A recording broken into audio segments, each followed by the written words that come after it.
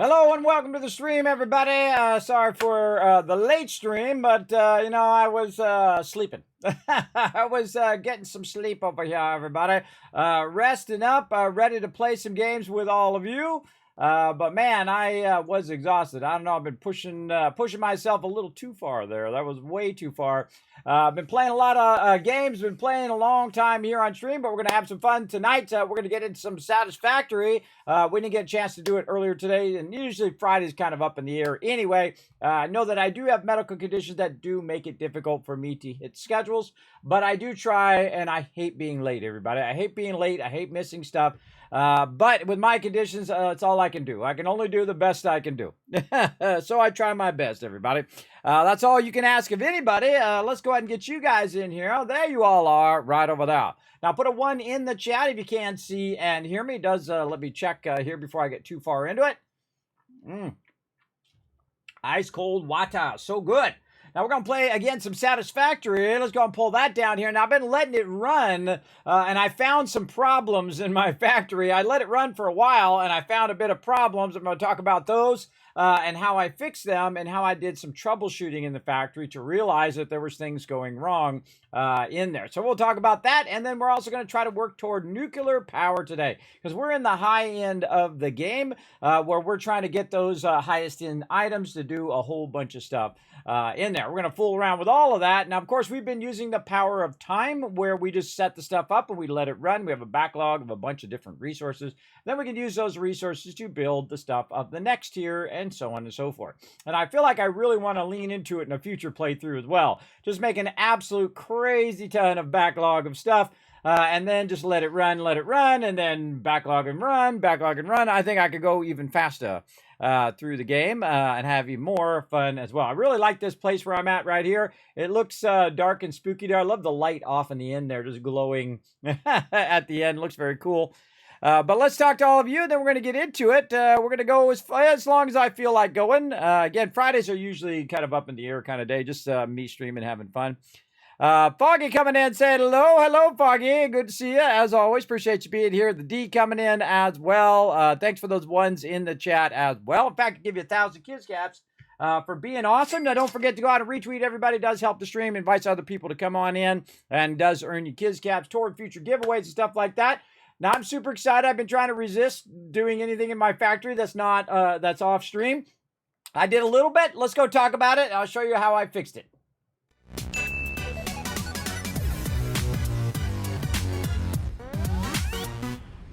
All right, this is the sexy side on this side, and this is the hot mess side on this side over here. You can see we got the things going all over the place.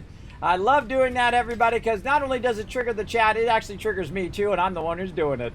You can very easily clean up all those lines simply by going in and realizing where they're going and either work your way backwards or work your way forwards. You can clean those up, but this is usually what happens, and this is what we call spaghetti in the game, where you're just running them in the moment. And you don't really want to do that. You really want to keep them.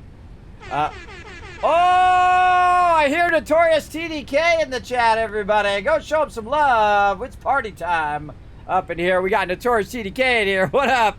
I love that command. It's like my favorite thing now. They couldn't talk check on the 76 stream. I would have. I had to verify your account. Oh, you had trouble verifying your account. That's okay, the D. That's okay. That's perfectly fine. Again, you don't actually need to talk in the Discord. If you just want to listen, this way you hear it real time, as opposed to hearing it 10 to 20 second delayed. On Twitch, that's the minimum I can set it down to is 10 seconds, and it's really depending on your internet connection on your side, because I'm going fiber optic up, so mine's going up as fast as it possibly can, and then Twitch encodes it, and it's like a 10-second delay before you guys see it. But that's actually not a problem on YouTube, by the way. So on Sundays on YouTube, you're actually talking to me in the moment with just a few seconds of delay there. All right, let's go ahead and take a look at the factory. Now, as you can see, we have a massive amount of stuff. And again, appreciate you all being here. Thanks for that love, Notorious CDK. I am doing well. I'm doing a little better. I had to rest up. I've been pushing myself a lot, but that's okay. You always want to try to push that line. When you have disabilities like me, you're always trying to push that line back as much as you can. Now, what I did, everybody, is I was letting this run. And so I was just sitting in the hub there, and I turned the monitor off, and I let it run all night long. I came in. I looked at it and I noticed that some of my belts were empty, including my screws here. And then also over here, my copper sheets, which you can see are just a few. Now, I used to have all of these boxes full, but it burnt up all of those boxes because there was an issue with all of that stuff. And so I said, okay, well, what is the issue? We've got our certain factories over here that are running different things. We can see this is running plates here. And so I tried to troubleshoot the issue. Now, the first thing I always do is I go look at the belts. And if I see that the belt is like this, and it's not processing in there at maximum speed, I go in and I look right here, and this piece right here was missing. And I went, oh, man. And that means if it's missing here, it's missing all the way down. So I went and added that back in, and then I went over here to where my my next thing is. I think this is rods. And then I added that in there. And then basically it doubled my production. Because it was running so long and because it filled up the boxes, I didn't realize that it was behind. I added that one as well. I didn't realize it was running behind because I looked at the top, and this is the dead giveaway. You look at the top here and all of these were off, all the way down. See, I can see the smoke now, but there was no smoke here, but there was smoke over there. And I'm like, why is there smoke on this side but not smoke on this side? That's because I connected both lines, but I didn't go inside and do that one connection I had to do because it wouldn't let me connect it in the blueprint. And so, yeah, that means only one half of my my actual iron ignits were burning up, and the same thing with my copper ignits were going. And that's why I did this, so you can very easily look and see if it's actually running. And as you can see now, it is running on and off right there. Now, this over here is steel. I also realized that my steel production, all of this production over here was off. And thus, all of my beams here that I should have been making were not being made, and it used up all of the excess. And that's okay. That's what I'm trying to do, burn up all the excess resources that I have and get rid of those. And so I went over here and I realized I had disconnected the cord that went over here. There was some sort of pole here that I removed, but I never reconnected it. So there was another mistake there. Now, the biggest mistake that I made, other than those two, the smaller mistakes of the belt, because at least you had one half running, and then the big mistake of disconnecting that belt was I was going to collect some of the gas that I needed for the blender, and I didn't realize that I didn't put back the line runs for my quartz. Now, you're like, well, what's the big deal? You know, you don't really need quartz. Well, you actually do. You need quartz because quartz makes silica, and silica allows you to make aluminum. And you make aluminum sheets and aluminum casings, and both of those things are vital in the later game for that crafting. So I'll run back and show you where it is. And I knew the second I saw that my lines were empty up here, I saw that all my quartz was empty. It's actually up here. Both those lines were empty, and I'm like, wow, why is my quartz empty? Why is there nothing running down the line? So that's how you troubleshoot. You go, okay, why is my belt empty? Why is there nothing running? And then you kind of watch it to see if is it just going slow, or is it just absolutely not running at all? So I had got distracted when I was trying to get the thing because I realized it was water and not the gas I was looking for. And then I said, oh, well, I got to go do the thing. Well, what I didn't do is I didn't go in and reconnect those lines way back over here where that water was. And thus, basically, all I did is have to do is walk back that line all the way over here to see if there was any quartz on the lines. And I think that's an awesome thing about this game. The visual clues that you get when there's issues with your factory. And this is just one of the things that I love to do, which is problem solving. It's like, okay, is it a belt? Is it a lifter? Is it a line? Is it something I did? Is it power? And these are the troubleshooting things that actually make you really good at the game. So the second you do it, you recognize it. Oh, that's a line problem. Oh, that's a power problem. Oh, that's a thing. And that's the way it is with lots of stuff in real life as well. Is the second you can recognize what it is, whether it's with computers or with your car or whatever it is, you're like, oh, my car's not starting. That seems to be the battery. And once you have experience with that, of course, you'll be able to solve that problem much quicker. You store that in your list of problem-solving techniques that you use. Like Greg's example with computers or with your phone or even with your microwave or your stove or whatever, the second something starts not working right, Boom, unplug that thing, turn it off, do whatever you need to do. That solves 95% of all problems with electronics. And the same thing with computers. You just restart your computer to clear out the memory. It got confused because computers do get confused because they're made by these things, human beings, which means they're inherently flawed. And so I noticed that way back here where I had taken the lines and ran them up so I could tap into this until I realized that that was water and not the gas that I needed. Now, the kind of gas that I needed is right up here, the nitrogen gas, which actually is not over here. It's actually, it's already there. It's actually right here. And there's basically it's a pure node that I'm running out of there. And then I ran that back to my thing, but I never came back and did that. So I let it run for like 8 hours. I came back, I double checked it, and I saw that those lines were empty. Dead giveaway that there's something going on. So I took these 2 lines because I had run them up to get them away from this thing so I could put the thing down. I took these lines back out and reconnected them, and now you're caught up to where I am.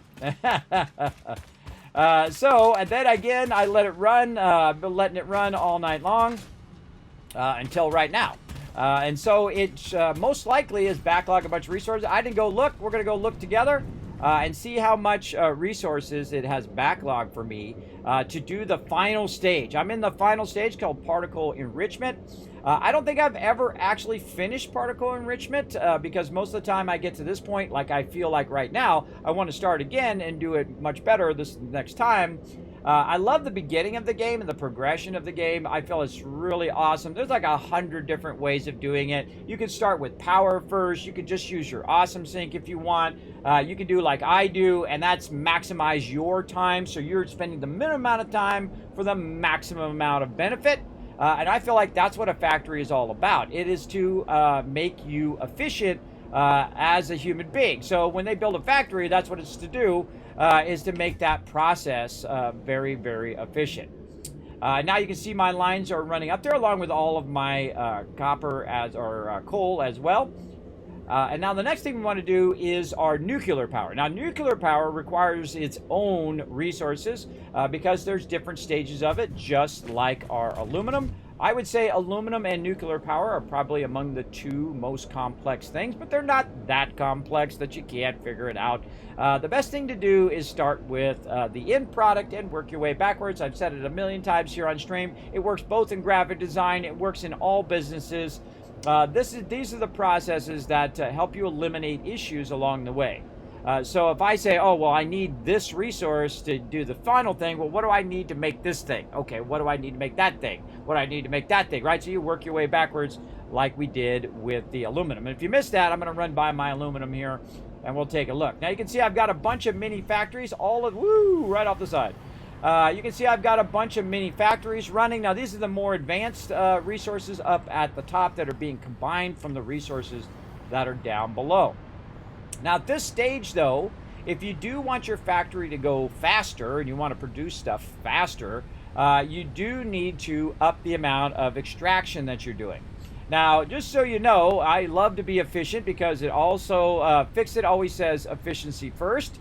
So that's what I try to do, and be as efficient as possible. Not just, tap every node and run it in there. That's easy. But how can you do it with the minimum amount of nodes? I have 3 iron nodes, and these are all pure nodes. I have 1 copper node and 1 limestone node. Now that's pretty easy. You get those. They're all right here at this awesome part of the map. If you want to know where I'm at, I'm right over here. This is one of the greatest places in the game, right there. It's also got Caterium nearby, so I grabbed that Caterium, also a pure node, and I ran that over there. Nearby also is oil, so I've gotten these oil. Look at these crates everywhere. I've gotten this oil, and I've run that oil back to my factory as well, and I'm mainly using oil power right now, though I could use coal if I needed to. Now, also, I basically progressed all the way to the end of the game with just that. That's all you need. All you need if you're using the power of time, where you set it up, let it run, set it and forget it, come back, get it running. Now I went through and I did all of that, and then what I did is I double checked all of my lines. So all I had to do was go look in these boxes, because it's going in these boxes and then it's flowing out into whatever I need to do, and it's burning up all the excess. And you can see screws there. Whenever you see gaps in the screws, that's most likely telling you that you need to upgrade your screw production because those screws are getting burned up faster than they're being produced. Otherwise, they would start to backlog like this right here, big time. And then we can go ahead and go down the line, and we can see what is kind of hurting for resource. We can see that those copper sheets could really need, we could definitely produce more copper sheets. And you can see the thing we're not hurting for is quick wire. I mean, a little bit it's using, but you can see that it's there, and probably if we look in these boxes, yes, all those boxes are full of quick wire. Same thing with wire over here. We've got boxes and boxes and boxes of wire, so we could divert some of the resources that we're running to wire over to copper sheets. So copper sheets we get produced faster and produce more. So let's go ahead and start with that. Just by visually looking at it, that just tells you right there, boom, problem solving technique. Now you can see those wires are going up there and being used. And up here at the top, we have the smelting at the top and the actual production at the bottom. So some of this is being run into this in part over here, and the other part is being run over there for our copper sheets. And here in between is our cable, which really doesn't need any. That's actually coming out of there. That's actually running the wire into there and is producing that cable. Which you can see that we are, oh, actually, wait a minute. No, it's actually producing some of that and using that up. Oh, let's go look at our cable real quick. Now, again, before we divert that, I realize we're going to need cable. Let's go see how our cable is over here. Let's see. How's our cable doing? Oh, it also is struggling. Ah, okay.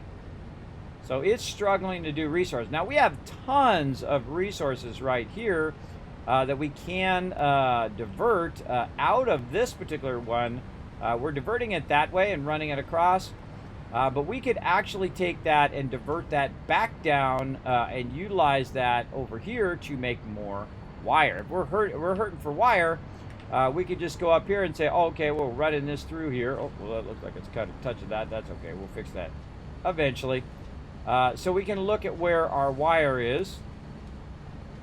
See where it's going. It's going this way. There's our wire there. Okay, so what we need is we need these here, which are going up. Now, this is one of the toughest things to do, is to follow your line and figure out where it's going. It's actually going that way. So what we can do is just cut this off here and reroute these, any excess of these, back in the other direction. Now, once you start creating a rat's nest of cables here, and this is why I did this, so you guys can see this eventual problem of you just don't have anywhere to run your lines, right? Your lines just get so convoluted that you're like, oh, God, where am I going to run this to? Because I got all this stuff in my way. Now, I like to use stuff that's already pre-existing, like maybe go through, grab maybe the side of one of these, and see if I can run it through there.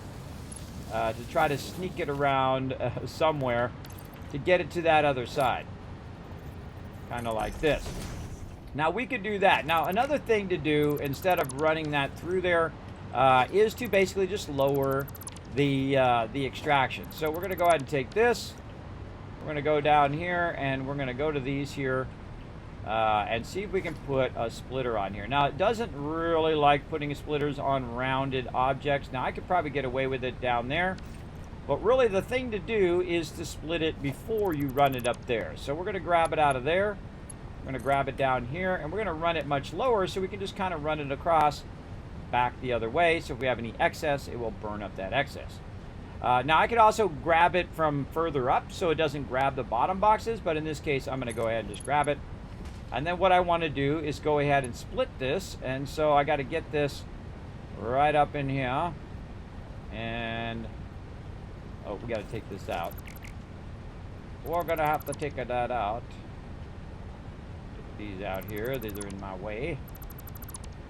So we can put that splitter right there. And we're going to go in that way. We're basically just going to walk this up. This to about where we want it to go. We're going to turn it like this, and then we're going to just take all these back out again. So it's really just using it as a template like that, and then we can go ahead and reattach. Let's take this part out here. Let's just reattach that to that. There we go. And then now what we want to do is take this out and reattach it again. And that is way too close. Let's do that. There we go. And then we can run this up, and it will basically snap into that point, and then it should run up and start running into the splitter. Now, one of the splitters we want to go up to here, so we're just going to go ahead and say, we'll get this one. We'll run it up over this line here, and again, this is where it starts getting really involved, right? It's like all this stuff running in a whole bunch of different directions. But you can come back and you can organize it all. I suggest that you get an idea of where you want your stuff to go. Oh, that's not going to work. That's not going to work, but we can do this. You want to get an idea of where your stuff is going to go, where you're going to put your factories. You can pre-think all this stuff out. But in this case, since I'm not really pre-thinking it out and I'm just trying to run my lines here, it's better if we just kind of figure it out first and then come back and modify how we have all of our stuff. So just like that, pretty easy. And what we want to do is get it down here where it's basically kind of cross-running over there. So again, use what you got.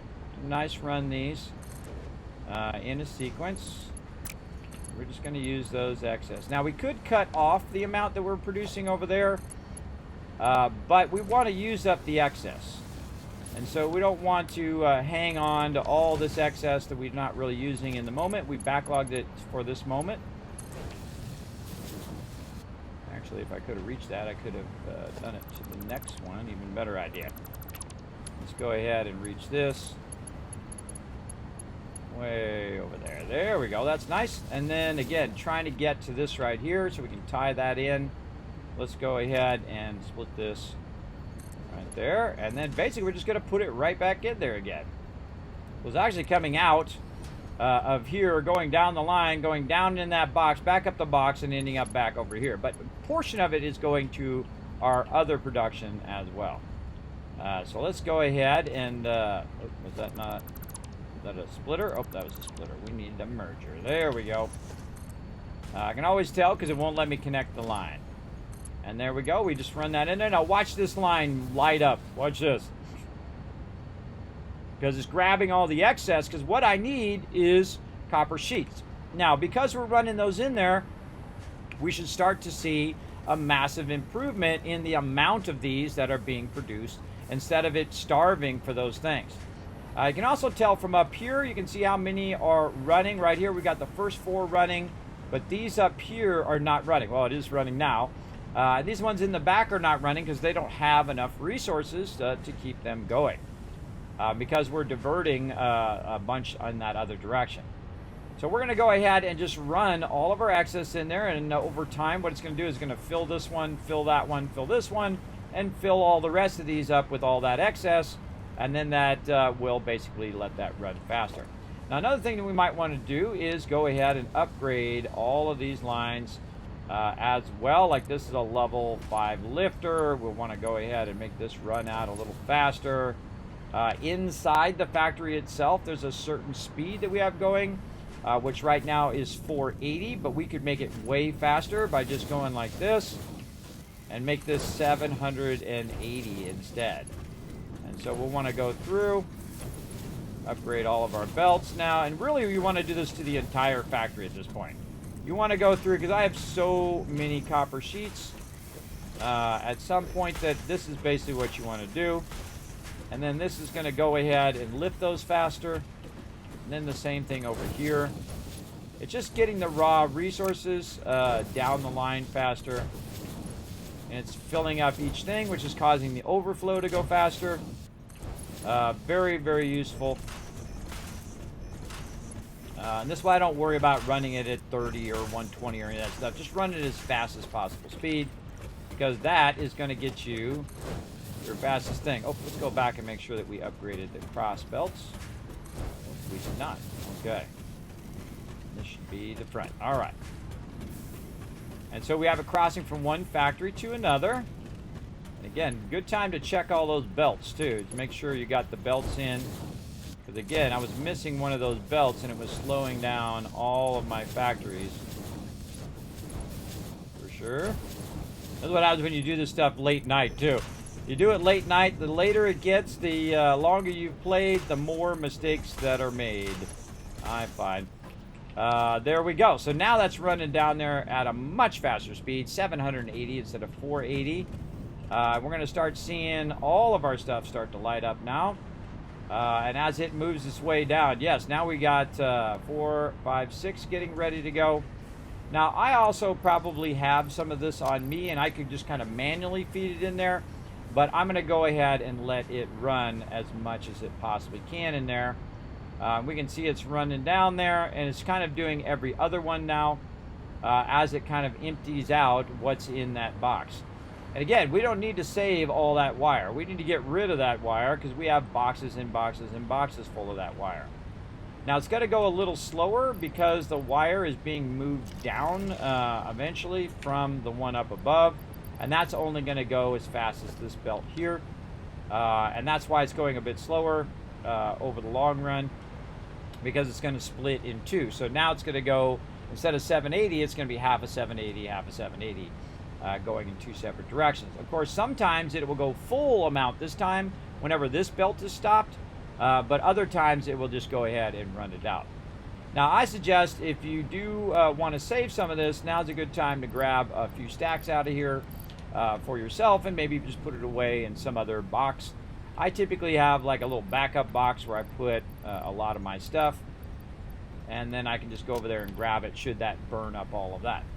So there we go. So we've made our wire go a little bit faster, and we can hopefully see eventually a much bigger output of our copper sheets. All that stuff's looking good. We got a backlog of all of that. This thing right here is empty. Why is this empty? What is this, right? That's the real question. Oh, we want to run this forward so we can see what that is too. This right here is rotors. And you can see that we're not making too many rotors. And that's basically causing us to slow down there. But it is still making them. As you can see, there's 2,400, there's 64, and none there. So once this fills with motors, it won't matter because it'll stop using all the rotors, and then the rotors will start to backlog, and then you have boxes and boxes of rotors over time. But I don't need the rotors right now. I need it to make motors. There's our plastic running through there. What do we got running in this box? Looks like a circuit board going by there. And then in this one, again, you want to wait for it. You want to watch it and make sure that something's coming out of there. Most likely computers here, so it's got to make so many circuit boards to do computers. Now, I had a giant backlog of resources, and I can tell you that 4 boxes of those got used up, which is a good sign. That means that it used up all of our circuit boards to make computers. It used up all of our computers to make the next step in the process, because I had boxes and boxes of computers as well. And that means when we get to the high-end resources, we'll probably see a bunch of them over there. But you can see that it's totally not making enough of these. Big time. Big time not making enough of those. And how can we make more of those? Well, we can get more resources. We can go convert more resources and speed that up. My way of doing it is to, there goes a computer. My way of doing it is to boost the nodes. You make the nodes go faster, and then you redo all your lines so your lines can handle that 780 speed, and basically you've doubled your production, the amount of raw resources you're bringing in, and then of course you want to up your amount of smelters that you have going, so it can make more raw resources, and those raw resources then become these higher end resources like circuit boards, and those circuit boards become computers, and then computers becomes the next thing that we'll check out down the line.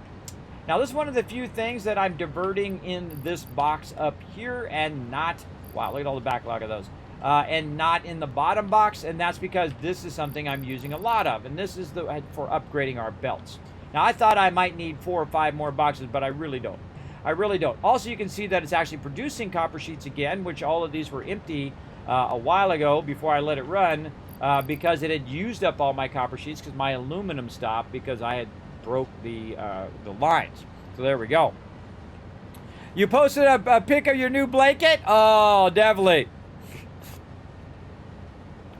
Oh, I see the D. Thanks for that. All right, well, I'll check it out. Let me finish my line here, and I'll go look at it.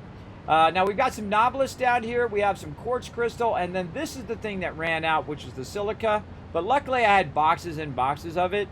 So what I did is I diverted those boxes while I went back to work on my quartz, and then I got my quartz going, and now they both divert over there to make sure that it never runs out of silica, hopefully. We got crystal oscillators here from quartz, and that's a lot of crystal oscillators, everybody. That's a massive amount. And those are being used elsewhere, and then also same thing, high-speed connectors being built. If you see this, that means they're backlogged all the way up, you know, multiple boxes full of this particular stuff. Yeah, 3 up on that one. Now over here we got something, looks like an AI limiter went by. Yeah, AI limiter there. We're also using our radio controlled units and supercomputers. We got fabric. This is something, I don't know what it is. Let's see what it is when it goes by. Now, if you sit here for over a minute and nothing comes out, oh, that was a heat sink. If nothing comes out of there, there's something wrong with that line. You broke a line, you didn't have enough resources, something. And it's okay if it takes a long time because you can just let it run. And that's what I do. Let it run.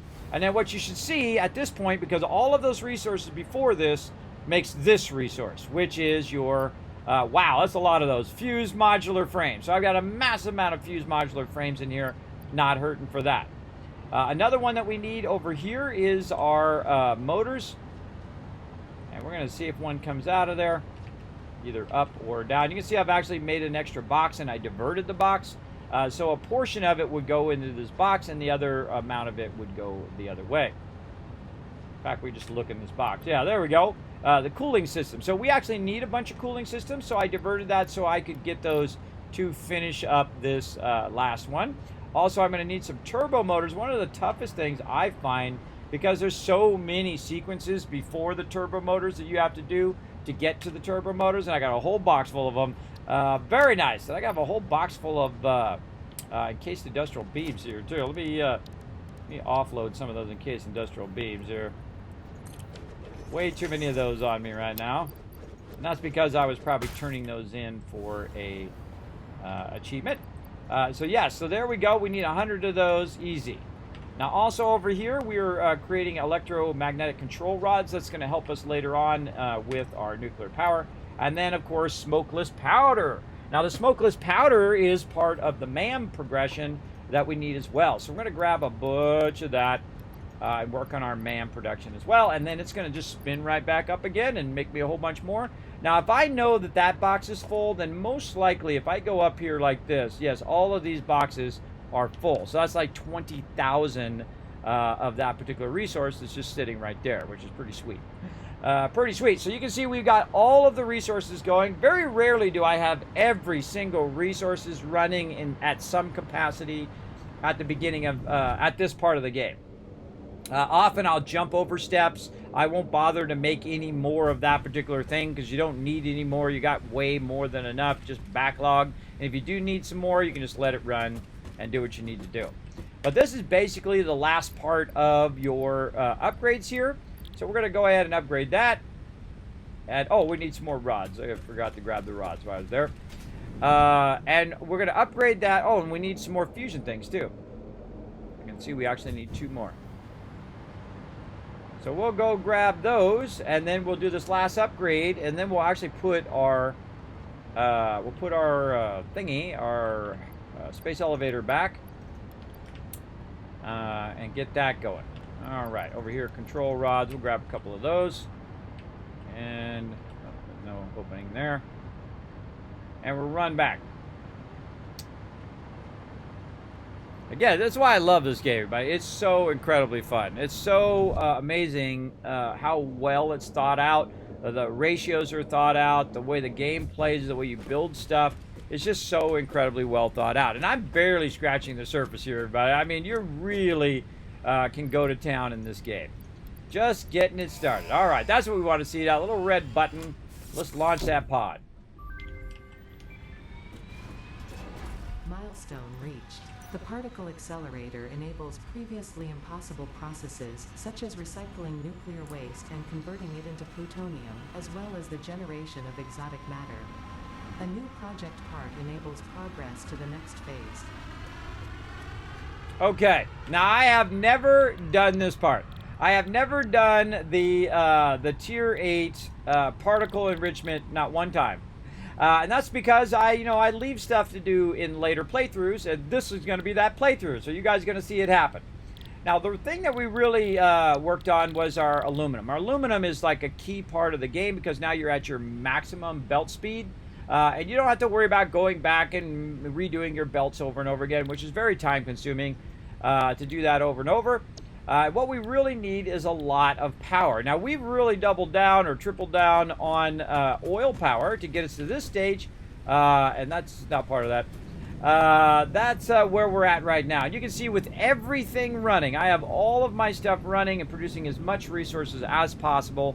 We're still not even close to that top thing. Now, even if we had everything running, you see some of the stuff's not running, like my biofuel and stuff like that. Even at our top level, we're just at 5,700, it looks like there. And even if we had everything running, it'd be 7,000, but we have 9,300 power. But we need a lot more power so that we can actually make more power, right? So that's what we're going to need to do. We're going to need to extract resources just specifically for the nuclear power and get that going. Now, also, we needed resources to even make the nuclear power. Even make the nuclear power plant here, we needed to get a bunch of stuff going here, as well as computers and things of that nature to just get that going. Now, I got to clear this other stuff out of there. There we go. To just get that going. And one of those things, of course, is supercomputers. Now, all the other stuff, that's stuff you'll get, down tier 7 and whatnot. Even far down as tier 6. But the supercomputers are the things that you need. Now, I have just a couple of them backlogged, and those are the things that you want to be doing. Turbo motors and supercomputers are this stage's big thing, right? Each stage has its big things. First is plates and rods, then it's like steel, then it's like encased industrial beams, and then you get to aluminum, and then aluminum takes you to this part where you have your supercomputers backlogged over here somewhere. Right here. Wow, I got a whole box full of them. Let's see how many I got. Oh my God, I got 4 boxes of supercomputers. So yes, I'm really not hurting for those. So again, backlogging and using it to do its own thing is great. So that means I can make a lot of nuclear plants. Now, you don't want to build those nuclear plants where you're working. You want those to be far away from you. You also want to think about, where is my uranium, right? Boom, let's ping that and check out where our uranium is so we can go ahead and bring in some nuclear power. We're going to watch on the map here. Now, another reason why I like this particular spot is it has basically all the resources nearby in relative terms. It's not all the way on the other side of the map you need to go to. Now, this is probably the thing that's the furthest away, but we know we've been here. And then also we've been right here, but it's not showing me my nodes right now. But if I do go in and ping my quartz nodes, let's ping that again.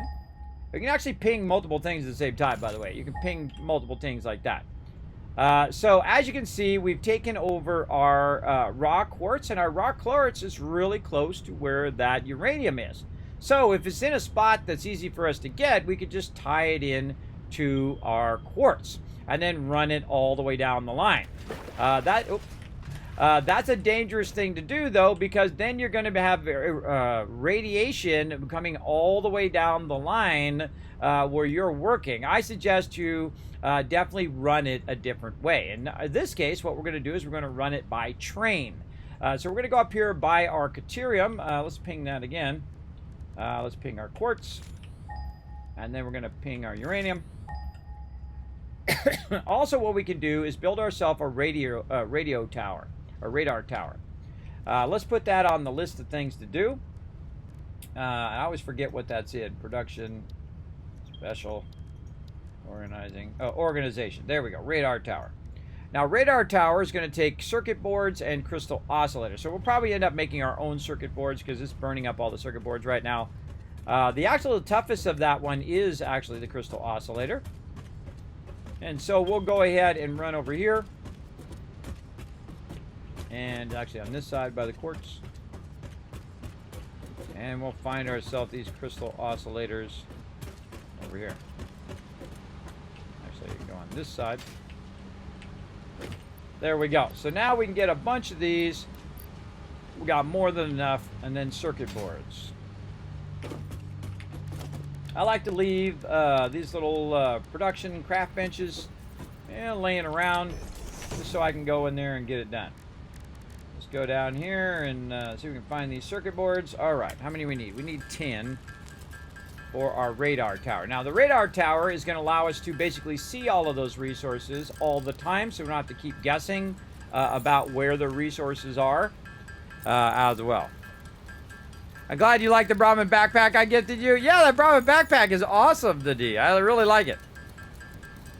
Yeah, I think that's pretty cool. All right, let's look at this blanket while we're waiting for that to run. Let's see. You put it under pets. Show Kismet gear. Oh, there's a kitty on the blanket. Oh, that's too cute. This cat approved. I bet that cat saw that blanket and said, "Oh, for me? Oh, well, thank you." That's funny. That's the way pets are, everybody. They just like take ownership of everything. But that's what makes them cute, right? That's what makes them cute and lovable. I gotta go back to my mod chat. There we go. Oh, and I forgot to get in my Discord. I totally forgot to even load Discord over here. Let's load that up. Okay, so I think we made more than enough circuit boards there. We probably need to grab more plastic now that we used up that plastic. That's gonna be this way.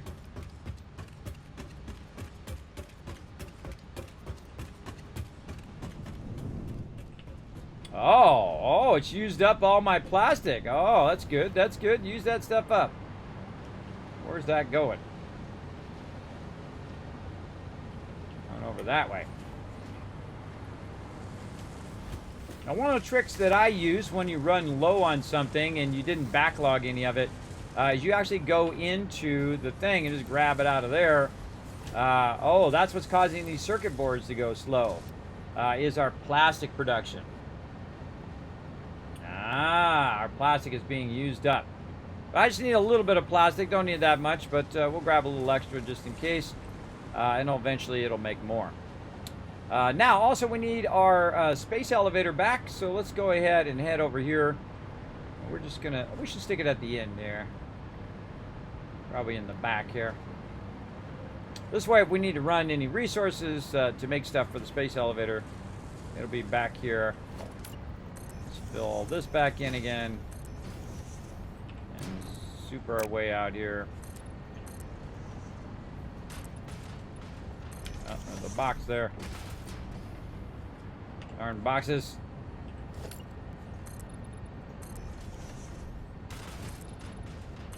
I'm gonna have to go on like one of those little boxes scavenger hunt.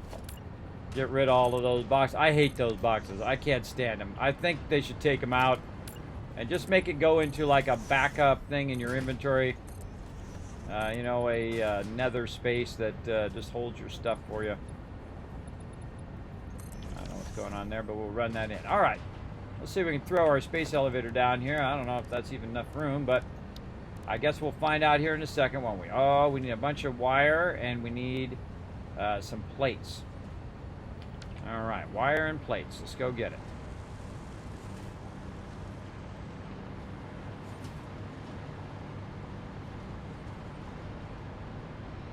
That's burning up all my wire right now, so now's a good time to get in here and grab a whole bunch of it. Oh, I didn't turn in the smokeless powder. Hold on, let's do that as well while we're at it. Right over here in the MAM.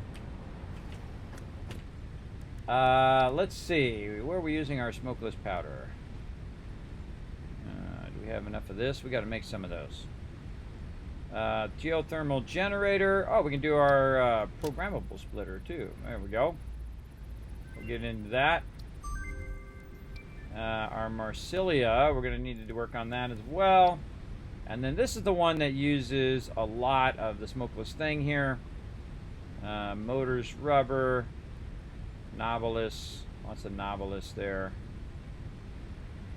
Okay, we got to get ourselves some computers there. Motors, rubber, we need to make some of those.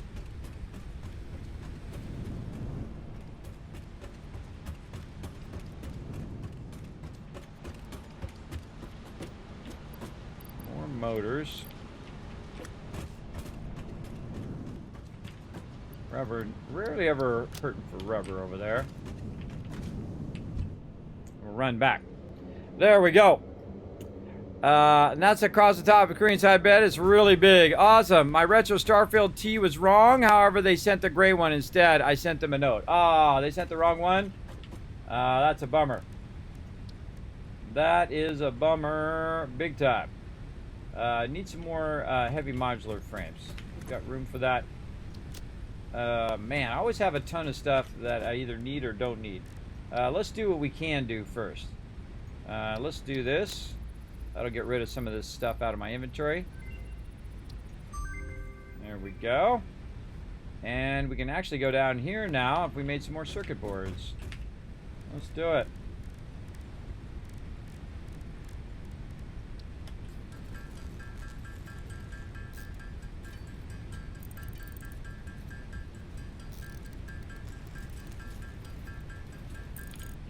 There we go. And that is going to give us some more inventory slots, which is what we need right now. More slots. Now you only have to do one. You don't have to do all of these combined. You do the one and then boom, look at that, 6 more inventory slots. We want to make a bunch of our iron rebar, which is over here. Let's just make some ourselves. Now this would probably be something that I would want to kind of get running as well. It just comes from iron rods, and we probably have a ton of those iron rods. Let's go take a look. All right, turn around this way. Iron rods. We got plates, and we got, yes, we've got plenty of iron rods. Run around the back here. I just do, without doing a whole like factory and all that stuff for it, just something super simple. Grab one of these boxes, put that in there, sell this thing to be what we need, iron rebar. And then up here, we've got some resources that are running out of there. Way up here at the top, you can see our bars going there, so we can just take that, run that back down. Just kind of bypass it. Too steep. No worries. Bring that up a little bit. Again, I'm just trying to get it going, and so you can sit here and make it pretty, or you can make it fast and functional. I'm a big fan of fast and functional. And then now that's going to crank those out like nobody's business. See, it's just going to run those out, and then I don't have to worry about it, right? And I can come back, pick up a whole box full of those. Now, how many of those do I really need? I don't know. A few. A couple. So we'll just do that one box and let it run. Again, I'm always about function and getting that going as quick as possible. So we need 200 of those. So while that's making some, I'm going to go over here and race it by making some more myself, wherever I can find them. Where'd you go? Oh, in the wrong thing. They're in this thing. Over here. There we go. So I can just keep making some too. So now I'm making in dual amount, right? So it's making some and I'm making some. And that works really, really well to kind of run them in tandem of each other, because you're just doubling up your production. Now you can make them way faster most of the time than the production can, unless you really scale it up. So at least we can get this first one done here. Oh, we need 200. Okay, let's go see how many we got done. And this will give us a general sense of how many it can make versus it made 18, and I made like 100. So that gives you a general idea of how quickly you can make them versus them. So let's go make some more, and we're gonna need a bunch of these. And this is a great thing to get it all together and just give yourself a bunch of iron rods and then hit the space bar and go watch a movie and come back. You have a whole inventory full of these things. Again, maximizing your time is the most vital thing, I find. Doing that for sure. Hey, Bradhead coming in. Hey, Kismet. Hope your evening is going well. Glad to be here. Well, thanks for coming in the stream. I appreciate it. It's soft and cuddly. What, your kitty or the blanket? Or both? There we go. Yes, yes, that's what I want the retro look too. I did hit them up, by the way. I should check my email. I did hit them up for some Starfield giveaways. I don't know if they got back to me or not. I'll have to go look.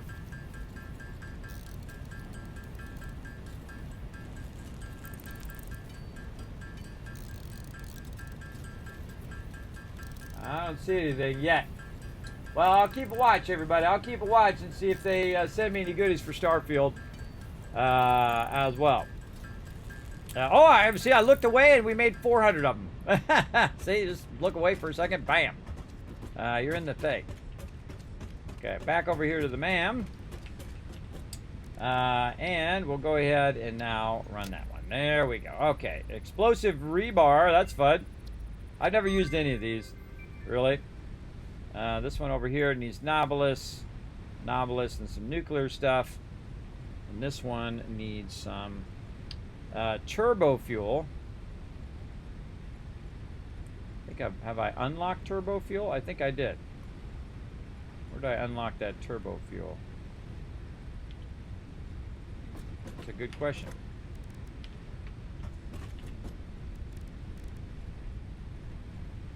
Turbo fuel is one of the best fuels in the game. I don't think I can make it in here. No. Let's go see that. Let's go O, and then we'll go turbo fuel. Yeah, look at that. Fuel is not there. I haven't unlocked it. Okay. We got to find out how to unlock it. Don't tell me. Part of the fun is figuring it out. No. No. Those are all no. I think that's what it is right there. I think that's the one that unlocks the turbo fuel. Yeah. Compacted coal. That stuff's easy there. We just need to get a couple hard drives for that. And then that will unlock the turbo fuel. And then I can get my turbo fuel going and utilize that as well. Also need to make this rifle ammo as well. We can make the rifle now. But what makes rifle ammo? Let's go see. Rifle ammo. Oh, smokeless powder, and of course copper sheets, which we're kind of hurting on right now. But the same thing we could do is go ahead and utilize some of that back here. Let's go down and turn our light on. Find where our copper sheets are. They're right here in this one, which is, how many over is that? 1, 2, 3, 4. Fourth one over.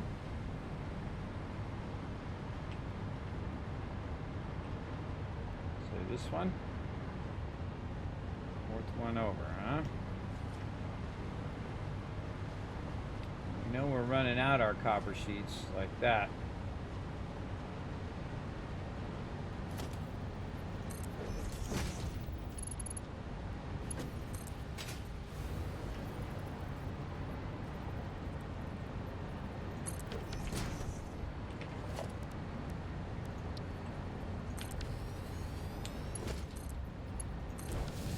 And you can see I've kind of abandoned making everything look pretty because I don't really need to. But you can actually go in and revamp all this later. But me, I'm just going to do this because I'm not going to make that much of it. If I'm not going to make that much of it, I don't really care. But I do have some copper sheets I can throw in there. We can go ahead and also tap into some power here if we have some power lines somewhere. Let's just go up here. Go. And that will start to put that in there. I also have smokeless powder on me.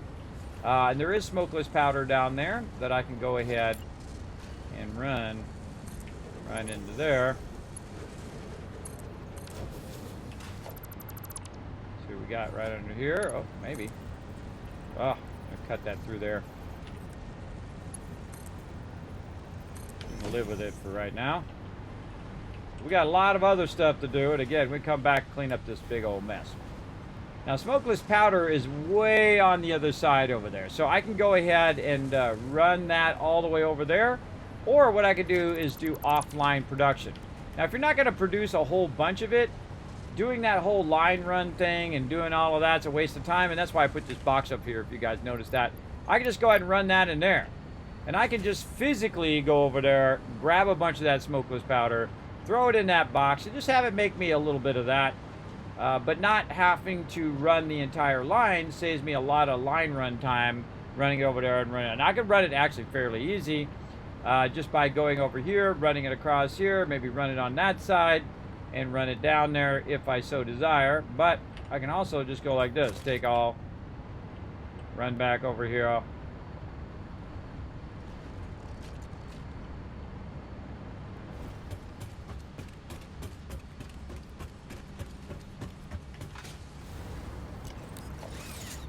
Even have more fun.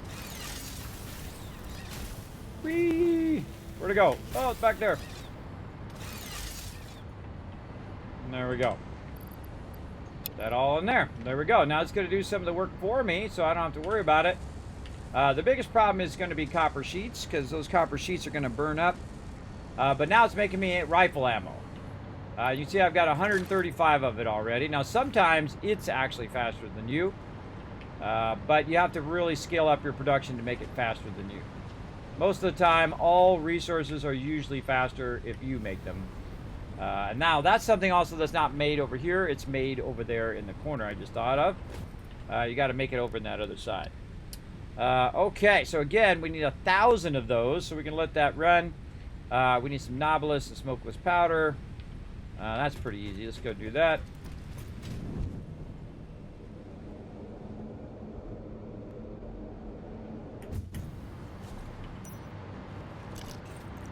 Coffee cup.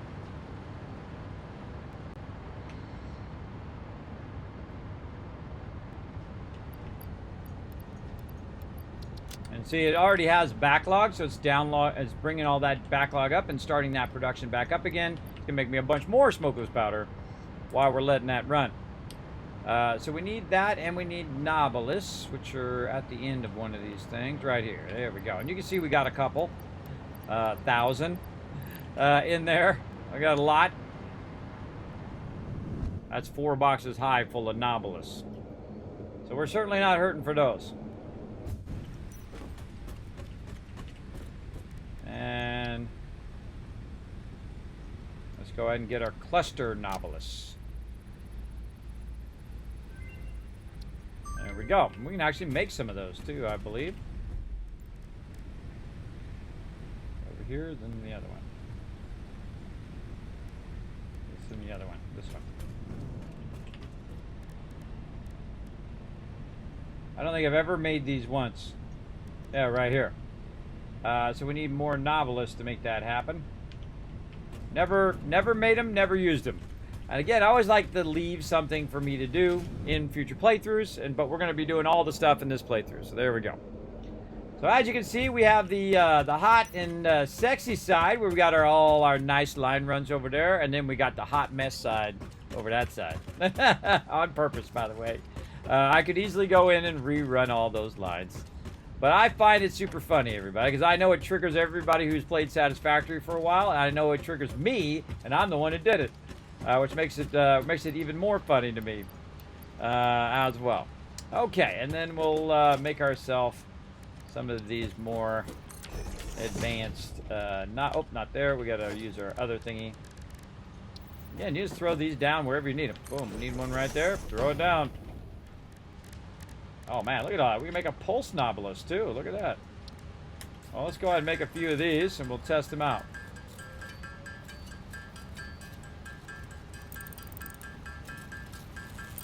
Now again, I could go in and make production that combines these two things and make more of them in an assembler. But how many of those do I really need? Not that many.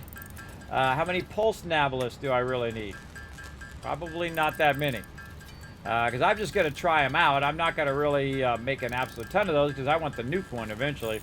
That's the one I really want. But we got to get some turbo fuel going as well. We also need to figure out the process of how to do nuclear power. Now, of course, I played through the game 40 times. I know how to do it, but do I remember all of the details of doing it? Absolutely not, because I do take a break in between my playthroughs, so I don't burn myself out on any given game that I really like. Now, if it's a game that I think I'm going to play through once, and then I'll be like, yeah, okay, that's it, that game, that's a different story. But if it's a game that I really love, like one of my favorite games of all time, like Satisfactory, then I will admit things and say, oh, I'm not going to do that in this playthrough. We'll do it in a future playthrough, and so on. That's just my style of playing for fun. Let's see. How long have you been playing this web? From the roof from down below looks crazy. Yes, it looks awesome.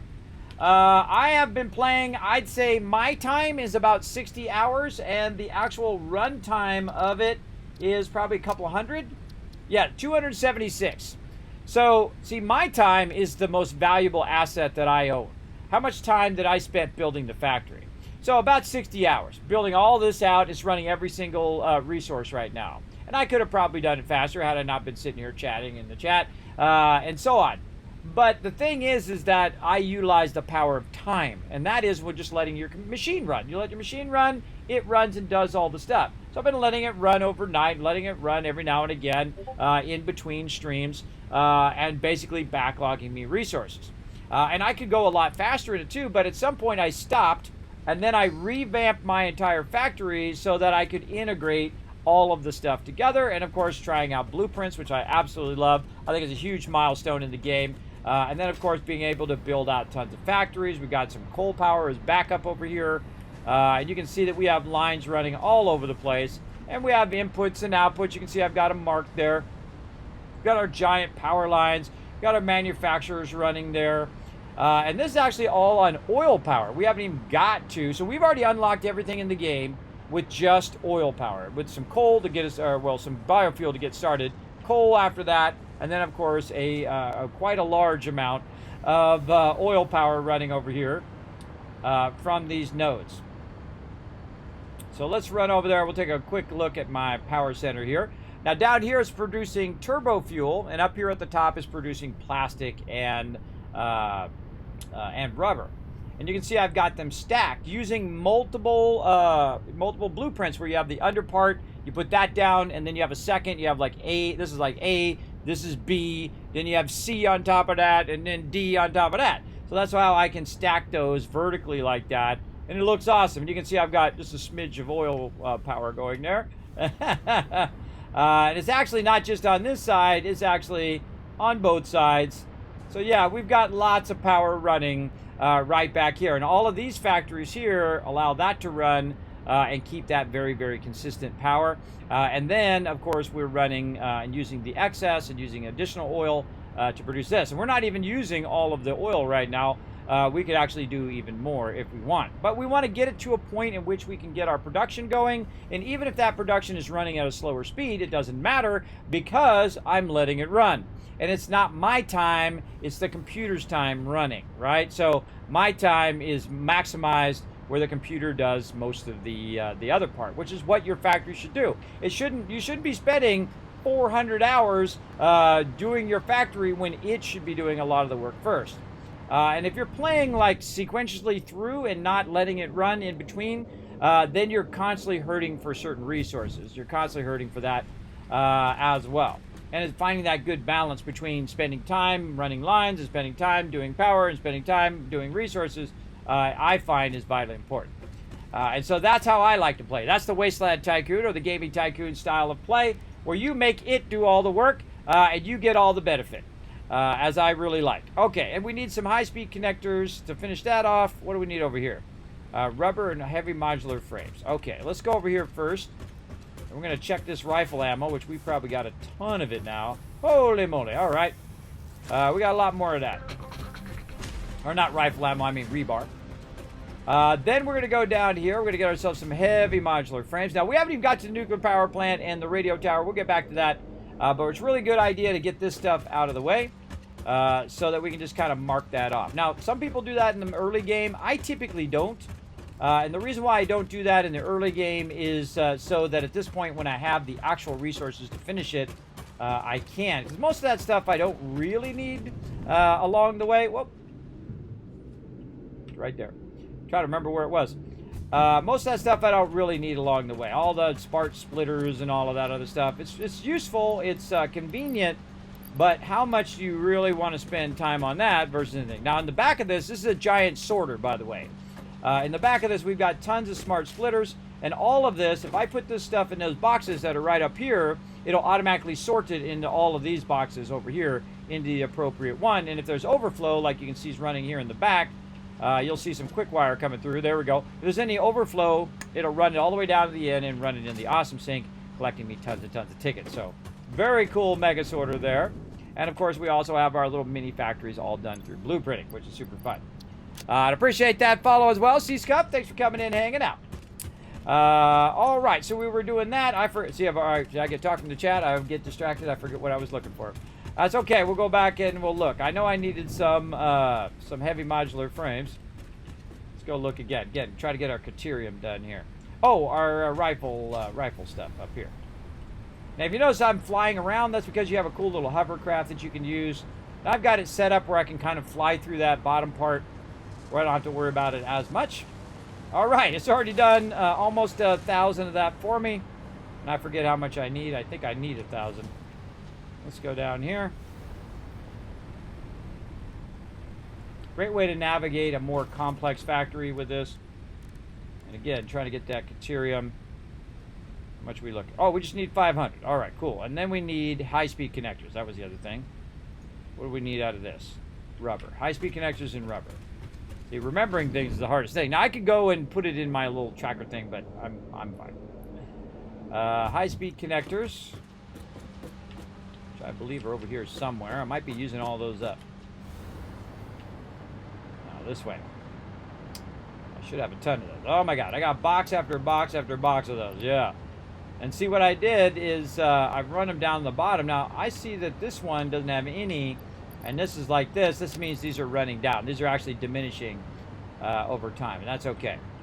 Other thing we need, actually, we should probably get, let's get another one of those down here. And that's okay. It had 4 boxes full of it, and now it's using it up. And this is another one that just has box after box all the way up. 4 boxes full of extra resources. Backlogging your resources, I find, is very, very useful, especially if you're trying to leap forward in stuff.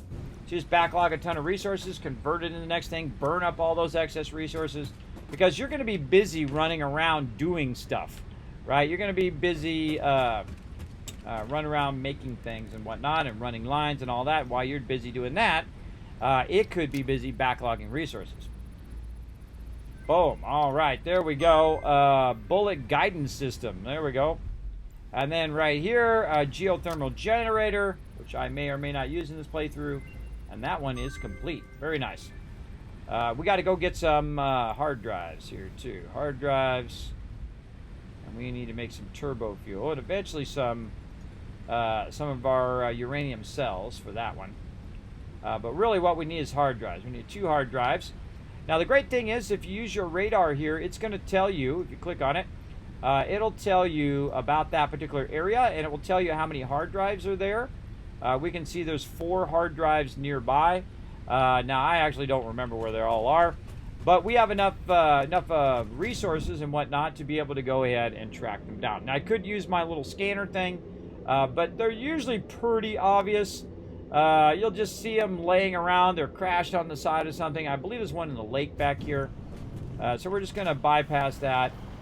Especially if you have your ability to float like I do. I can also use my power poles to get me around, which you can see that I've done, because you can see a bunch of power poles up there off to the side. Now, one of the things that I don't do is I don't look stuff up on the internet, like where everything is, because I want to discover where it is myself. I feel like that's part of the fun. And I remember there's one here in the water. Yes. All right, so let's run down here. Now, I'm purposely not getting in the hypertube, so we can run down here. And whenever you go to one of these, remember that most likely a mob is going to be nearby, guarding it, or multiple mobs in some way. So what I'm going to do is use my power pole. And I'm going to use the power of verticality to go ahead and just jump down here. And then now I'm up here. Now that guy's going to aggro on me, but I don't care, because I got something special for him. That was for you, free of charge. Here you go, one for you too. Oh, he moved away.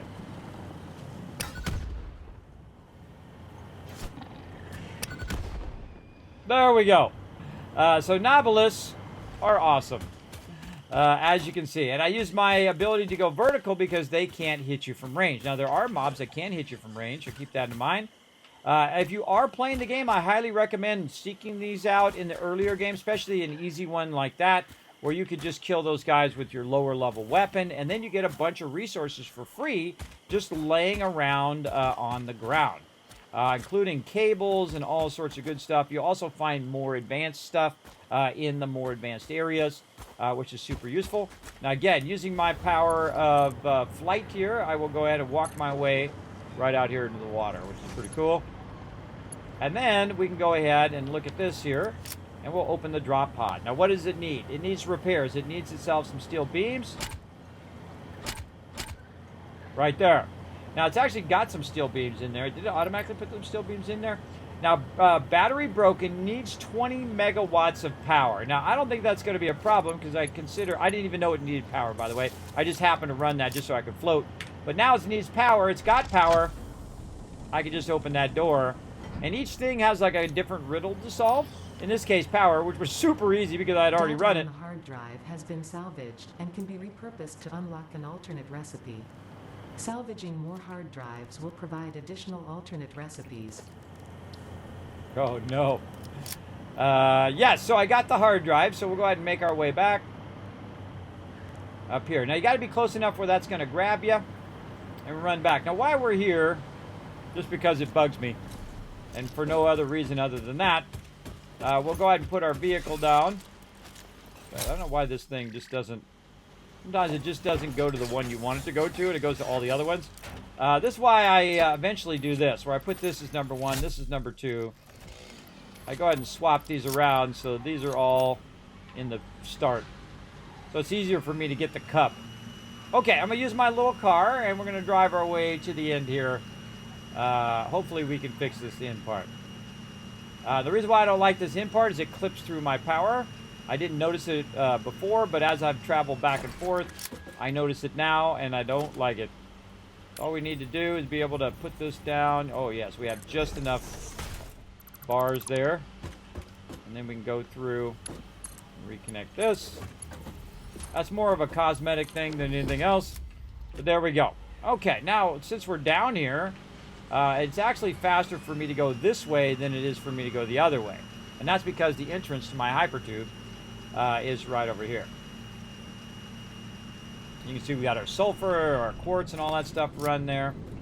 And we're getting it going. All right, very nice.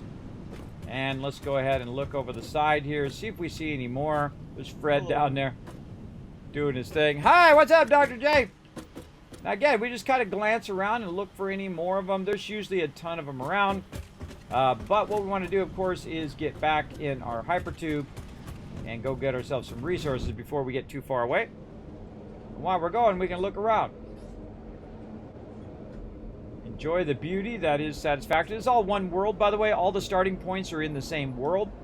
And after a while, when you've done all the starting points like I have, I've played through the game easily 40 times. And as you're playing through those different parts of the game, you'll start to see the different areas, and then you'll discover, all of a sudden it'll pop in your head, you're like, oh, this area is next to that area, and this area is next to that area. This is actually my favorite area over here because you start with pure nodes. There's another area that starts you in an advanced mode that's pure nodes, but you're actually starting down in a cavern, so you have to build up. Where here, you can just build right next to the water.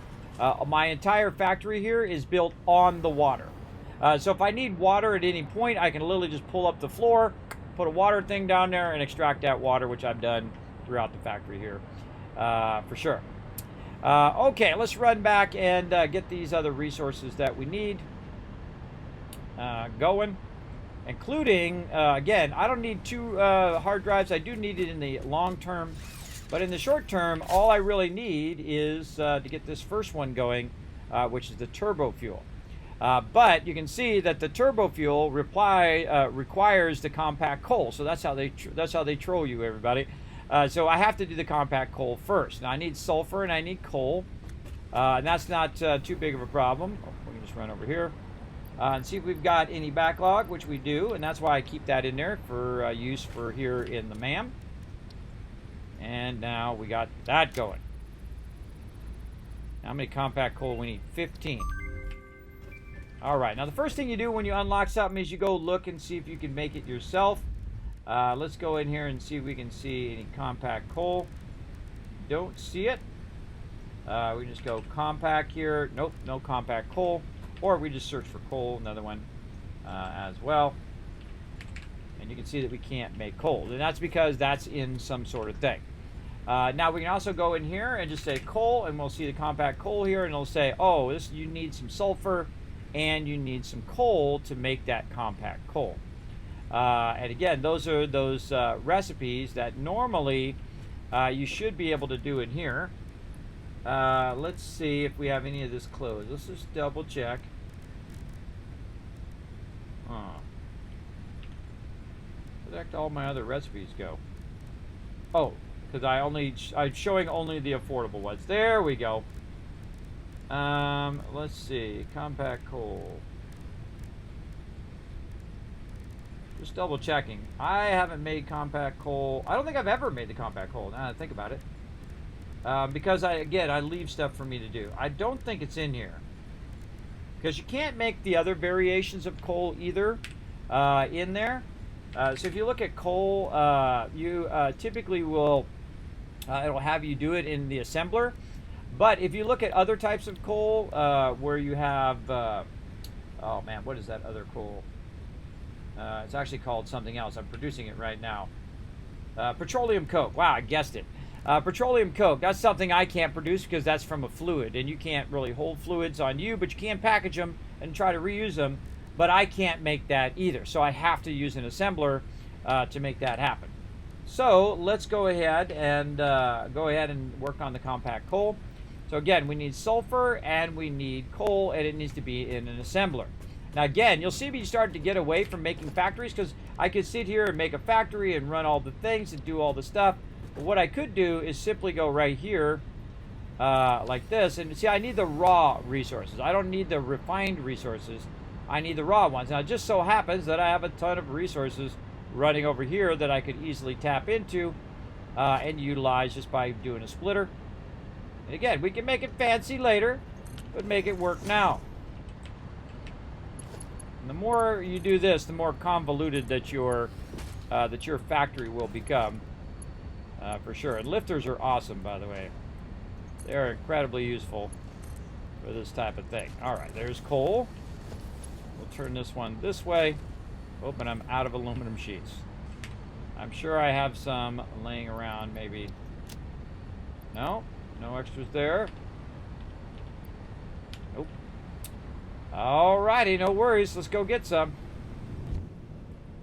Now, I use a lot of aluminum sheets. I actually use a lot of each segment of things, and so I backlog a lot of those. I usually have at least a box, sometimes 2 boxes, of anything that's going to allow me to make belts. Oh man, we got a ton of stuff we can get off of this here. So we're just going to grab one for now because that's all we can fit in our inventory, but we're going to offload a bunch of this stuff and basically kind of start over on the inventory. But we want to get this run first. Run that. Like that. Again, just go right here. It's our sulfur. And we'll bypass that. Oh, we could do a thing there. Make it a little bit nice. We go ahead and just put a thing right there. And we'll route it through there. I don't really like stuff clipping, but we're just going to get this going like that, and then tie that back to power. And then tell this what to be. Alternate compact coal. Because all I need is a little bit of it. I don't need a whole lot. I mean, I'm not going to use it right now, though we could use it. You can use compact coal for certain things. But we want to see it coming out of there. There we go. So we got 5. And we need how much? We need 15. Okay, well, by the time I'm looking over there, it should have more. Yep, there's 10. I'll wait for the next 5.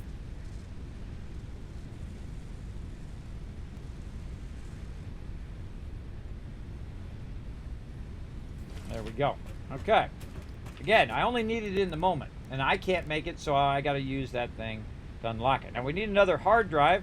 Now, before I leave here, what I'm going to do is I'm going to go ahead and just put a bunch of this stuff in here. Now, one of the problems with the game is you suddenly start to get way too much stuff on you that you don't really need on you. Like, I need concrete. That's a good one. Wire, because I might want to run some wire. I'm going to need my sheets here. Definitely some copper sheets. Maybe a little of this. Maybe that. A little of this, a little of that. We definitely need more steel beams. There's not a lot of those. Some wire, of course. Just the basics that you need for running around. And then over here, let's go ahead and see what else we got. I might need some quick wire. We'll get that. Some plastic. Definitely some fuel. Something there. What else we got in here? I'm not going to use any of that stuff. Maybe I want to throw down some novelists on some baddies. Oh, wait. Let's get our new novelists. Let's throw those down. And these ones. Let's actually take all of those just for fun. And let's see, maybe some computers. Most of this, no. Now also, I can go ahead and try out the rifle, which me and just about everyone else who's ever played this game thinks is terrible. Supposedly they made it better, though. We'll see. Supposedly. Where's the rifle? Down here. What do we need? We need screws and motors. Okay.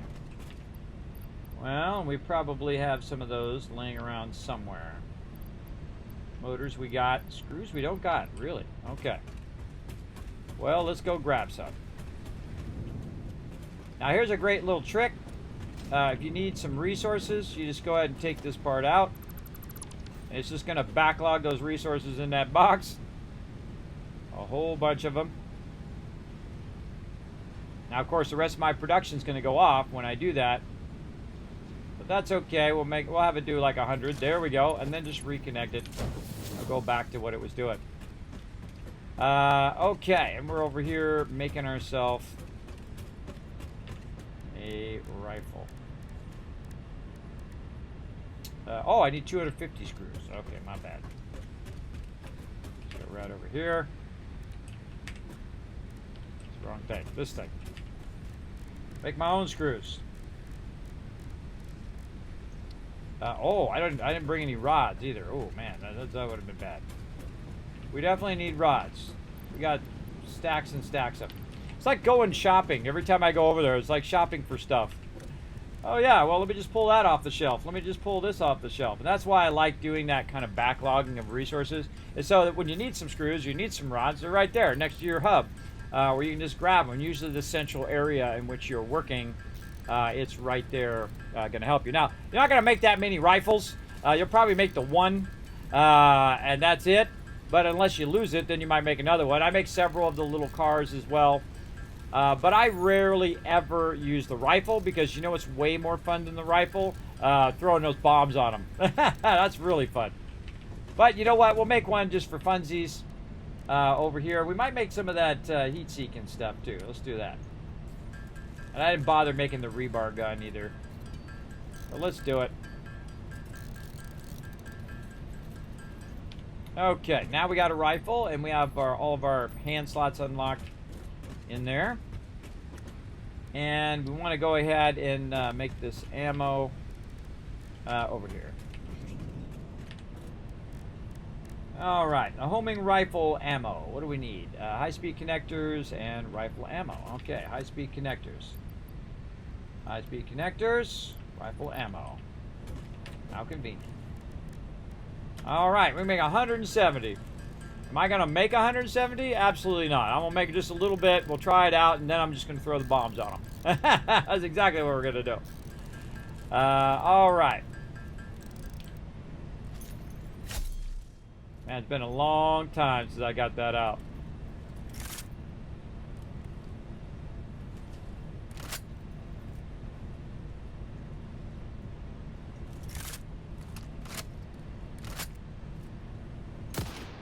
Make sure you can shoot it. That's the first thing I would do. Shoot that sucker. Make sure it shoots. And you can reload. Now, it tells you right down here how many bullets you've got. You got 15. There we go. Back to my coffee cup. Now, if you're really next level, everybody, you could be like me and have your own coffee cup. Like that. That's when you know you're all meta right there. Like, whoa, that just blew my mind, Kismet. That's what I try to do. Hey, Olaf, what's up? We're blowing people's minds up here. Okay, so our mission now is to get ourselves another hard drive, and that'll actually let us do turbo rifle ammo, which I've never done that either. And eventually we're going to make ourselves some nukes to nuke some peeps. Okay, so another hard drive. Now at this point we can also make ourselves one of the little scanner thingies after it's done save lagging me. Let's see, what do we need for scanner? Again, more screws there. Again, maybe we'll take a moment here. Let that screws backlog. All right, I think I have a box way down here as well. Let's see what's in this box down here. I usually leave boxes of stuff all over the place when I run out of resources. And so let's just go ahead and grab that from down there. And we'll move it back over here. And you can see I have two different hypertubes that could have stacked on top of each other. But one's for my boxes and the other one's for the oil way at the end. So let's consolidate this all over here. There we go. So I don't have to run up and down if I'm looking for that stuff as well. Then over here, we're making a crazy ton of this stuff for no reason at all. Okay. Encased plutonium. We'll get to all of that. We'll get to that. Okay, so what else we got? What else do we want to carry around with us? Yeah, maybe some circuit boards, some of this. We want our supercomputer. Oh, wow, we only have one left. We definitely want to get more of those. And now what we're going to do is just grab a little bit of the high-end resources. I don't know if I need stators on me right now. Crystal oscillators for sure. Grab them probably over here, yes. Smokeless powder. Grab what we got there. Heavy modular frames, looking good. Sort that out. I don't know, we'll grab a little bit of everything and then we'll have whatever we might need right in there. Okay. And we need more supercomputers because somehow I used them up. I sworn I grabbed a bunch. Now you might be thinking, ah, Kismet, that's a high-end resource, man. You're probably way out of those. You're probably going to need to make some of those. Not at all. Because I use the power of time. The power of time to go and run the entire factory all night long.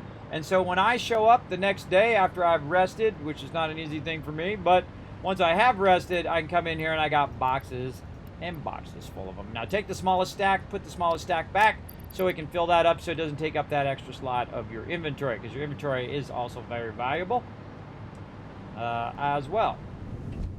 All right, back we go. We got all the things we need for our radio tower, our nuclear power plant, and we can take our rifle ammo out of there.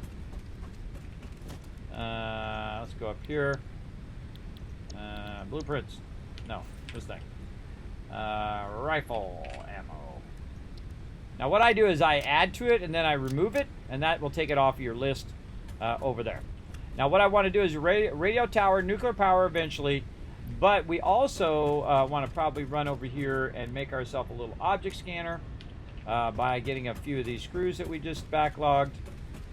Very important that you put that back. I made that mistake last time, and I forgot to put my quartz back, so all my aluminum went offline.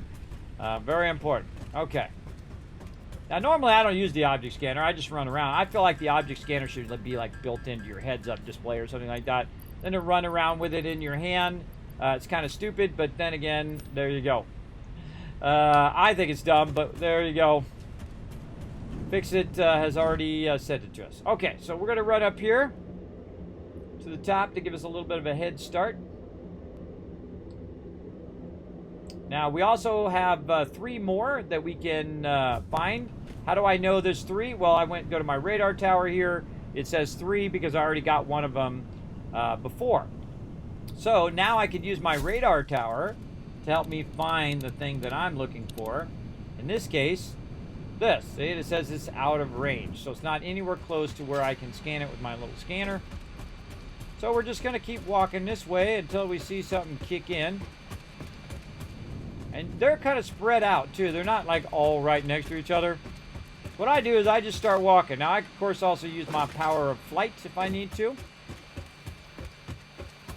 Now, we know we already got that one, so that one most likely is not going to show up.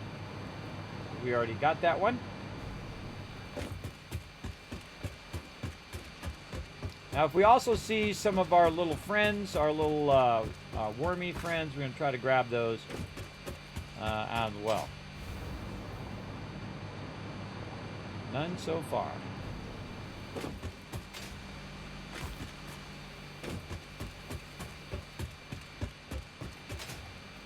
We could have used our hyper tube, but just wanted to scan it while I'm running.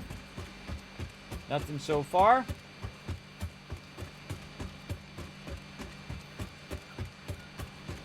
And I run pretty fast because I'm actually skating my blades right now.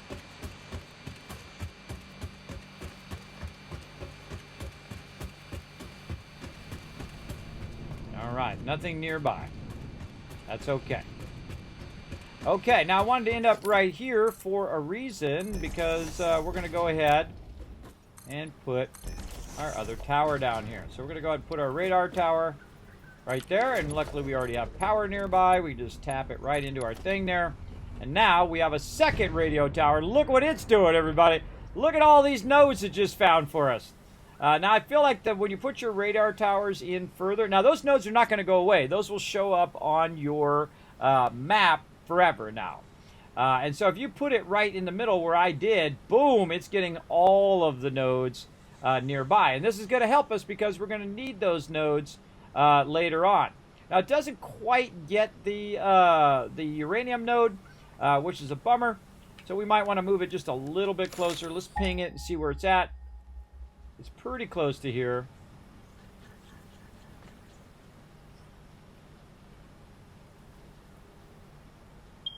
Yes, it's right there. It's just outside our reach.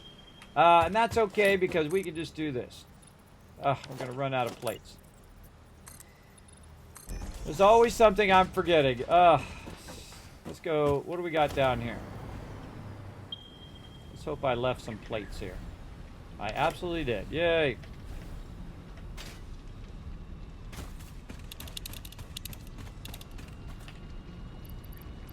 I left a little bit, but better than none. Oh, I left some screws there, too. Grab them screws. Okay, back up we go.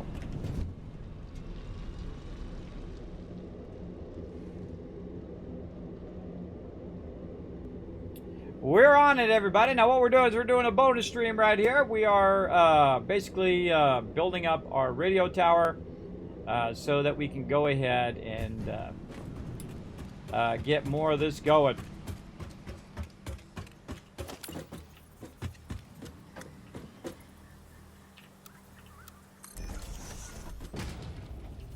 I'll get my zoop on. There we go.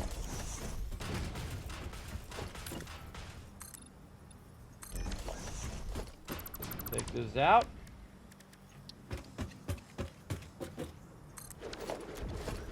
Put it over there. Try to run some power.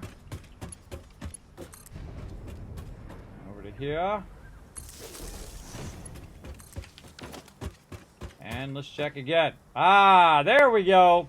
So we just moved it just a little bit and we're able to get that. Oh, also another bauxite out there. That's a pure node.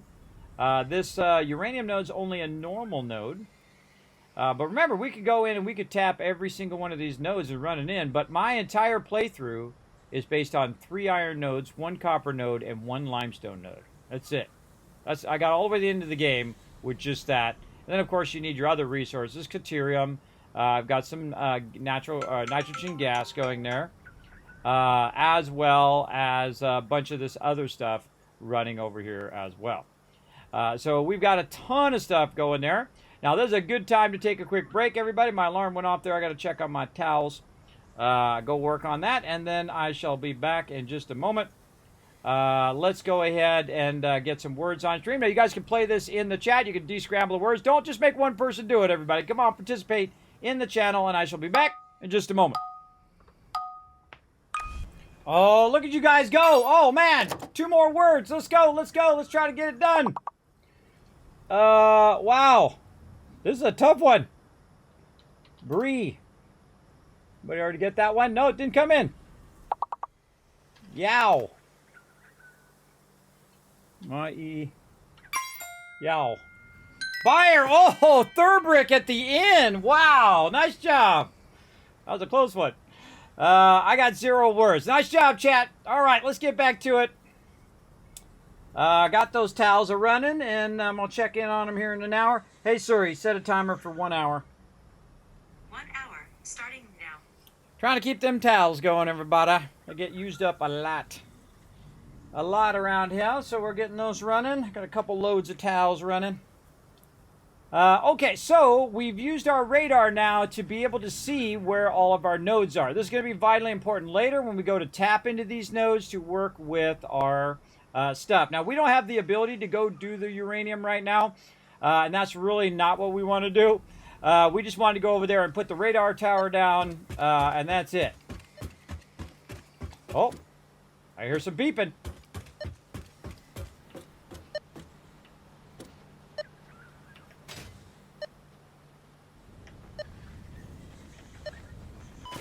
Oh,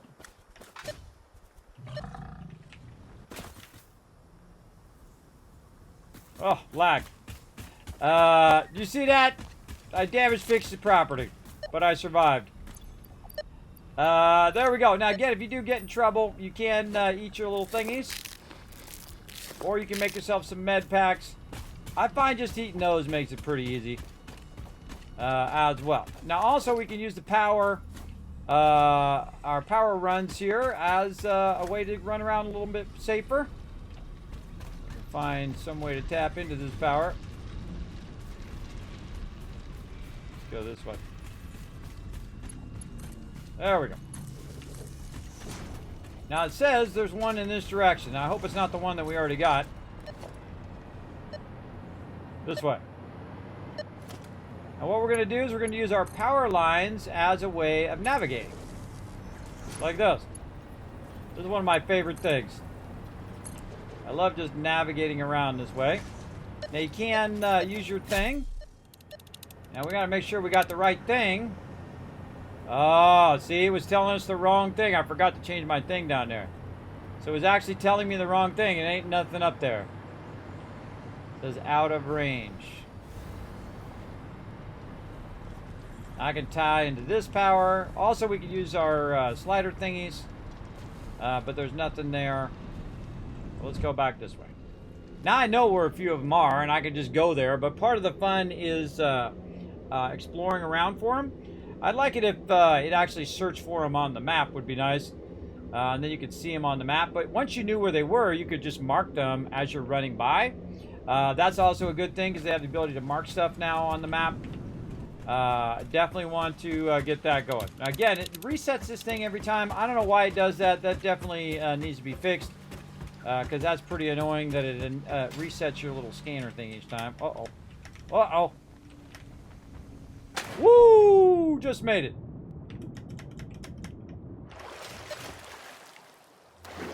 Oh, we got a blip. The wrong blip.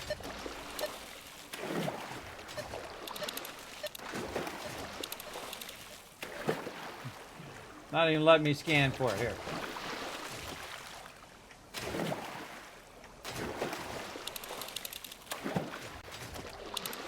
Oh, I think you have to be within the radar's distance. Ah, I just realized that. Okay, so what we did is we jumped off of there and fell into the water. And we need some sort of power to lift ourselves out of there. Now, the other thing you can have is a jetpack, which will allow you to jetpack out of there. I actually, in this particular playthrough, I've gone down so incredibly deep at the bottom on the other side there because I fell way down in the water. I don't think I've ever fallen that far in the water. Just keep hitting spacebar, and it will get you out of there. All right, so that'll let me do a hard drive. That's weird. It wouldn't let me do a hard drive before. What's up, Fred? Thought I'd come and visit. All right. Nothing showing yet. What's up, Lizard Doggo? Let's go.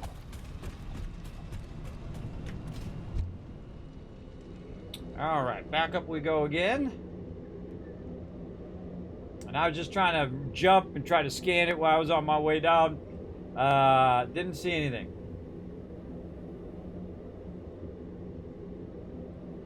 Yeah, I think we must be within the tower thing to make that work.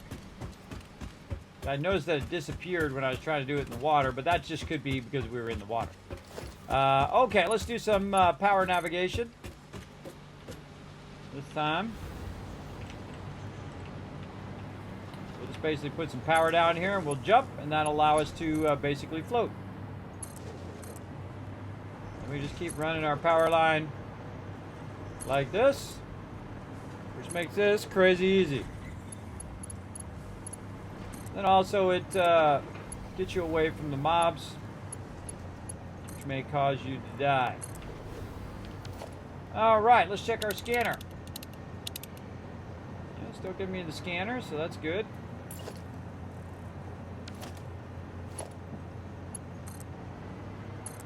Now another thing that this does is allows you to be up real high so you can look around. For that, you can see we got a bunch of nodes over here. And again, we have all this area in which it's scanning now, all the way through here.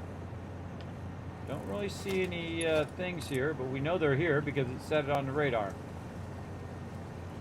I don't know, I kind of feel like going this way. Now, I've made so many bases over here on that side. It's like your newbie starter zone. Let's go this way this time. I don't know, I feel like going this way. I'm just trying to, you know, space them out.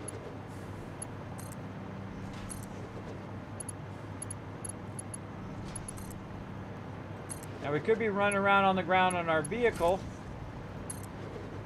Oh, this is a good thing. You're like, what? How is poison gas a good thing? You'll see.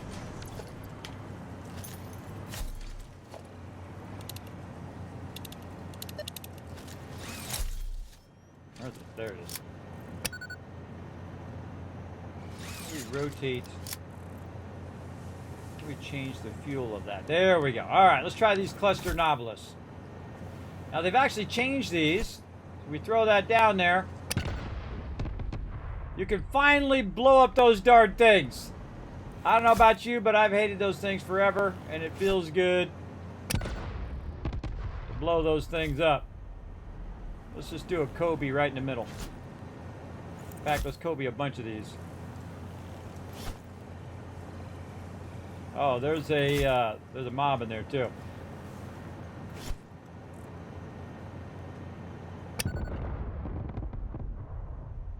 Oh, that's cool.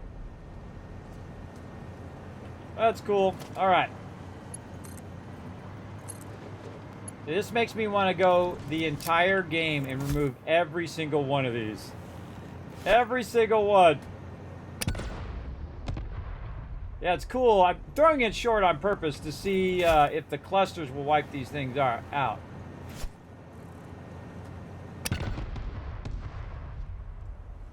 Oh, that other one's not a thing. There's a yellow guy there too we can grab.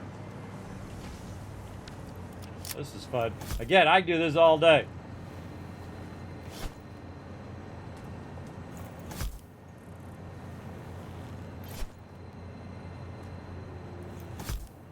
Alright, here we go. High one. Boom! Nailed it.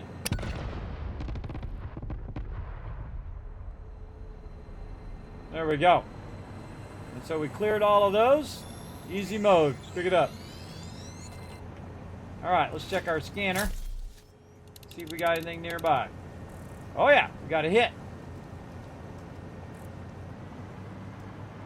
Oh, we're not. No hits? I think it was the last thing. Alright, well no hits. So now we made our way through here without having to use the gas step.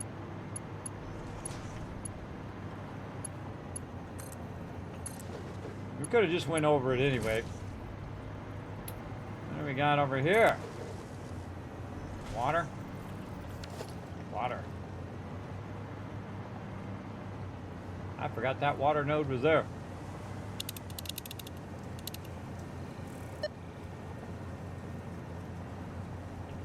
Said it was that way, but then it went off.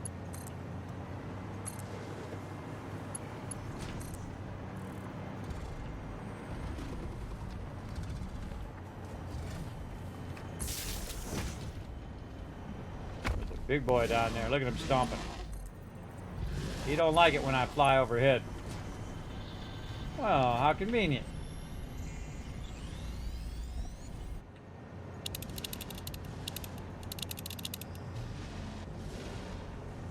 Nothing nearby. Oh, I see another glowy over that way. Now, if you've already gone one way, which I've already gone the other way, then it might be a good idea to go a different way so you can look for stuff.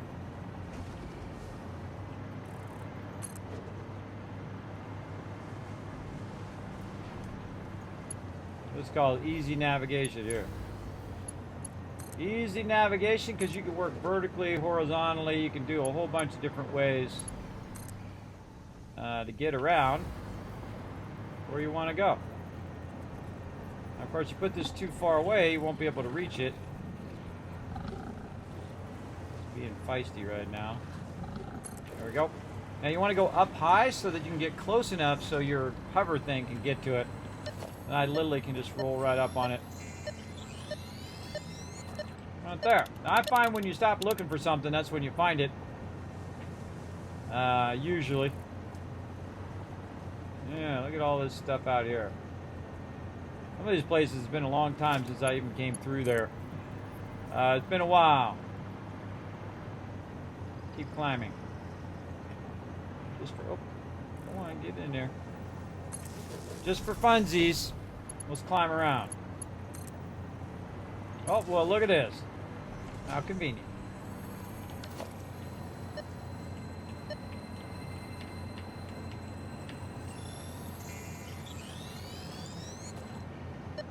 Not even looking for those, but that's when you find them again. When you're not looking, you'll find a ton of them. I'm looking for some wreckage randomly here.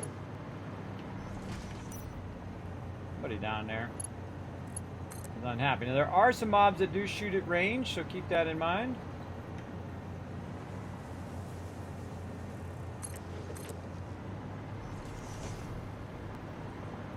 Oh, here's some stuff to blow up right here. Oh, yeah. Let's do it. Oh, this is going to be a good one. Let's get our cluster one so we can just throw one, say, right in between there. Oh, that was cool. Wonder what's under there. Wait for all the pieces to go away.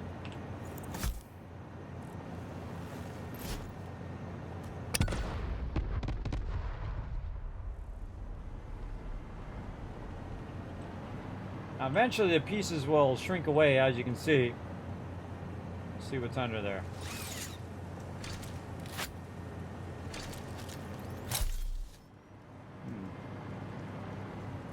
I don't know. Maybe we destroyed whatever it was. Gone now, or it fell off.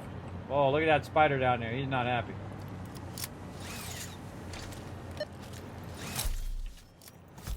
He's gonna be more unhappy here in a minute.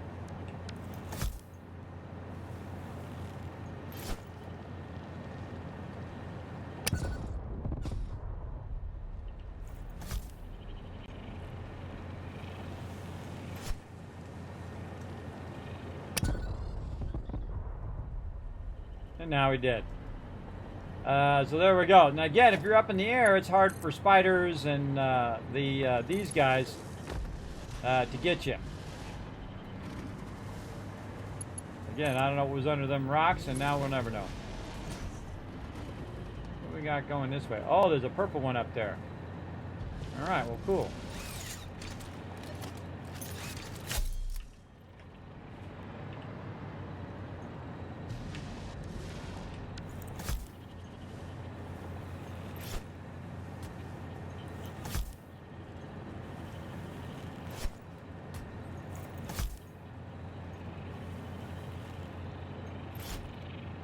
Practicing my aim. That actually wasn't too bad. Pretty good.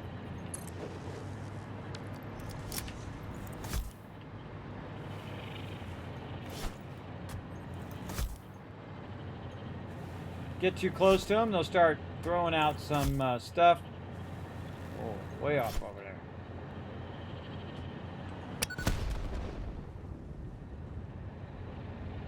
Cool. That rock rolling down the hill. You know. And there's some resources I grabbed there, but I'm just going to ignore it.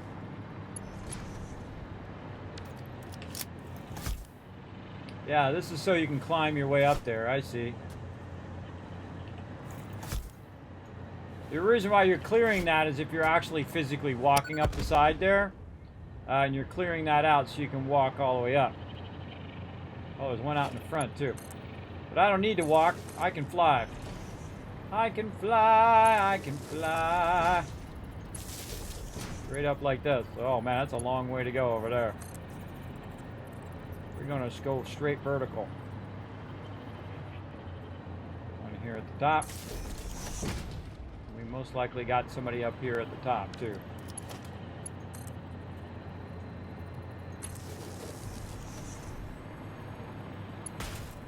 Anybody at the top? Apparently not. Alright, we'll just take this one then.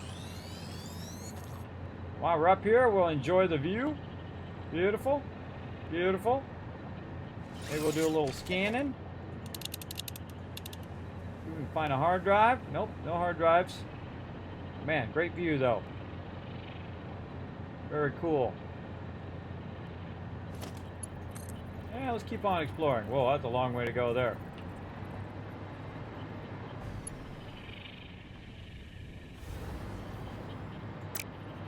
Alright, we'll grab these on the way out. And grab a couple of them.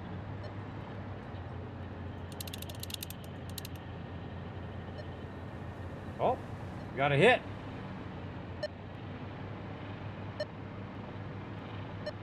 There's another one down there too. Maybe up there?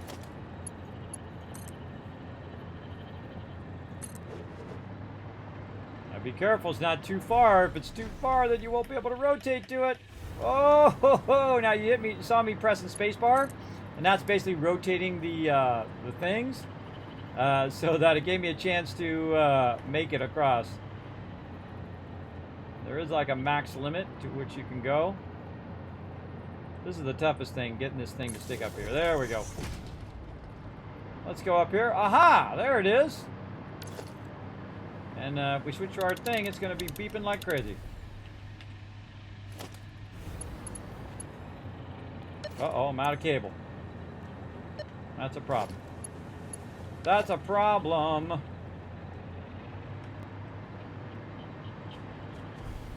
I get there without my power? Nope. And that's why we should have brought more cable. That'll teach us. But we got the power of building. Let's use that.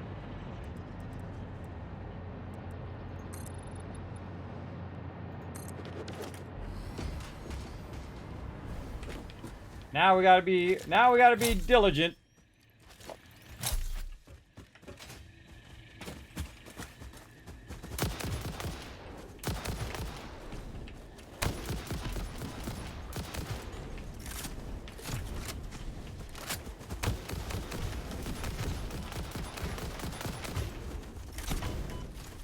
Oh God, we're in trouble.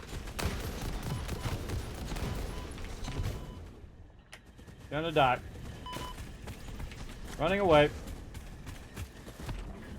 Bravely running over here. And like normal, this thing's totally useless. Hate that thing. Heat-seeking ammo. Did a bunch of shots on him, they still didn't die.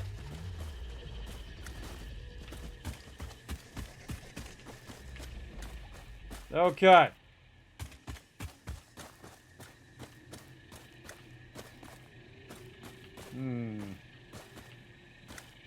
Gonna jump for it. Why am I gonna jump for it? So I can go ahead and get this. And don't really need these ones anymore, so we're gonna pull that back so I have enough to try to run it. Let's see if we make it this time, because I was pretty close last time. Oh, there we go. All right. All right, we're going to improvise. We're going to utilize our, grab back some resources. Now remember, these guys shoot range, and there's two big ones over here. Two big boys. So now we want to get our stuff going, and we're going to use our pulse novelist. We're going to set up a danger zone. We're going to see if we can knock them off.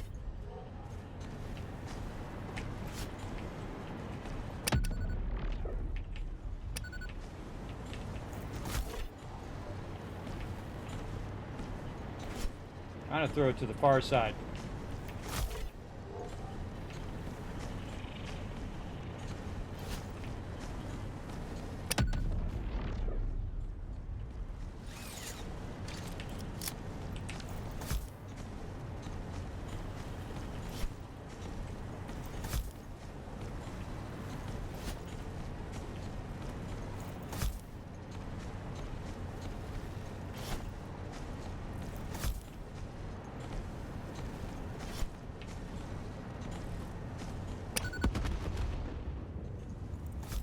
God, barely did any damage.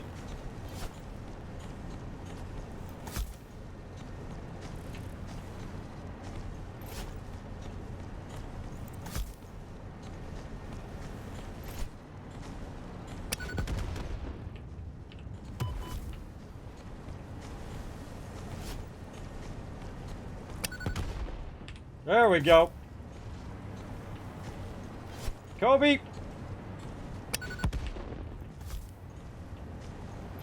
Nope.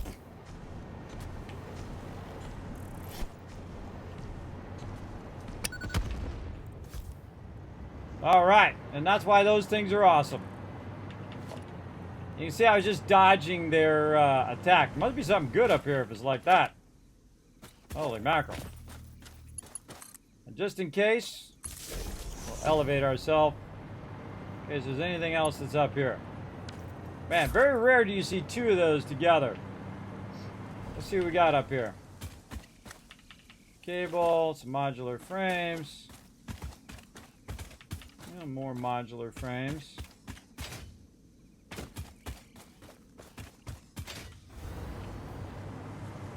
Let's see, anything else?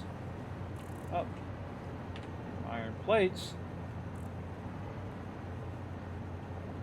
Okay, what do we got? Operational, pull the handle.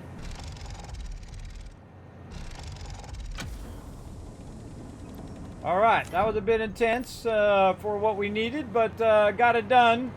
That was very close. We almost died. We almost bit the big one on that one. But that's okay. I can always run back over here and get myself. That was satisfying, wasn't it?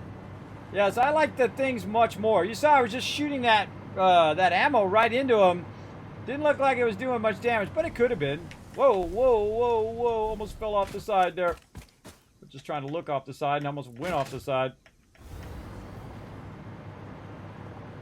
Okay, we got to go back that way. Here we go.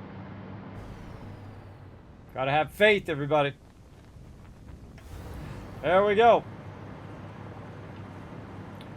Keep that faith.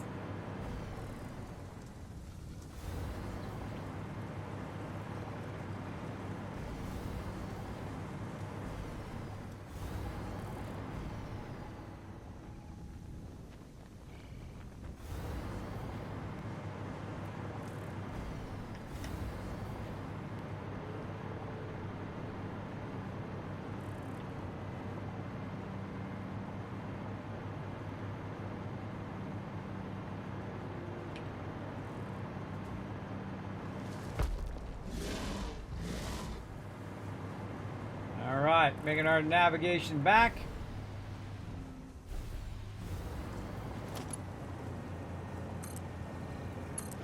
Picked up more wire so we can just go straight over now.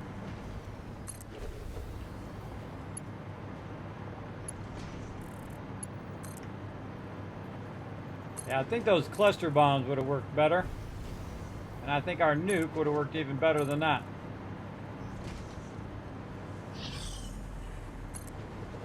I'm just navigating over here where I have an extractor running for my sulfur.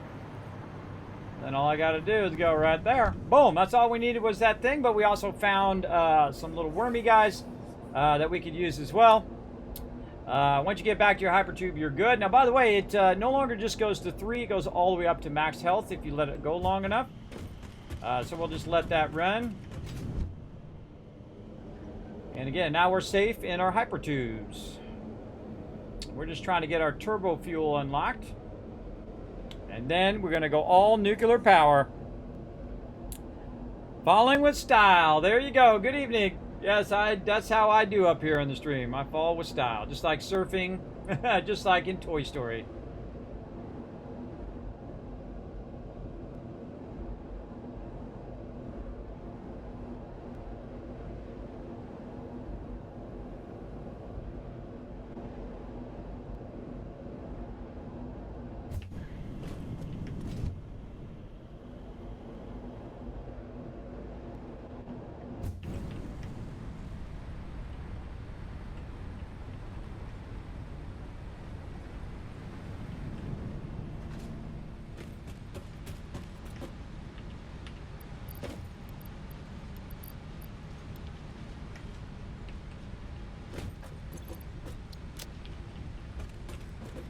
Okay. Let's go get some more of that, and let's run over here and unlock, finally, our turbo fuel here. And that's why we got compact coal going over here as well. There we go. And do your thing. Boom.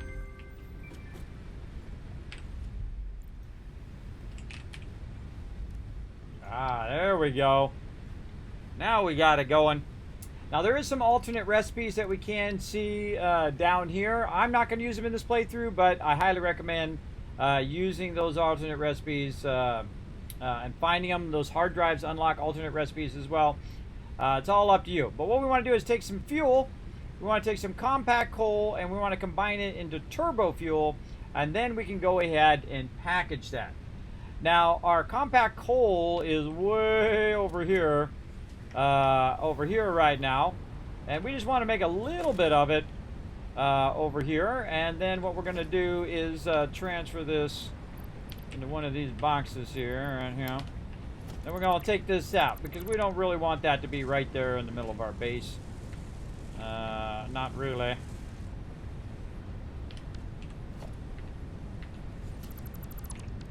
All right, we'll take that out of there. We'll take out these bypasses. Again, they're just temporary. Why make it a big elaborate thing when you can just do a temporary thing there? And make as much as you need to get started, and then take it all out. Boom, easy peasy. And then start dropping some resources on the ground, apparently. Let's see. What can we get rid of in here? Put it all in here. Store. So many of these darn boxes everywhere. So many. So many. Okay, so we'll sort this by type. And there's actually coal in here, which I don't need. Take that and throw that in there. And then sulfur, same thing. Stick in my inventory. There we go, because we can always grab that there. But we do want to keep the compacted coal, at least a little bit of that, to get that going. Put this back. Again, all of our basics. Make sure we got those. We got our Novelist. Those are useless. A little bit of this, a little bit of that, a little bit of this. Yeah, we'll get them anyway.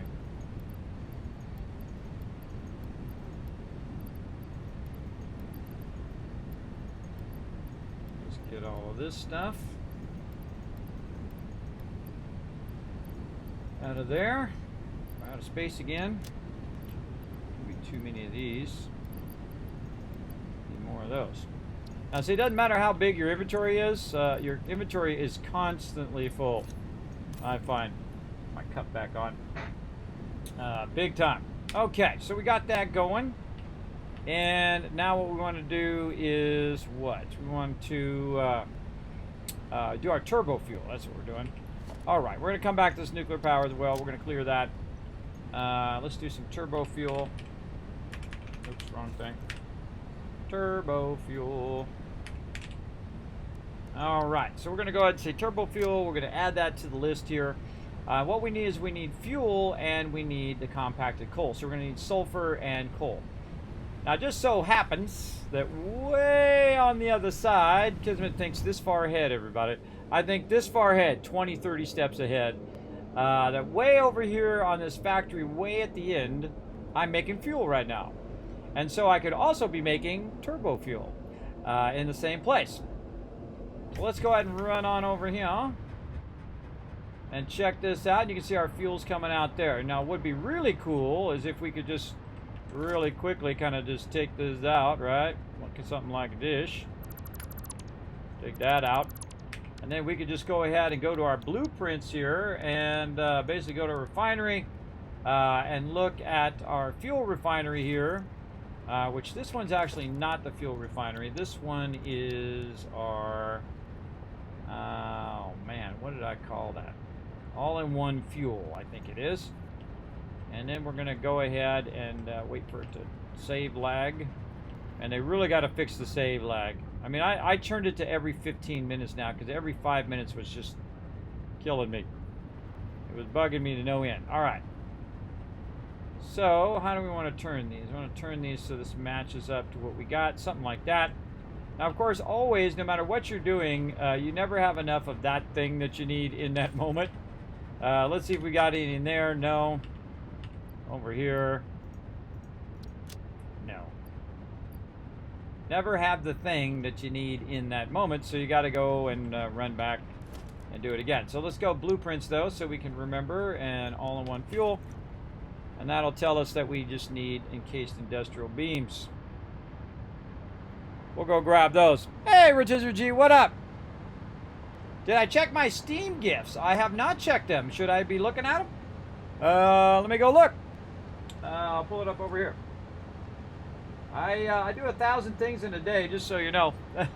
So I'm not always checking my Steam. Sometimes people whisper me on Steam, and I won't see it for months and months and months. Just keep that in mind. Best way to reach me is through Discord or through Twitter. Let's go see. Oh, I have received a gift. What was this gift? Oh man, bunch of stuff. Grand Emprise. We've got Garden Paws and Rising World. Oh, let me take a screenshot of that. Let me take a screenshot.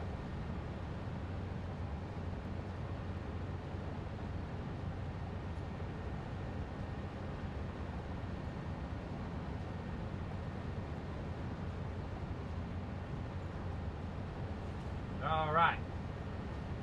Thank you. I don't know if I have time to play all of those, but I do appreciate it. I will put it on my list. That's why I put a screenshot in there. I'll put it on a list to get around to those eventually. I appreciate it. Unforgiven, appreciate those things also here on stream to play and have some fun.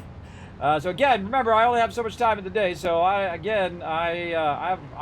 like booked like months and months out, everybody, of different games I'm gonna play. But I will try to put it on the list and get around to it when I can. All right, let's get some of these. Oh, we got a bunch of these little critters we could convert as well. Let's do that while we're at it. Get some inventory space back. Right over here. Well, we could if we had some room. Let me get rid of some modular frames. There we go. All right, this way we can use these power shards later on. We got a lot more to do. That's the cool thing about this game. You always have so much that you can do in the game. So much more stuff. You can be cleaning up your line runs or doing all of that stuff. We got all the stuff we need. All right, let's go.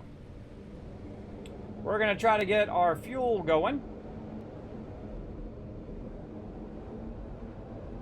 Again, thought way ahead, everybody, and thought, okay, I'll put my fuel down here, and if I do turbo fuel, I can just set it right next to it and work from there right over to here. Because that factory is going to basically work with this factory together.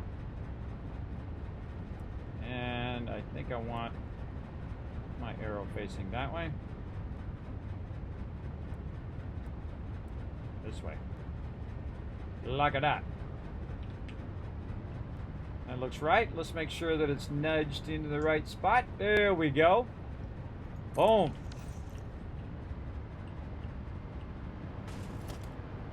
And then we'll connect our power. I should have made these things on all sides. I don't know why I didn't do that. Future playthroughs.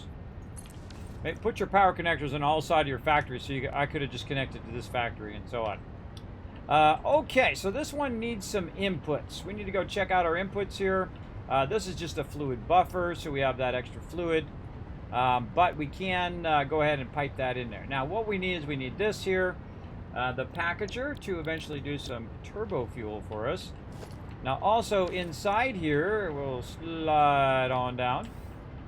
Also inside here is a constructor which is working on that over here, and we want to go ahead and package turbo fuel. So we need to get turbo fuel in there, and we need to get our canisters in there. Now, canisters is going to be pretty easy. In fact, I don't even need to do this.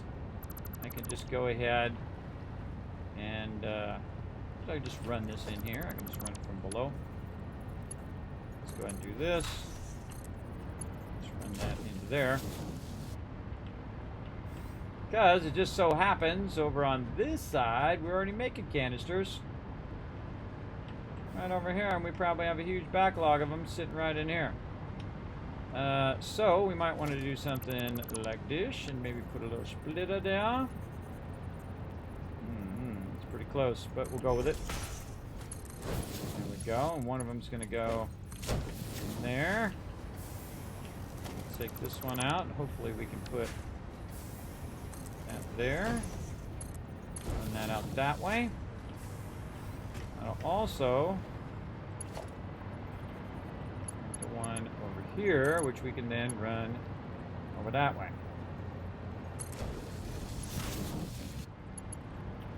Let's see. This wall out. So we're going in that way, right? Yep. Okay.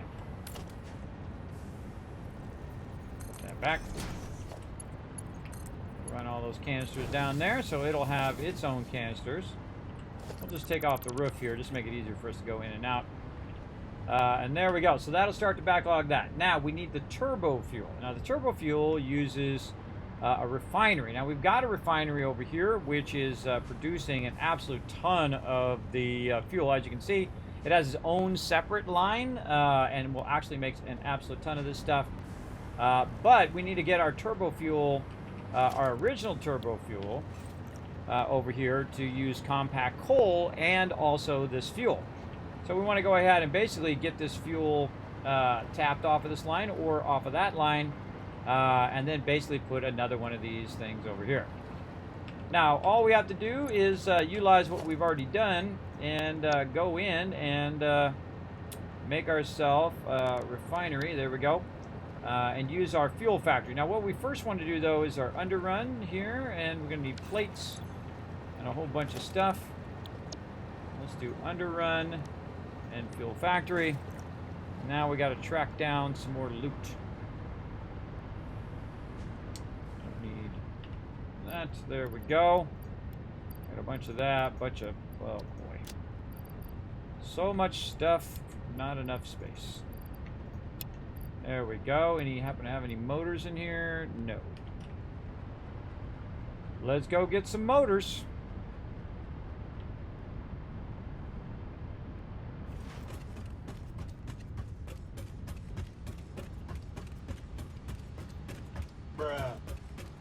Bruh. I'm constantly overburdened in this game. Because you need a lot of resources. Normally you're running around with all those resources so you can make stuff. Let's see. Just throw away the concrete. That was cool. Give me a full stack. Full stack. Ah. Fine. There we go, right there. Try to put it back faster than it comes in. It did it too fast. Whatever. Whatevs. Oh, no, you don't. Back the other way. There we go. And most of the time you'll see me not use my car. I feel like it takes longer to put the car down, get in the car, and drive around than it does to just run. Most of the time that is true. Okie dokie. Let's go ahead and make ourselves a nice little factory down here.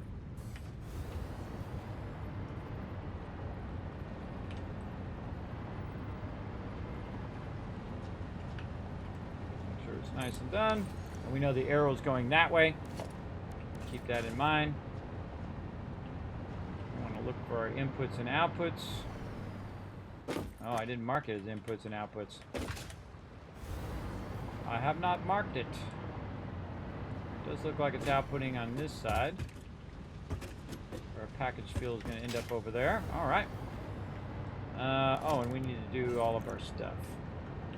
Let's just do this first before we put that. Before we put that on there. Let's get rid of that first. And then we need our refinery over the top.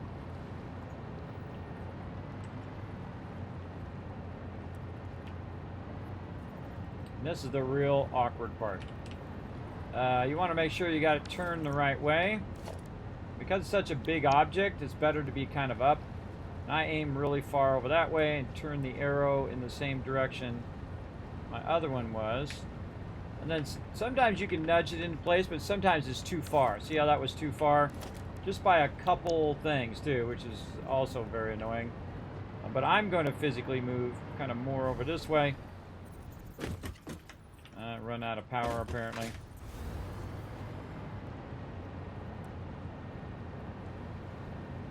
Keep working it until it lets me put it down. That looks pretty good. I'm using holographic mode there to help with that. And then, once we have that down, we can go ahead and do all of our connections. And, okay. And then, connection down. I just do all the connections whether I need them or not. This way, you'll have them. Okie dokie. Got that going. Now, what we want to do is siphon off some of the fuel that's being done over here. So we can very easily just run it out of this and run it over there. This also has a pump built in, so we could use that pump as well. I'm just going to go something like that. Put a little hole in the wall here. And then just run that out into there. And then we got to get that to run over here, because what we want to do is actually process the fuel. We're going to run that down there into the input. I don't know if I like this. Let's maybe do something like higher, just to get it off of that pipe. Oh, now it goes right through the pipe. All right. Trying to troll me here. Way up high. Oh, too steep.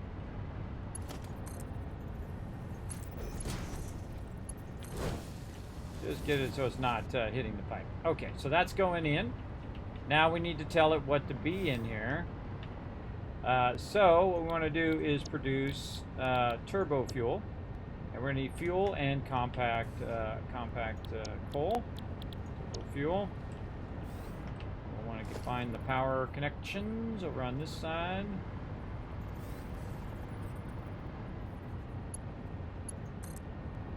And run it to a power pole. There we go. And we both got turbo fuel. And that should be fuel. underneath there. Now the first thing, that should start to flow in there. If it doesn't flow in there, then we know something's wrong with that. The second you give it power, it should start to flow that in. Oh, there it goes. That one is. This one is not. So there's something going on with that one. On the left. Let's just take this out. Re-put it back in again. There it goes. You can hear it flowing.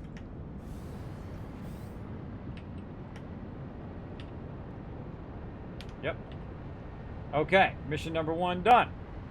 Now, mission number 2 is to make that compact coal.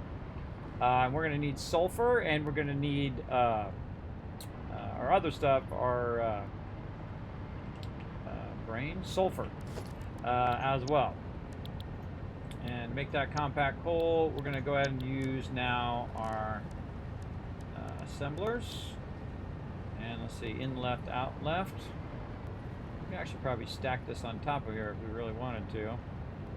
Do I feel like doing that, or do I feel like stacking it over here? I can stack it wherever I want to stack it. I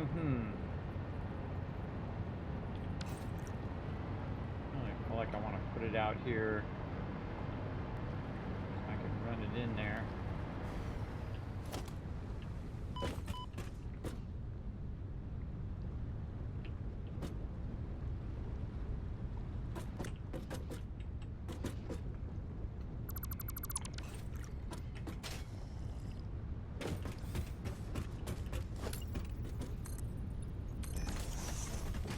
Okay, so again, we'll go ahead and say in left, out left, and we'll just say stators.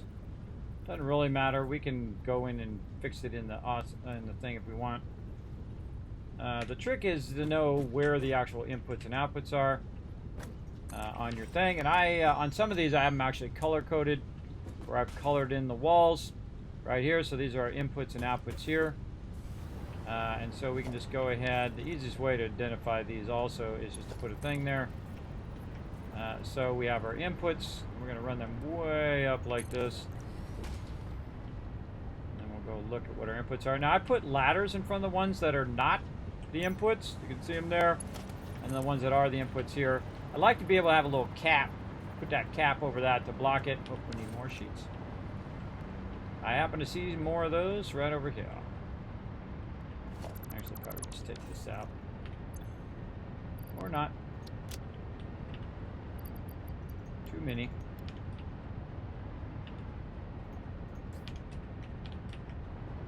Okay.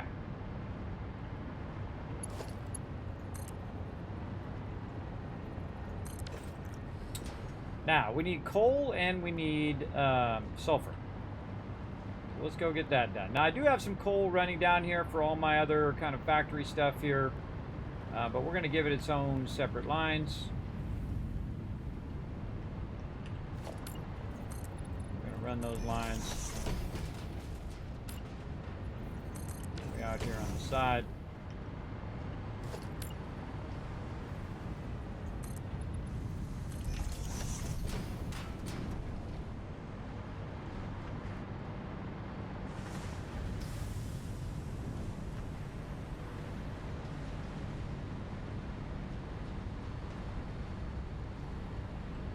Now we have some coal running down here to our, let me see this backlog, running down here to our coal plants, which we don't really need right now, and I was actually saving that for this moment. I've got my other two things running elsewhere, but since we have it running there, here's what we're going to do. We're going to go ahead and just utilize it.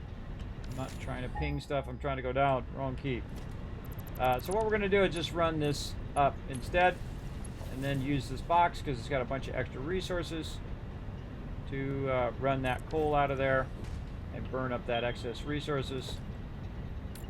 And we're also going to go ahead and put this 1, 2, 3, 4. Let's go ahead and start at 4. And you'll see why we're starting at 4 here in a second. There. Okay. Now over here we have some of the sulfur, which isn't really being used right now. And we can just run that. Try to run it a little too far. Yeah, let's say here. See if we can get away with that without clipping. Looks good. Okay, and then sulfur on that line, and now we're ready to go. That was it. That's all we needed. 1, 2, 3, 4, 5, 6. That's synced up with the other one, which is pretty cool. Now we don't have to count anymore. Because if it's already, if I've run this, most likely I've already run it at the most efficient level, so I can just go ahead and assume that's 6 there. We'll know when we go to run the lines. If it doesn't run, then we'll know that something's messed up.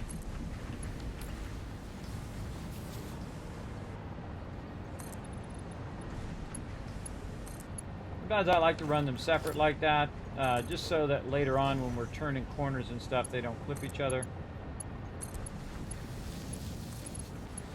And also leave that middle one open in case I need something later on. I can run along that same line.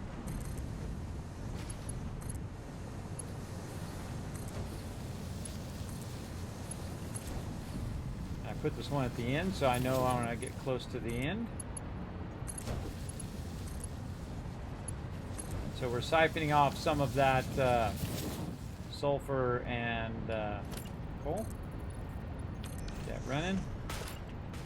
This is how you run stuff nicely, everybody. Not the spaghetti mess that's on that side, but this is how you make it run nice. 1, 2, 4, 5, and number 6. Again, I can go in and redo all of that to make it look like this. What's the fun in that? Then my chat won't be triggered. And I won't be triggered either. But we may work on it later on. But for now, I'm just gonna run that.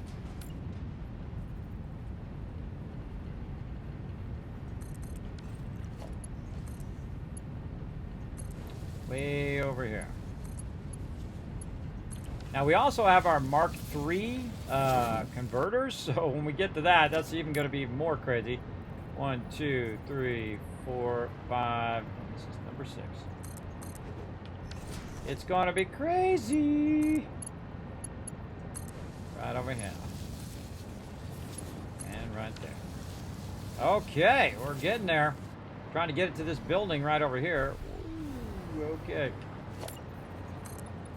Open that a little bit more, and I kind of feel like we want to move this over. Out there, so we're not hitting our smokestacks.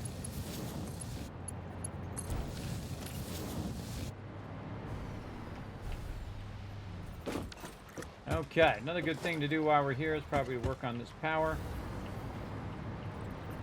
Where's our power on this one? Over there. All right, let's get our power going so I'm not flying down like that. Okay, and so this is where our inputs are. And I just ran them up there just to get an idea of where they were. And then I'll make it easier for when I'm running my lines over here.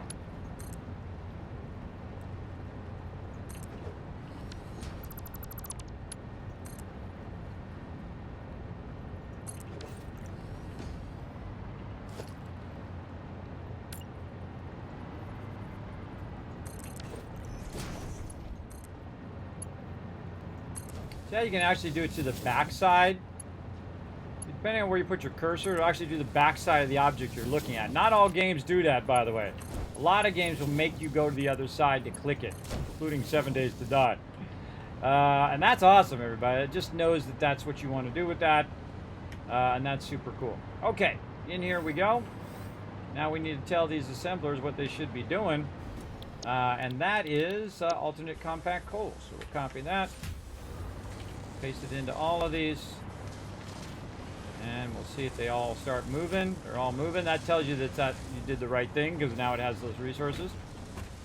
Okay, so we got that done. Okay, we got all this done here. Okay, this is where we need our compact coal, and I believe this side is the input side, or did I not make input sides for? I don't think I made input sides for this. This is going to be our output side because we can see the arrow. Yeah, that's okay. We'll get it going. Like that, like that. Until it's going in. And we'll go to our underrun. And this is why I have it sitting on top of this thing so we can get underneath here and we can work how it's coming in and how it's going out. In this case, we wanted to bring that stuff in. We'll tell it to go in. And then we can just go this side over here, because we're going to bring this up and over into here. So let's go ahead and do our splitters. Trying to line that up.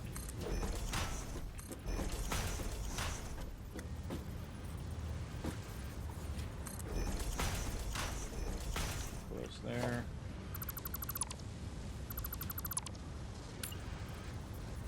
The spot in between. We'll hit H and nudge it. Nudge it again. And line that up.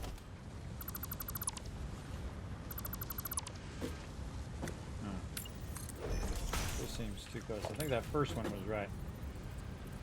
First one was right. Okay, so just nudge that over one.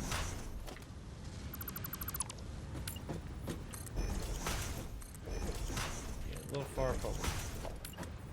Again, this is what's so cool about putting this down. You can just nudge it in there and just nudge it over one. And then there you go. And you just kind of keep working it until you get it the right spot. And then this is going to go in from this side, so it's going to come along this way and then split into there. Then usually when you got one, you can go ahead and do your other ones fairly easy because you can use the green line of that one to line you up. And then you're going to get the alternate line there. Again, this one's same thing.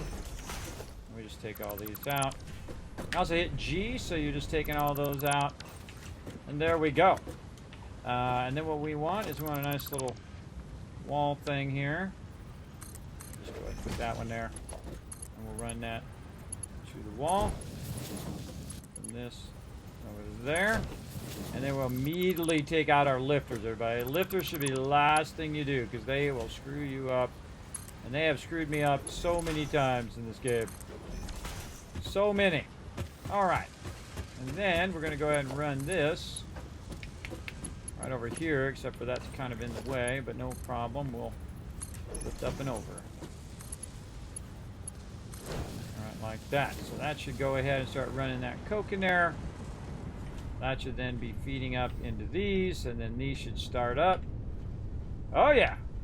We're making some turbo fuel up in here, everybody. Hey, Fox Bear, factory's looking nice. Well, thank you. Thank you also for the raid. I appreciate that. Thanks for you bringing your awesome community into mine. Now, everybody do me a favor. Good friend of the stream, Fox Bear right here. Also streamer as well. Go over there and show their stream some love as well. Go over there, hit that follow button. Follow that link right there. Lens Island. Oh, I don't think I've heard that one before. But there we go. Now we're making some turbo fuel.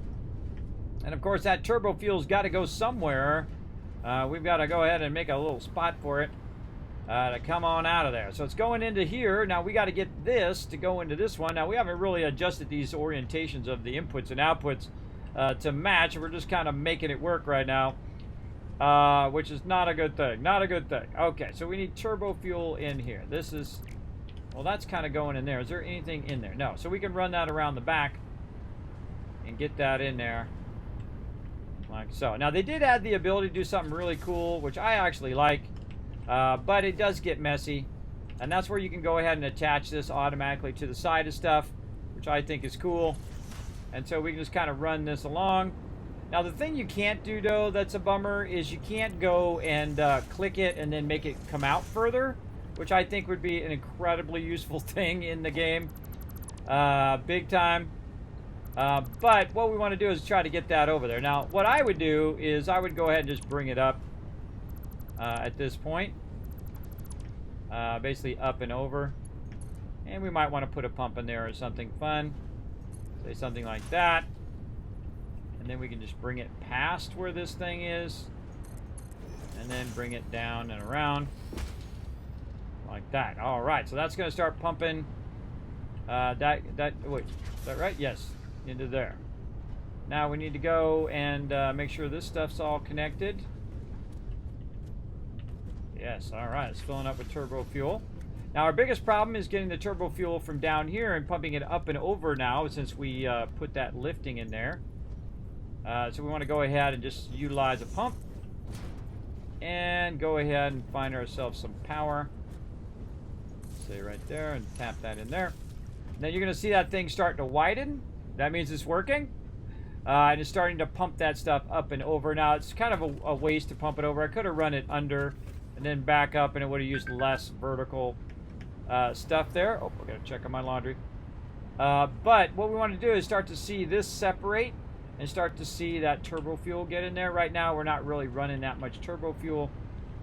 But eventually when this all fills up and that pump's doing its job, this will all start to really speed up and start to widen out. And then this will also start to fill up with turbo fuel. But most importantly, over here in the packager should start to run as well. Now, of course, it's running that turbo fuel in there. Hopefully we've got it right. Yeah, it's starting to backlog. And this thing should start up as well. That's its problem right now.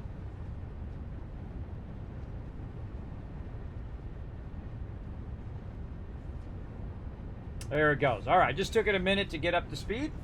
And now we're packaging turbo fuel. That's it. We got it done. All right. Very cool. Now we'll go ahead and reattach our output here. Since we took this out, we'll go ahead and readjust that. Now we'll go ahead and route it back to its box. Which one of these do we want to be turbo fuel? What we got here? Nothing. We got here this one. All right, turbo fuel here. Package turbo fuel. All right, so we want to input this right into this side over here, the second one. So we got to get it from way over there, which actually isn't too far from over there to where we are. And so we're going to go ahead and utilize our little thingies here. I'm going to run that to the outside. I'm not even going to count it. I'm just going to guess. Okay. I like how right at the last second my mouse moves and makes it go to the wrong one, but that actually was a good guess. There we go. Getting that going on. All right, so our turbo fuel is coming out right here. Bring this over just so we can see where the top of that is. Run that there. Again, we're all about efficiency, right? Efficiency first. And now we are going to have boxes and boxes and boxes of turbo fuel, which I don't think I've ever made in this game once. Again, it's all about leaving stuff for fun for later. Now the turbo fuel is much more powerful when you're using stuff like your jetpacks and things like that. We didn't have the finished box. Oh, I just noticed that. I have what I call the finished box, where if there's a bunch of extra resources that don't belong anywhere else, it'll actually end up in this final box. If it doesn't sort along there, it'll go right in that box over there. Big time. We can see that, man, I wonder how many tickets this thing's got in here. 51 more tickets. That thing's been running for a while. Okay, now I think I put the jetpack back over here. So let's go ahead and run our way back over here. Grab our jetpack and use that turbo fuel. By the way, while you're going, you can bring up your map and do a bunch of stuff with your map. But you can't bring up this and do this, which would be nice when you're doing it, because then you could be readjusting that. All right, where did I stick that jetpack? Probably in here. I was going to stick it anywhere. Maybe I put it up one of these things. Maybe one of these. Ah, there it is. Okay, do I have regular fuel on me? I do. Let's put that back away. Let's go see what our turbo fuel does for a jetpack.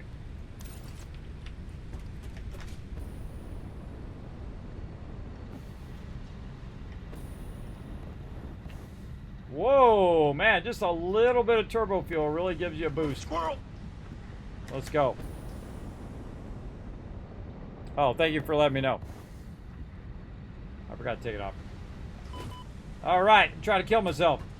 So yeah, it works. It looks like it works much faster, and then makes me go much higher than normal. All right, but I like my hover thing because the thing about the hover thing is that runs out of fuel. Where this, you can actually just kind of spin the rotors, even if you're out of power. You can spin the rotors, and keep yourself from dying. So I really like the hover thing way more than that. Now we got this done. Oh, you know what the other thing was? We didn't build our space elevator. That was the other thing we were going to do. Let's go space elevator. Okay, we're going to go on another shopping spree where we grab a bunch of resources. Right over here. Get these rods. One back in there again. Plates. That's not plates.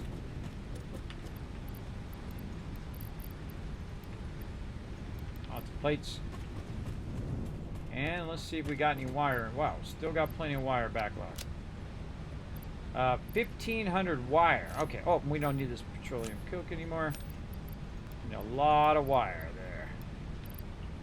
there. Okay, now back to building our space elevator. Now we've been getting diverted from nuclear power, but all of these things you want to get running while you're not around. While you're off building your nuclear power, we want to have all this other stuff rocking and rolling over here. I'm going to put my space elevator back right there. Right in the heart of where all my higher end resources are.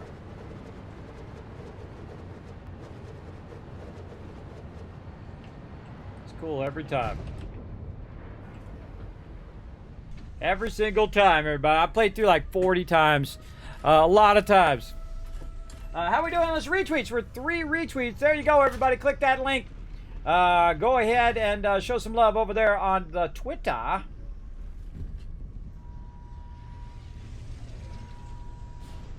All right.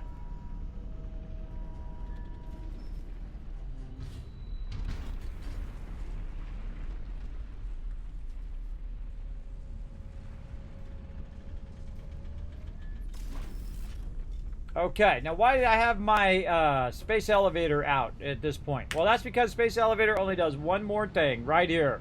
And that is employee of the planet. So we got to load nuclear pasta. We got to load thermal propulsion rockets, magnet field generators, and assembly directors. Now, these are thousands upon thousands of those things. And I've never bothered to finish this, but we might finish this in this playthrough. We'll see. We'll see how I feel. But we now need to go ahead and say, okay, we did all of our stuff in our hub. We did all the stuff in our space elevator up to a point. And now it is time to get back to nuclear power. So again, we'll go ahead and click the nuclear power thing. It'll tell us what we need over here. But it totally lies. And the reason why it lies is because you actually need a ton more stuff that goes along with that nuclear power. We're going to run out here where we're theoretically going to put our power. We'll see if I like it or not. But we're going to need a lot of stuff. And we're going to need some trains. Now, my trains are going to be way up there. And they're going to be based on the uranium itself. Where the uranium is, how high I need to be up from the uranium to run the lines back here. But we're just for safety's sake, we're going to take our nuclear power and we're going to run it very far away. Because if anything goes wrong, if it blows up, which is not really a thing in the game, or we don't want to be close to the uranium, which is a very smart idea, we want to go ahead and just make a lot of room out here. And we've got lots and lots of room, everybody. We can just keep on going for a really, really long way. So we're going to go this way. We're going to burn up a lot of concrete and plates on this adventure. But I have a lot of concrete and plates. I feel like concrete and plates is like the #1 thing you want to make in the entire game. All right, here we go. Nuclear power plant. Boom! Down. Our first nuclear power plant. Placed down in a random position, which eventually is going to get moved. Now, what do we need for our nuclear power plant? Well, we need water. Well, how convenient that we just have like almost an infinite source of water right over here. How convenient. And the other thing that we're going to need is it does consume certain types of fuel. Now, what fuel does it consume? That's the real question. And the way to know that is actually to go to your hub, because in your hub, it's going to tell you a whole bunch of things that you're going to need to get to that point. So we're going to run back over this way, and we're going to go ahead and run back to our hub here. Like so. Now, while we're running back to our hub, we're also going to go ahead and get this going. Let me bring up my backdrop for a second. I just realized I'm not even on my Discord. Now, the reason why I have my Discord on my gaming PC is so that people will know that what game I'm playing. Live on Twitch. There we go. Sometimes I forget to change that back. I wish there was a way... Oh, wrong thing. I wish there was a way to have that save in 2 different states with it live and not live. But there we go. All right, we'll fix that. That's good. And bring that back up. Boop, there we go. Back at our hub, we are. Okay, so the last thing we did when it came to power, and look, we got all of our tiers undone, is right here. So we need encased uranium, uranium electromagnetic control rod, which we're already making, and fuel rods. So that should be like the first thing you think of. Okay, I need all of those things. So let's go ahead and pull up the old spreadsheet here, like this, and I have my own spreadsheet where I do stuff for Satisfactory Update 8 here. So let's go ahead and click on that. And we're going to scroll way down here, and you can see we've been doing some calculations over here. How many of each thing we need. This right here is for aluminum. All of this stuff is for aluminum. And so we're just going to go down here, and we're going to say, let me find a good spot where I'm not in the way. There we go. Nuke power. Okay, so what are the things that we've got to make in the nuclear power? So we've got to get our uranium.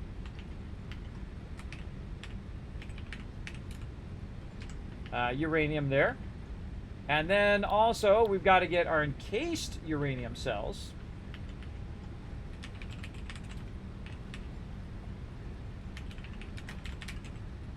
Encased uranium cells. And electromagnetic control rod, which we already have. You'll see I truncated just to make it fit a little better in the columns. And then we need uranium fuel rod. This one I'm just going to call Uri fuel rod to make it nice and easy. Okay, so first thing we should do is figure out what we need at the end and work our way backwards. Well, in here, we're going to need to put uranium fuel rods into our nuclear power. Or we'll have to put the uranium fuel cells. Which one is it? Right? So we'll figure that out as we go. So let's also back up to the uranium. How are we going to take the uranium and run it in there? What goes in there? So if we go in and we say uranium, over here you can see we've got a bunch. We can just hit O to go into our thing here. We'll say what's encased uranium cells. Let's click on that. Okay, that's done in the blender. And in the blender we need uranium, we need concrete, and another thing that we haven't made yet, sulfuric acid, which is obviously going to come from sulfur. We're going to tap into some of our sulfur as well. And that is going to make our encased uranium cells, and that's going to make sulfuric acid. We'll have extra sulfuric acid that we'll have to deal with, that we can recycle back into the system if we want. But the thing is, we don't want to run out, we don't want to be blocked by that sulfuric acid, basically burning up or stopping our production because it overflows too much, and then it has too much of it, and then it can't produce anything else. So we want to make sure that that is running. Now we can also package sulfuric acid right here and then potentially run in the Awesome Sink. I don't think I've done that in a while, but I believe you can. Also, we're going to need to make sulfuric acid, which is going to need sulfur and water, and that's pretty easy because we got plenty of water. Then eventually we want to make our uranium fuel rods, and basically our uranium fuel rods is the thing that's going to end up in our nuclear power plant. If you're wondering, it says it right up here, just in case you're wondering, and that has to be done in a manufacturer because it's using 3 separate things. So the thing that is going to radiate us is going to be this right here, which is the blender, which is the thing that we're going to bring in our uranium in and basically run that out. Now my suggestion is always to work at your maximum, right? So in this case, we want to bring our uranium in. By the way, non-fissile uranium here too, by the way, where you can take uranium waste and convert that. We'll get into all of that, as well as we'll get into these pressure cubes and all that other fun stuff later on. But we just need more power so that we can do more things. Now, we actually have plenty of power. We don't even need nuclear power. I could actually probably finish the game without nuclear power. But because nuclear power is part of the progression, and I love doing it, we're going to get into it. So there we go. So we can go ahead and get this going on little by little. So the first thing we need to do is work on our encased uranium cells. So our uranium here is going to basically be radioactive, right? And then it's going to, our uranium cells are also going to be radioactive. So we don't want to put those right next to our hub. So every time we come through our hub, we're getting radiated. But we're going to actually, while we're out there working with it, we're going to need a suit that's going to protect us against that as well. So we're going to go ahead and add this to the to-do list so we know what to do. But the first thing we should always do is, of course, protect ourselves against that radiation. So we're going to go in here. We're going to go into number 7, the hazmat suit right here. And we're going to look at what we need. We need some aluminum casings, some quick wire, and we're going to need gas filters to make that hazmat suit. So I don't think I have any casings on me, so let's run down to the end and get ourselves some casings. I hate how it turns off my light every time I go in and out of the hypertube. It drives me nuts. But drives me nuts! Stop doing that! Just leave the light on all the time. Alright, we're gonna grab a good stack of those.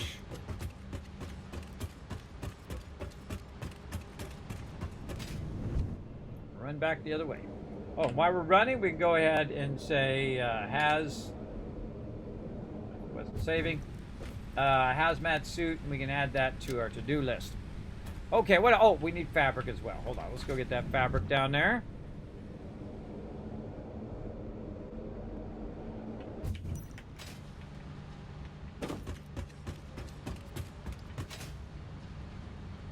Now, we're not really generating fabric, but we did have some extra, so we'll just grab all that back. Run over here. It's probably better just to leave it over here anyway. But I try to give stuff a place so that I know where it is when I'm looking for it, as opposed to it just thrown in a box somewhere. I do the same thing in other games like 7 Days to Die and other stuff like that. I'll have all that stuff organized as best as I can. And then think about how much time I'm spending sorting versus how much time I'm spending doing whatever it is I need to do. All right, let's first make our hazmat suit.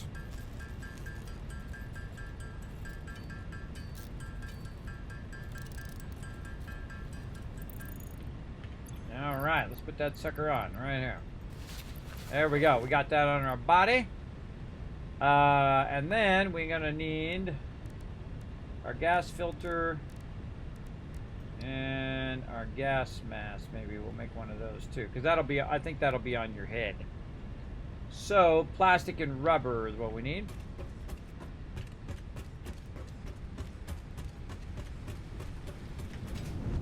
I might have some back there now that I think about it, but that's okay. We'll run down here.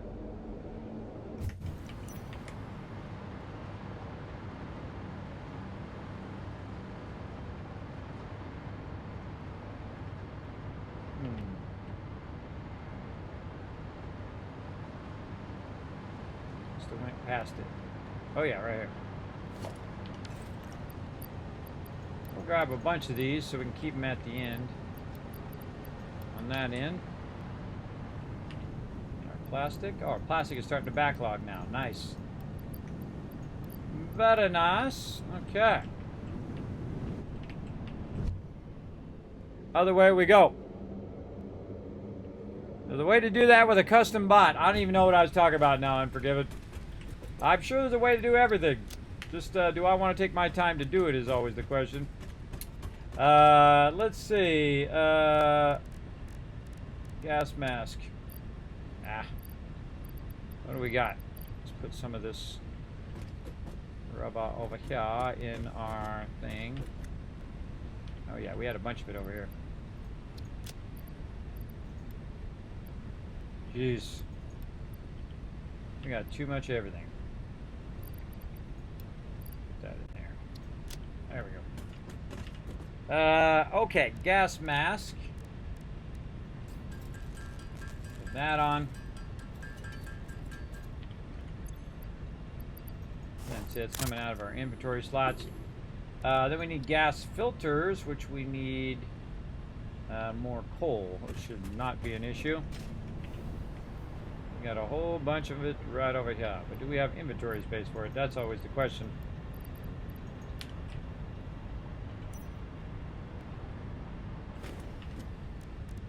Alright, let's make a bunch.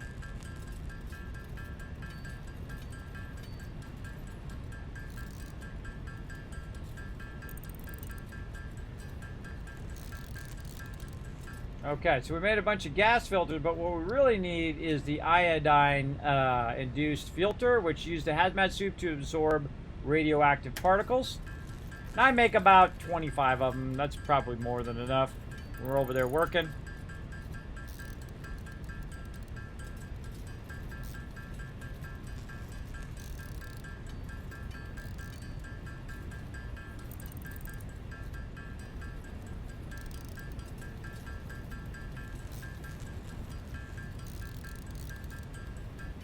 Good enough. Okay. Now this is getting too messy over here, everybody. We need to clean up this mess. Now the first thing we want to do is take out the stuff that we don't want to sort, which would be our vehicles, anything like that. Don't want to sort that. Anything that I don't really want to sort down the line that I know I'm just going to use here in about 5 minutes. And maybe some of our turbo fuel here. I guess I'll keep that and this. Now this is a whole bunch of stuff, and what I can do is just take this stuff, because I built this into my base, and just throw it all in there, like that. And then I can go to this one behind here, throw all the rest in there. Now what it's going to do is take all that stuff and put it back in a box for me, which is awesome. I'm going to do the same thing over here. I'm now going to take all of this out, and I can tell you there's some things in here I know I'm going to keep. I'm going to keep this and the tickets, maybe all of that ammo in there. I could put that in my other thing there. Let's go ahead and again put all this stuff in here that we just want to keep. Most of this other stuff, no. Alright, so all this other stuff right over here. Go put it back in the box. Alright, what else we got? A bunch more stuff over here. This stuff belongs in there. And we got all this stuff, which we don't even need anymore. We just throw that away. We got some other kind of fun stuff there. Pulse grenades, where I was trying to use the pulse grenade, by the way, to push that guy off there. But he didn't get knocked off of there, which is a bummer. I tried to knock him off the side so he'd fall to his death, but it didn't work. He can take a hit. And there's a bunch more stuff that can be sorted. And there we go. And you're like, well, Kismet, now you got no resources. True. But I can just always go back and grab them. I can just take out what I want to bring with me. Let's say a little bit of this, some of this. I'm going to bring a little rifle ammo.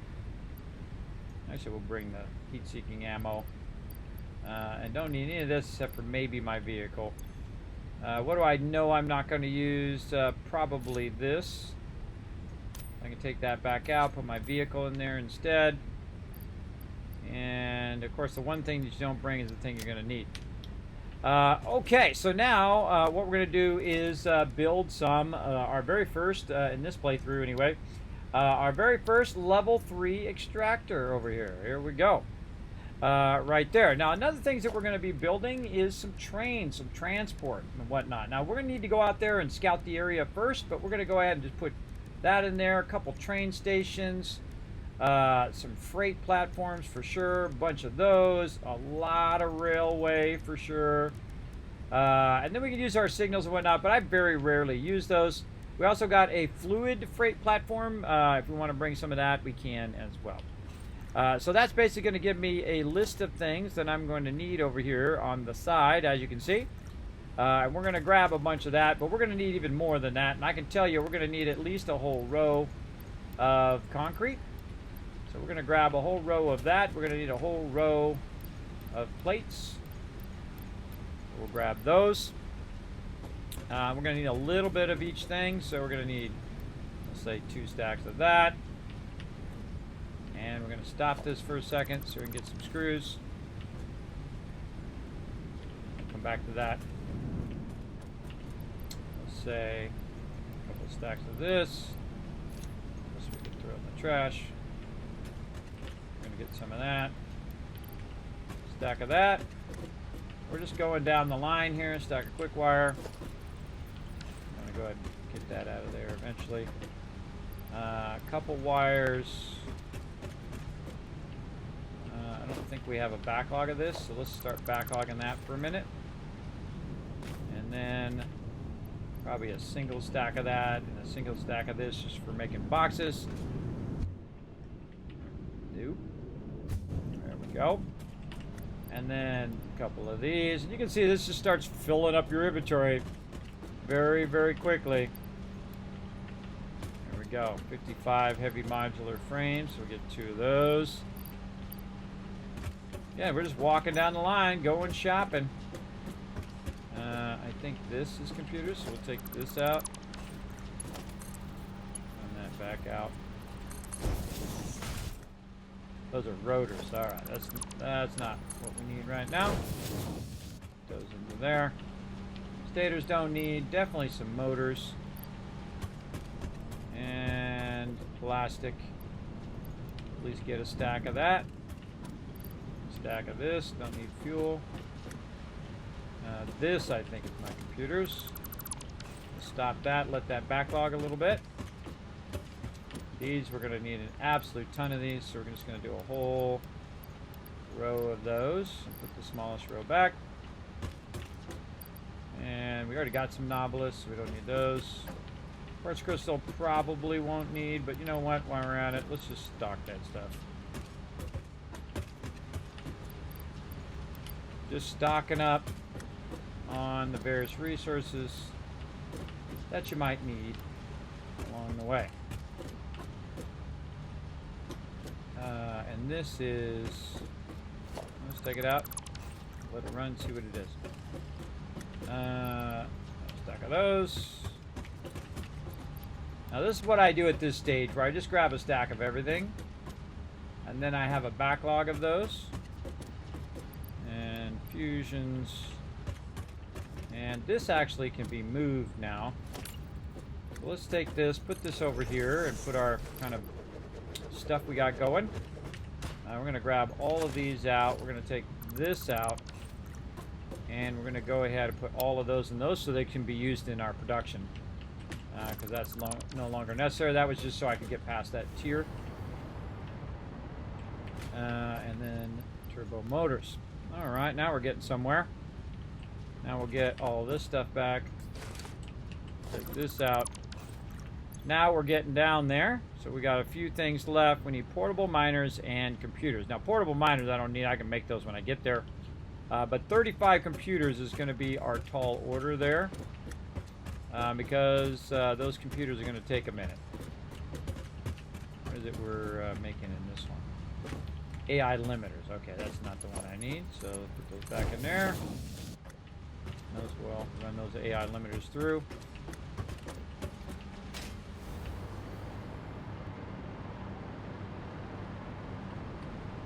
This is computers.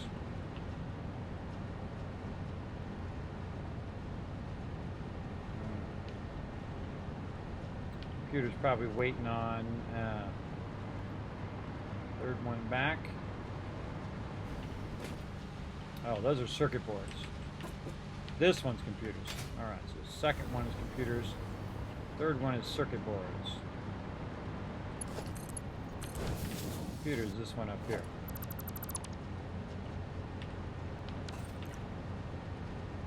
Alright, so we're going to have to let it backlog some of those computers. And let's go see if I had any extra on me earlier. See it running all the stuff down and sorting it. Pretty cool. Now, if I did have some on me earlier, I can just run back over here and just grab them out of there. That'll save me some time. Have any computers in this one? No, this one. Oop. That one's still sorting. Should be running both of those. Oh, I have this extra one over here that I was using temporarily. Let's just fix that back the way it was. So that goes twice as fast. It runs that stuff down there. Again, I could have just grabbed it from these boxes, and that's what I normally do, just grab it from those boxes. But eventually it becomes a huge mess, and you just got a ton of that stuff laying around. And the best thing to do is just throw it back in your boxes so you can utilize your boxes. All right, how are we looking here? No computers? Something to do with our computers here. Let's go check out what's going on with them. If I didn't accidentally take something out. Yeah, waiting on circuit boards right now.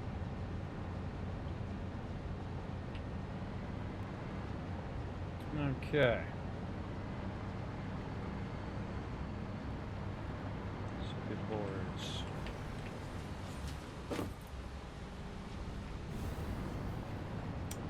Let it make its circuit boards. Let's go ahead and check for any of these other ones that I took out that I need. Here, some of this. Definitely gonna need that. Run that back in there. All these are running.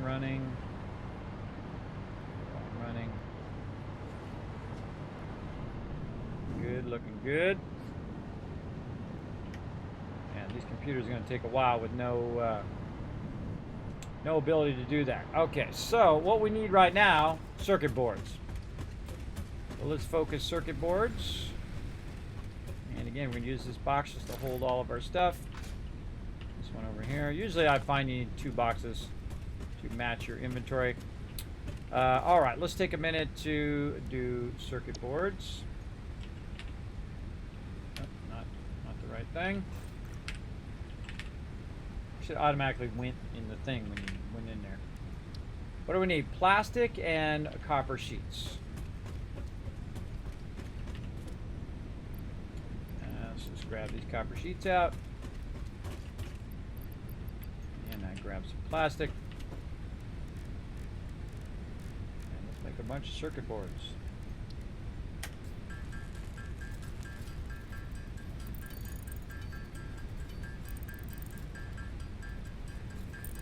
Sometimes you can just make them yourself to make it go faster. But there's definitely a slowdown in our circuit boards, and now that we have level 3, tier 3 extractors, we could upgrade all of this. We could make all of this go faster if we wanted to, but what we're trying to do is nuclear power first and get all that working, and then once we get our nuclear power working, then we'll be good. Now another thing we can do, instead of waiting around for it to make the computers for us, is we can make the computers right here. So we're going to need some cables, and we're going to need some screws. Now it just so happens that I have some cable in here, and we're going to go back and get ourselves some screws here in a second. A little bit of screws there. We have the screws stopped over here on purpose so we can grab a bunch of those and run those back eventually. So all of our stuff keeps running, but all that other stuff is irrelevant right now. What I would need is I need these computers to do that. So for 30 computers, man, did that time already go by already? Did my timer just go up? My timer is done. Wow, okay, that was like an hour like this. So what we want to do is backlog a ton of these and just make an absolute ton of these circuit boards, because we need 10 circuit boards per 1 computer. And to make that many computers that we need, I forget how many it is now, 35, and we already have some, is going to be like 350 circuit boards. So let's go ahead and grab this, and then we'll let this backlog again over here. We end up with a ton of these backlogged. Then we'll just make what we got.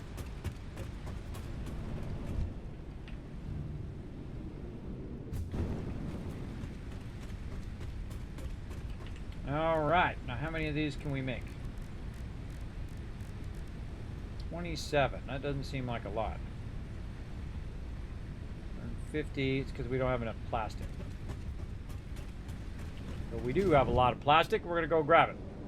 Now, I've actually already done this earlier in this playthrough. I find that those circuit boards are a pretty big bottleneck at some point, but you can just like make your own circuit board factory and be making a ton of them.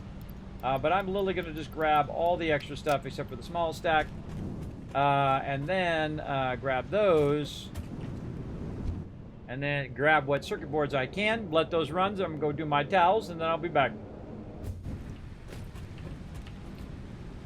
And, we need the copper sheets. And there we go. Let that all backlog. Let's see how many we can make now. Still only 2 because we don't have the circuit boards. Just double checking that. And we have 206 circuit boards we can make while we're waiting for our copper sheets to backlog. So we're going to start those going. I'm going to go take care of my laundry and let you guys watch that for a second. I shall be right back. Hey everybody, I am back. Took a quick break there to work on some towels and to have a bite to eat. Getting it going on. You might have seen a mystery ghost person running in there, running my character around. It was me. That was me running that around. There you go. Put a 1 in the chat if you can't see and hear me. Let's see. Hi there, Defro. Thanks for coming in. Says I play a lot of Sims and City Builders. Favorite game right now is a shooter called Escape from Tarkov. I've actually played Escape from Tarkov. Incredibly great game. What's my favorite part of Update 8? Great question. Great question. Great questions earns you 1,000 Kids Caps and everybody else in the chat. 1,000 Kids Caps. My favorite part right now, blueprinting. Blueprinting is incredibly awesome. You can see that I'm making a bunch of circuit boards here so we can make ourselves some computers over here. That we burnt up all of our computers. We had stacks and stacks of them, but we burnt them all up to get our higher level stuff. And so now we're going to go ahead and make a bunch of them so we can get our nuclear power going. Now my goal is to work on encased uranium cells first. Also to do some locomotives, some train stations, some freight platforms, all of that kind of fun stuff. But we need to get all of this part going first. And once we get this going and we get our computers here, we'll be ready to grab the rest of our loot and to get going. Oh my gosh, it's like leaps and bounds improvements to blueprints. Holy mackerel. Like great example is in update 7. You can put your blueprints down and then you're like, oh, I don't like that. And guess what you had to do? Take out every individual thing. Now you don't need to do that. You go in to remove mode and you go into blueprint remove mode and you click that thing and it takes the whole thing out in one shot. It's awesome. Incredibly awesome. I've also been stacking blueprints like A, B, C, D, stacking them vertically so you can make different segments of what you're trying to build. In the case of factories, you'll see when I turn around here, I got a lot of blueprints running. Let's try to finish our computers first, and I'll give you a quick little view of what's going on. Now, I'm in the later game right now, and my goal is to be as efficient as possible, both with my time and with my resources. So that's what I do. I try to use the minimum amount of resources and the minimum amount of time for the maximum result. And that's what your parent company, Fixit, wants you to do. In fact, that's what every company in real life wants you to do, too. I can tell you that for sure. But, yeah, so that's what we're doing right now. We're getting that all together. And getting that going. So yeah, the updated blueprints are awesome. Now they also have a nudge mode that you can use when you're putting your blueprints down or when putting any object down. You use your arrows and it just nudges it right into place, which is awesome, especially when you're trying to stack them multiple on top of each other. You know, sometimes it doesn't quite land right and you hit H for hologram mode and then you nudge it right into place, which is also incredibly awesome. There's actually a huge list of Update 8 stuff, which I have right in here, which we've been exploring a bit in this playthrough.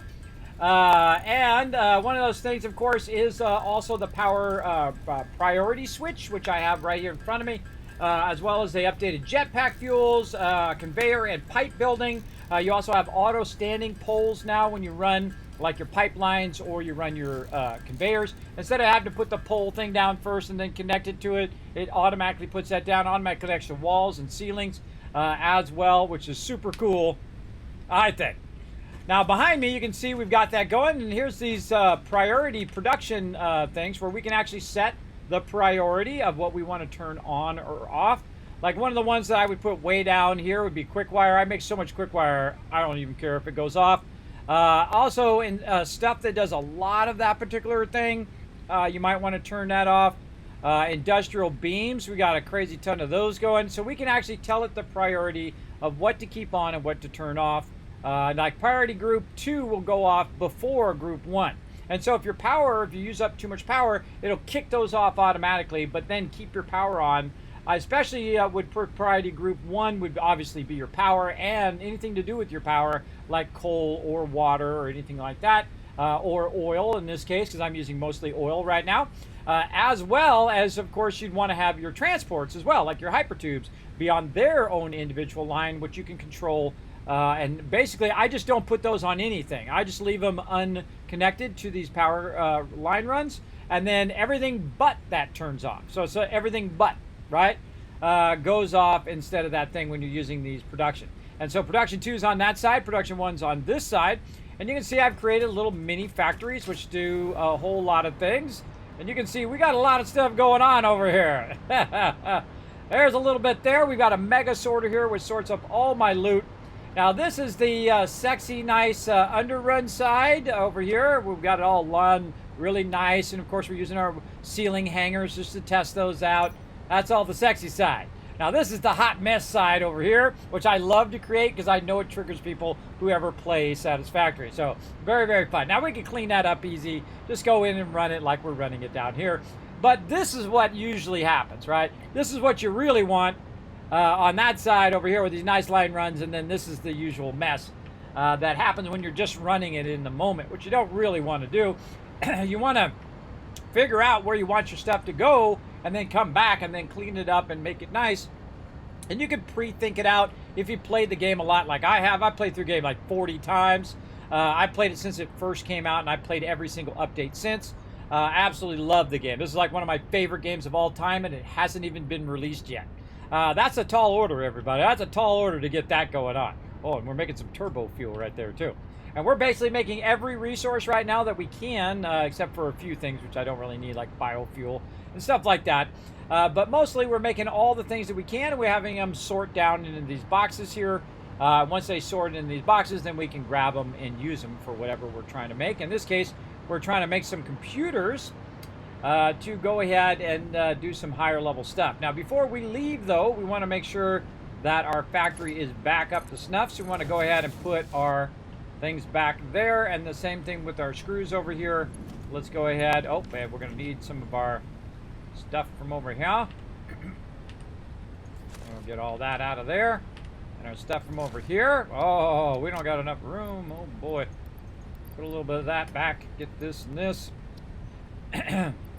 And maybe a couple of these back. Actually, we can just use that up.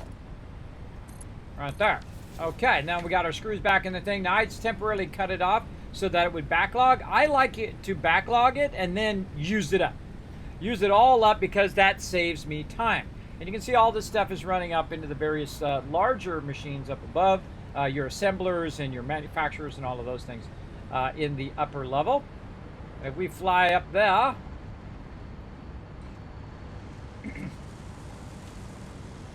like so, we can see that we have manufacturers up here, various different other things going on, including our space elevator, and over there we have a massive amount of oil being produced as well. So a lot of good improvements absolutely to the game.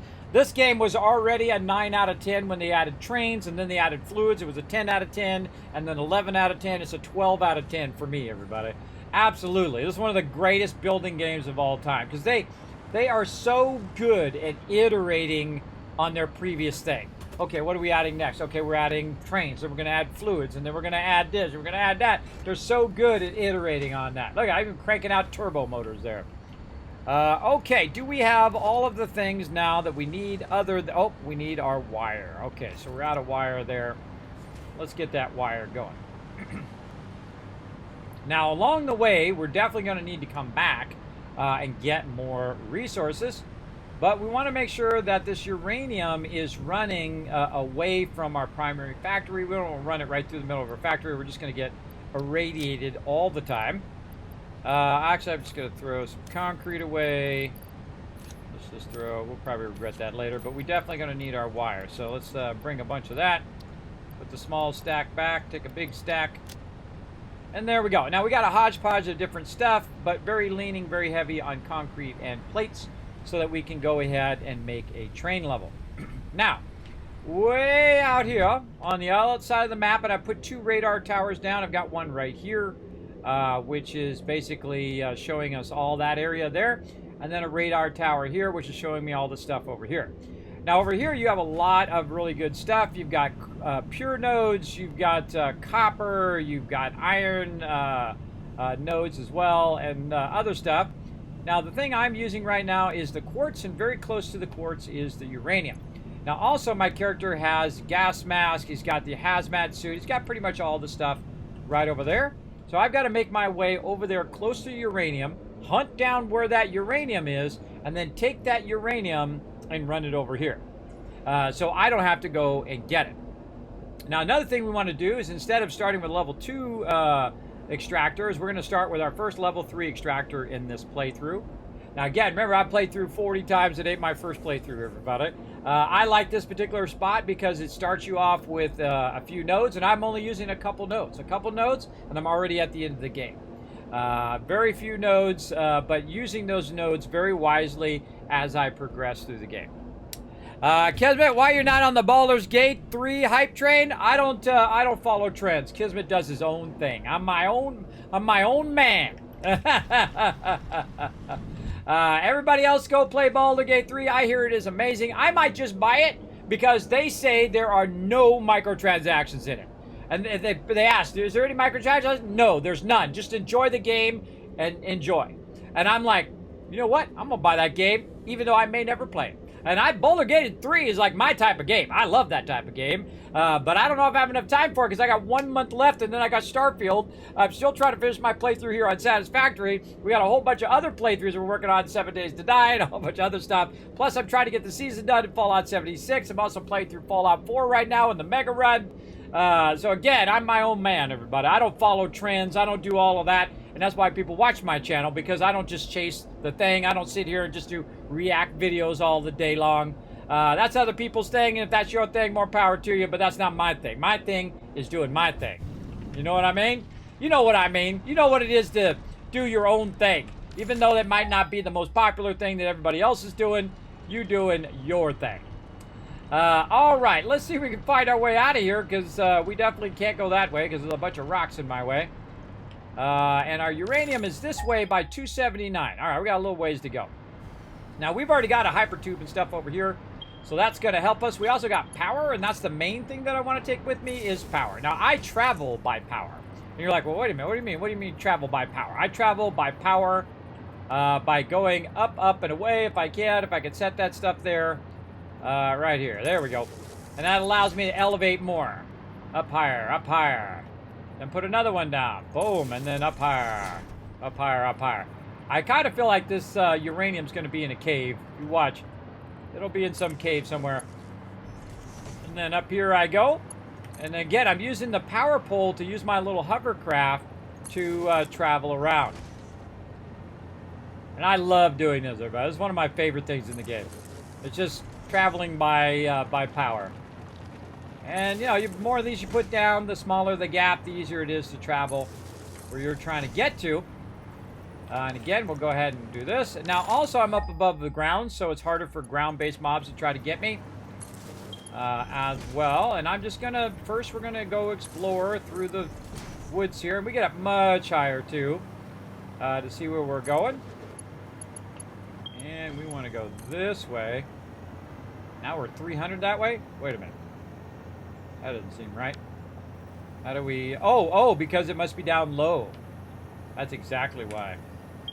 That's exactly why it's like that. Because I am I'm up higher. So that's giving me a hint that it's down lower because of the way that it went up to 316. which means it's probably going to be at the lower ground level. Now, when you're going through the woods here, after it save lags me, when you're going through the woods here, I suggest that you go down below the trees just because it's easier to navigate your way around. Now, we're not looking for little wormy guys, but, you know, we see some. I just think this is a fun way to navigate. Oh, speaking of wormy guys, there's one. More uranium. Let's just sneak in here and grab them without even touching the ground. There we go. And maybe get rid of some of these screws. I don't like to have my inventory full, so I have a tendency to take it out. 187. All right, getting real close. 187. Let's go, baby. Now we're just going to speed up a little bit. Oh, I can see it from here. It's right there. All right. Now this is how Kismet gets it done. You ready? Here's what we do. We go to Mark 3 right here. Now, before we do our Mark 3s, we're going to need to, our equipment thing here. Just going to drop it right there. I can use it from up here, by the way. Now we're going to need 3 slots. I would take the screws out first because those I don't really need, so I'm going to throw those away. We're going to make these 3 miners that we need. Now again, since my power never goes off, it constantly runs at a consistent level, I do pretty good just by floating up here. Now I don't need to go too close to the uranium because I'm going to start getting, there's some uranium up here, I'm going to start using up my stuff so I can actually build from really far away over here and just kind of get an idea of where I want. Now my goal is to take this and to run it back that way, where I just was. Lucky that you found this most valuable artifact. Oh, Ada's getting creepy. She's getting creepy. Now, the only other thing I need to do is take this and run this way up. In fact, I'm going to run it way, way up. Above the tree level, like this. Now, I'm going to go ahead and look and see between here and there what kind of level we want. Let's say Harvest. right here. Okay, so quit being creepy, Ada. And then, by the way, I can just start this up right now. Boom. That's it, because I brought the power with me. It doesn't matter how that power's run as long as it works, I think. All right, now also I see one of our little squishy friends over here. We got room. Let's go grab him. Because we're going to need all of this in the long run. Now, one reason I do need to go down here, and I'm going to take a little bit of radiation for that, and that is because I'm going to overclock this baby to maximum clocky-clockness. Oh, another one. So I never have to go over here again. Now this is a Mark III. So this is as good as that's ever going to get, is 600. Now this line that I'm running is 780. Oh, I hear some spiders. Oh, that's that radiation. That's radiation. So I'm getting radiated, so I'm trying to move away from the radiation. There we go. So I don't need to be too close to the radiation, and basically I'm going to go ahead and start that up, overclock it. And it should have ran the radiation stuff up there. It did not. Okay, why is it not running? Let's go see why it's not running. It's got 100 uranium in there, and something went wrong with our lifters.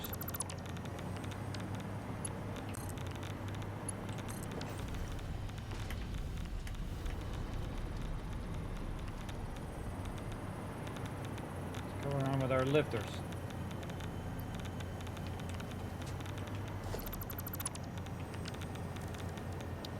Now, I do have filters, which is going to help me, but I will start taking damage if I run out of filters. I want to know why this is not running out of there.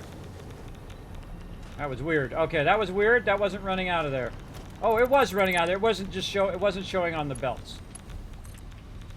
Okay, that's fine. That's fine. It doesn't work perfectly every time, but remember, I'm not only is it early access, but I'm also in the experimental version of early access. Okay, there we go. Now we got it, but we can't quite see the thing, and that's okay. So now what I'm doing is I'm having it backlog a ton of those resources into that box, so later on I could utilize that. Oh god, I'm like massively radiated.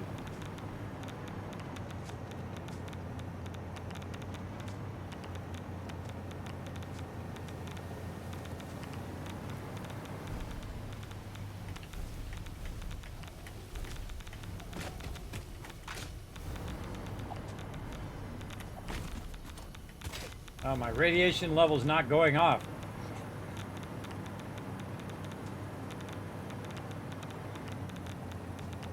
Burning up my filters.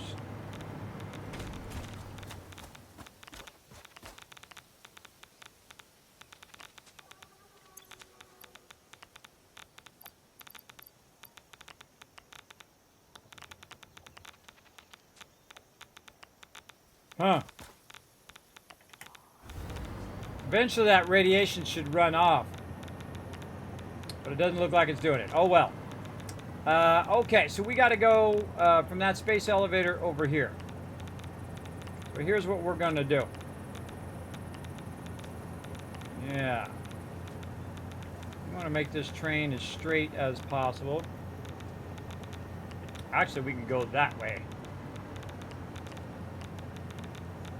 Yeah, we could go that way and cut across that right there.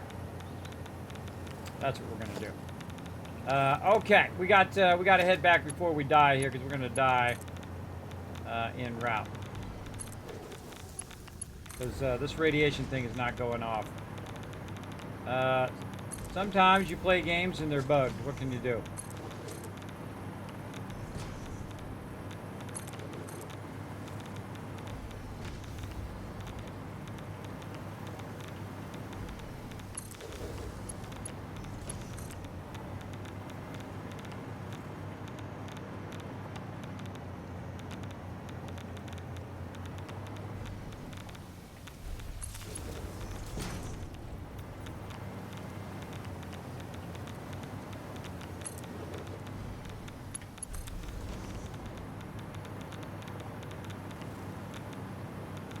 This way.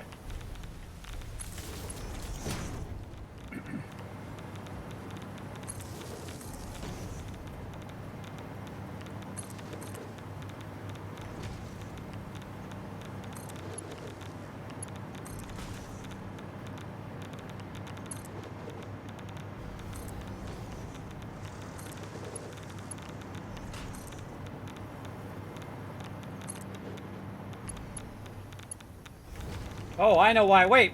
I know why.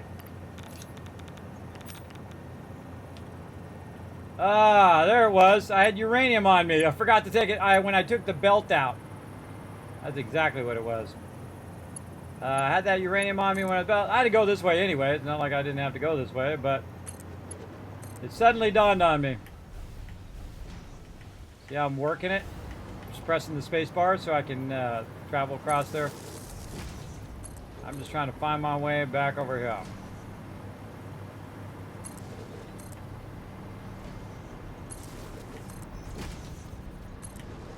Okay.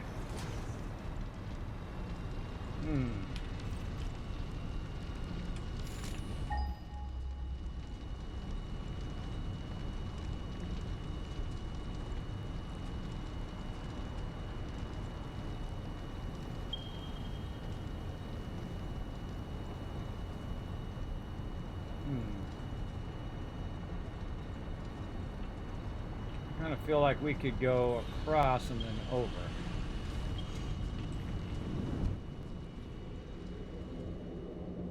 All right, here's what we're gonna do. We're gonna go this way.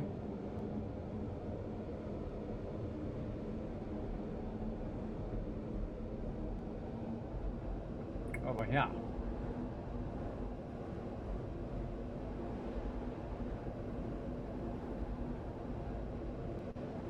Cool factory down there. Just getting it started.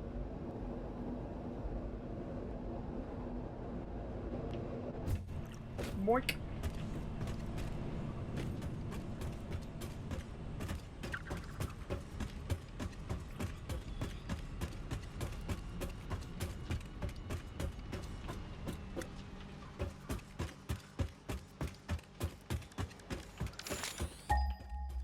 What is this? Oh, that's geyser.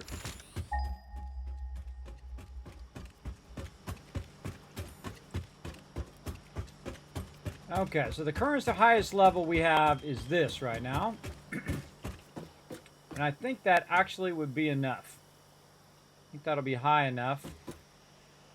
We could run it through here, maybe over here.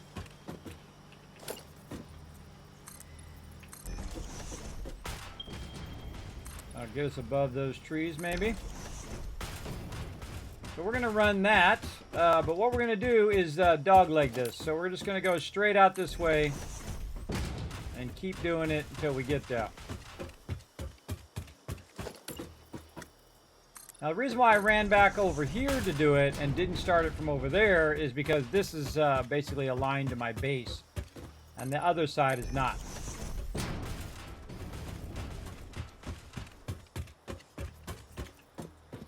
I see more wormy guy down there.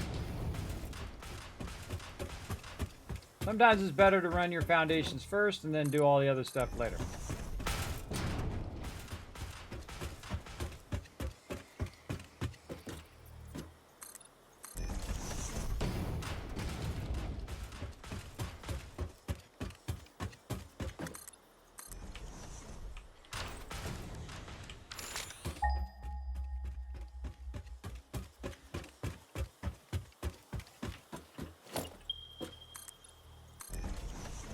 That way. Now this is going to make the travel time longer, but you can always adjust for that by doing more trains. We're going to have way more than enough, everybody. Way more. I'm just hoping that this goes across the top of these trees. That's my big goal right now. That's perfectly above these trees. Oh, look at that. That's called luck, everybody. I would love to say it was skill, but that's just luck. That's just luck right there. Now again, I want to keep going until this thing tells me that it's to the north of where I'm at. Okay, so it's not quite lined up with me, so I can just keep going this way. And then when I turn, eventually that should be exactly that direction. Let's keep on going. And while I'm walking, I usually ping again. Getting pretty close.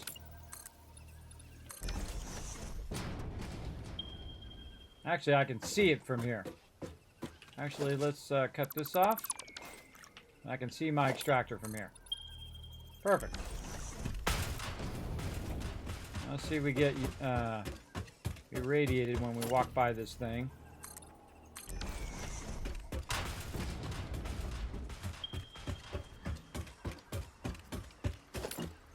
Oh, that's perfect.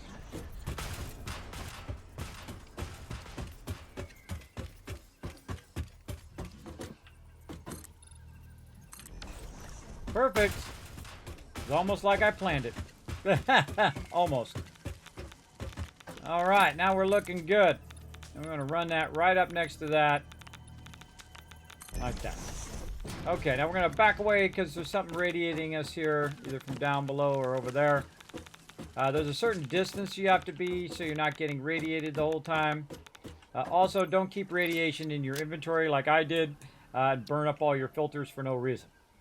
Okay, so what we want to do here is we want it to take the uranium and bring it back to our base. Now, I could just, take it and run lines and all that, and that would be super easy to do. But, you know what else is fun? Making trains. So that's what we're going to do. We're going to go over here. We're going to make a little train station right over here on this side. And since this is a nice open area right here, we've got plenty of area over that way. We got trees in our way that way. We'll go here. All right. Now, there's multiple different types of trains where you can run a train where it goes around in a circle. There's all sorts of stuff you do. For me, when I start, I typically like to do what I call a push-pull train, where you have a train on both sides, right? Now, push-pull trains, the most important thing to remember about that is your train stations need to face in opposite directions. So, if I'm putting my train station down, by the way, if you want to override this floor is too steep thing, just hit H, and it overrides it. It's so awesome. That's part of the new update, by the way, part of that new update 8. So it'll still go on there even though it's kind of hanging over the sides. So one station would face in this direction, and then the other station would face in the other direction.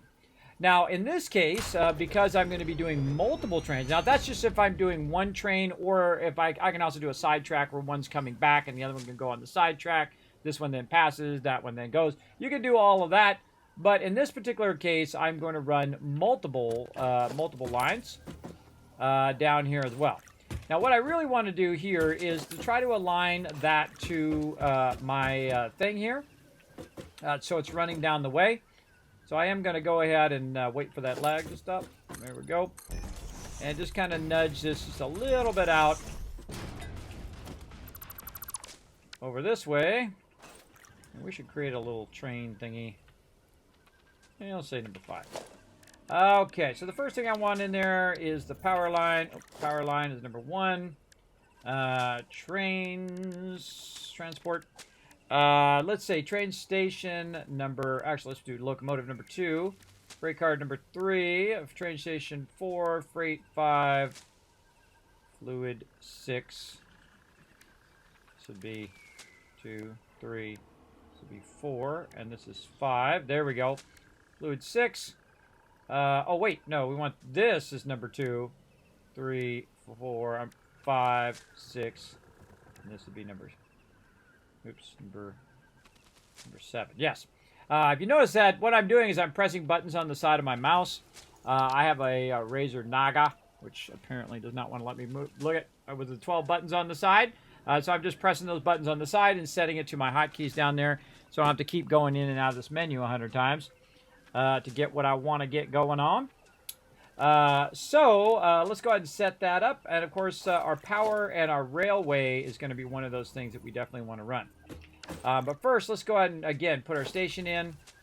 And again, our station can go ahead and go down here when it feels like it. And we'll move it forward. It's trying to elevate itself. That's because that tree's in the way. And we'll just nudge it over to where that tree is. And we want to line it up somewhat to the center of that one. And there we go. And this one's going to be where our train is over here. And what we'll do is we'll actually take out a bit of this, and we'll have this. I like to run it 3 wide. You could get away with just 1 wide if you center it. But I'm actually going to have the train station going that way. It's very important. Because on the other end, you would want the train station to go the other way, because the train, one train would go toward this one, and then the other train thing would go the other way. Big time. Now, one of the things it's going to do is to run up in here and get some resources. So we wanted to grab that uranium. So to grab the uranium, we're also going to need a freight platform.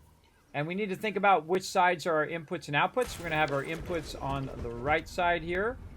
Or actually, let's do the other side so that it's not in the tree. So we can just rotate it like this, and now it's on the other side. Easy peasy. There's fluid trains, and there are item trains, which is what this is. This is going to be an item train. This item it's going to have is uranium. Now, I'm not going to run this over here right now. You want to put this really far away from that, so you can work on all of this first before you ever run any of that uranium. You want to get your trains done. You want to get all your lines run. You want to get all your resources ready. So you can just come back here, plug in that uranium, and then it's just going to run it down the line, right? That's all you want to check, is that it does run it down the line. Now you can actually put some stuff in here. I'm going to actually put some aluminum in there just so that it picks up that aluminum and brings it back. I'm going to test it with aluminum first. Now, we're also going to probably need a way more frames here as well. I'm going to take these out of there. And then we're going to run also our train tracks back. Now, this is all we really need is just one freight thing and then one thing there. Now, another thing that I'm going to do with the train, though, is instead of it coming here and stopping and then going back the other way, I'm going to go ahead and extend this front side. And we're basically going to make it where it can just go straight. And then if there's a train behind it, that train will wait for it to get out of the train station and then go ahead. Now also we're going to get a bit radiated here. Now the toughest thing I find is curves and doing curves on this. It takes a little practice getting those curves in.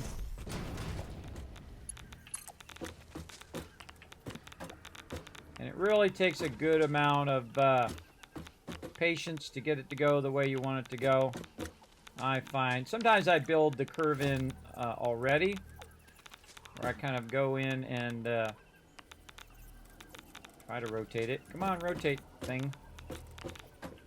Rotate my thing.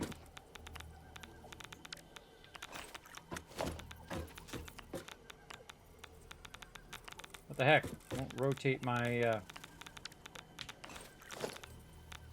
my railway. Oh, it does it here. Okay, whatever. Whatever.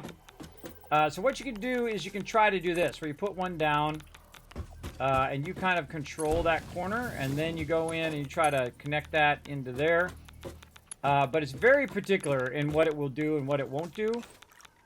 So we definitely want to go in and just let it do its thing, because we don't really care, because it's all going to be flat in the long run anyway. And that's what we want. We want it to be as flat as possible, so the slowdown basically never happens. Like trees in my way here. Trees!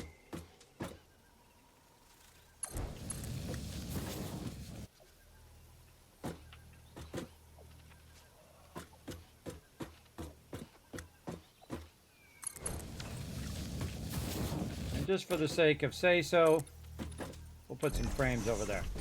So what I'm basically having it do is go out, come back around, and then end up right next to where my entry one is. Now me, I like to run all of my lines at what I call max distance. Now, your first line here should not be at max distance. It should just be a little one, and that's so that you can get it lined up. You might also want to run this and figure out what the kind of max line run is. See right there where it turns red. And get a general idea. We'll say, right there. And then just do yourself a solid so that your line doesn't get too messed up here. Make this a little wider. So your line doesn't get too messed up by aligning it perfectly in the center on its own. I don't know why it's got to be so close to my character. Oh, because we got to run some more stuff out here. It's just an awkward thing to do. So basically we want to line it up. Get it close to what we want. Come on. Oh, God. Just hit H. Oh, you can't nudge these. Oh, well, that sucks. Of all the things I would want to nudge, this would be it. Okay. That looks good to me. There we go. Okay, so I made a little segment, and what that does is that perfectly centers it on the foundations. And then now I can just go ahead and connect that back. And then if there's any kind of little movement or twisting or whatever that's going on when you're coming out of the main thing, it'll straighten that and get that going. Like the thing is just slightly over, just a little bit. I can see it from here. You can see it start to cut in like this. And that just fixes that problem, so you're not running that problem constantly as well. Of it doing that weird kind of turn corner thingy. Let's go ahead and do this. We can get this. Now, rarely do I do this. Normally, I do what I call a push-pull train. So this is going to end up, let's say, right there. Now, same thing. We're going to go over here and create a little segment. Pretty much like this one.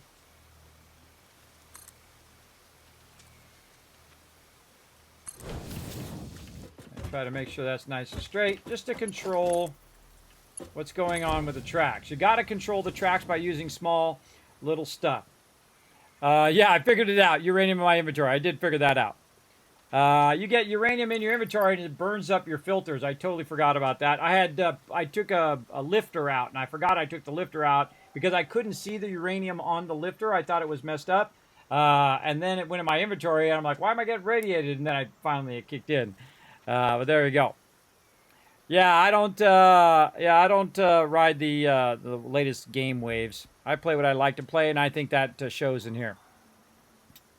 Yes, you can blueprint trains, I believe, but the problem with trains is really you're running train tracks most of the time, and you could run them 4 if you wanted to, and then put them down.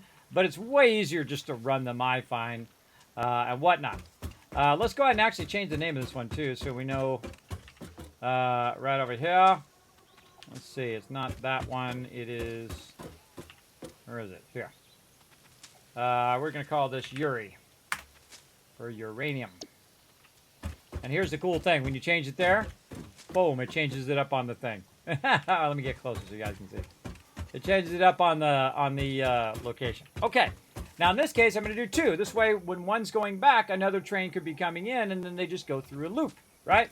And that's the easiest thing if you're going to do multiple trains. If you're going to do just a single train, no big deal. You can just run it on its own track. Now I just keep running until it turns red. In this case, I also need to add my foundations, and I definitely am going to run out of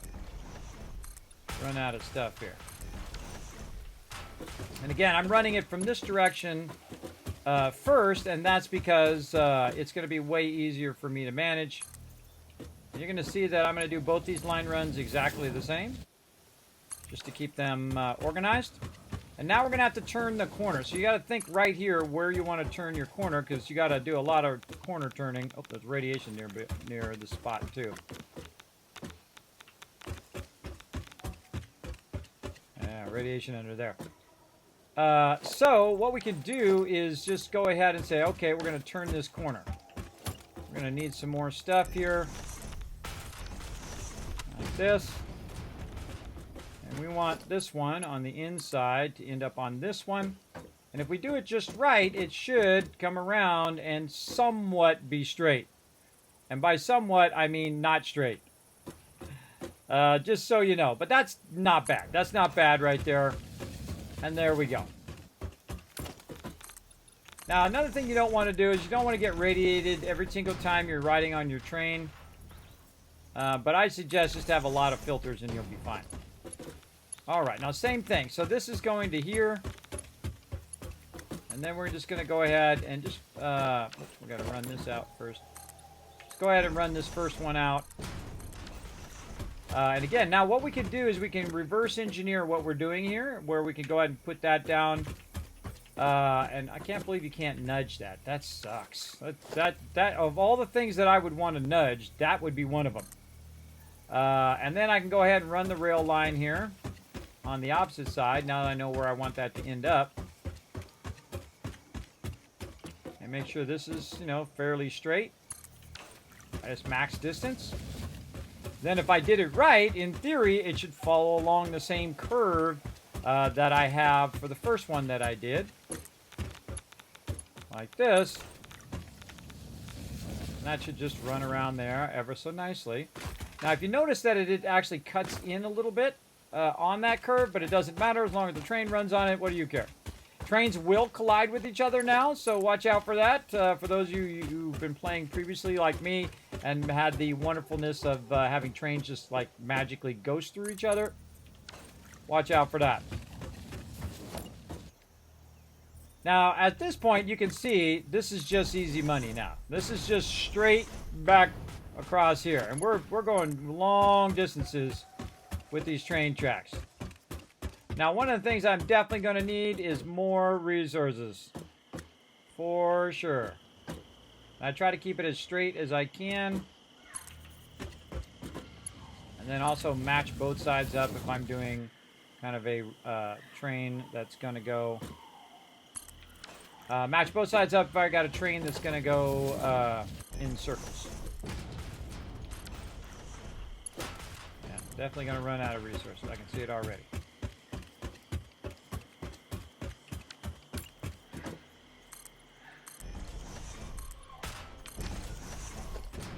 Just want to keep it as flat as possible so that the train does not vary in its speed. I don't want it speeding up or slowing down. You're like, well, Kismet, why don't you want it speeding up? Well, to make it speed up, you have to make it go down at an angle. And to make something go down at an angle, you have to make it go up an angle first. And I don't want it going up, and I don't want it going down. I just want it running straight out here. Way out this way.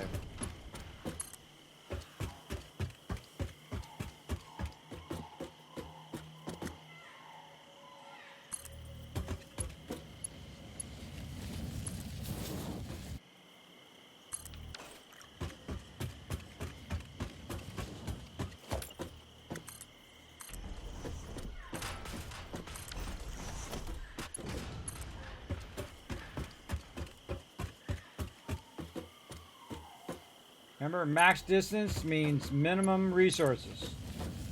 Ah, and there we are, we're out. But luckily, we're not too far from home, and if we really were smart, we would get our vehicle out, go for a little drive. Let's do it.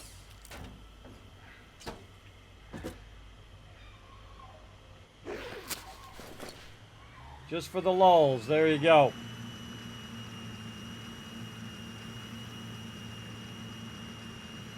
Now, that train going to make this little thing go way faster.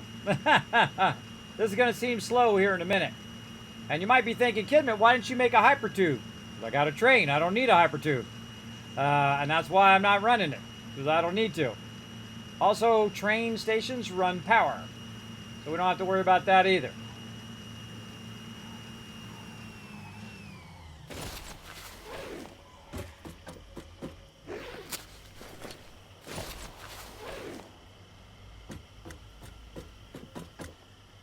Some angry stuff down there.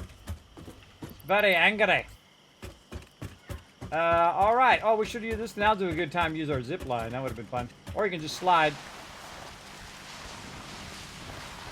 Or even more fun. Oh, missed it.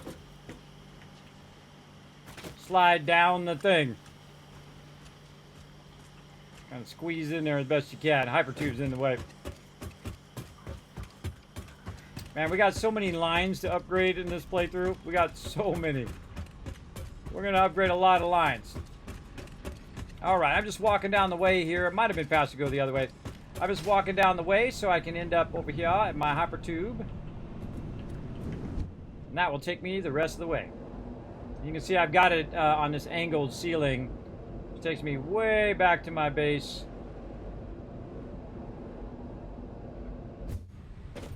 And there we go. We used up a bunch of resources there, which is nice. There's just more room in our inventory. Alright, there's our pipes. Whoop.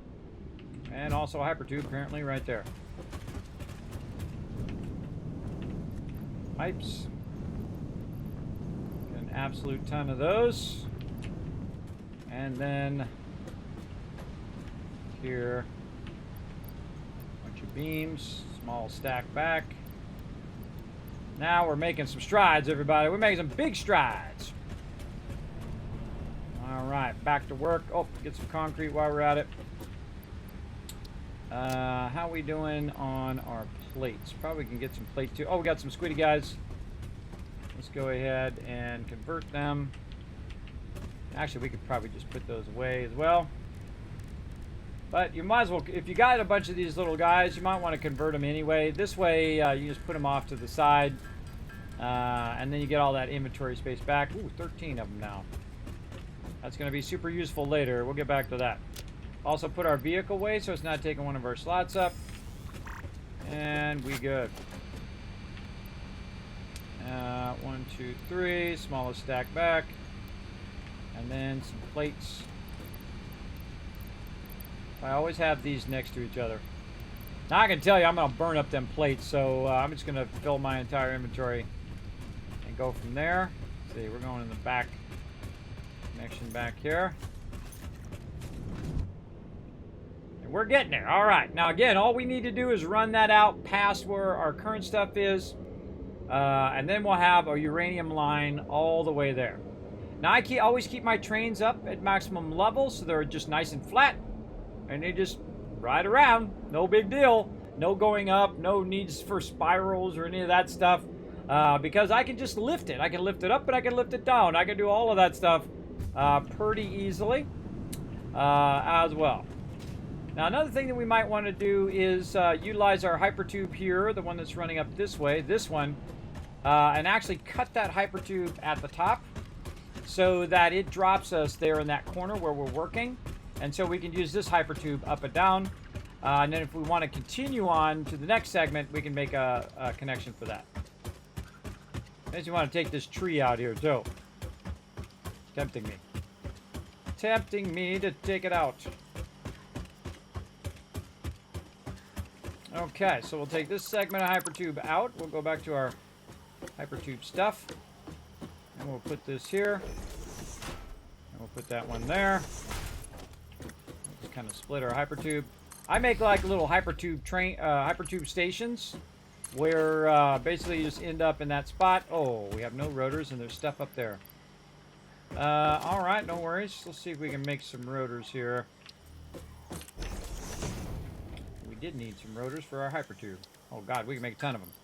Okay, let's see. What are we doing? We can do some line runs here. That'll burn up some of our resources. Not quite enough. We'll fix that when we come back.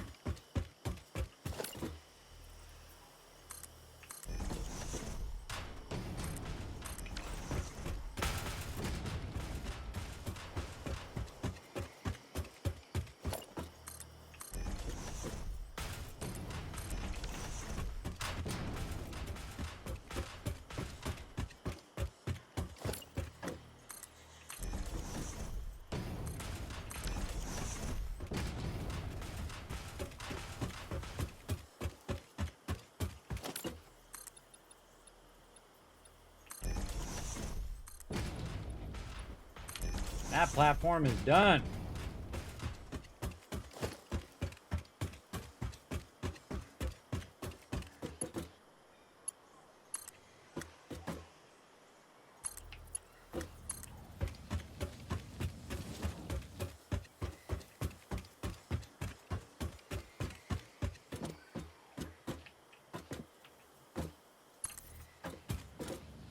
Straighter you keep this, the faster that train gonna go.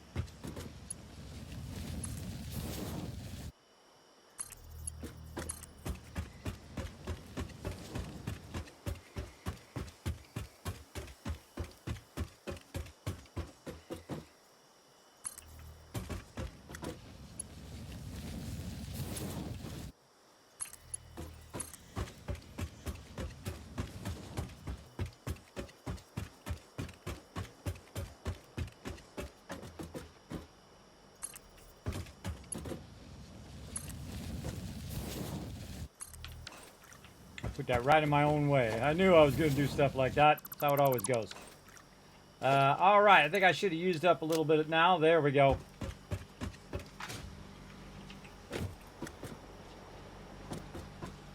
Darn box out of there. Damn boxes. Okay, now the question is, does a train fit under here? Let's find out. Put a locomotive there.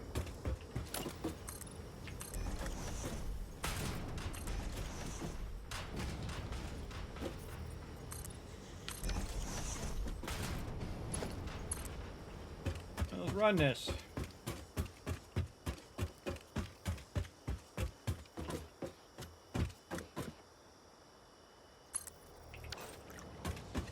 Doesn't look like it does to me. But luckily, it just happens to be right at this particular point that we can go ahead and soup that. We're going to lift that up and over the train.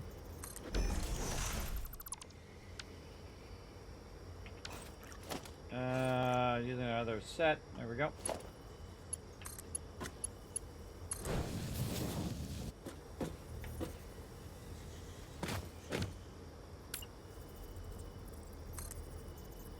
How many are we up there? 1, 2, 3, 4.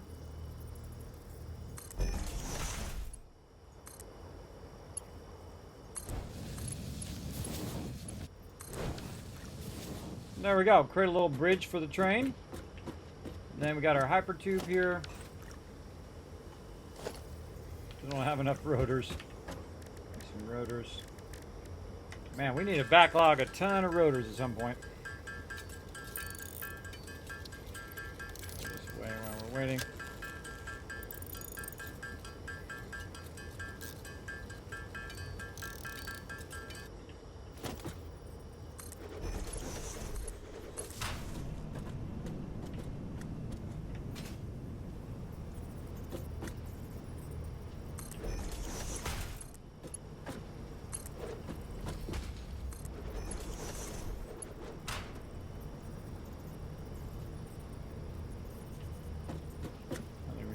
that when we connect to this one. Looks high enough not to hit the train. Now, if I try to get on the train and move the train, it has no power right now. I could have connected the power back there, but I'm going to end up connecting the power on this side. All right, let's get back to trains. Now that we got that problem solved. Oh, that's going to be real close to that. And let's keep going. You're like, Kismet, aren't you going to run it down the side? Absolutely not. I'm absolutely not going to run it down right down there where my whole entire base is. This is uranium. This is radioactive material. I do not want it running by my base. I want it running on its own line way away from it where I don't have to worry about it. And yeah, it's going a bit out of the way, but again, you can just add more trains. Make it go faster by adding more trains.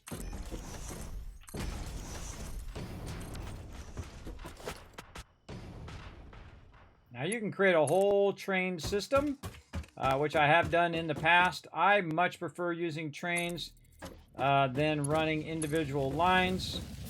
And because the trains can move bulk resources much faster than your lines can. But the thing about lines is they don't use any power. And they always are running. So even if your power goes off, they'll still continue to run whatever is in the box and whatever's in there. That's why I also like to backlog the box so that the box still runs, even if the power cuts off. And we got some ways still to go. Let's go. Right over there. Back up a little bit here. If you notice, I'm being very systematic, doing the left one first and then the right one. Doesn't matter how you do it, as long as you do it consistently. I find.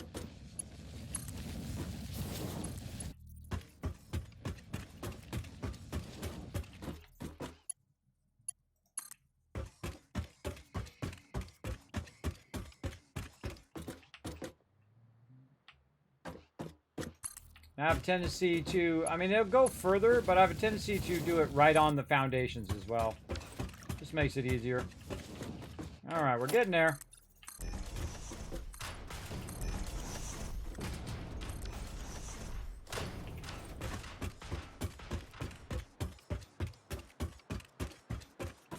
And so you can see where I'm going to end up.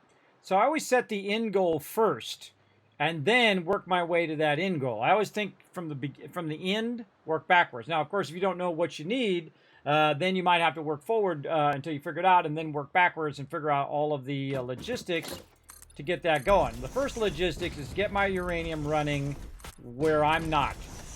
So I don't want to constantly get radiated while I'm doing other things. And eventually, all of this stuff is going to be tied into other stuff, too, which we'll get to. Right now, we're just starting with the basics. Just starting with some uranium here.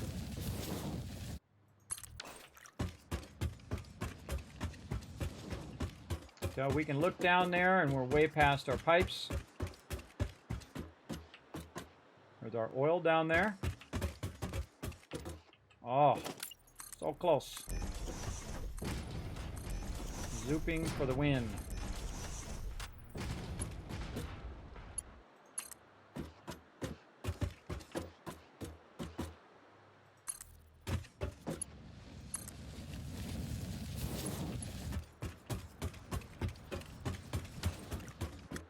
Now we're looking. This is looking pretty good. All right, that looks good to me. We'll go one more round here. Just to kind of poke that out like that. And then now we're going to work on our station. We'll run that down on the sides. And we'll get our station out. Now, it doesn't really matter which way this station goes. Oh, of course, I ran out of concrete. Hold on. Now we're going to pull up some of these. We have concrete. There we go. It doesn't really matter which direction it's going if you're going to go ahead and do it in a loop. This one's my primary loop here. So this is my primary line, and this one over here is going to be my return line. So this one's going to come back and go this way and turn around. Which way is this going to go? this way. Because I'm going to face them both in the same direction because they are going to end up that way. Now, because I put it in the center of this one right here, I can kind of just line it up to the center here. Watch your arrow directions that it is facing in this direction if you're going to do a loop. So it'll go that way, come back, turn that loop, collect, drop off the resources, and then go back that way. So there we go, and now we can just go ahead and let's see if we're close enough to just connect that to that. There we go. Now these two sides are connected.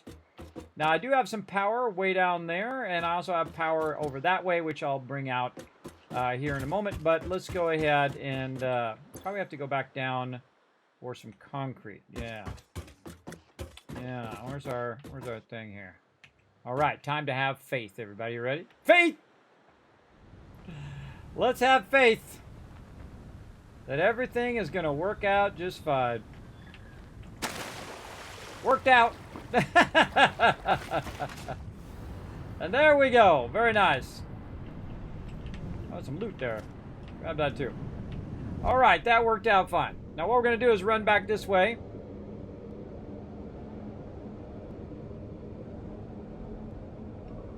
And grab some resources. Now, I suggest everywhere where you're doing a lot of building, you want to have yourself a box with concrete, and you want to have a box with your plates. So put all those in there, and so on. So all that looks good. Now, I really don't need a lot of these and a lot of these now, so really I can just go ahead and put those separate. Maybe grab a couple stacks of those. And I really need the plates and this more. Now what I've got to do is I've got to get it down from way up there down to here. And then run it out here on this outer edge. Where this is going to be away from my overall factory. And I'll probably actually end up running it way up that way. And I'll move it away from this here. So I'm going to run along my hypertube. I'm not getting zapped. So I need to get it from there all the way down, probably away from there too. I'll probably bring it down, I guess, at an angle. Or bring it straight down and then bring it out. And maybe I'll run it out and then run it down. But basically getting it away from this side over here so I'm not getting radiated the whole time. Now I could climb my way back up there from here, but faster if I just go and run in my hypertube.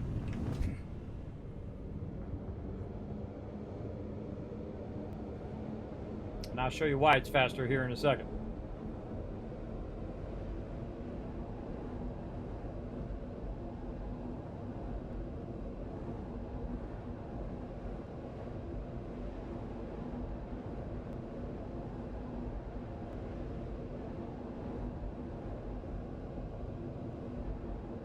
It's all my oil pipelines and all my massive amount of oil power. Doing its thing. Backlog of fuel, backlog of oil, more fuel, turbo fuel, you name it. Tons of stuff going on there.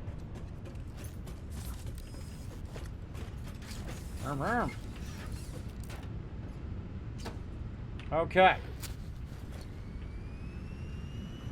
Now I've got a nuclear power plant out here. And that nuclear power plant is basically just kind of a placeholder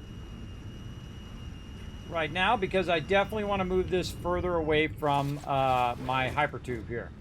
Now, how far do you want to be away? I'd say give yourself a good 5 to 10. I'm going to go 10 because that's just the way I am. So we'll go 1, 2, 3, 4, 5, 6, 7, 8, 9, 10. Doesn't have to be perfect, just roughly. Now, I'm going to go put one and zoop in a vertical direction. Like this, just to tell me that that's the edge of where I want my stuff to be. And I've left myself a nice gap away from what I'm doing. Now, let's go ahead and put this nuclear power plant down again. And we're going to put a bunch of these down in a row eventually. But right now, we just want to get the one started up. We get the one started up, we're already way ahead of the game here. Okay, we got that down. And we're looking good. Now, if we look at where that is up there and where we are, we want to go ahead and line that up so that this eventually meets that. Now this is going to take a lot of plates here to run this across.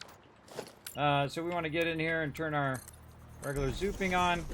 And so now we're just going to build out ourselves a huge area here to do our thing.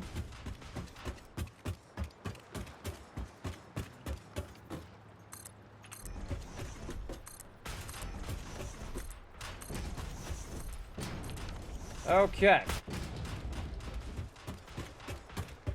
Now also what I want to do is line myself up to how I want to do my line run. So I'm basically going to go ahead and make this super easy on myself, and I'm going to go ahead and just use a ramp to ramp my way up there. Now eventually I'll pull out this ramp, but just to make it easier for when I'm running back and forth and working on stuff, this is going to make it a lot easier for me to do that. And I could also use a hypertube. I could even use a ladder if I want to. I find ramps to be the safest of all things, because you could fall off the ladder. Hypertubes can go off. Ramp never runs out of power. Never runs out of power, and most of the time you won't fall off it. But sometimes even I do, because you're not paying attention. Oops. You're not paying attention, and it goes off the rails.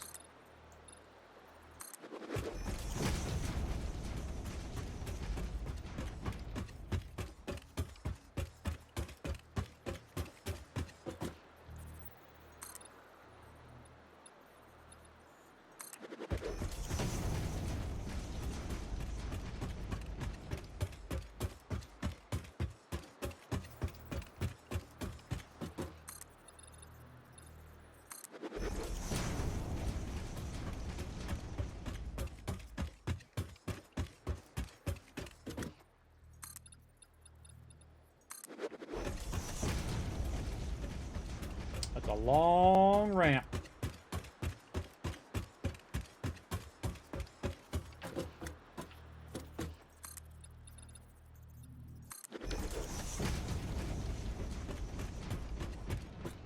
Look at that sucker.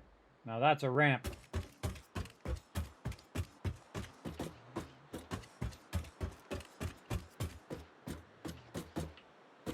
Oh, vertigo.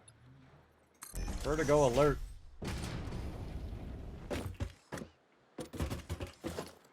Now I have a constant vertigo, everybody, so when I'm playing games like this and I'm up high like this, it's triggering heavy. Heavy, big time right now. But, you know, we just kind of power through it, do what we got to do. Try to cover up that bottom part so I don't feel like I'm falling. It is a torture. It's an everyday torture. There we go. Okay, now what we need is some way of offloading our stuff. So we want to go ahead and put one of these babies right behind here, and I'm going to have it offload on the right side so I can run that down off the side. Let's go ahead and look at where that's dropping. Yeah, I might run it straight down, or I might divert it over. Oh, there's one down there we could have went to, a little crash ship. Yeah, I might divert this over this way and then down. Again, this is all going to be radiated up here, so I don't want to be working up here when it's radiated. You want to pre-do all of your stuff before you get the actual uranium going. And we're going to test it with aluminum first. We're going to fill all this in like so. Okay, there we go. We got it going. Now, what we want to do is take this. We want to run that over there.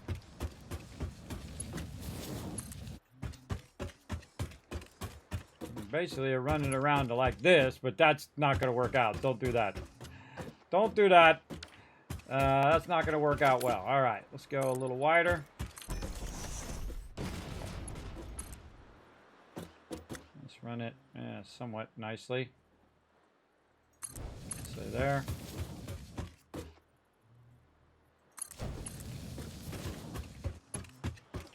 And see, it doesn't just auto-resolve itself, which I don't really like. This should auto-resolve itself. It should automatically widen that out to make that curve work. But it doesn't, which is sad. And this takes a lot of practice to get these curves right. But, you know, the more you practice, the more you'll get it going. Sometimes it'll say it doesn't work, which but you can make it work like that. And see, I don't really like how that is kind of squeezed like that instead of being perfectly round. Now, another way of doing it, we can take all these out instead of having small little segments, is, you guessed it, you work your way backwards, right? You start here, and then you start to curve first, like this. And then you try to get it to do what you want it to do.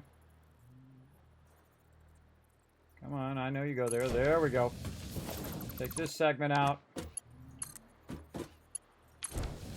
There you go. I just saved you so much time right there.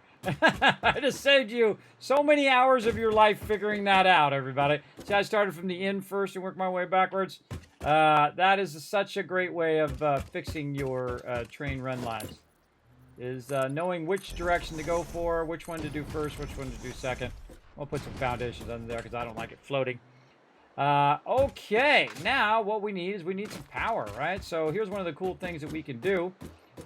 We can put a big boy right up here, big boy power tower right over here. I'm going to make it stick out just a little bit.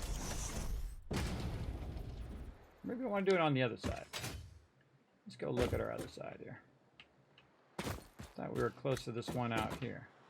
Yeah.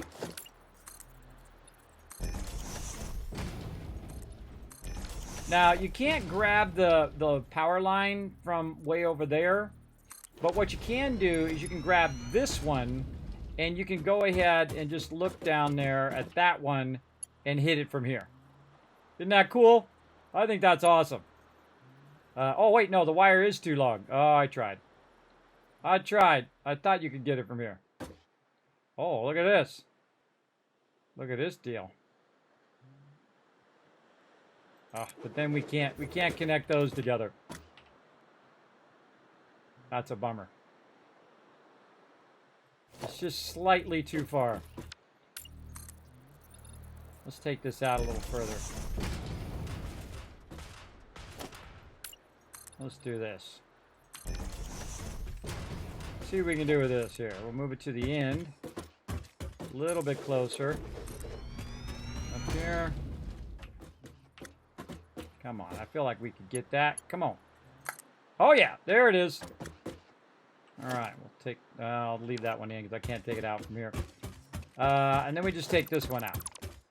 Because we can just take this and, oh, not that. Just take this. Connect that into the train station. Oh, or not. It's a little too long.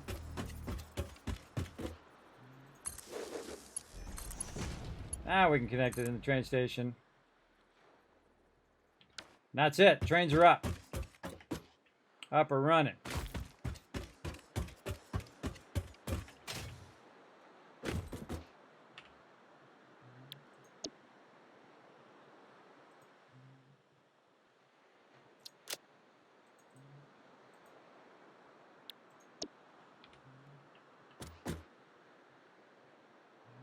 Now, we just told our train to go to Uri. Now, our train is actually going the wrong direction to go to Uri, so we should be able to put this in here.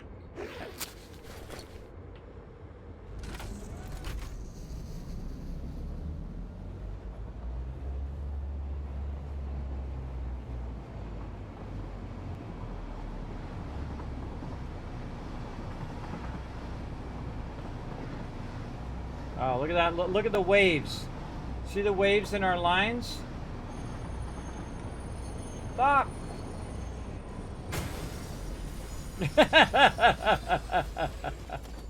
I crashed them! Alright, I think you can dismantle it or fix it. Re-rail. Re-rail. There we go. So you can't crash them into... I did that on purpose, by the way. But I can see my lines are wavy. And that's got to be fixed. I can't leave those as wavy. They're wavy all the way down. And this is the thing I was trying to avoid by making that one small little straight segment. I didn't even notice it. By the way, notice how I can fly? That's because power goes through these lines.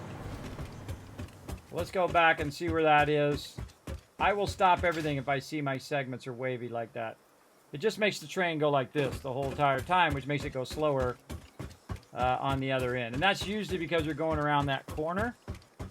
Oh, wait, I don't need to walk. I can just get on the train.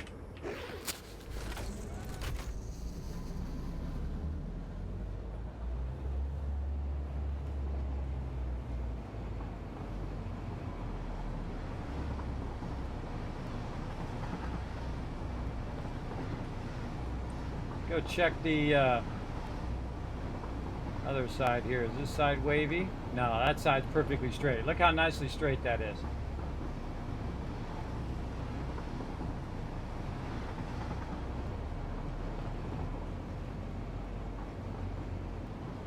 That's all nice and straight. Best way to stop the train, jump off the train. I missed it. And then deconstruct it. All right, so coming around this corner, it's gotten wavy, and we don't want that to happen. I'll take the train out. All this got to go. All that got to go. And we want to go ahead and fix our waviness here simply by centering that. And we're going to make ourselves a nice little segment here. Fix that. And then it'll just be a little wavy when it comes right here. And all the rest of this got to go. And you can just build your train and take it out and build it and take it out. Now, it's not going to perfectly match up to the other side, and that's okay. It doesn't matter as long as your train works and your train doesn't suck. Again, that's something that should, I think, auto-resolve itself in the game. Is that kind of wavy track stuff. I don't like it. I don't want to see it. This won't take us too long. We're walking this way anyway, or going this way anyway. So no biggie if we have to fix it.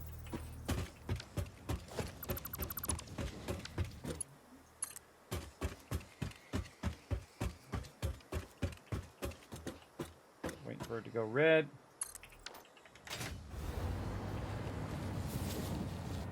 That's a nice straight line. There we go. We've kind of moved over a little bit on the line as well. It's because that when it's coming around the corner, it's ever so slightly turned. And to get it out of that turn, you have to make a new segment, which basically straightens it.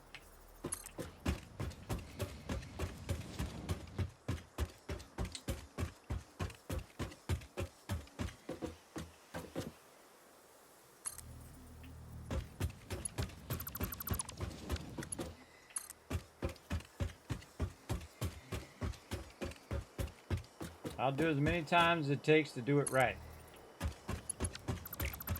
You'd like to do it right on the first time, but if you don't, that's okay. You make a mistake, something goes wrong, you gotta fix something. That's what it's all about. That's when you're getting them skills, those problem-solving skills. Big time.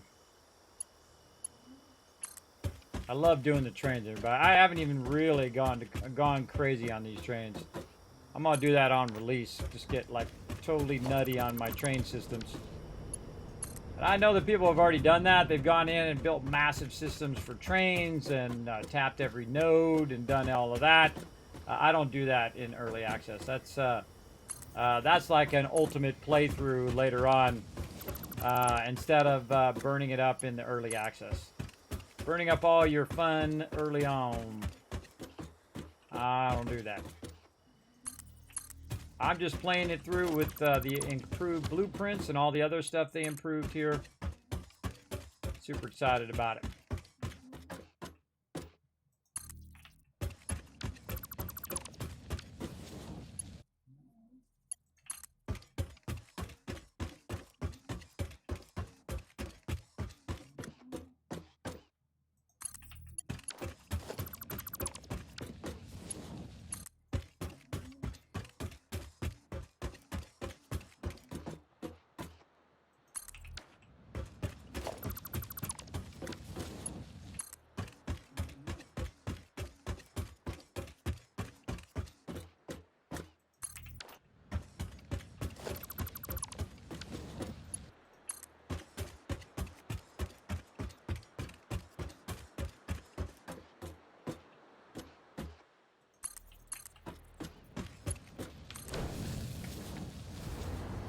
There we go. Nice and straight. Definitely worth it. Definitely worth taking the time.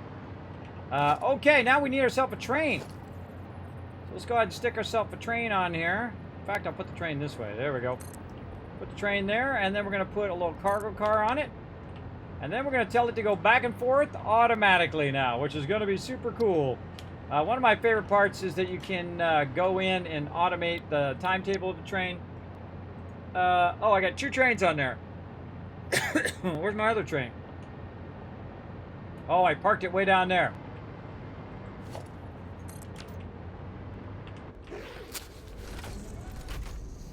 I forgot to take that other train off the track.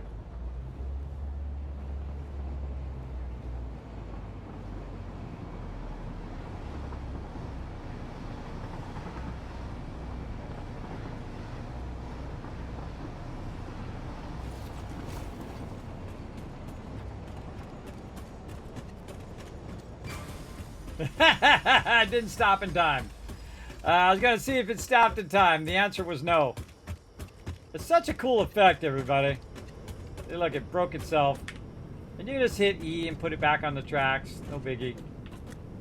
But you definitely want to take them out. Otherwise, that's going to be happening all the time. And then I'll make another train that going the other way so I can drive that one back to my other train here. And you want to kind of learn that distance in which how quick you can stop without knocking out the other train. Now, I've actually seen the things flip off the side, too. So watch out for that. Also, watch out what side you get off of the train. Right here, I got the brakes on. Now, if I hit E, look what side it puts me on. Yeah, it puts me on the outside where I could have just fell off there. So important to know that when you're doing your stuff. Okay, now we got all the trains off the track. Let's go ahead and tell it to do its thing. Okay, timetable, train.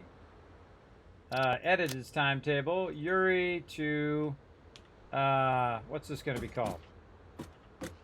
What's this one going to be called? This one's going to be called drop off. Hope it didn't take it.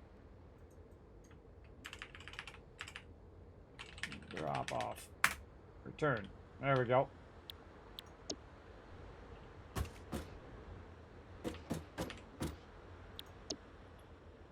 Okay, train. Yuri. Plus. And drop off. I save the changes. I think I have to save the changes. Yes, I do. I forgot. You got to save the changes.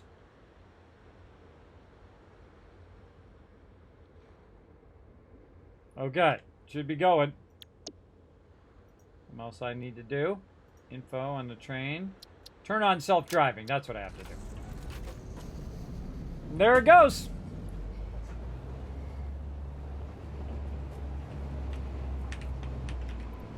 Bye, train.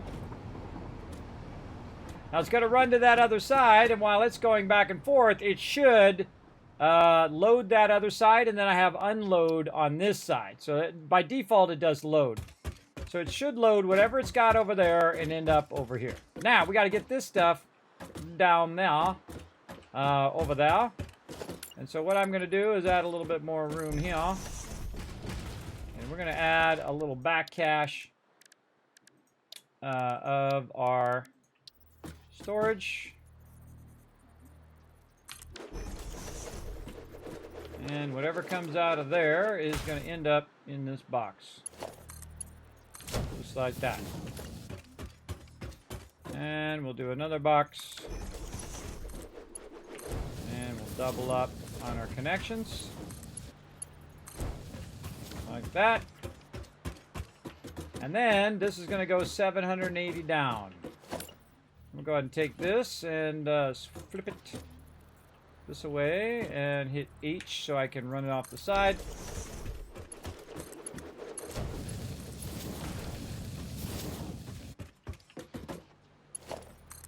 Down it goes.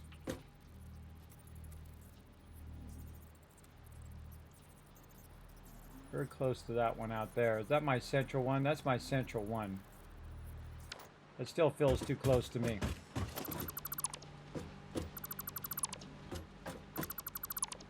Don't like it.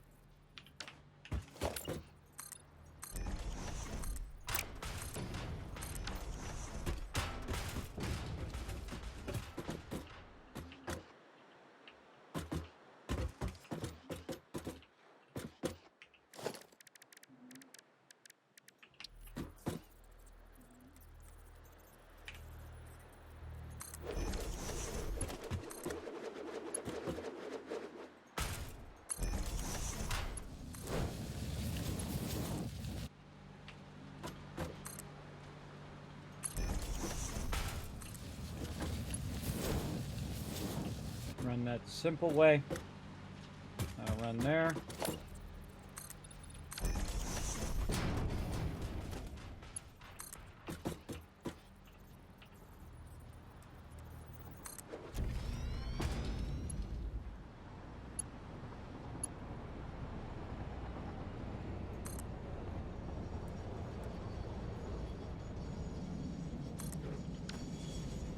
There's our train.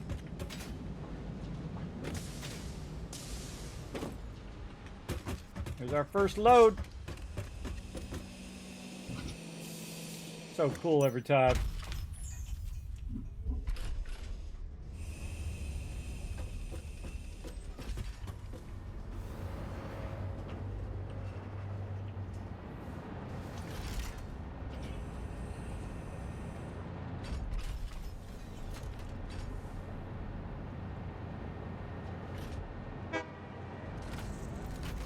And there goes our stuff.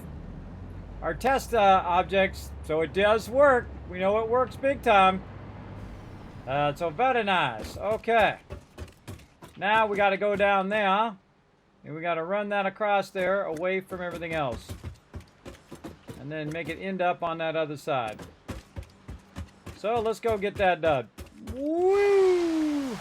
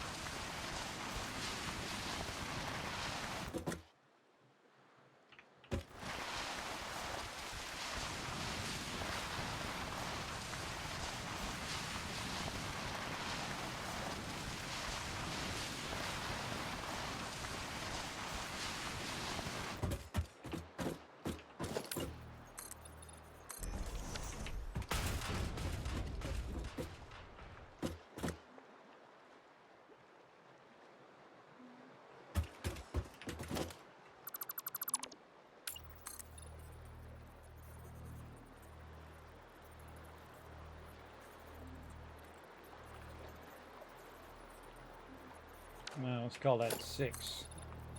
Should have counted how many things it was over. Thinking it's 6 over. No, maybe 5.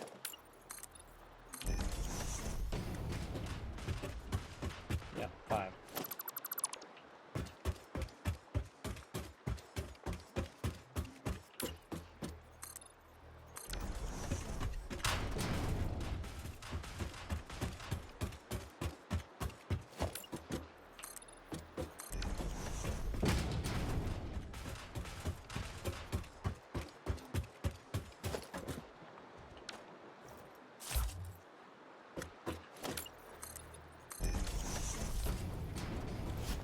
Oops.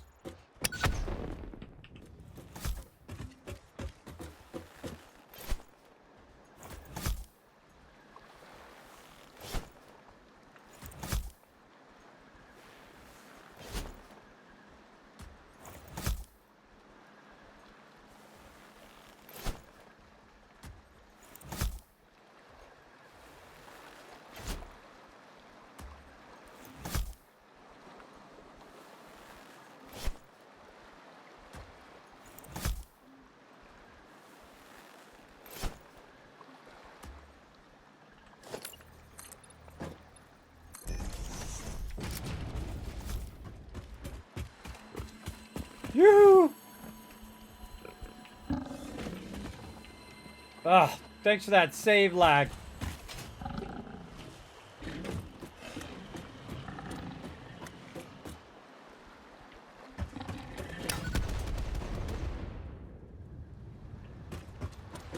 Got one of them.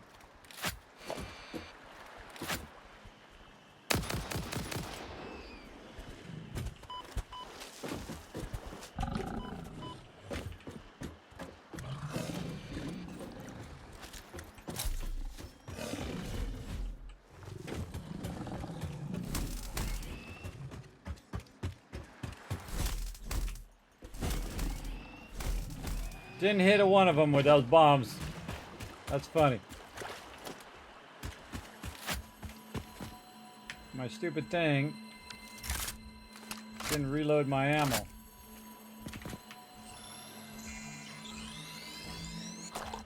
I'm killed one mob with this thing.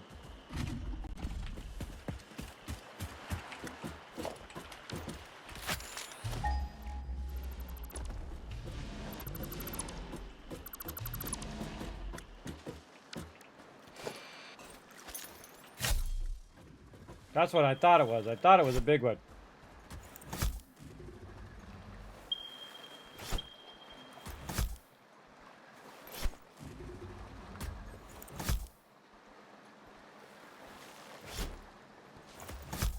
Pepper that whole area.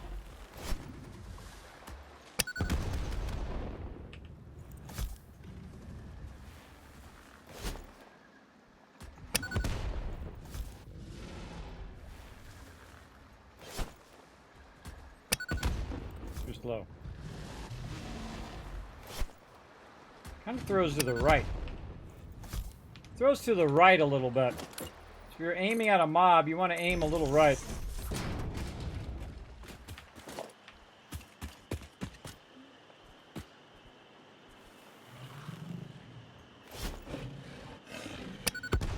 Totally missed. Too far.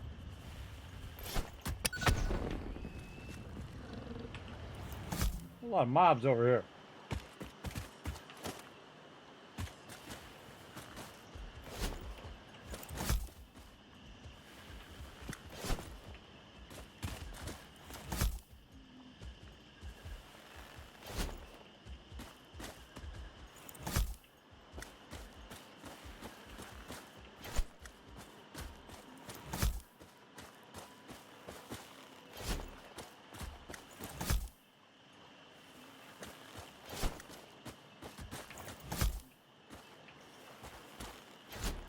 Oh, there's two of them over there.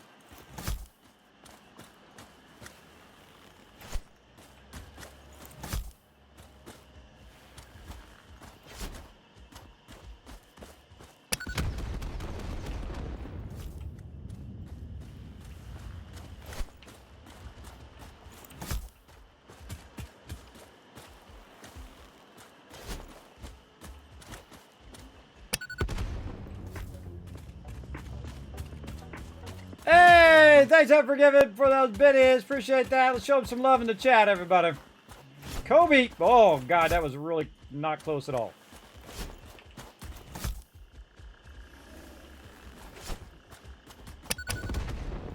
Oh, wow. I think that was my best I ever did. Got him with two. I'm getting a little better. Now we got lots of loot. Ooh. Oh, circuit boards out here too. Nice. Man, look at all these goodies. Look at all these goodies. All right, what do we got? It's operational. Let's open it up. All right. And we might need that later. All right, back to work.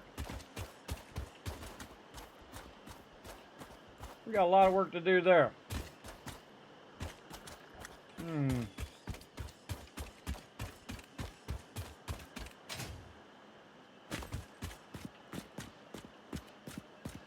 Guy's still alive?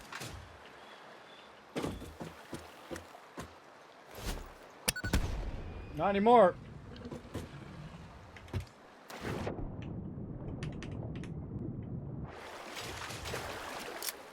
All right, taking care of business here. I'm gonna back this up so it's not touching the island, so mobs can't get on it. Now we're gonna do some more foundations. Straight up that way.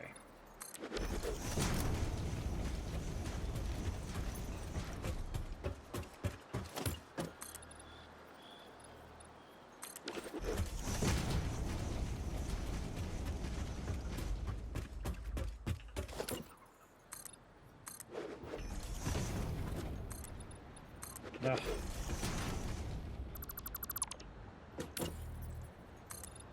Do what I'm asking you to do, mouse.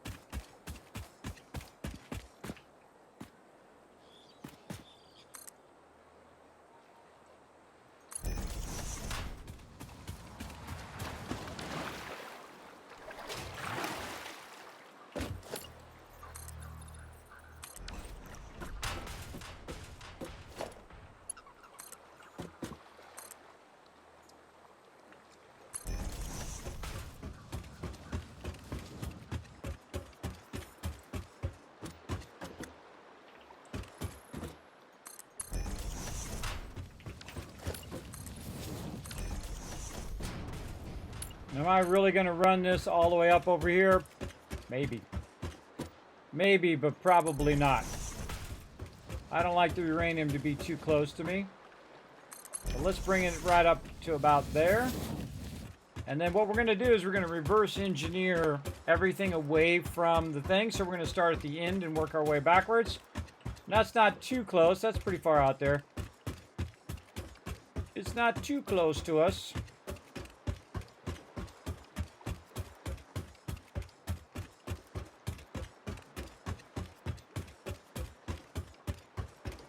Okay, let's fill in this here. So if we want to run, say, all of our power plants out like that, or just run them next to each other, we could also turn them. That might be a good idea. Let's turn this one so we can run them apart from each other. And then like this.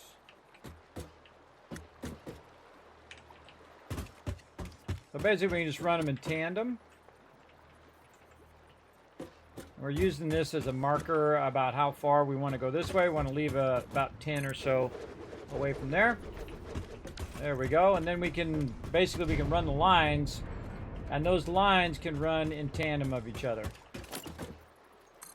So basically, we just run the power plants all the way down the line. Now, first, though, we're going to go ahead again and look at our thing that we wrote down here in our little spreadsheet, you know. Way down here. All right, nuke power. Let's start with that. So, nuke power requires water, 50 water, or 240 water. 240 water, I think that is. And then I forget how many of these it uses up. Don't tell me. Part of the fun is doing it and trying to remember.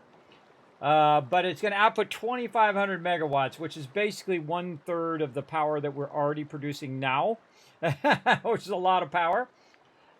So we need to get that going. So what we want to do is think about where we're going to put our other plants, and we're going to put those way down on that side, away from our stuff, and then run the materials into here eventually, where we don't even need to come over here and get radiated. So our next part of the production is, so I believe it said 240 water. So each of these is 240. It's like current amount in building 50, and the consumption is 240 M3 per minute. Let's say water is 240.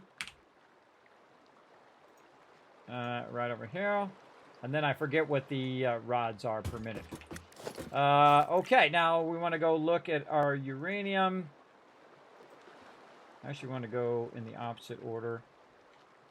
Our nuke power would actually be down here, like this. And this would be water, like that.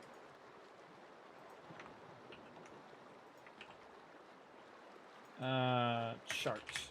Like that chart. We'll do this. We'll put a little blue line there. So what we're doing, I'll zoom in here a little bit so you guys can see, for those who have to squint. What we're doing is just getting the inputs and outputs of everything. So that's the nuke power. Now, uranium fuel rods. We're going to go in there and go URI. Right there. Uranium fuel rods are in a manufacturer. So what we need to do is see what we need in that manufacturer. So we need 50 in case uranium cells. So this is in manufacturer, 50 in case uranium cells. Actually, we could just do it via titles above, like this. Uranium cells. Widen that out a little bit. So this is going to take 50 of those. And 3 encased industrial beams.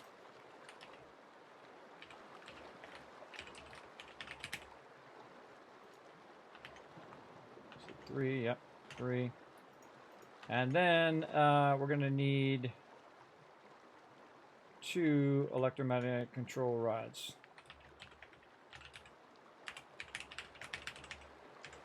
2 of those. Okay. He's going to need 240 water.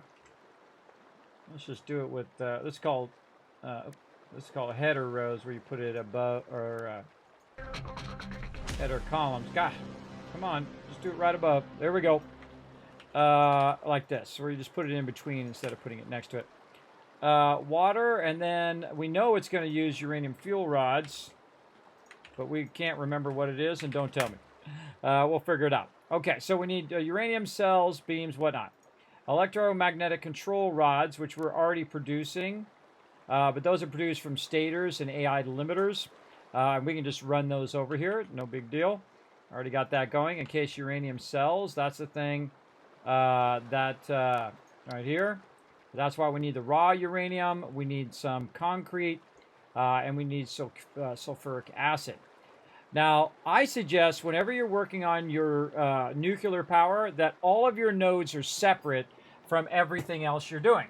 So if we did take our fuel rods and run them over here, we'd be pulling from the rest of our factory, including stators and things like that that are making motors and whatnot. So we want to think back even further and say, wait a minute, what is used to make a rotor, right? And so we go back and we say rotor. What do we use to make a rotor? Well, we're making screws and rods from a rotor. So basically, the raw resources that we need, raw resources, is an iron node. So we're going to need 1 iron node for that to make our screws and rods and whatnot. Oh, wait, not rotor, stator. Stator. Well, this is going to be... for stators, we're going to need coal. What is it? Coal, iron, and copper. There we go. And coal and iron, copper node and coal node. Coal node. Okay, there we go. That's better. Now my brain is working. And uranium.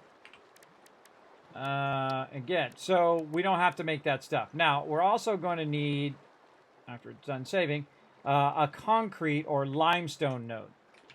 Limestone node. And again, you could use what you've already got, but I suggest that you do something different. Also, encased industrial beams are going to use concrete, which is one of the ones we already got. And it's also going to use steel beams, which is another one that we already got because we need coal and we need an iron node. So we're going to be tapping into all those nodes, but instead of tapping into those nodes that we already have, we're going to use our trains to bring nodes in and basically set up a little fun little train thing, just because it's fun. Now, I could go in and tap all the nodes I've already got and utilize them over here. Look at my train. You can see my train moving across the map diligently, going back and forth and back and forth. But the best thing to do, again, is to think of some other nodes. Now, what do we got by here? We've got a limestone pure node that we could tap into and run there. By the way, we could also run our things. This is close to our train. We could run our, our nitrogen gas. We could run that back and forth if we want. But there are plenty of other nodes. Like right here, I've got a limestone node. So I could basically run that limestone node out here and put it part of this part as well. And also we've got over here some pure iron nodes and a pure copper node, so we could do that one as well. So what we could do is we could go in and grab these two nodes. Oh, that one's a normal node. This one's a pure node. Doesn't matter. I got Mark III. I'm going to just overclock those anyway. But that's going to, I can make this, grab this, run this way, run across here, grab this node, and end up over here where I'm at, and have it run out to there. Now, you got to watch out on this side because the map does cut in a bit. So you got to watch out that doesn't do that. Of course, the smarter thing is to take that and run it where you already have a train going, right? Like out here, we have an impure node and we have a coal node that we could tap into. But it's not necessarily going where my train is going. It almost makes me want to change my train's direction so that it goes through here, grabs this stuff, cuts across, way past my base, though, because it's going to have uranium, and then come over here and drop that stuff off.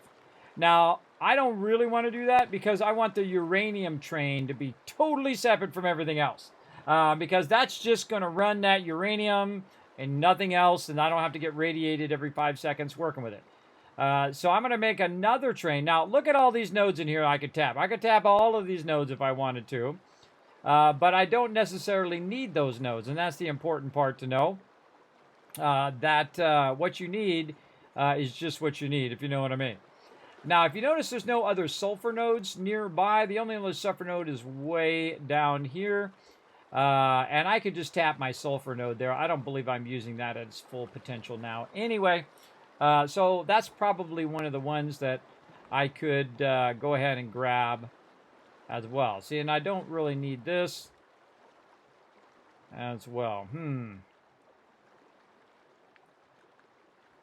Yeah, so there's not enough sulfur out there to make that worth it. So let's go ahead and throw our sulfur ping and see where else we got sulfur nodes. They don't ping the whole entire map, by the way.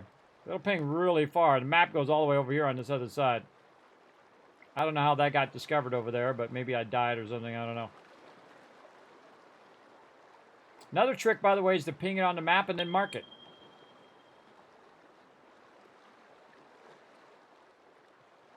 It's really far away if it's taking that long. Yeah. 2,000, 3,000. So up there and up there. Yeah, maybe get this one. That's a normal node. That's a normal node. I can just use this pure node, or normal node there, and just upgrade it to a tier 3. Overclock the heck out of it, and then utilize that one. That was more than enough. And I'll have the train come over there and grab the backlog from over there, even though I have it already running to my base. Or I could go and do that, but I'm not going to do it because I already have it running to my base. There we go. That's what I'm trying to say. So that would be a waste of my time to run it way out there. Now, also, we can go ahead and look for any other nodes that are nearby. Like, I'd obviously like to get a pure node. Those are impure.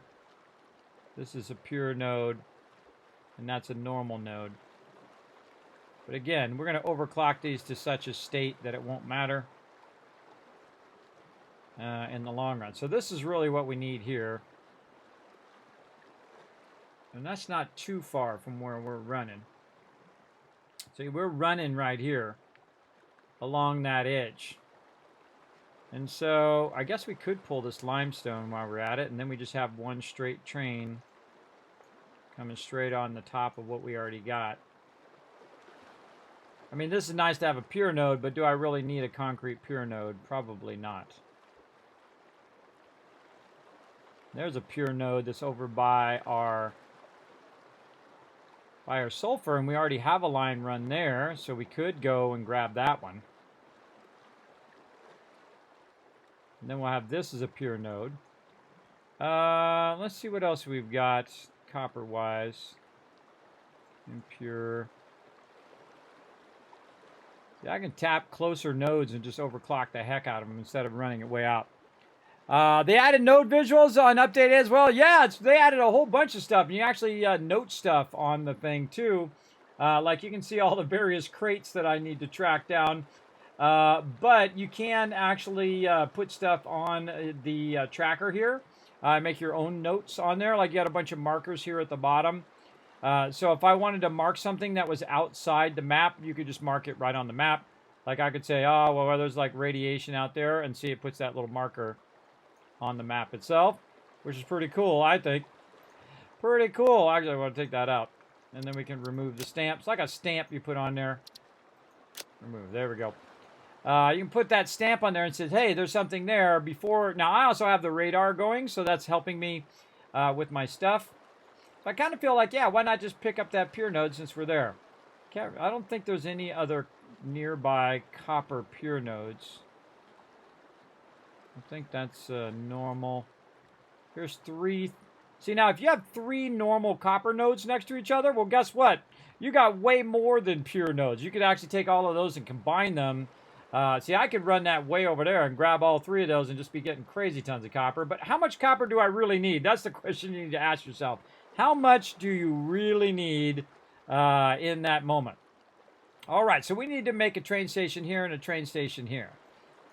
We already have a line going through there, so we might want to lift our train up above over there. We've already got this squared away. We got to do our manufacturer. Let's go ahead and put down some production here just to kind of get ourselves started. We need some plastic. And we need to make a lot more room here in the long run. There we go. Now, I'm not going to actually have my manufacturer here, but I'm just going to throw it down there when I can. And let's edit this. Let's clear this. We need a manufacturer in here. Right there. And let's see. Let's finish this. Hold on. We got this. This is in manufacturer. And we'll go ahead and change this to like a blue. There we go. So that's in the manufacturer. This is electronic control rods. Let's go in there. Again, the best way to do is just look it up in here, right? You look it up in here, you click the thing, and it will tell you what it's in assembler. So assembler is going to be stators and AI limiters. Let's go like this.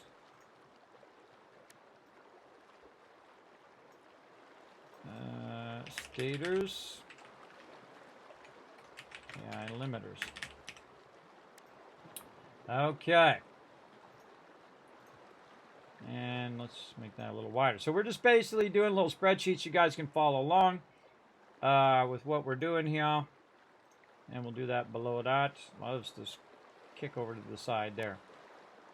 That is not what I wanted to do. Below. There we go. Okay. How many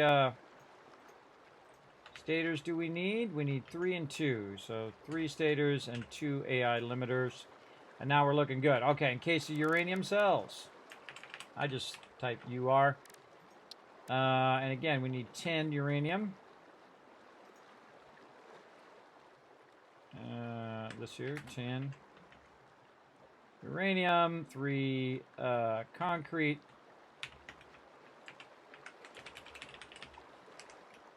This is Uri. And this is 8 sulfuric acid.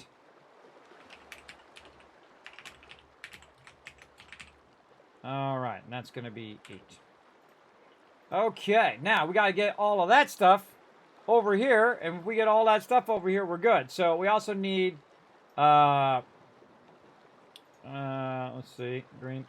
We're going to need a iron node. We're going to need a copper node, a coal node, and a limestone node. Now, we have 3 of the 4 there. Let's see if we just want to tap one of our coal nodes or if we got something nearby. Yeah, we have all 4 of our coal nodes going, but we could just utilize those coal nodes. That's okay. There's a pure node out there we could go for.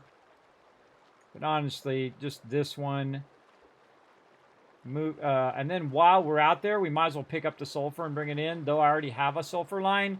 But I can backlog a ton of sulfur over there while it's waiting to go pick it up. And then they can pick up way more than the line run could ever do. So we'll do that both with the limestone and the sulfur. And so it's going to have 4 items it needs to bring back, this train. So iron, copper ore, sulfur, and limestone. And again, we already have a thing going straight through the middle of there, or somewhere here, and then cutting to the left. So we can just keep that. We can just get this. How do we want to do that? We want to bring the train probably on the outside. Probably put it on the outside on both so it runs down the center of both of those. All right, well, enough talking about it. Let's go do it. Oh, wait, we forgot to say what that stuff was in. Oh, that's my bad. Electromagnetic rods was assembler. And I just use, abbreviations. Uranium. Okay, cell is in the blender. And there we go. All right, and then these will be blue just to make it visually easier for us to remember. Okay. So what we need to do is just get to its own resources and bring it over here. Let's get on our little vehicle and go to work. And you're like, well, Kismet, aren't you going to run the uranium? Absolutely not. Do not run your uranium until you're absolutely ready for it, or you'll just be getting radiated left and right. And don't be like me, like I did earlier, and forget that you got uranium in your pocket and get uranium like crazy. Oops. Do I already have one on me? I do not have one on me. Oh, let's pick this baby up then. Oh, I'm gonna try. It ain't easy. There we go. That's my inventory. Okay. Always want to keep that little car on you, so you can, your little factory cart. So at any time, if you're having trouble, you can go in and throw that thing down and get back to your base or do whatever you need to do. Okay, we're gonna, I should have went here and got that plastic. And then we also want to add a blender and an assembler. Assembler and blender. Yes, we're gonna need some of our rotors. So we probably want to cut off those rotors and just let it backlog those rotors so we don't have to make them. Right there, and find our plastic. It's not that way, it's this way. Walk past it.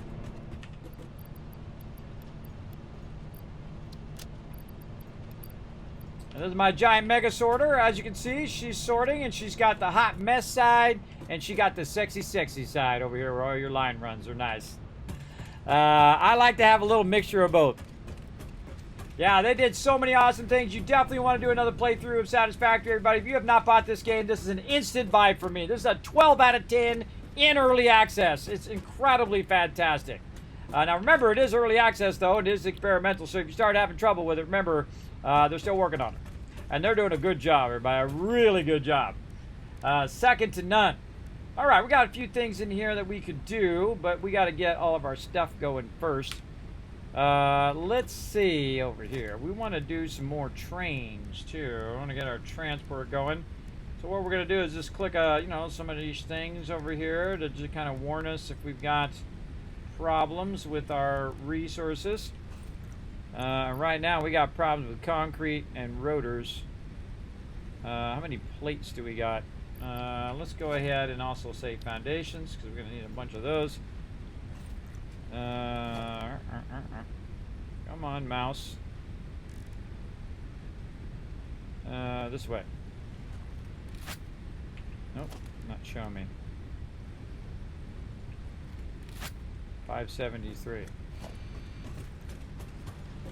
More concrete for sure. Now we left some concrete out there as well, but you know, let's bring some extra. We got a whole bunch of stuff on us we can get rid of too. Let's get all this stuff off of us. There, we got a hard drive. Now hard drives I typically stick over here because they're easier to find. I don't need all these other things. I don't need those things. Oh, I'm going to need these though, because I'm going to overclock all of that stuff. Don't need this guy. I don't know if I really need turbo motors out there. Let's see. Mark 3. Oh yeah, right there. I need it for the extractor. 2, 3, 4. Lots of rotors. Okay, so I'm going to make 4 Mark 3 extractors, so I want to make sure I have enough for that. I have enough for all of that stuff. Portable miners, I can make those when I'm out there. How's our rods looking? Yeah, we could refresh some of these rods. Over here. Take a couple stacks out, put another stack back in.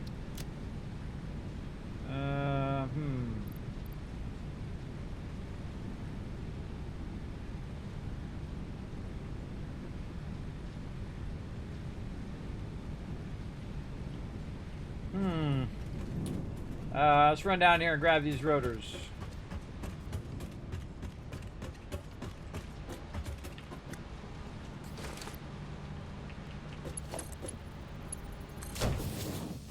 Right back to doing its thing. Okay.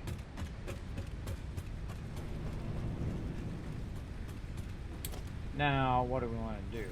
Start from the far side. Probably a good idea to start from the far side, or we could start from this side. Work our way out there. Where's our center line here? Our center line is here.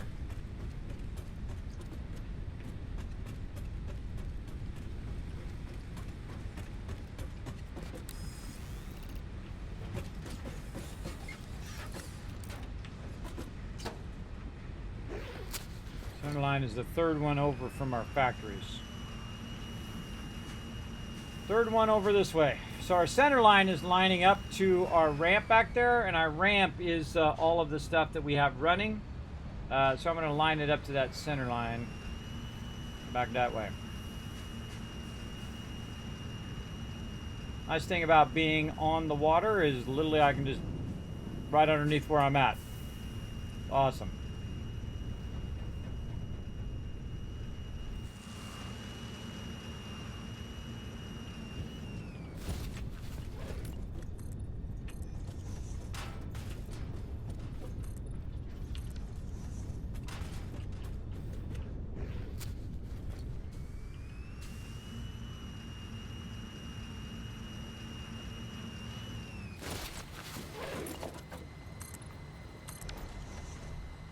Weird noise it does sometimes.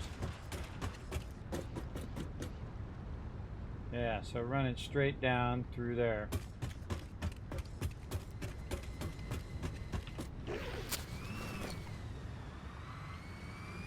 I don't know if it's just me trying to fit in the vehicle or what. It makes a weird noise sometimes.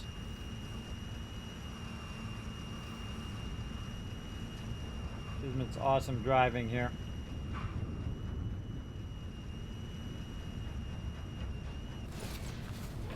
Just wanted to see where that ended up on the outside there, so I can see if it runs into my power plant or not.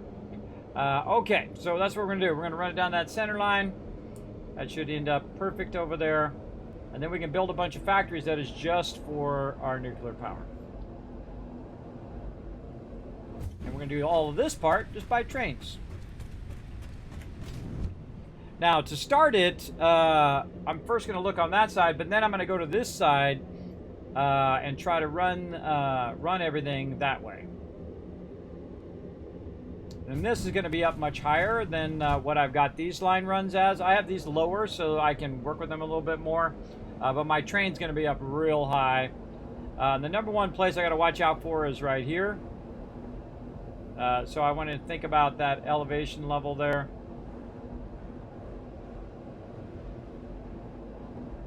I'm gonna run down to this side. See where these nodes are. I think they're right up here. If I remember correctly, they're up here on this top side.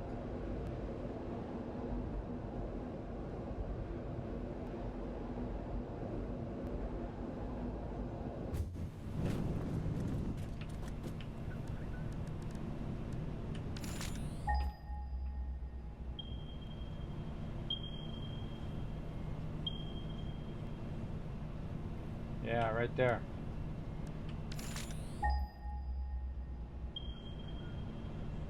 No, down there.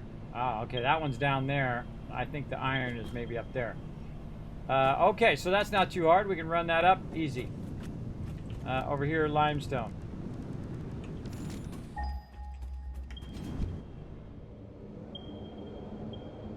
Really right behind me there. That's that one. But this, we want this pure one.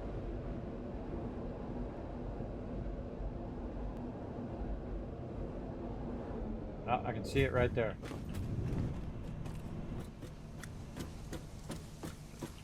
All right, AO number 1.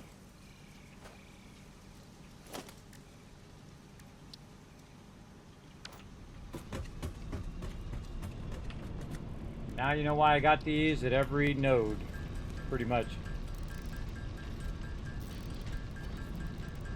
And I haven't even upgraded these other ones. Did I leave an extra one here? Usually I do. Yep, right here. Grab that. Good miner. Throw that away. What else? Always overburdened with too much stuff. You know what? Screw it. Let's throw those computers away. I'm gonna pick this up. Make ourselves a nice little box over here.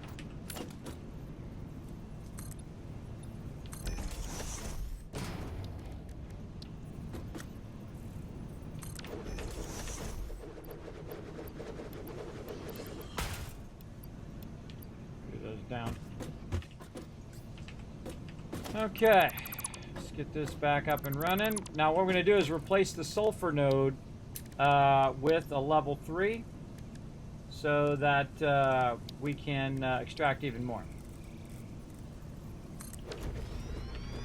Now here's the thing, it doesn't matter how much I overclock this. I can overclock this to maximum overclocking. Just attach it to the thing there. When it runs out, it's gonna go at 600. Now, if we go look at this node, it's a normal node. So it's not gonna ever exceed 600. That's the most it's ever going to be. Why can I not grab that thing? Oh, I hate that. I hate that I can't grab it.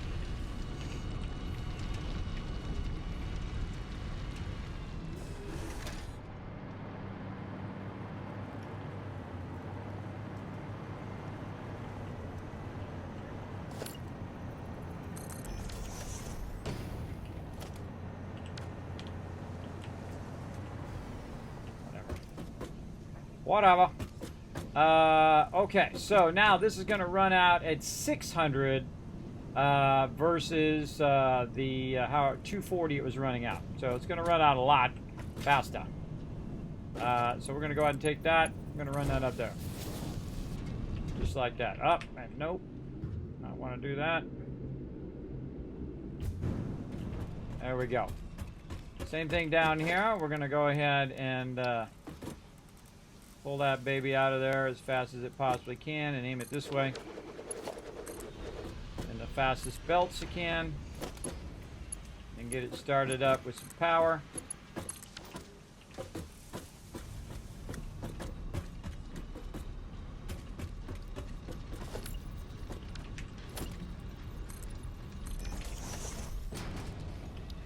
Let it start to backlog.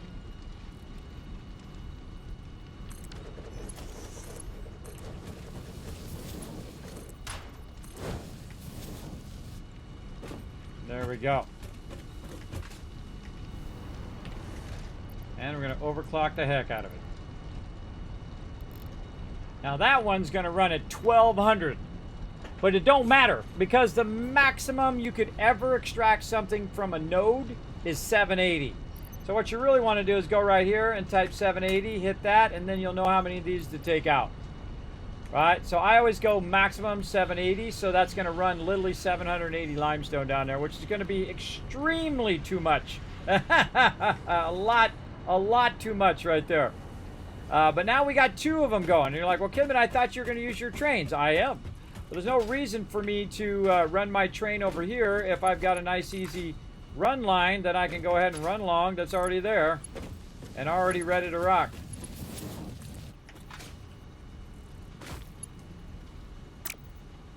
Ugh. Fail.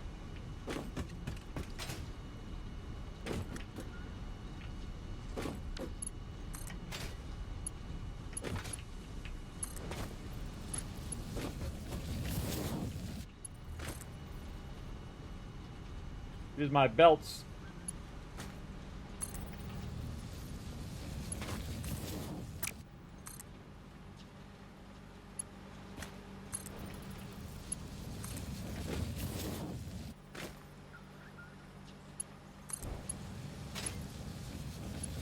There was a time I was good at this.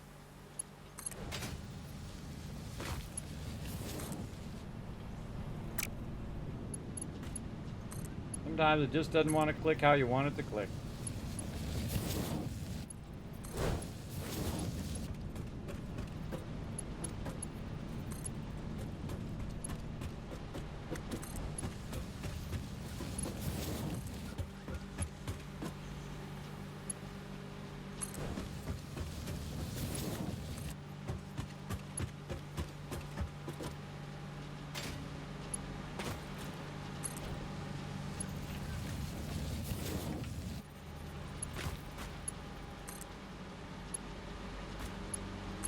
I'm really gonna blow your mind. Watch this. It's called crouching. Crouch your way through there.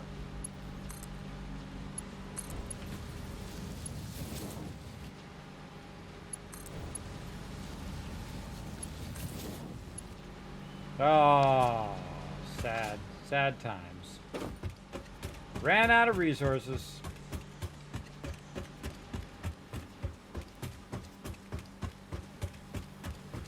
Gotta run back and get it.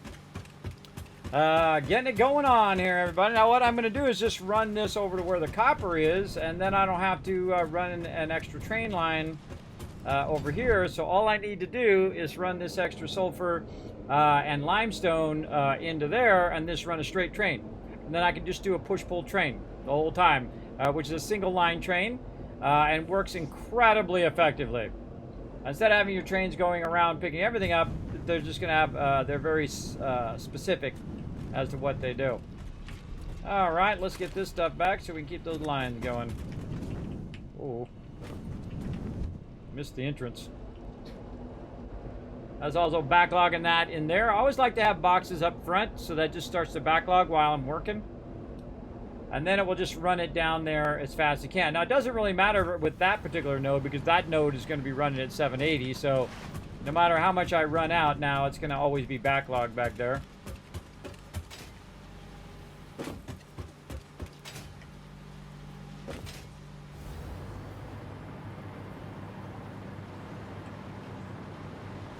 Actually, that's probably pretty good. Right down there. Didn't bring my chainsaw.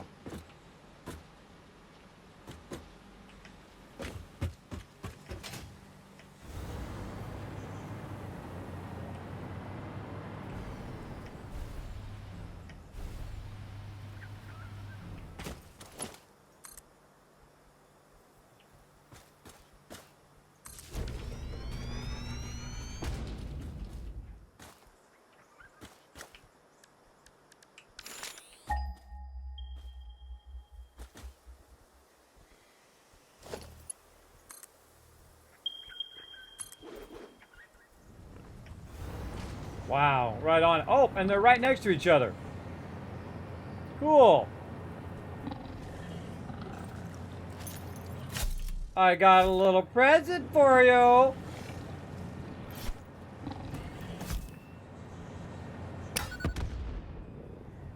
He dead. Kobe! Ah, I got him. Okay, sadly that's a normal node, but this is a pure node. And so, well, I think we've taken care of all the baddies. Let's start building some stuff. Now, of course, you can go in here and build out all sorts of fancy stuff, but I'm just going to build out the stuff that I need, which is the equipment thing, and I always suggest, while you're at it, since you've got the resources on you, throw down a crafting bench. Alright, so now we need more of these little portable miners.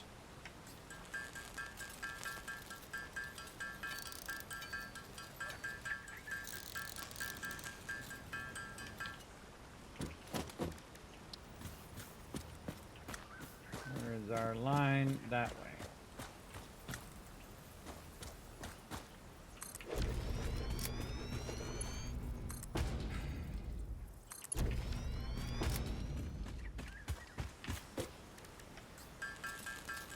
These portable miners don't stack, which is annoying, so I don't make them until I'm there. Usually. You always have enough to make portable miners. Name the direction we want it to go. Start these babies up.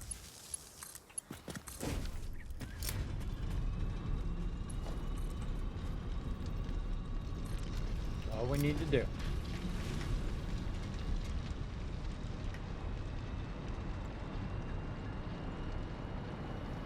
There they are, sticking out of the thing. Too cool. Okay, actually we'll bring these up. Way up. That one. Way up, so we can find those later.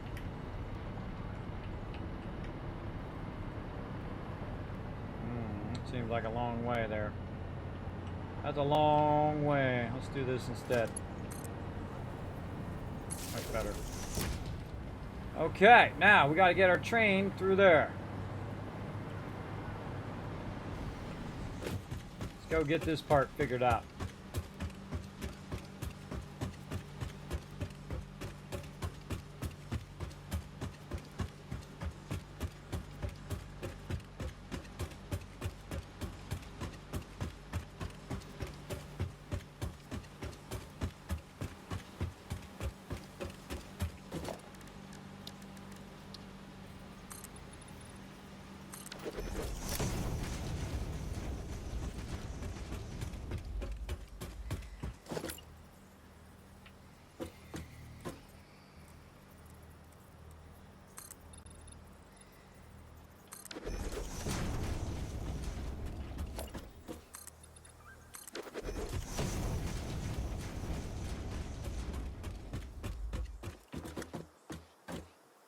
Bada bing, bada boom.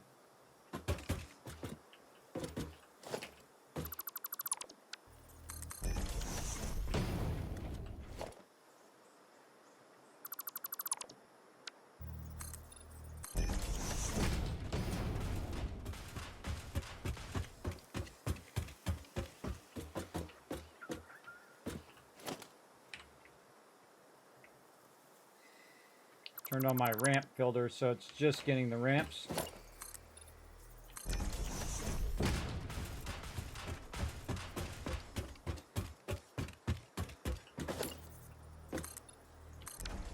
I've ran those up so I can see where they're at. Way over there.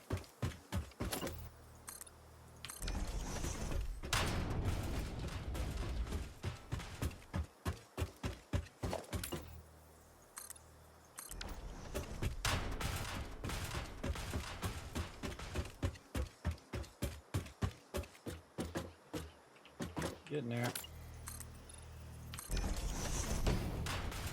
This is so fun, everybody. Again, man, time just flying by. It's like 6 hours have gone by. Very, very fun game. Highly recommend it.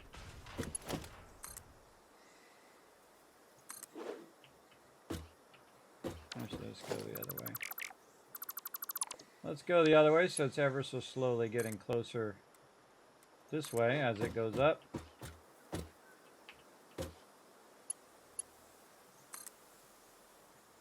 Probably Good enough there. That one's too far away. Too far away. All right, so we got that there. Now what we want to do also is tap these other lines over here and bring them up. We got to build a train station. Yeah, say we build it back just a little bit.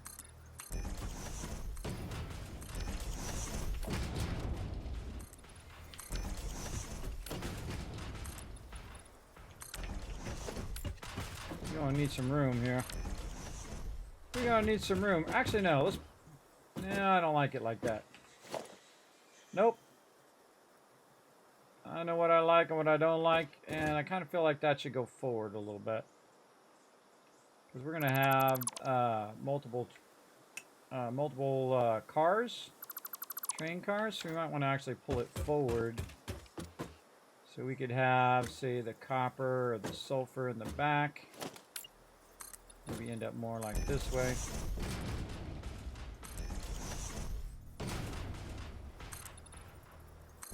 Just really widen this out.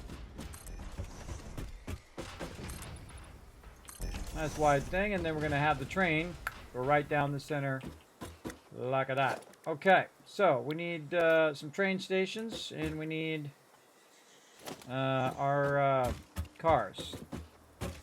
So we're going to have the train go this way toward us, and that's how you do a push-pull train, and we'll get that going here in a second. Move this forward, say right to there. And so this train station toward me, that way, toward you guys, it's going to go that way. And you can see when I put it down, so it's going to, the train this way, and then on the other side, I'm going to turn around the other way, so that the engines, one goes toward that, one goes toward the other, one goes that, one goes the other. And that's how that works. Otherwise, it doesn't work that way. Oh, wait, and then I need the train station to be on the far side. Yes, I need to take the train station and put that on the far side here so that the trains behind it can load. So yes, like this. I suggest to move a little bit off to the side so you can see what's going on. There we go. And then again, we'll do that little tiny little segment thing. And see, as it goes straight. Let's just see if it goes straight on this one.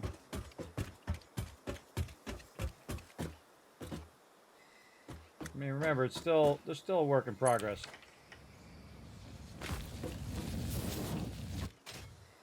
Yeah, it looks pretty straight. All right, and then we can tie this into power, which we know we have way down there on the side. See from here? Yeah, right there. I can't run it. Okay. Here's a little trick. We put the power thing down first, like this, and then we connect it from the big one to the big one. There we go. All right, now we got our power up here, and then we can run it to our train station, and boom, now we have power. So we can even float, because the train tracks are giving us power, and so we can float and do whatever we need to do. Only one problem is that this thing is in the way. We're going to need to move this thing out a little bit. Now that we know that that works, we'll go ahead and just put that right there.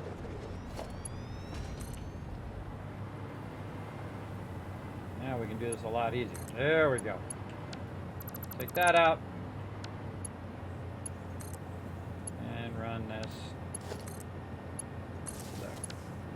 All right, very good. Okay, now we need our freight platforms, so we need to take this out.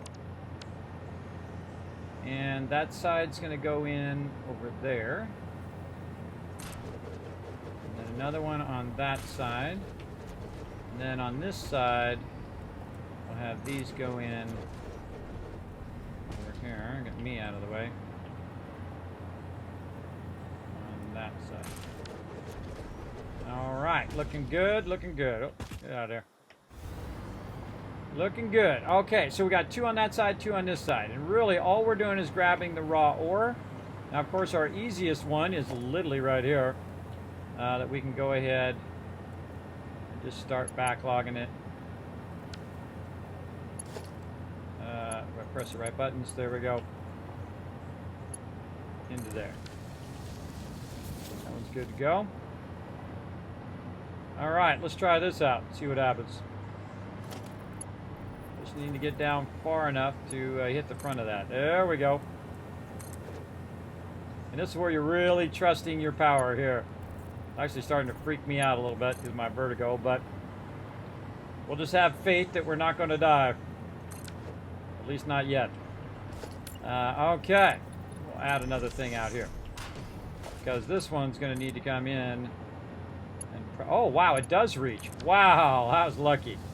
That was lucky. Just reaches. Okay, now what it's going to start doing is backlogging the iron there and the copper here and just basically running that in there at max speed. Now, the other thing I need to do is I need to go down here and have faith that I'm going to be okay.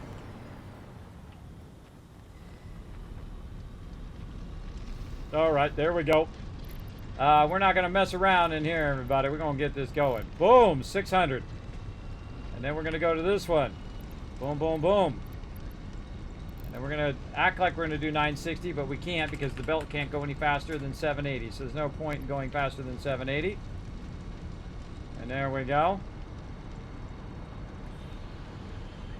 Now we're getting serious. We're getting serious up and how.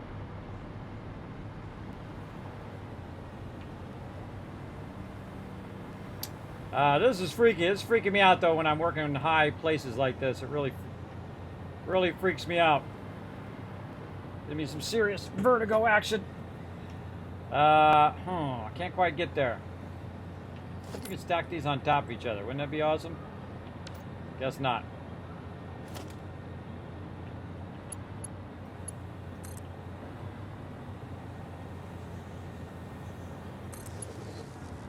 There we go.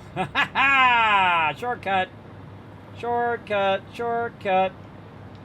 All right, now I can get up and down from that lower level. Okay, so we got that going. This is going to start to backlog tremendously at 780 in here, and this is going to fill up and carry more than the belt could carry. Though the belt will constantly be running, it can grab a bunch more in sequence. But since it's only going to be one train going back and forth, it won't really matter in the long run because it's going to grab the entire amount and then run it over there and drop the entire amount over there, which is going to be pretty crazy. We'll make a big backlog of it as well. Oh, speaking of stuff off the side here we need to do.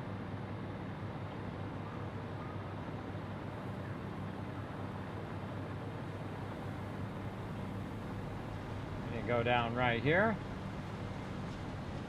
And we're going to go ahead and take this one out.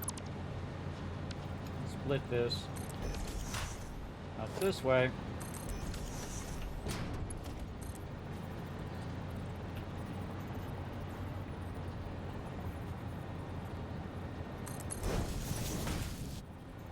Nope, further out.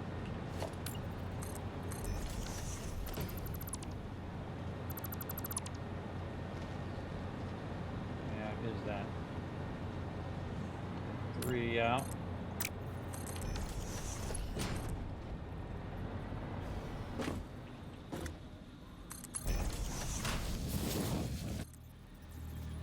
Alright, that looks right. Okay, we need more resources.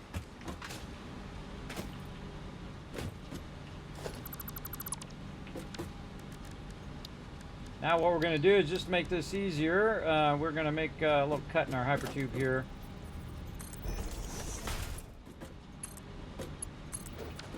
While we're working right here, we can go in and out of here with no problem. Okay, we're going to head back, grab some more resources, get it going on. We need a lot of our aluminum sheets, and that's why I'm backlogging those like a crazy. You guys liking this? Put a 1 in the chat. You guys digging this stream? I'm having a great time. Hope you guys are. Just living the dream right now, everybody. Living the dream.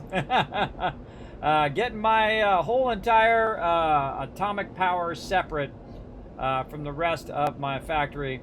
And then the whole thing is we can go back and we can overclock all of that stuff up to 600, 780, all of that stuff, super boosted, big time.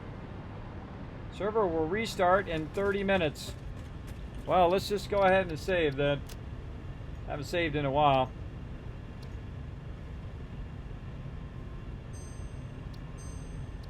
All right, here's what we're gonna do. We're gonna go out and just restart the thing. You digging it, Rotisserie G? I appreciate that. There you go, 1,000 kids caps for interacting in the stream. Oh, we got the retweets as well. There we go, 1,000, 2,000. Again, if we get 5 more retweets, we're gonna give you some more kids caps toward future build. I'm just gonna completely exit out of the game because this game's been running for, I don't know, 20 hours. For sure. Look at 555 hours. That was funny. The last time it checked. Now, again, I've been letting it run. It's not like I've been playing it for that many hours here. But I've been letting it run so that it could do the factory.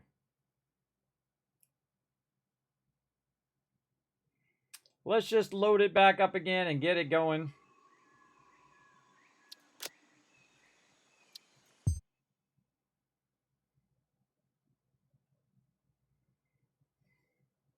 Now, I can't wait to actually get back to my actual server. And this way I don't have to run my personal machine. I can just leave it on the server and let that run, which is really fun as well.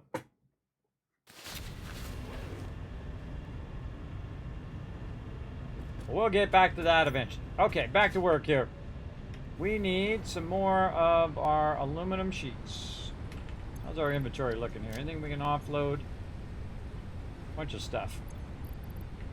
Let's clean out our inventory first. What else can we get out of here? Why not? These rifle things. You know what? I'll keep the rifle things. Alright, we got a bunch of stuff.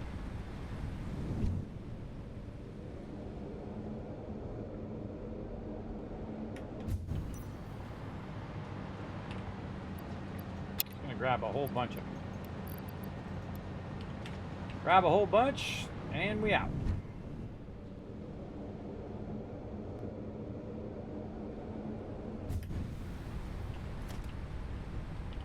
I'll put a whole bunch of these in here. Next time I need them, they'll be right there, easy to find. Back we go.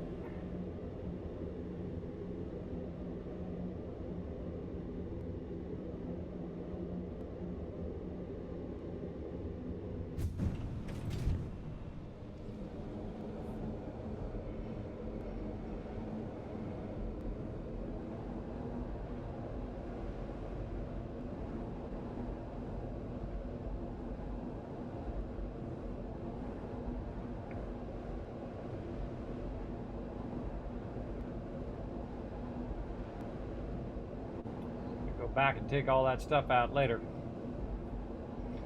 That's a later thing.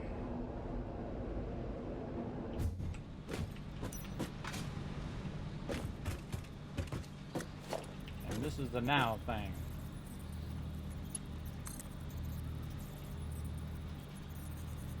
I don't feel like I want to do that.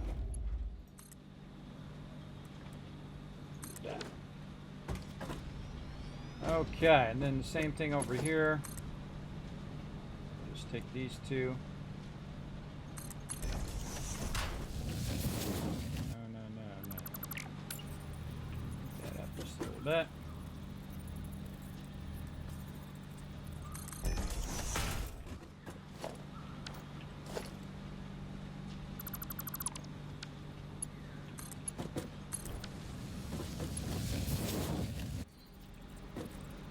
Turning it away so that when I get up there I can better control the way it's in there. Okay, we gotta go this way. Oh, we should fix this too.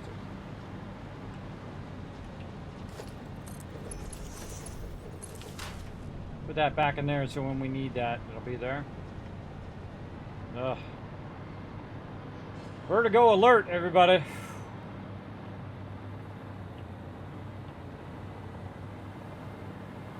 Hold down shift to go a little faster, but so awkward. So awkward when your vertigo is acting up.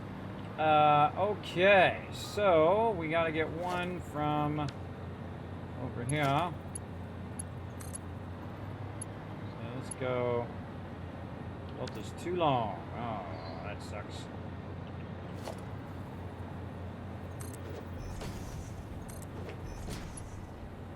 make this easy. One on that side. One on that side.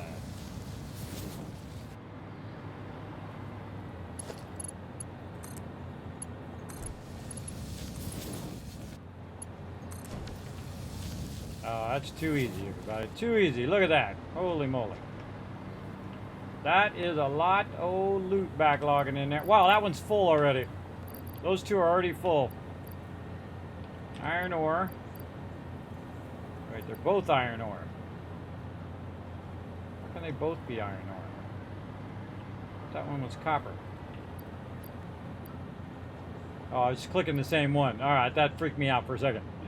I think it came up with the same one twice. That's why.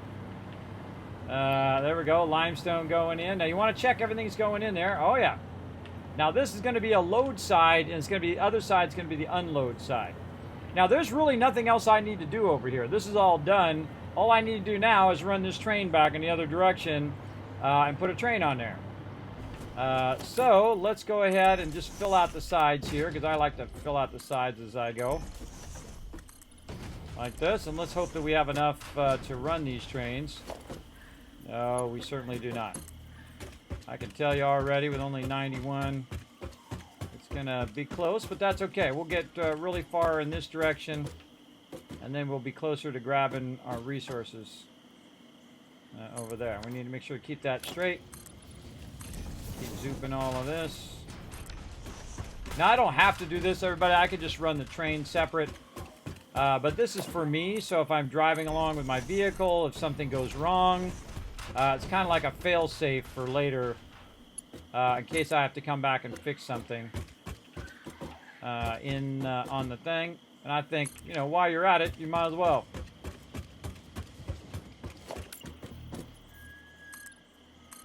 Not like I'm hurting for these resources. I've got boxes and boxes and boxes of them.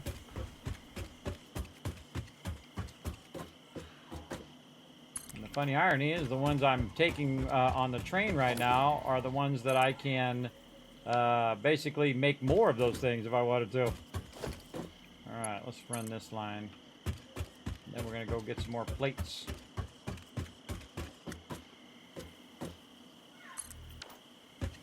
More plates.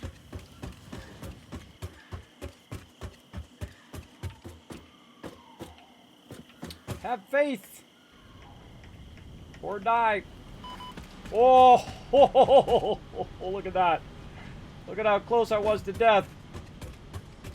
Ah, that was a close one.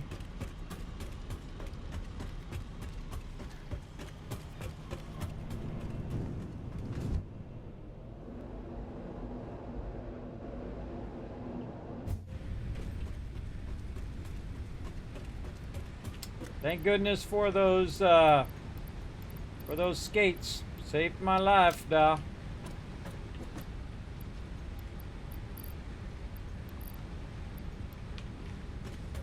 Okay, back we go.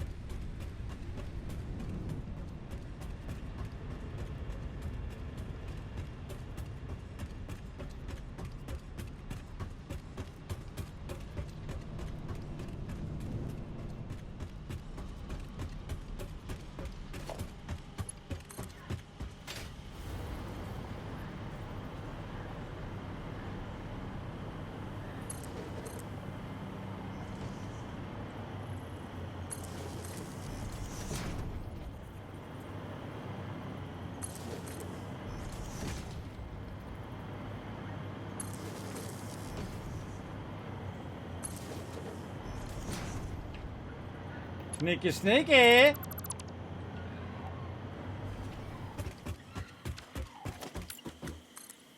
Sneaky, sneaky.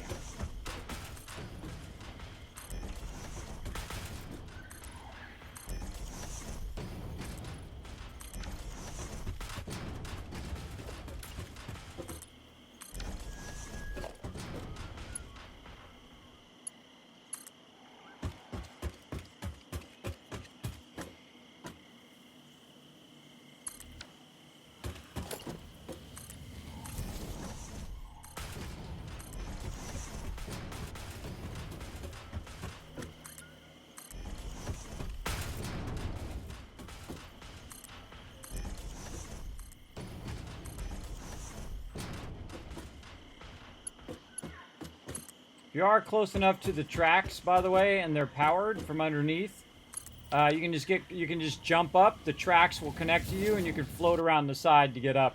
I've done that many times. The tracks are actually powered. They're like electrical tracks. So that will really help you. For sure. So you can go vast distances with your train. Your train is the stuff.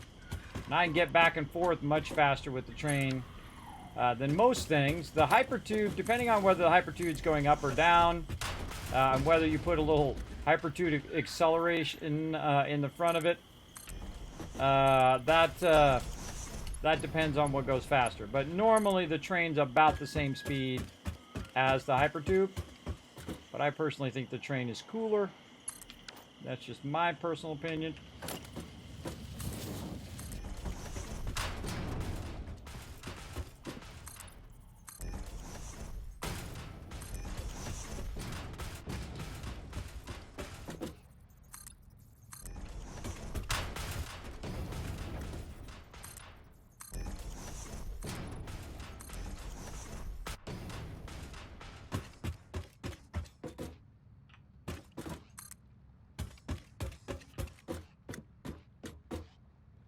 And this is certainly way faster than doing line runs, that's for sure. Way faster. Because basically what I'm doing right now is 4 line runs on its own.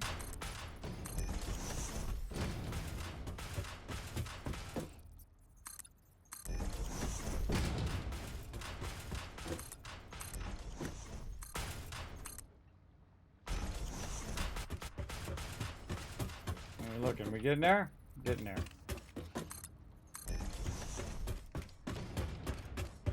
I'm always tempted to just do all of the foundations, but then I have to walk back and do this. It's really, you do it as you go, and then when you get to the end, basically you're done, right? Kind of like doing chores and stuff. Oh, speaking of chores and stuff, I gotta go do my towels when we get this working, and you guys can watch me ride back and forth on a push-pull train.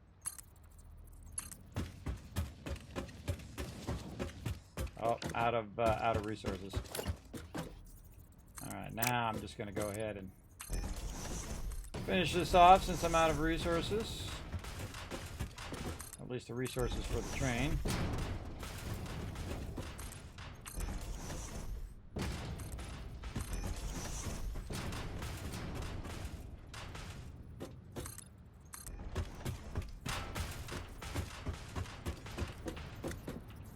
Almost there.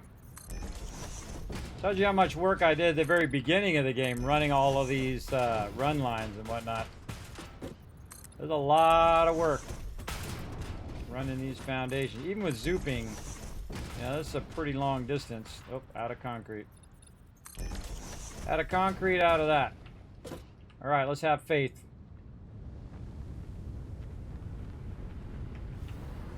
There we go. Worked out good.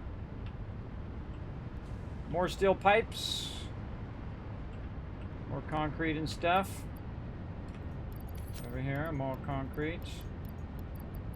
Where it is. Take all of that. Put this. Yeah, let's do a full stack. Okay, now the fun part. How to get back up there.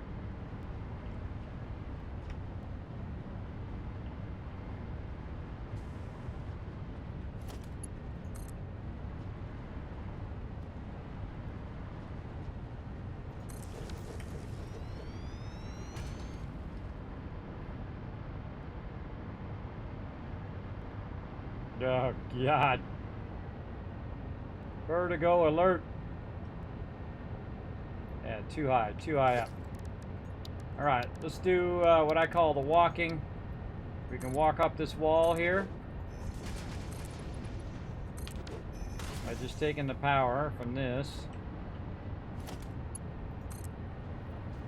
Doing that. And up you go again.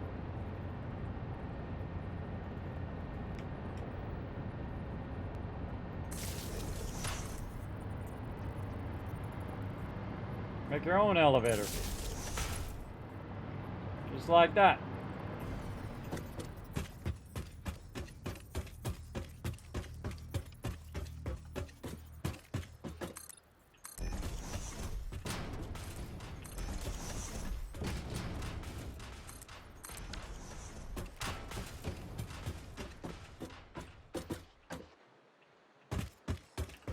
Still further.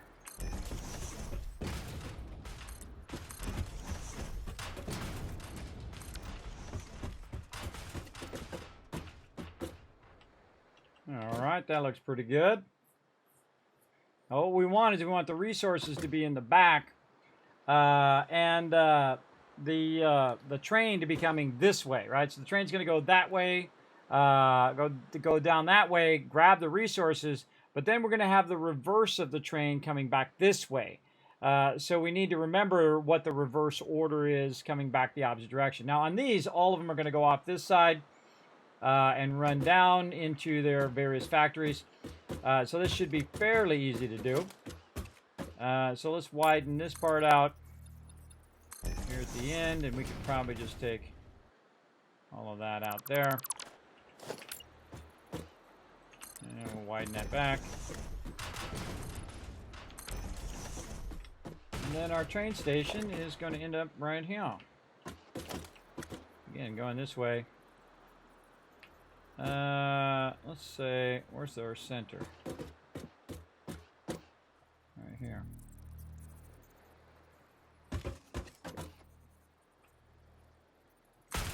Okay.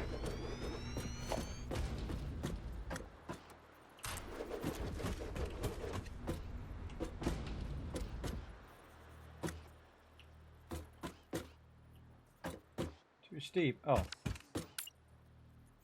Turn that back a little bit more. There's two. Doesn't matter if these don't match from the other side. That the directions don't matter.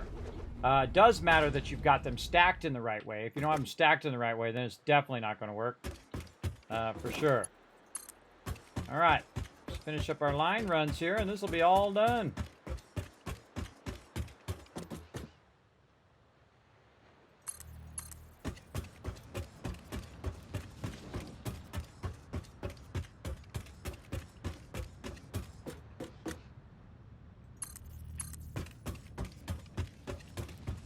Glad I put that resources at the end. Paid off in the long run. Taking that extra time to put those resources there.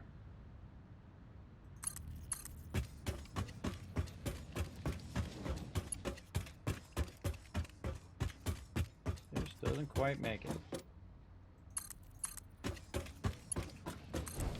That's done. All right, let's make a train. Now what we're going to do is we're going to take the train and we're going to face it toward the thing. Then we're going to put cars on it. So we'll put 1, 2, 3, and 4 cars. And then we'll put another train, but the train will be facing in the opposite direction like that. So that is a push-pull train. So basically one is pulling, one is going this way, one is going that way. So just so we'll go back and forth. And again, you got to have the stations facing in opposite directions. If you have them facing in the same direction, it won't work. So vitally important. Let's go test her out, see if she works. Oh, she got no power. That's weird. I thought I put some power on the other side. Did I miss a segment? I would think that it has power all the way down. If it doesn't have power, then there's probably something wrong over there, because I should have connected it all the way down. Unless I didn't quite connect it right here at the end.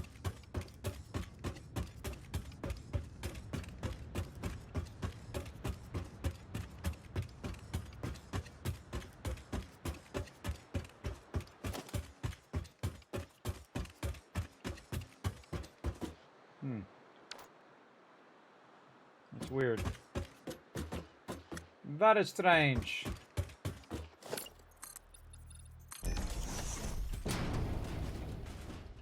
Gotta hunt down one of these power lines. Right there. We're a big boy tower in here.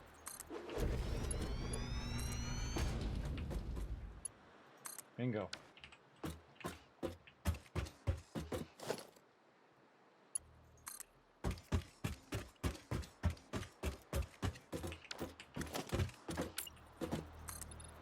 Oh wait, no, I don't want that. Don't want that.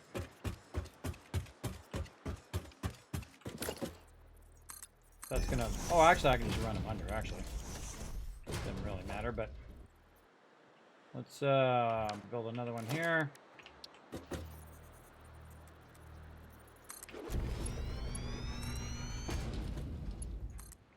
There, connect it here, connect to the train station. That's weird that that doesn't work. It must have taken the train out or something. That's weird that that... Because this, the train track itself should have let us do that. All right, train, freight platform. Outgoing, outgoing. This should be the timetable. To see both. Oh, see, it doesn't see both stations. There's something definitely wrong with our track. Okay, so we're gonna change the name of this station to Nuke Delivery. Okay. And then we're going to tell it to unload on all of these before we forget. Unload. Unload. Now, had I done this right, it would have sent the train. It would have started the train going. But I definitely screwed up something because it should have brought that power forward. Let's go out here and grab this train and see where it runs out of power.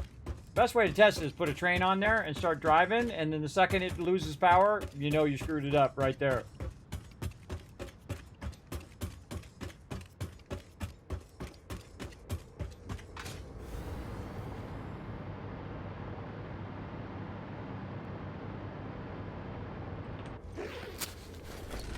Oh, it's right there.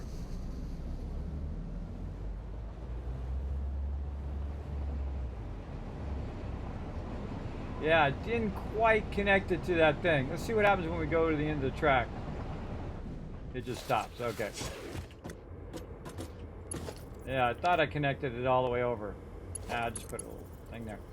I don't typically like doing short tracks like that, but... Yeah, it's too far here. You can't... you have to have a certain distance of track length. So we'll cut that out and we'll make a couple like that. All right.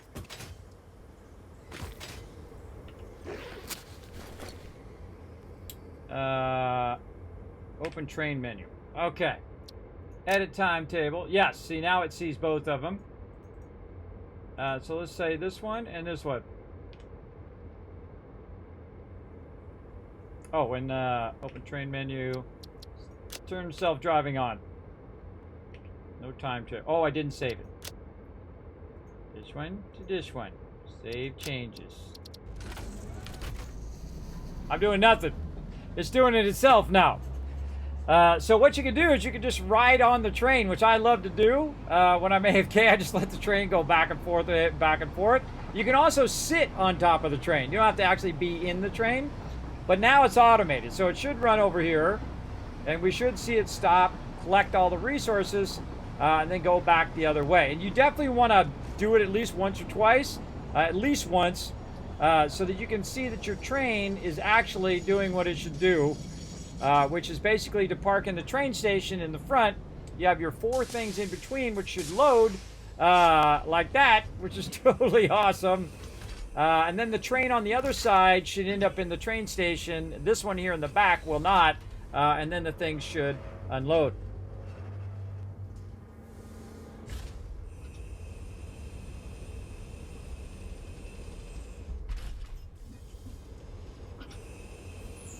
Isn't this awesome, everybody? Put a 1 in the chat if you dig these trains.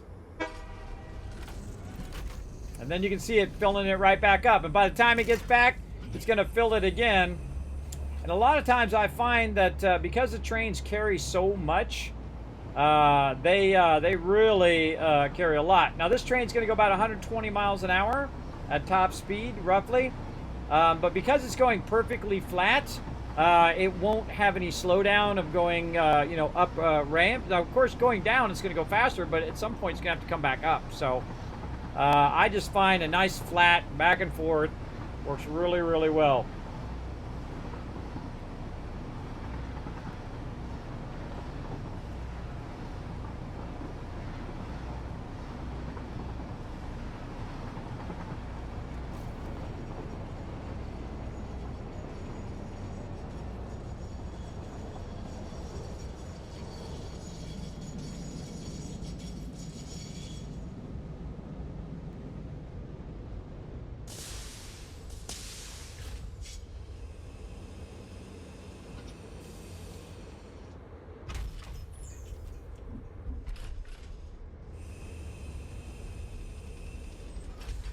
And that is a push-pull train. Pretty cool.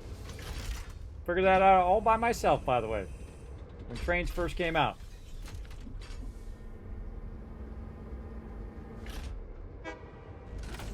It's off and running. It's gonna go do its thing. Now I'm gonna get out because what I want to do is some insanely awesome stuff here in a second.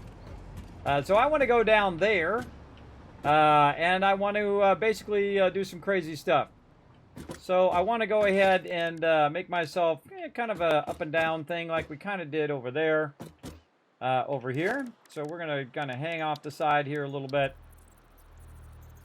And we're going to run that down as best we can. And then we're going to run, we'll run a pole here first so we know where it's at. And then we're going to run one of these on the outside, if it'll let me. Just hang off the side, even better. And then we're going to run down.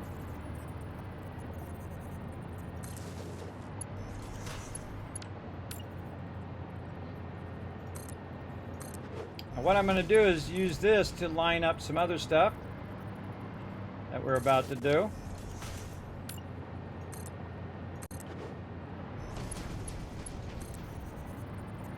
This is like a power elevator.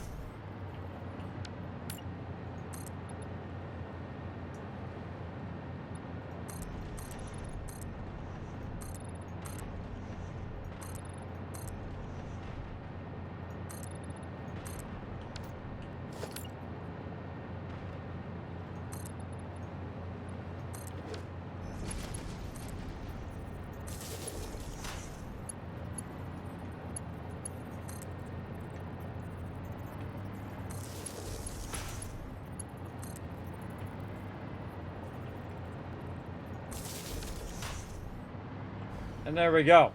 Now another smart thing that we might want to do here, just to make it easier on ourselves, if we're going to be going up and down a lot, is just to make ourselves a hypertube. And they actually made the hypertubes a lot better in terms of how fast you can get a hypertube up and running. So I'm going to go like this, and I'm just going to take this, I'm going to run it, and I'm just going to attach it to the side like this. And then kind of move it up a little bit. And there we go. Got that up and running. Like that, and then I can just connect that power right into there. Now I can just go back the other way and use my hovercraft thing to basically make me a hypertube that goes all the way at max distance. Speed this up by holding shift. And then again.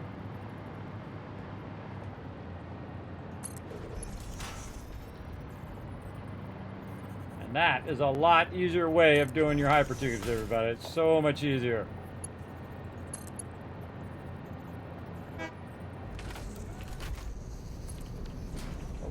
Oh, off again. All right, got that done. Test it. Oh yeah, it works good. And wow, wants me way over here. Okay, now what I want to try to do is line up. Actually, I want to go back up here. I want to line up a bunch of stackers. So we're going to do a bunch of stacking. An insanely huge amount of stacking, as a matter of fact. This is going to be crazy. Right over here. Okay, so we want the output, which is currently just slightly offset from the center there.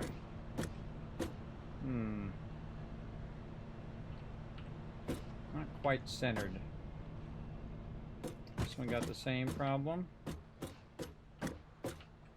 this is kind of on that line. That one's right down the middle of the line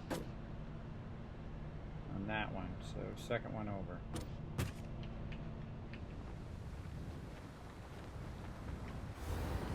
I purposely let myself fall so I fall faster. So second one over, down the middle of the line. Okay, now what we're going to do is we're going to do this. Put that down, hit H. I get a visual lineup of that in the center. And hope that this all works out. I'm going to move it actually forward a little bit. Kind of feel like I want to go forward just a little.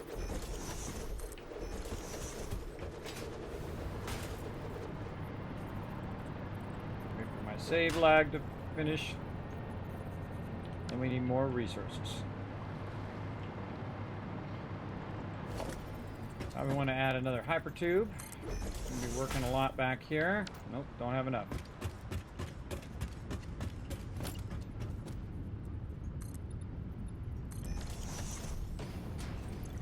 I don't know where my vehicle wandered off to. It's around here somewhere.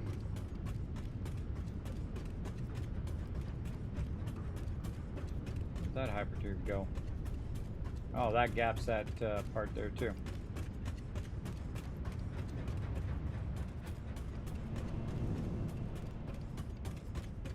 All right, let's run over here and get some resources.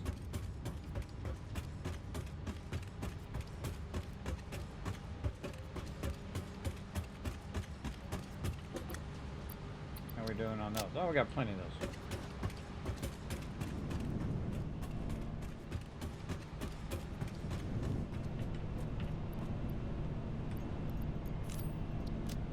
Oh, I had my vehicle on me. I just didn't have it in the thing. Did not see it right there in front of my face.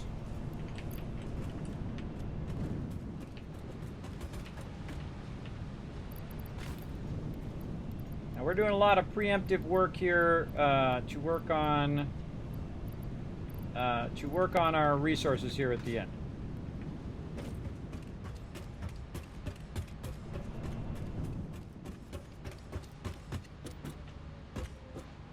One that goes from here down to there.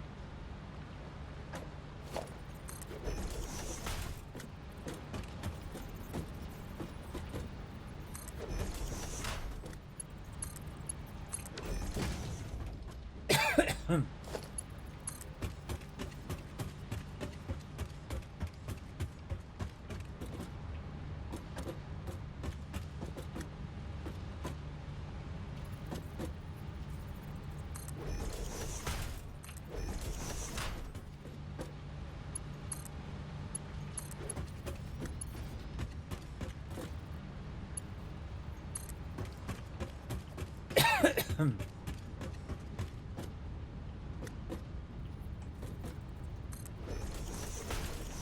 wasn't even in the same thing. Come back and fix the lower one here. Trying to get the upper one in for now.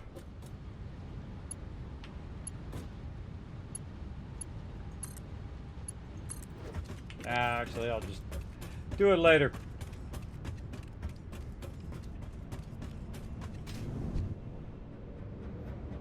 Plus, I got this one over here, too.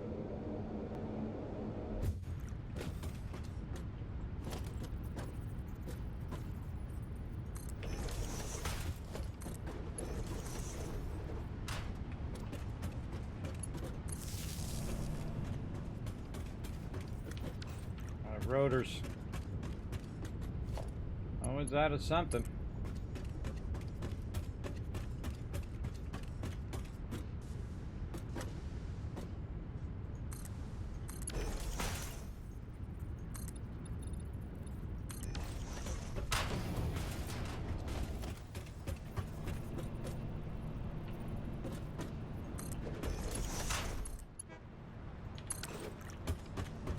Train going up there. Okay, now we got to try to line this stuff up. What am I doing? Production. nice crafting bench right there. Make any more rotors? Oh yeah, we're gonna make a bunch of rotors.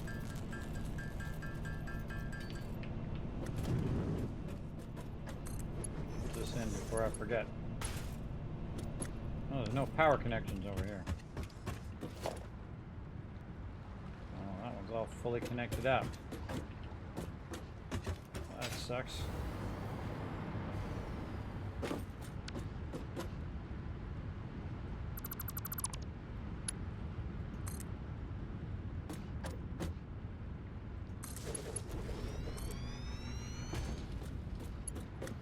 There we go. Connect that off so I can have power over here on that side.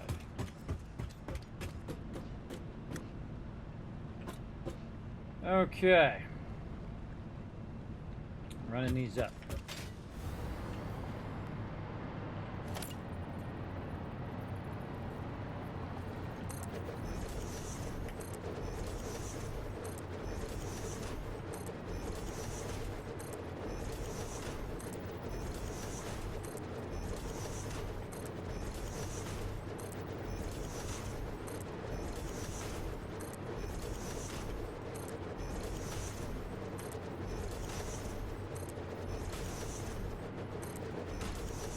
Oh, we should be blueprinting this. We should be blueprinting this big time. If I even have enough resources. Oh god, almost perfect. Almost. So that's another reason I put that there, is to see if I could get this to a point where I could just go ahead and just run that. Oh, actually it is perfect. Just run that straight across in there, and then it will feed its way down. Now, I don't want to have to go in here and do this, 4 times. So what we're going to do is we're going to use our blueprinter, and we're just going to go, whoop, drop like a rock. Save ourselves at the last minute. We definitely going to be doing some blueprinting.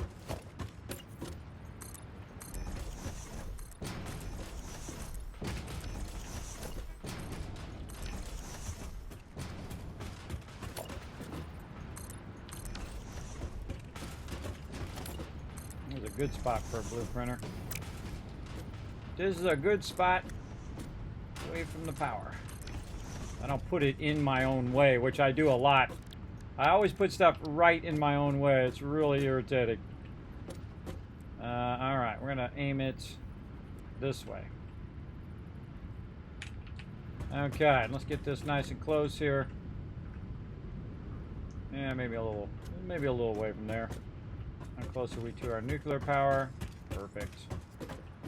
Area down the side there. Very nice. Okay. So the first one is facing away. Like this.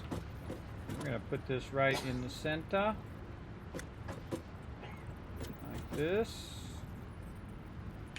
And the cool thing is you can actually do hologram on the blueprinter too. So you can move it around with your arrows.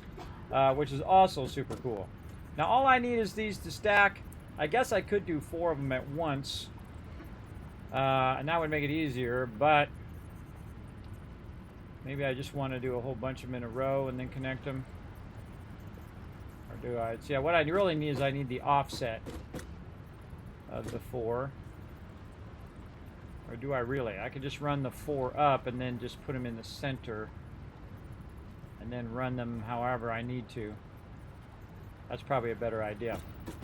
Alright, let's put that one down. And let's actually do more like that. Ah.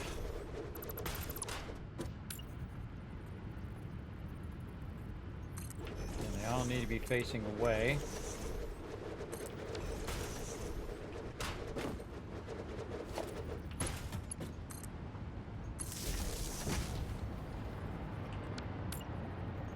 Back, this one back, back. Away. As many of these I can put in at once. Let me, that's too high. Okay.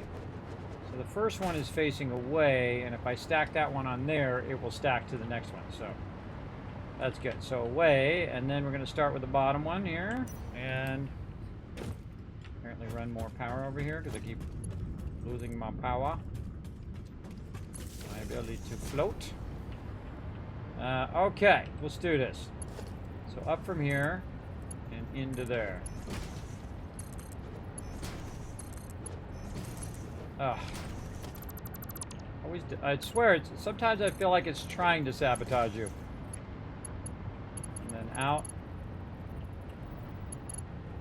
And it does that weird stuff. It says world buildables. Don't believe it.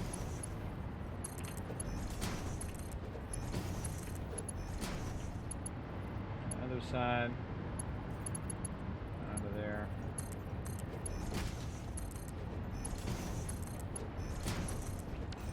There we go. Okay.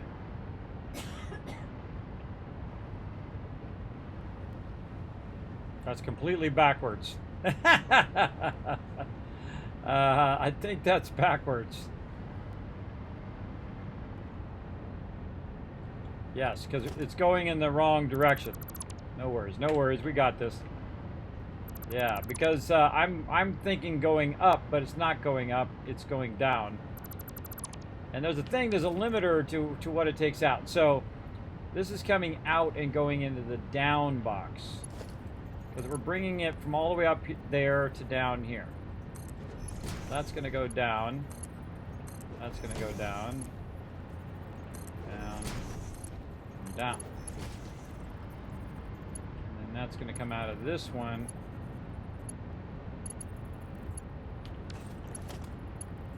And go down.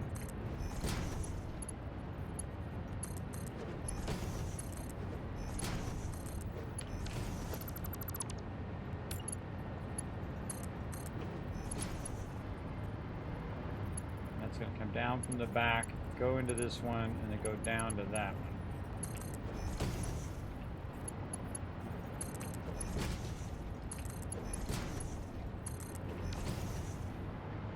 Much better.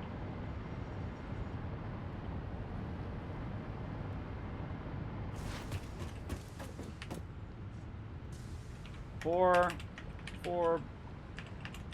wide, 4 high, box stacker. This just saves me a lot of time of putting in all of the things. I'll still have to put them in between, but it definitely saves me time. We're going to make this bright red. Okay. Now we're going to pick it up because we'll just use those resources. And we're going to go test it.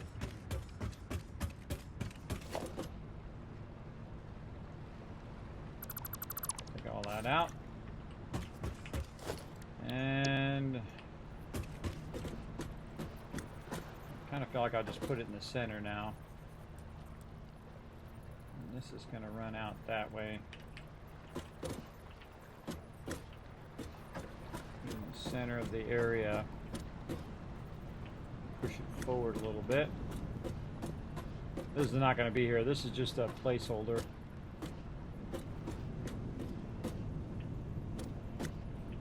I feel like I could maybe move it back a bit. Move one forward. Yeah, one back when it snaps in. Should be fine. Now let's go for it.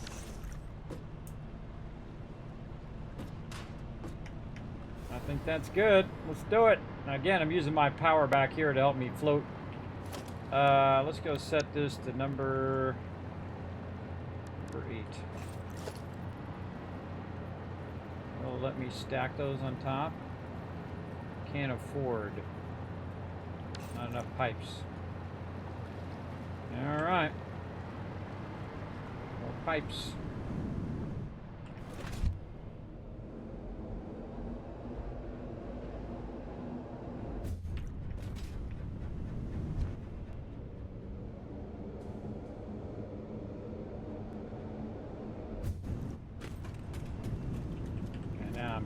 This. Now I'm going to fix this.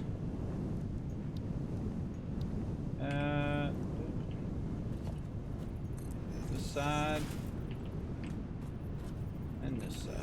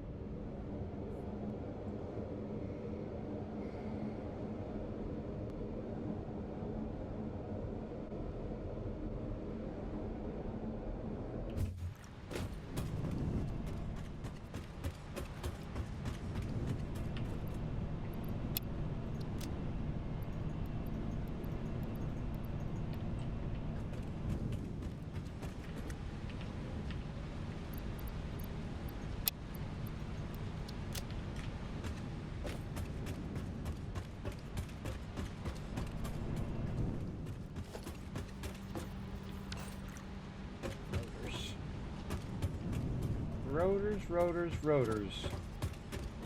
Still backlogging those rotors? I don't think it is. Oh well. Oh well. Come down here and make 4 of my own. Again, we could be upscaling all of that stuff, but what we're trying to do is get our nuclear power going, and we're trying to have it separate. From everything else.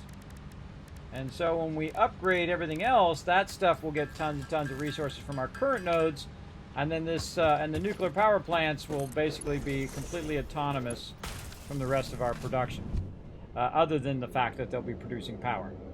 And I always feel like that's a better option because then if this whole plant goes off, that's not going to be touched.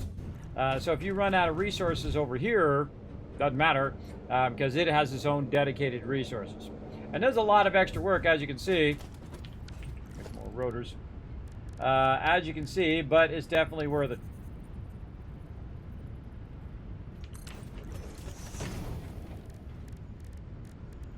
And I definitely need to up my rotor production at some point.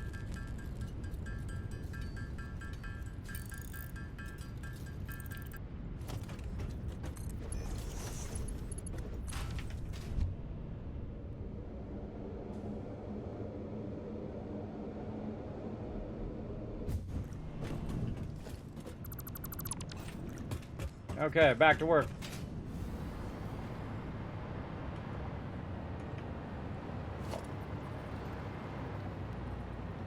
Doesn't really snap though.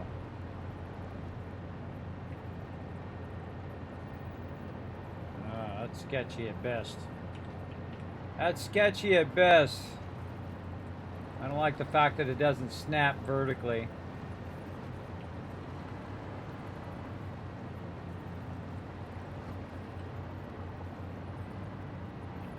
Know if it's really lined up or not.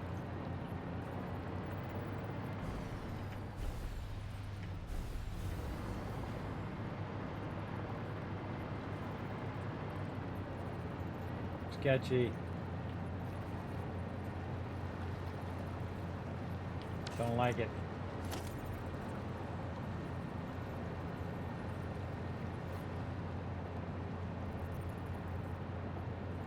Come on, why does that not snap vertically?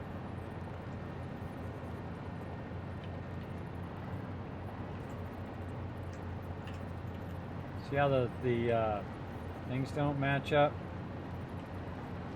If you watch, I'm going to end up building the rest of those.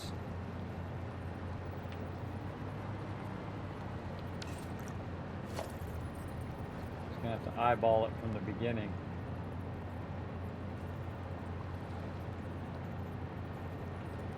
There's something definitely they need to fix.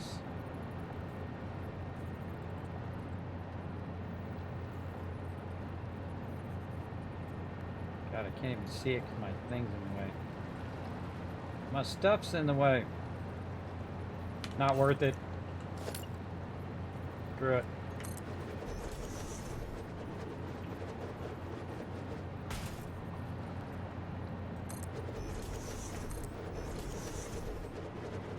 Well, at least I got it started.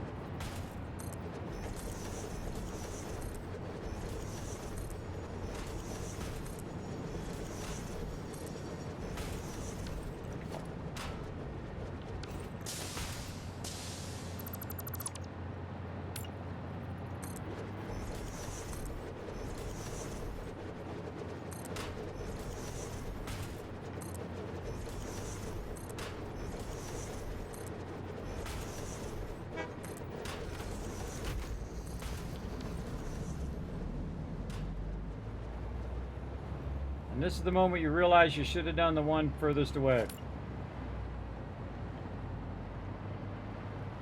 Oh yeah. Should have done that one first, but that's okay. We'll work it out. Now you might be like, well, Kismet, why are you making so many boxes? Well, that's because I'm going to massively backlog all of these resources.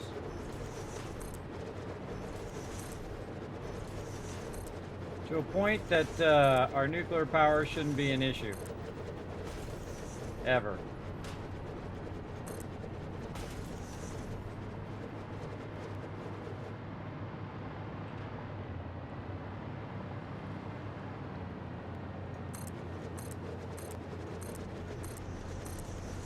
Now it's automatically switching it back and forth for me because I already told it that's basically what I wanted to do.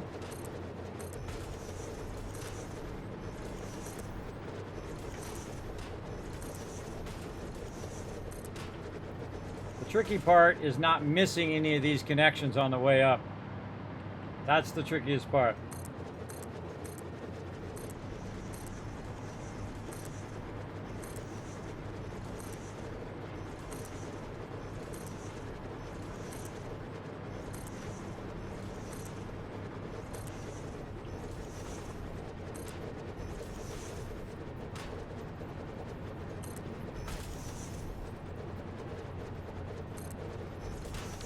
Okay, or on the way down. All right, let's feed these babies in here and get this started.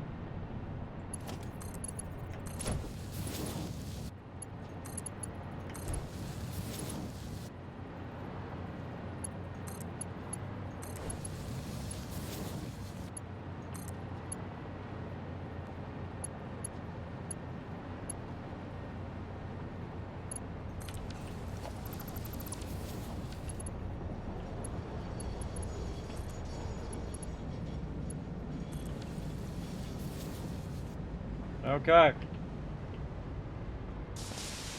Now, this one's going to go down.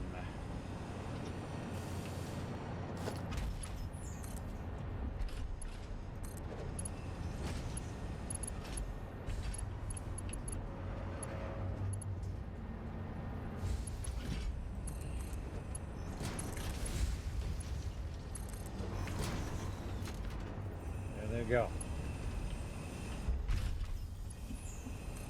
Start with the furthest one away, obviously. Make it way easier. All of them running. Making my little wall here is helping a lot right now. I'm out here just floating, making this a lot easier. We should look, make sure all of them are running. Yep.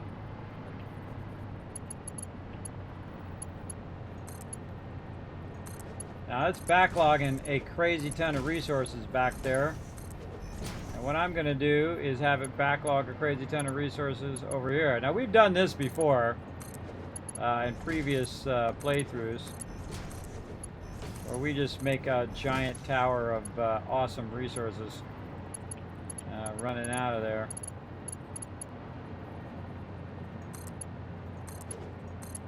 Focus on this for a little bit. Chat real quick there. All right, you guys are mesmerized, I can tell.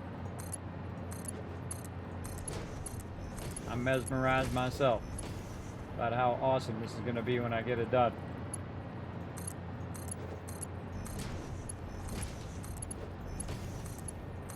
See, while I'm doing this, also it's backlogging all the resources. And it's got a lot of resources back there that it can bring over here. Big time.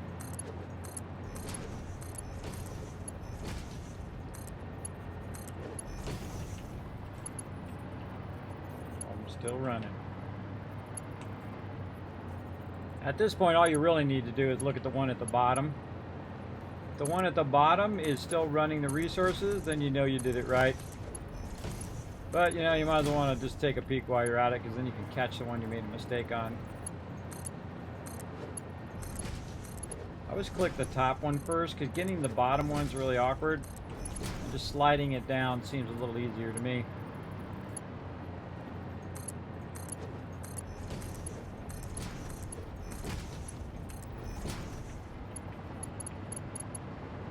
Speed up a little bit here.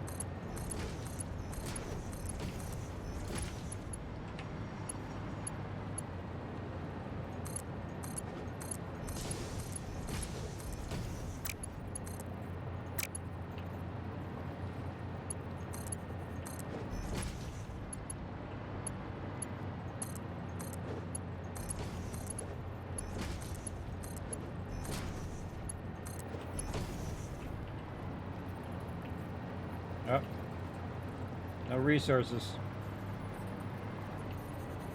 Oh, screwed up somewhere.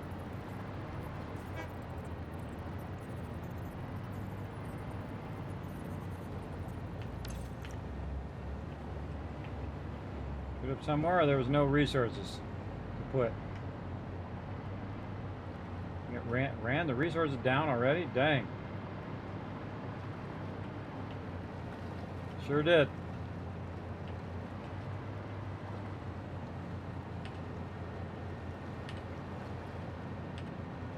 As long as it shows there's resources in that box, you know you did it right. Alright, let's keep going. Dang, that ran that fast.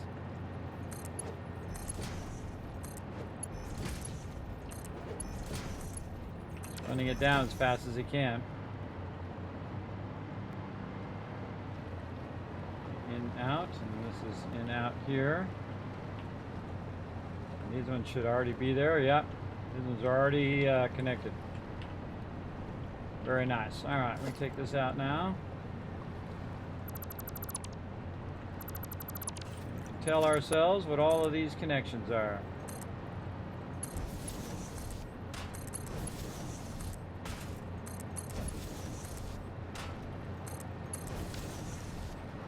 Okay, we did it. GG's all around, everybody. GG's all around. Okay. We got that done. That is quite the gigantic stacker, isn't it? All right, back up we go. Okie dokie. Now, what we want to do is let that backlog a little bit while we build out the rest of our factory that we're going to need for all the parts that we're going to need for our power. Now, our train's way over there, I believe, on the other side. Oh, it's on its way back right now. Because you can see up there, you can see on the map, but you can also see up above if it's moving, if you're looking at it from the right angle. I've got way too many crates there. So I'm going to get up here on top. Apparently ping. Oop, I'm on the wrong side. Get over on this side, because it's going to bring those things out of there big time. I'm going to get right here. Wait for it to roll up. God, it's cool every time. And I'm going to get right on this here.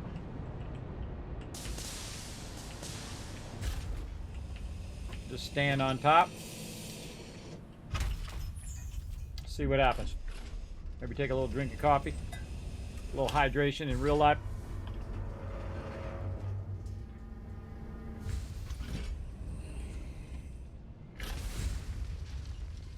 Ah, see, it still says it's too full.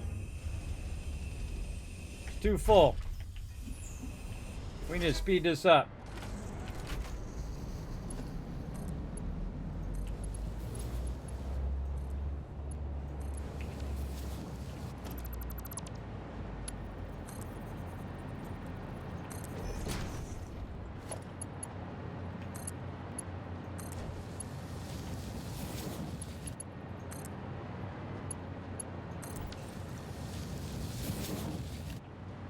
Try to get out of there a little faster. This one's going to be the tricky one.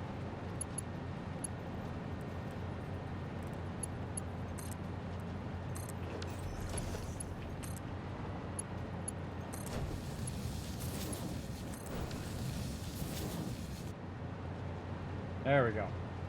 So we're basically doubling it up into this first box so it can drain it out of there faster, because the train can't put anything more in there because it's full, and the train car itself is full. That means it has a whole nother thing full of that thing, and this is as fast as you can take it out. Now it's coming in with 550 items per minute. 551, everybody. That's a lot of items. That's pretty fast. Now, it could go faster if I could unload it faster, but that's as fast as I can unload it through double belts. So that's about 1,000, or 780 times 2. Hey, sorry, what's 780 times 2? 780 times 2 is 1,560. All right, so that's 1,560 that it's running out there. Now, can we double run it all the way to the bottom?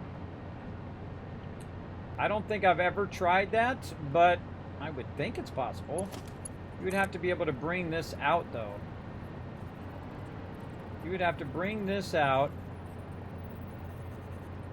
I've never attempted a double connection on the way down. That would be a lot. So you'd have to bring it out, run it around the outside. Now I could just, run it right through there like this. And that would double it on the way down.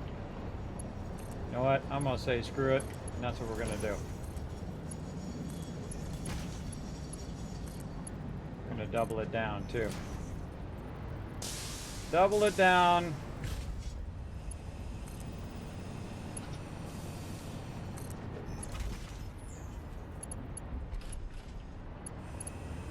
Do all those sides. Oh, I only did the in one. This is good. This is going to be awkward, but let's just see what happens. I could go and do it the proper way, but...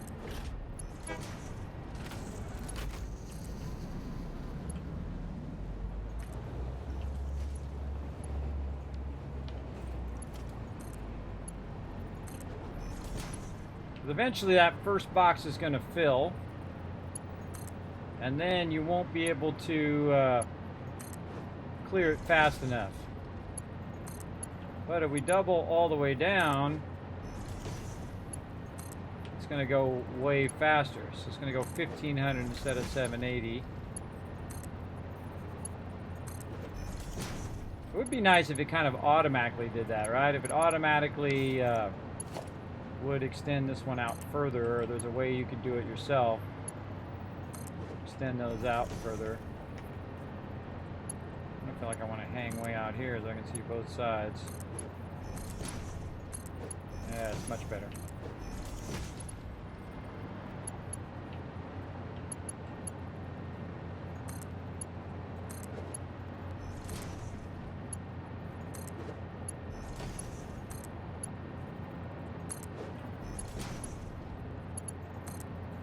Definitely want to make sure you're doing this right. Seems like it's working.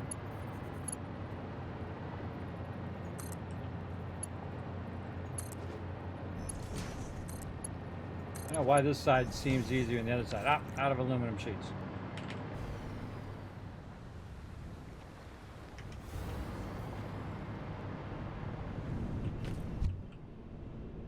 More aluminum sheets. So we're doubling it. We're kind of running it through the same lines, which I don't like, but we're basically trying to get that to run faster. Because the train's bringing it in way too fast for it to handle.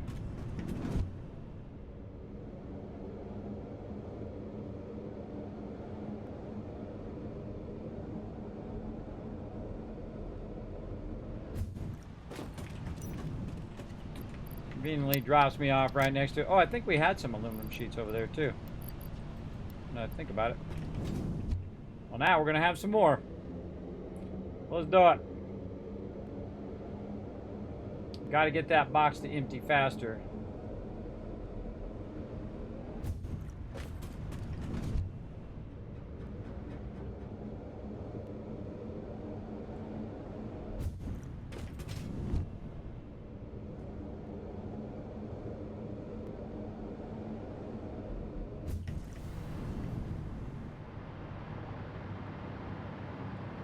Alright, now the tough thing. Oh god, look at how many of these we gotta do.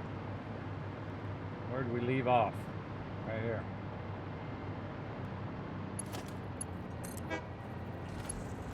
Toughest thing is trying not to screw this up.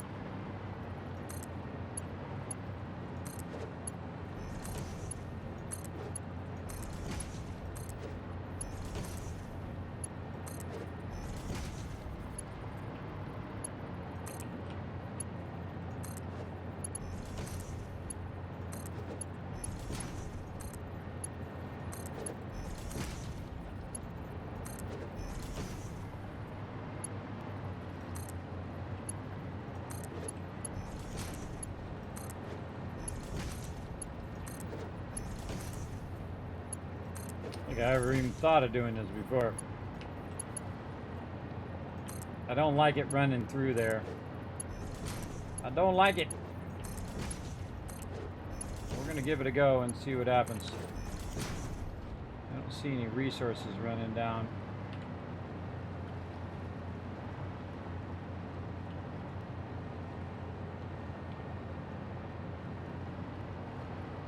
Doesn't mean they're not running, it just means it's not displaying those resources running.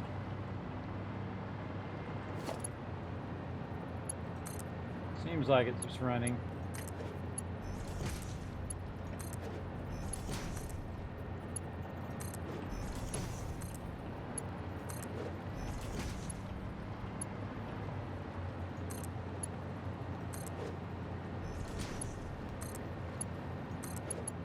Now this would be something I would go in and I would block off so you don't see this thing. I would totally put walls around this thing. And that's going to help your frames per second. Because this thing is nuts. This thing is just running at 1,000 now.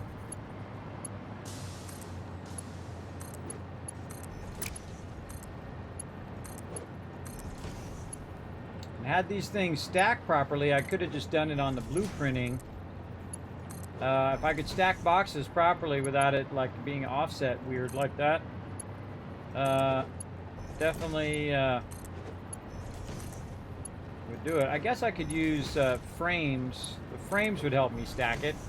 I just put some frames down in between or next to it, and that would allow me to line them up. Use something to align it with instead of just using the boxes. Though the boxes should do it on their own, I think.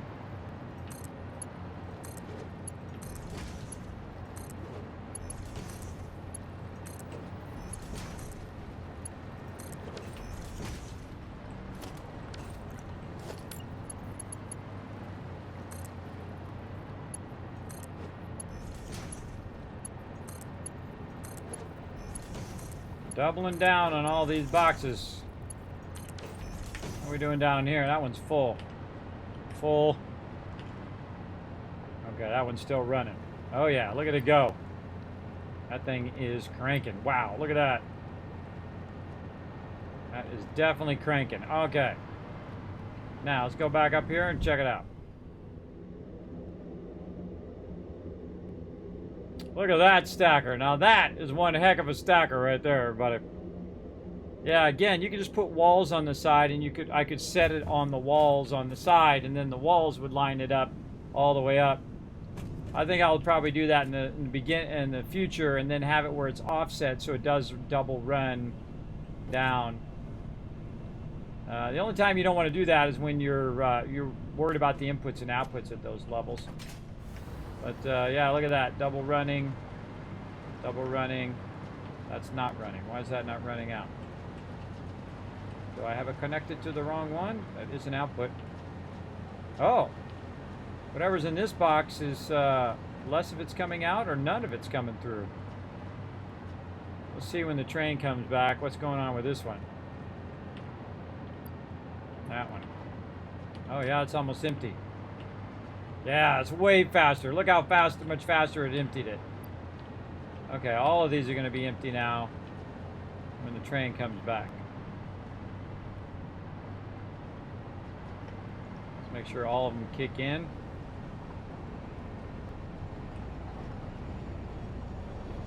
Cool how you can see the train light coming in too.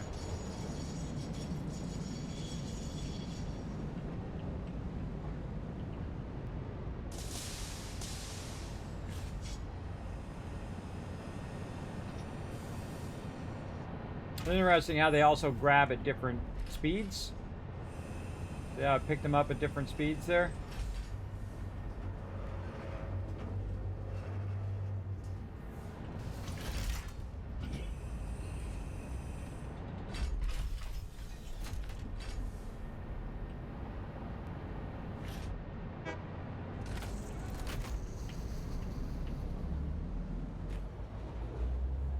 There we go. All right. I'm going to let that run. I'm going to go ahead and take a quick break. You guys can enjoy a little train ride back and forth as it tries to pick up more resources. I'll be right back.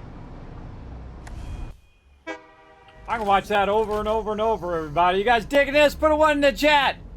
You guys still awake? Let's do this. Come on. We're building some trains here. That's cool every time, everybody. I don't care who you are. The second I first saw that, I was like, wow, that is awesome. And so it's running our resources back and forth, getting it going on. We're just taking a little free ride here. Look at this. That cool waterfall area. Man, I've built bases all over the place. But I think this one's becoming my favorite base over here so far. Now again, this isn't a fancy base. This is just a functional base, and it's actually working pretty good right now. And I really like this part. Now you can see I'm just standing on the train. I'm not actually in the train itself. I can get in the train if I want to, but there's just something fun about standing on the train, riding on the top of it. All right, let's go see how much resources are actually in the freight car. Oh yeah, it's not completely full. So yeah, it'll start even out now where it's not blocking it for putting the resources in there. And so it's going to take about a half of it to get it in there by the time it fills it up on that side. And then that should find some good equilibrium between it running it down, it collecting more, it running it down. And so they should go in there each time now, if it's just half of it each time. And then all of these should start just blazing. Yeah, and so that'll take that out of there, hopefully in the time. Oh yeah, it's going to take that out of there before it even starts to pick up the other stuff. And we got all that stuff massively overclocked over there too, so it's just bringing it in like crazy. Let's go see how much we've got down here. If you press C twice, by the way, it just starts falling like a rock. And then you just try to save yourself before you hit the bottom. Let's see. Wow. Okay, 1, 2, 3, 4, 5. It already has 5 boxes worth of stuff backlogged. Look at that. All right, well, we're certainly going to have a stock of resources there. I kind of feel like I want to move this forward now, too, so we can utilize this. But I think we got enough room over here. Okay, so we got to get some stuff rocking over here on the side. Now, again, what are the things that we need? We need assemblers. We need assemblers. We need the blender. To get that going. Now the blender's going to be over there, but the assembler's going to be over here. And so we need 10 Uri, and we can process 600 Uri. We're producing 600 of it right now. Wow. Okay. We need to do concrete, sulfuric acid. Now we should just do the maximum amount of concrete that we can. So let's start with concrete, because concrete's pretty easy. Let's side our concrete. Concrete's right there in the center. So the fastest that's going to come out of there is 780. So right now it's doing 780 concrete. We should actually check our power to see how our power is working. Right here. Yeah, we're actually getting close to our max cons, but our actual factory is not running at that max cons. You know what? We should start with 1 and then just expand it as much as we need to expand it. That's exactly what we're going to do. All right, so let's go constructors and let's go find our concrete. Now, the cool thing is we already had our concrete already set up. So all we have to do now is put these factories down that we had already blueprinted earlier.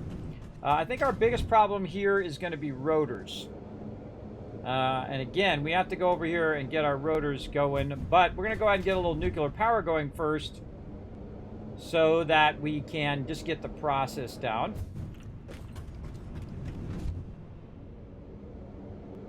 And we're just going to cut off our roads. I think we have enough of these in materials for now.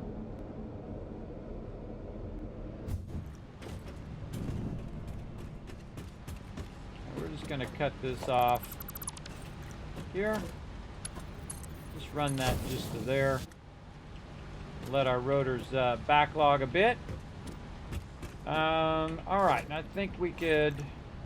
What else we need? More motors. Those we have plenty of now. We were running low on those at some point.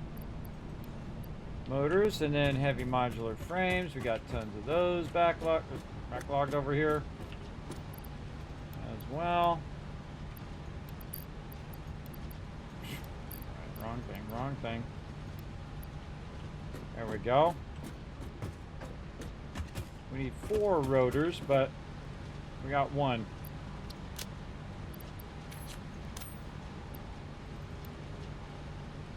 Why is our rotor so slow?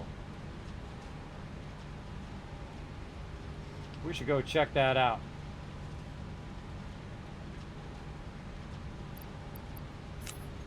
All these resources in the trash. Let's go figure out why our rotors are so slow.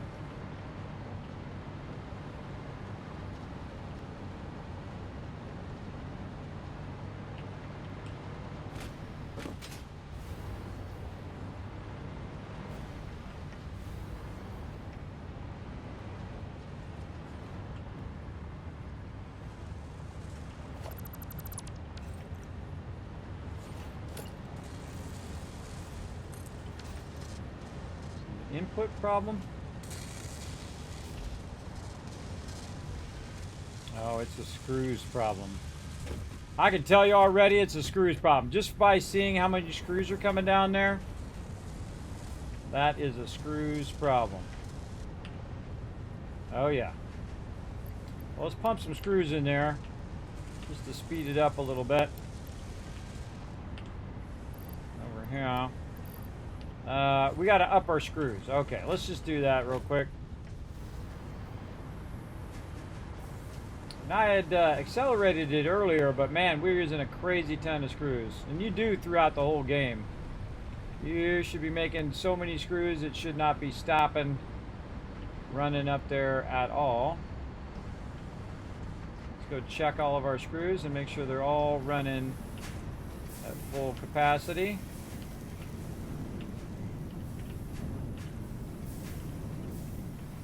Those all look good.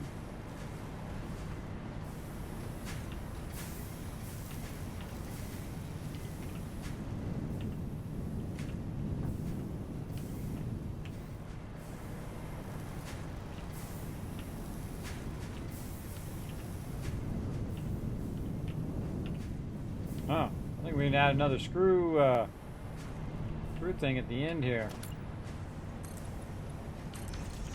The screw factory at the end. Let's see. Screws. Rotors and plates. Okay. Maybe we'll add some more screws too. So we'll grab these rotors. We'll grab some plates. We'll make another screw factory. And that's why we have it built like that, is so that we can very easily go and expand that over there. Man, it'd be fun to find out how many plates you used in your entire playthrough. Those kind of stats would be really cool. Like, it just keeps track of how many you used for building. Even if you took it back up again, it just, how many you put down using those particular things. I think that would be kind of cool. We can also stack the factories up on top of these as well. We can have it come back the other way and whatnot. But watch how easy this is. Blueprints, concrete, oh, not concrete. Blueprints, we're looking for screws. Where do our screws go? Cable, concrete, copper. Mini screws, there we go. I think it's this way. That way, oh boy. Problem is remembering what the orientation was. Oh, it's the other way. I can tell because it has the hyper tube in the back. So, again, let's do screws. Okay, this way. There we go.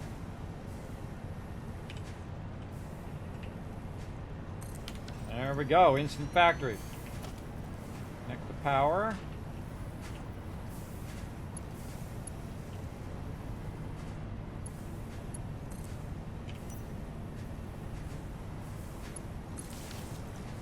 Firing up, and then all we have to do is do this. Connect the two sides to each other, and we're off and going. And now that's going to feed those in there. We should see some screws coming out of there. Because there's so many extra iron rods right now that we could be just burning all these iron rods up. In fact, you know what? I'm going to add another one. Let's add another one over here. Too much, no big deal. It'll still it'll just, you know, say, oh well, I don't have enough raw resources to make it happen.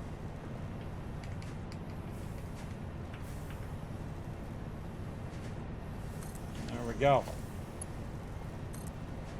Connect our power.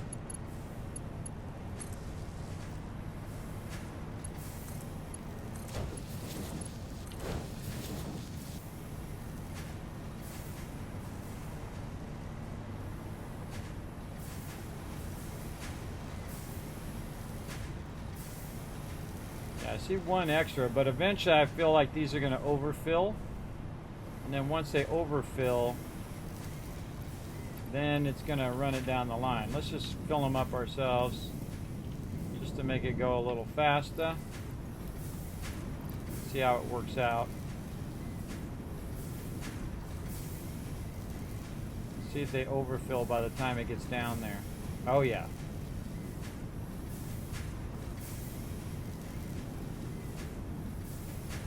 Okay, now the cool part is if you want to see all this stuff is running, you just go up here to the top and you can see all the green lights up here, and you can see, oh, it's running all the way down to the end now too. All right, now we're making some screws. All right, now that's going to basically make it where if we go back to this side, we should see just a ton of screws going up the thing. Should be like non-stop 780 screws running. Yes, okay. This is a Mark V. Yes, let's follow this and make sure we got Mark V belts everywhere. Got the Mark V. Mark V. This is all. Oh, look, I'm diverting it right there too. Mark V's.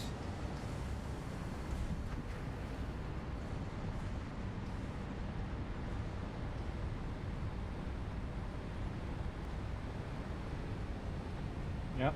Oh yeah, look at them screws go now. Look at them babies go. Okay, now we want to go look at our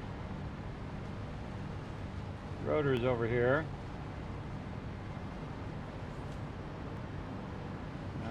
Should have labeled all of these.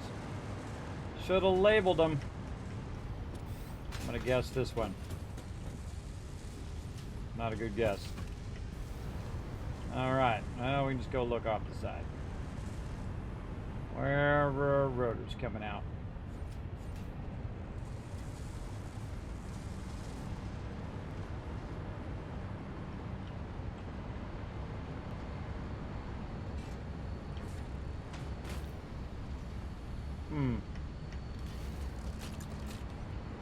Back this way.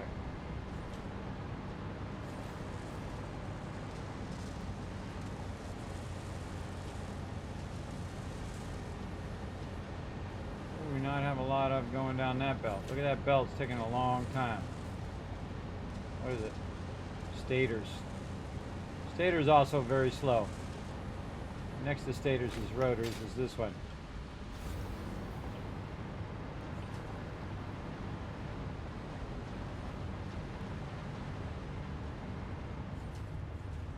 Right here.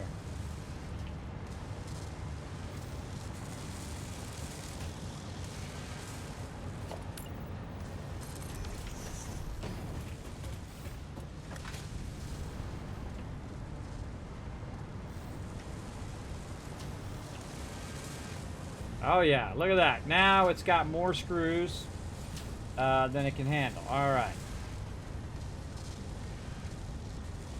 That definitely helped that a lot. Okay, more rotors. Let's go.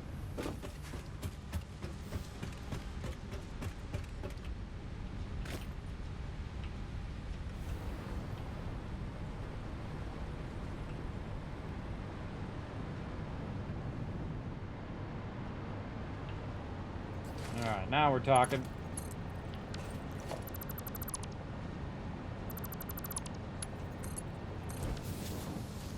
Run those back in there into production. Okay, now I got so distracted, I don't know what the heck I'm doing. I think I'm doing concrete. Concrete.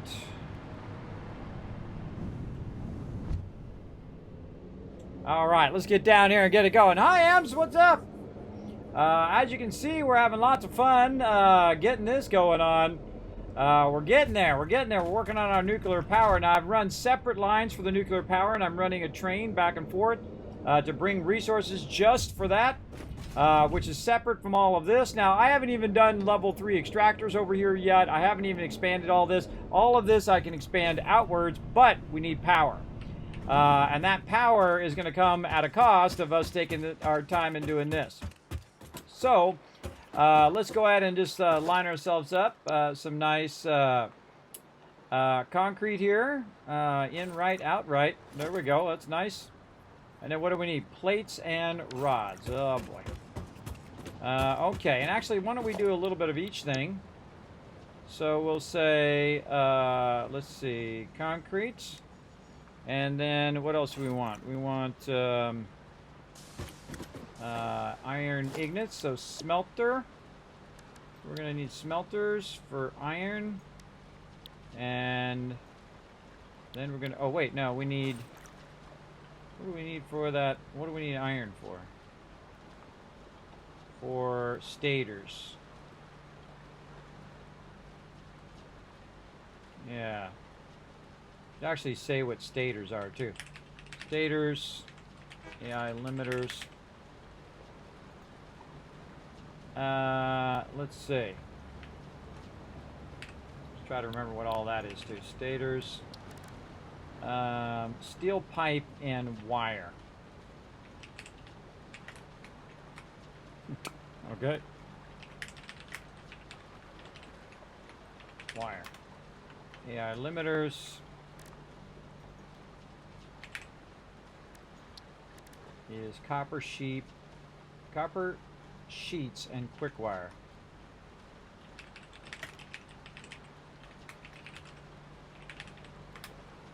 Okay.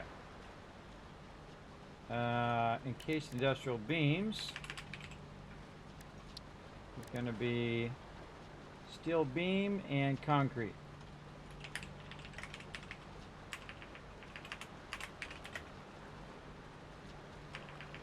Encased industrial beams.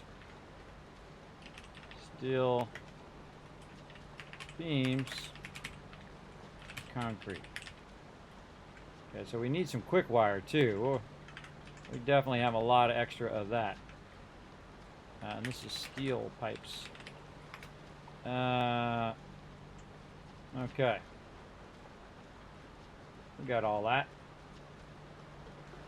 We got all that stuff.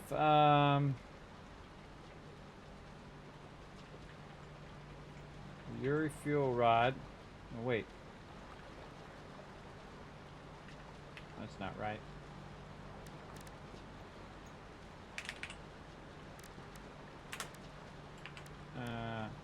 Fuel rod. Case industrial beam. So, encased uranium cell. Oh, up here. Oh, we need to put a little gap here. A little gap here so I know what the heck I'm looking at. Okay, encased uranium cells, encased uranium beams. Uranium cells are concrete and sulfuric acid. Encased uranium beams, control rods, concrete. Definitely need some concrete. And then we need concrete for encased and dome things. We need steel beams, so we need coal. We need to run our coal over here.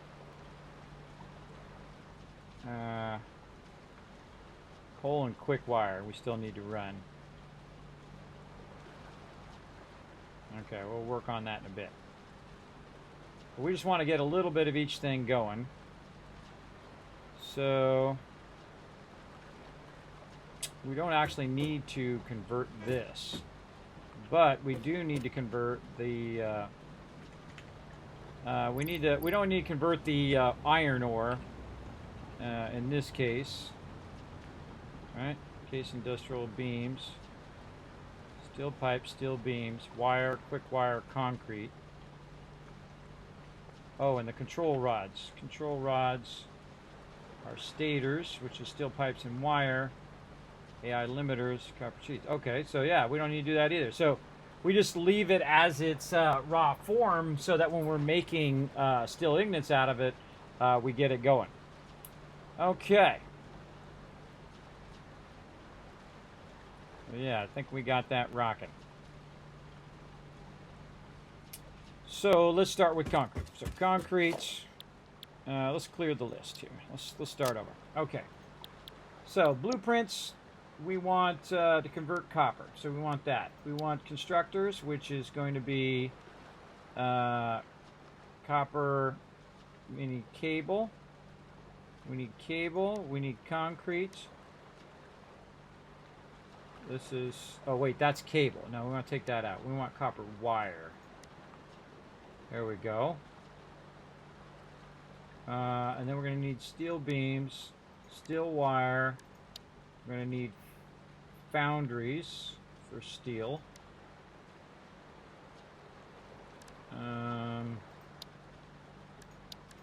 Let's probably get it started. All right, let's get it started with that.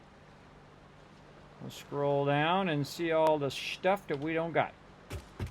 Okie dokie. Let's go over this way. Where'd that other box go? You know what we should do? We should build a box over here of extra stuff that we're not using right this second.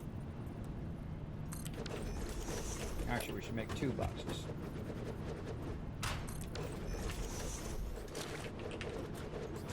There we go. All right, so we're just going to leave our stuff there so we can go grab a ton of this stuff on the other end. And then we'll have extra over there for when we need it.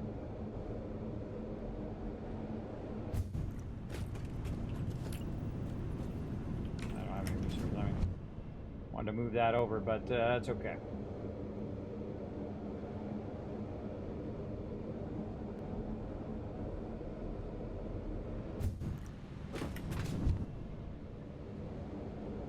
Let's start at the end and work our way across. Okay, first concrete. Take an extra one of all of it.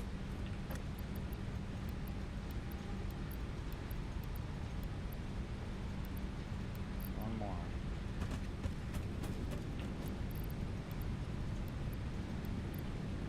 right, grab another. And then we don't need screws. 2 stacks. Oh god, we're out of wire. Now we got a wire problem. It's always something. We need 100 wire. Bet you we have some sitting over here.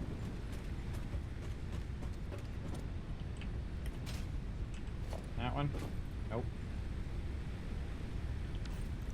We got some other stuff we can grab. Just take all of that stuff. No extra wire laying around.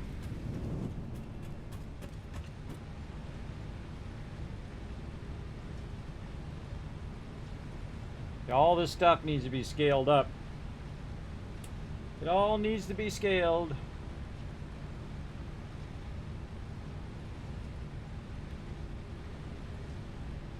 I probably had enough wire, but we'll just let it fill up and we'll grab it. Actually, we just let it fill up while we're grabbing other stuff. Even better idea. What is this? This is quick wire. Not hurting for that.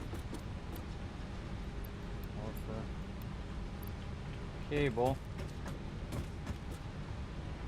Upper sheets might want to block for a second.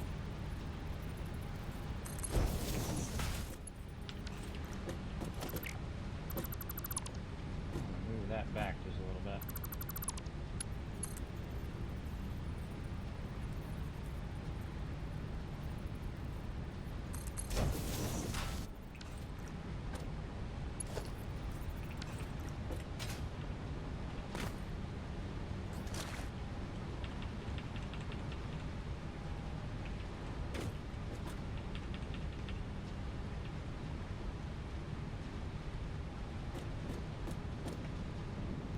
That we get some more stuff.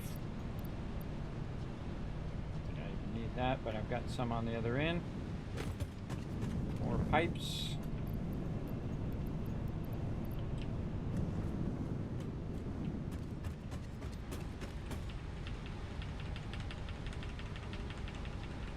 There we go.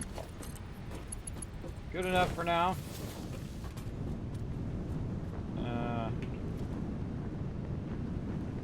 Roll up. There we go. Let's go back for that wire.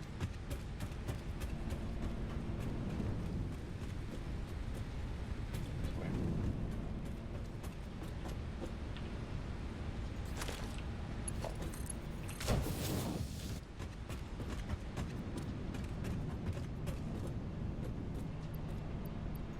Not hurting for that.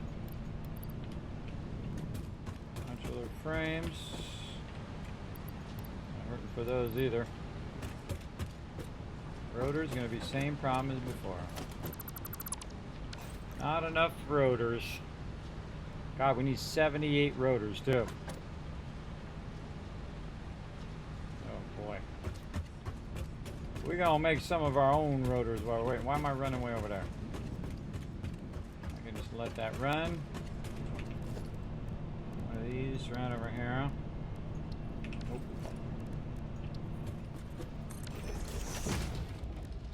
Rotors. What do you need? Screws, of course.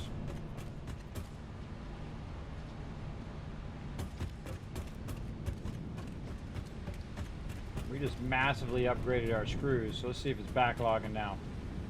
Nope. Not backlogging, but we could backlog it big time like that.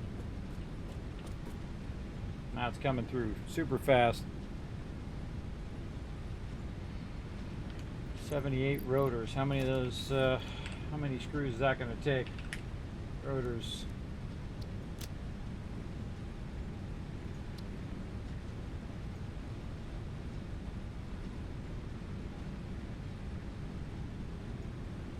I learned you can do this. 1950 screws. That's going to take a minute. What else do we need?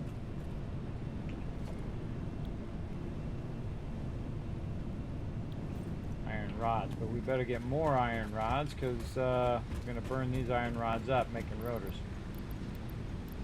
Get a bunch of those. Let's get a bunch. Now we're just waiting for screws. take a minute. All right, let that run.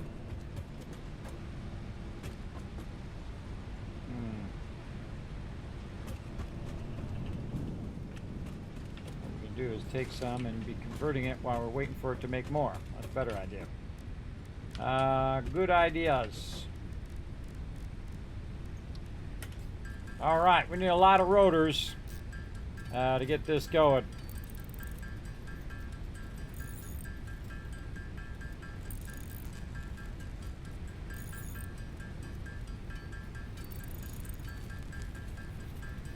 It's going to take a minute. This is going to take a minute. Now I could stop and go upgrade my rotor production, but I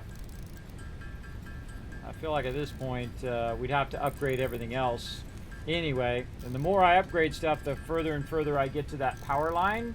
And when I hit that power line, I'm going to be in trouble. So what I really want to do is just get my one nuclear power plant online. And once I get that online, then that will facilitate me be able to expand the rest of it. You got to watch out for your power curves, because you hit a certain power curve, you can't boost it any further when it comes to, in this case, oil. Because I already have all the oil things maxed out.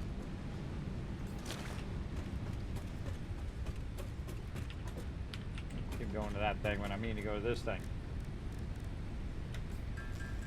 Make some more.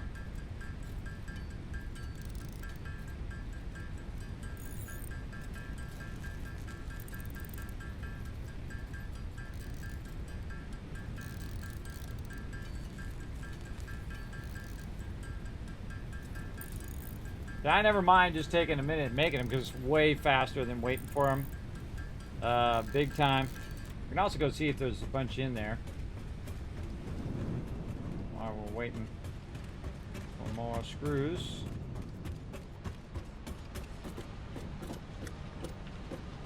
Oh yeah, so there's 18 in there. That's going to save us some time. Actually, let's make them down here.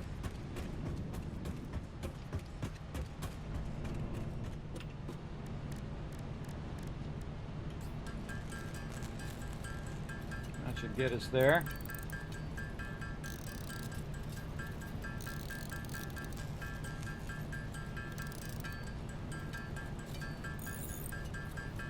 We'll make some extras.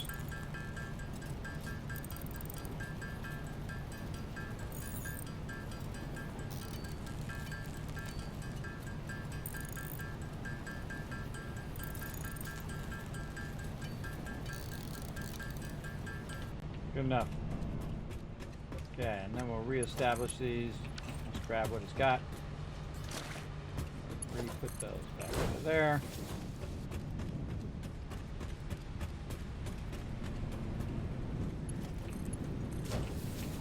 Screws back in there. Maybe we might want to grab those. Okay. In this case, we want to make some more down the way. Let's get some more rods that we burnt up.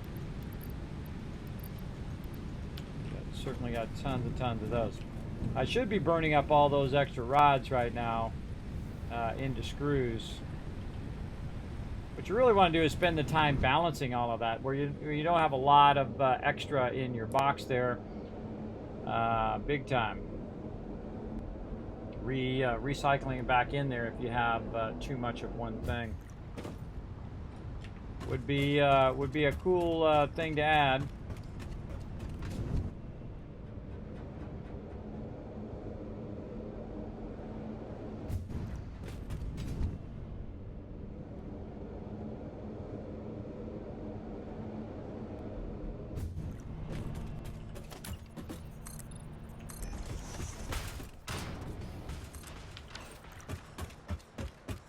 Okay, easiest thing, concrete. Let's go.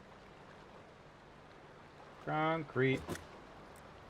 We're going to assume it's going to be going that way. In right, out right. There we go.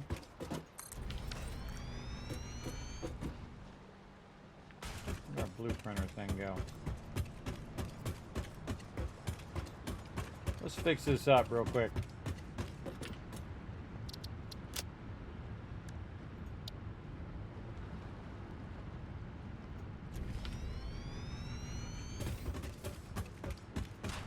going to fix these up as we go, too.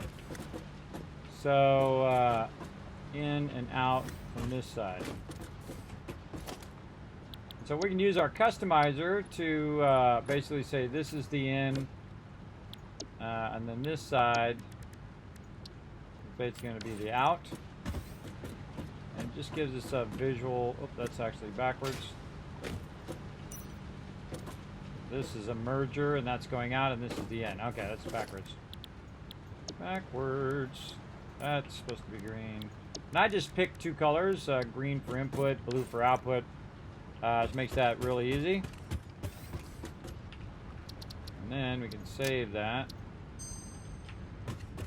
And we can clear the designer and get all of our loot back.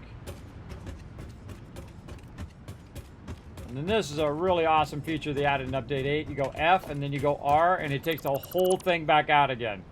And gives you your resources back. That's super cool. All right. Now, when you're putting it down, also, I would pay close attention to what it's saying the actual blueprint is. I've actually put the wrong blueprint down before. Okay, so in theory, it should be on the other side. It is. Okay. Let's rotate it back around the other way.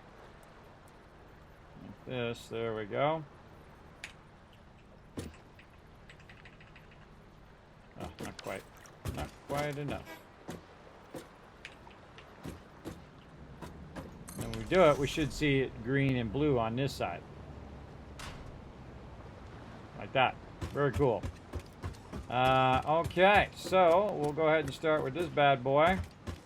And we are going to run it right over here. So let's start with some walls. Let's go ahead and make a wall hole. Maybe something cool like that. And then we'll put our resources eventually on there. Let's go ahead and start with this one up here at the top. And then bingo, straight across. Nice. And then we should be able to connect to our power, which definitely needs another one of these over here.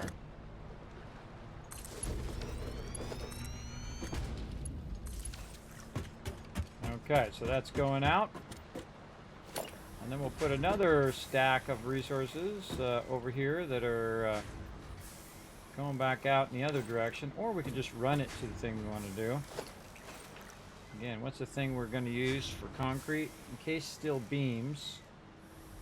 And we're also going to use it for encased uranium cells.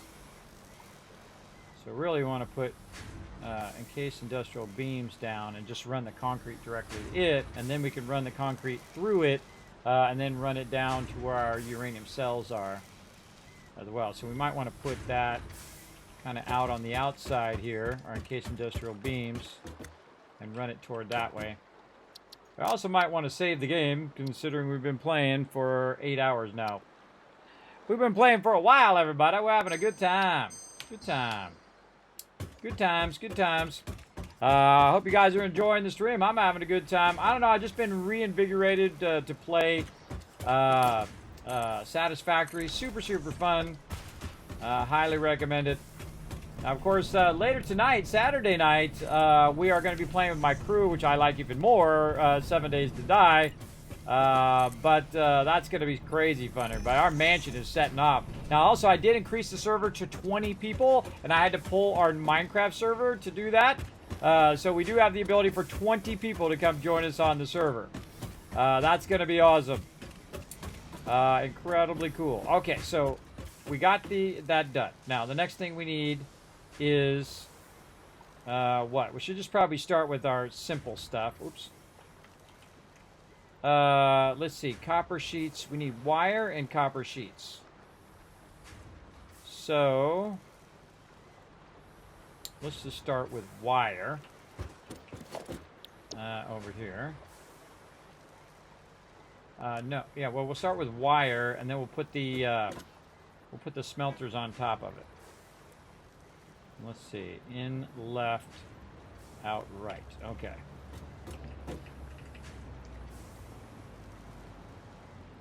I feel like we should be fixing these as we go.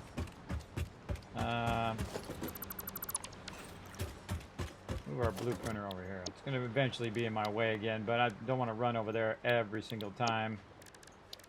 We need to do the blue printer. Okay. Let's load up wire. Structures. And copper wire.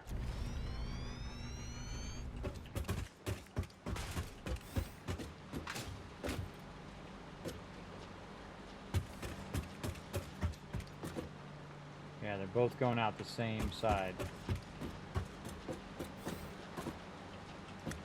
Now, why am I running it that way?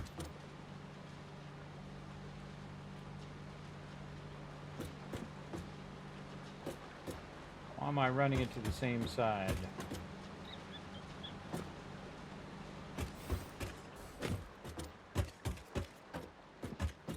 That's a good question. Why am I not just running it back out this side? Because if it's, what is this again? This is copper wire. So in, left, out, right.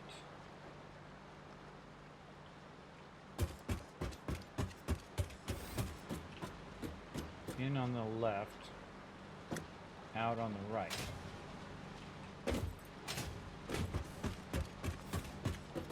Actually, I want it to be flipped the other way. I mean, I can just rotate it around, but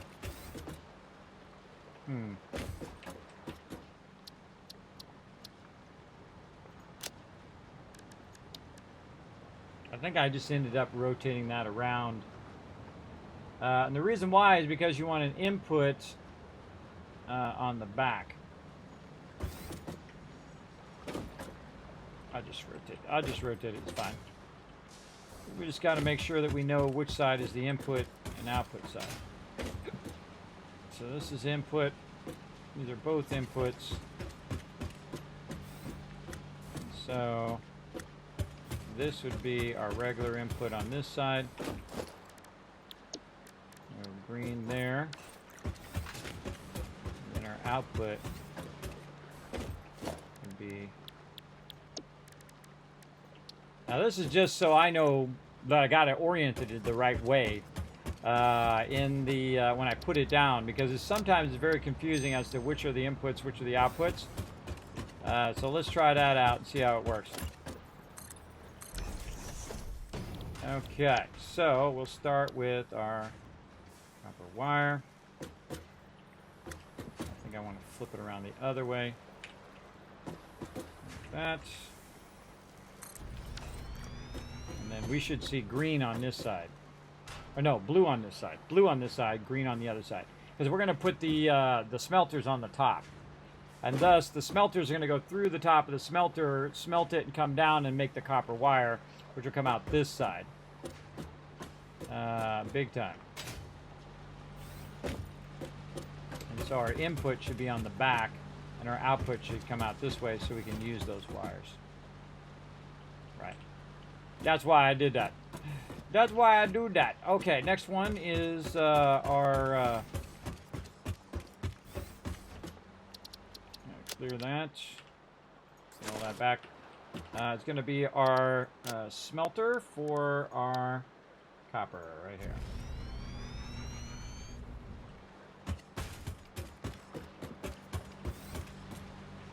And so that's out and out, same thing. So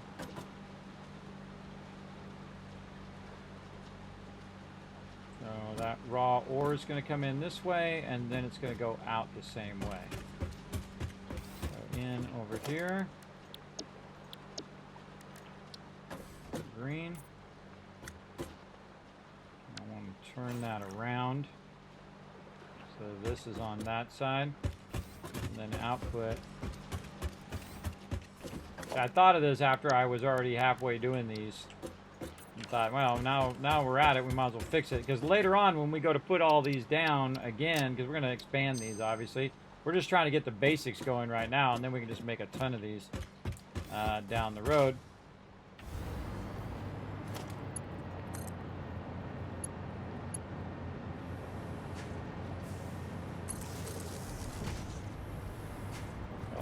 fix all these power things too. Right now I'm just going to run it. Okay. And so, smelter up here. Smelters, copper. Now, do I need to take out any floors? I don't think it has floors. Alright. Should just go right there.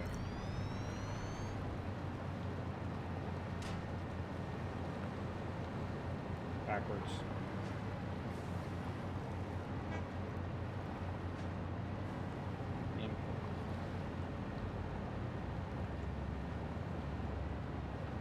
No, that's right. Green input, blue is out on that side. So this is going to be our copper.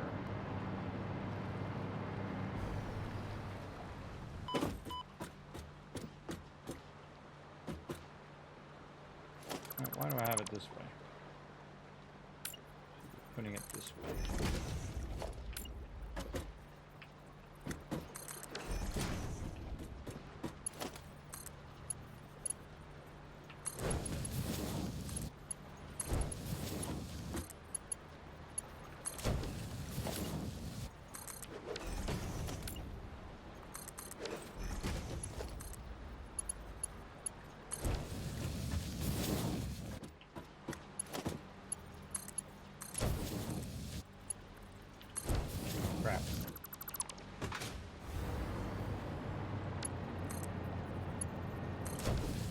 Out there, I almost ran sulfur in there.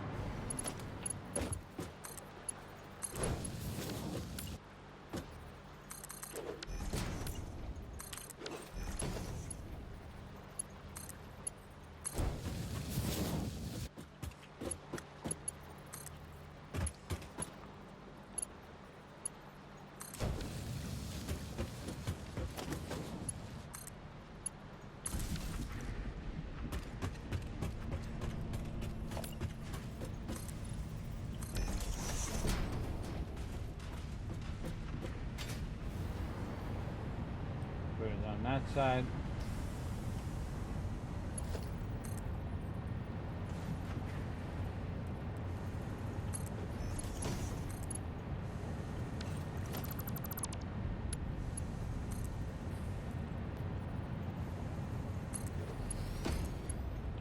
Do that for right now.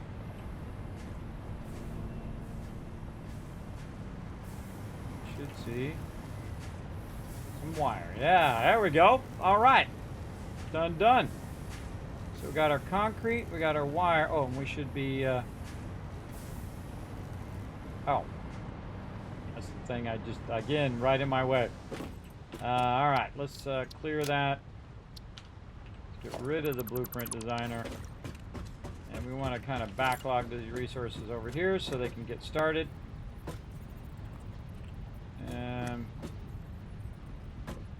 Put it here.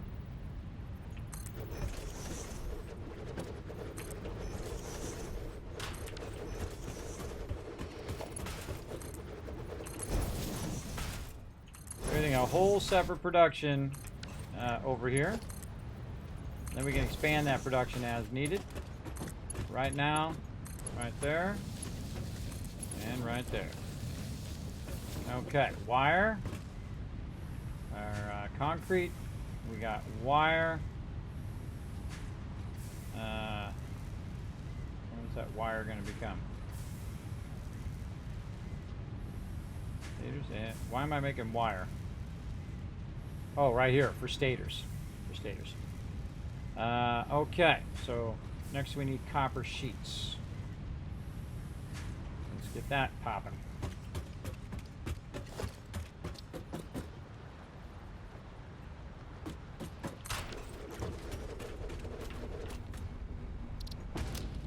Okay, copper sheets it is. Let's go.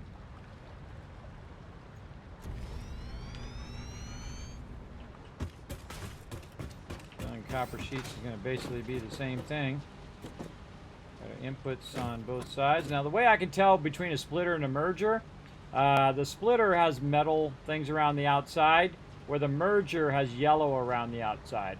It's pretty obvious once you know. So that means that this is an input side.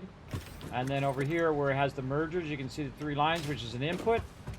And then if you go over here, you can see the arrow, which means it's outputting over here. We might want to put something there to keep me from falling off. Like that. And then this is going to be our output on this side.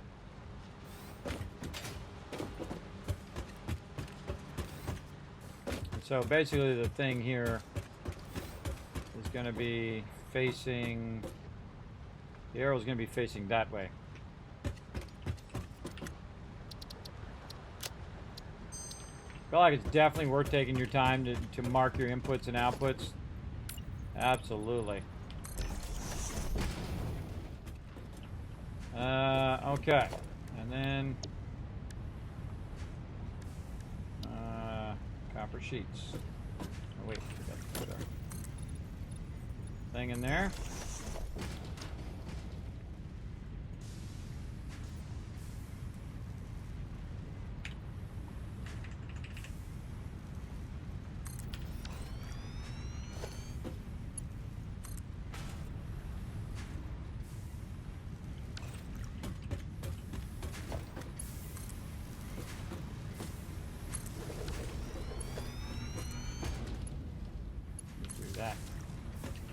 Okay, we're going to siphon off some of these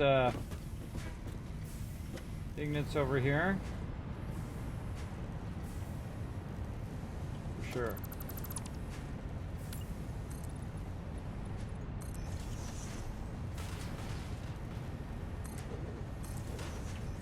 Never seem to get those just lined up right.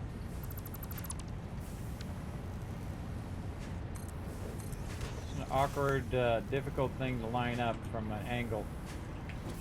All right.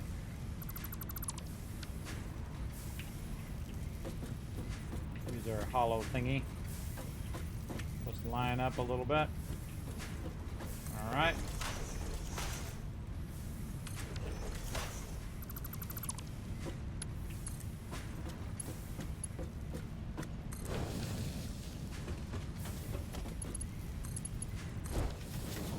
Alright, now we're splitting in between both things. And that needs to be redone.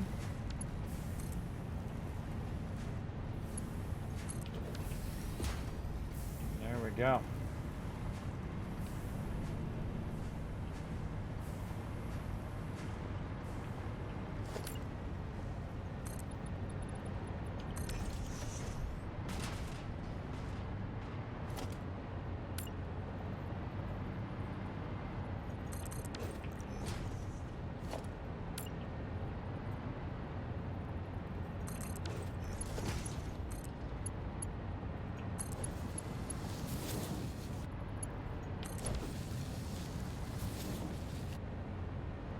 Got a box running copper sheets. Okay.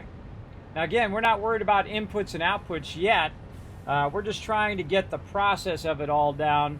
And then we're going to max our inputs and outputs when we have enough power to do so. And then we're going to add more power and continually add power to the point in which we have massive excess power. And then when we have excess power, we're going to go back and upgrade our other one as well. But we really want this. Now this should be its own thing. So if eventually if all of that goes off, this will never go off. This will always stay on. Same thing with our oil power or whatever, but all of that other production over there is separate from our actual power production and can be just clicked off if we hit that max limit. And it'll automatically turn itself off too. Okay, why are we not getting concrete here? See how this line is not, there's nothing coming out? That tells me something's up. Oh, that, I bet you was that sulfur slipped in there. That was my bad. That was my bad. I done screwed it up.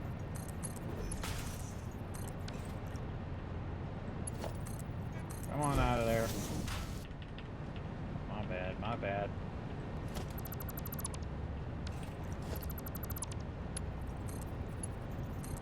Bad you can't go into the things like a storage. You can do that actually in Fallout 4. You can go into the thing and pull it out of there. accidentally put the wrong thing along the line. So actually just take the line out once it's run. Get our concrete going again. Turn that around. Run a nice long line. This back out. Yeah, that's a good way of doing that. Just run a long line, and then it will backlog on the line. And when you take it out of the, when you pull the line out, it'll just automatically go in your inventory. Like a long line like that, and whatever got screwed up will come out of there, and you're good. Okay, I think we got that working again. Whoop. Okay. Got that a working. Make sure they're all running. It's good. It's good. Yep. Okay.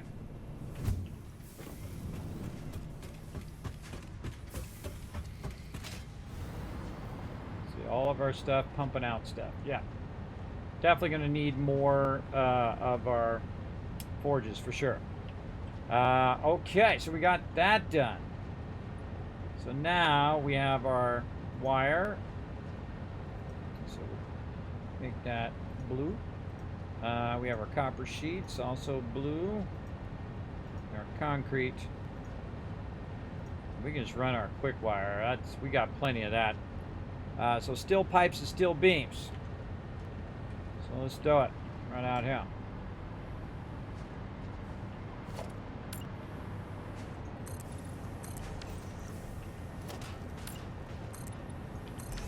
Should go fix our inputs and outputs.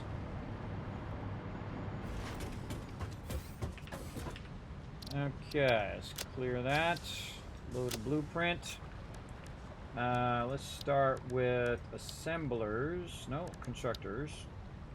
And we are going to do steel beams. Let's see if we got our inputs and outputs marked. Doesn't look like it. Inputs, inputs. Both sides are inputs. This would be our output. On this side. Wish I had thought of that earlier. Thought of that earlier in my playthrough. I could have been doing that the whole time while I was working on it. But there we go. It just takes a second. Take a second to get that powered up. And then we'll just save it over what we got. And then we can just load our pipes as well. Most likely it's going to be the same. Get in the door. This is input.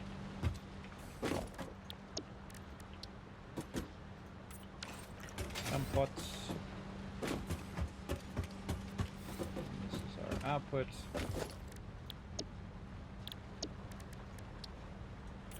Okay, looking good. Looking good. Okay. Save that. Pause for a long time. And then save.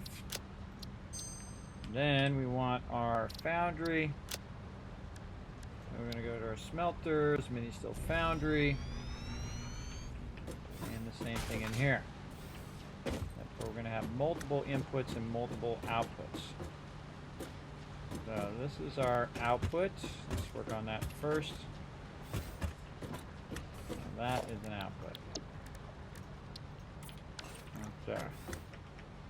Our inputs are right there, and this one's not an input. One of the things I've been doing lately is putting a ladder through that so you can see which one's an input and an output. I wish you could just go in and just do just the that one thing like that. But watch what happens when I take this out and I do this. Build one over here, then the whole thing turns green. I can't really go in there. I don't know how to block that off. I put a TV there and tried to do that. Yeah, I tried a bunch of various things that would potentially block that off. I mean, I could put one of the little wall things here, but it's not gonna. Well, let's try. What do I think about that? Well, that is pretty visually easy to see. And then once you do that, you can just take the rest of these out. And then just take this out. And then you can see that it was blocked. Yeah, actually, I like that better. Sometimes you try to improve upon your own design. Actually, I like it even better if there's two of them there. Yeah, that makes it way easier. Okay, so we got those inputs set, and we're gonna save this an output, right? We'll double check that. That's our output. Yeah, that's an output. No. All right, well, let's go ahead and make this back default. And then we'll go to this side. These are actually our inputs. So back to green. This one and this one. And then now we're going to do our basic wall thing.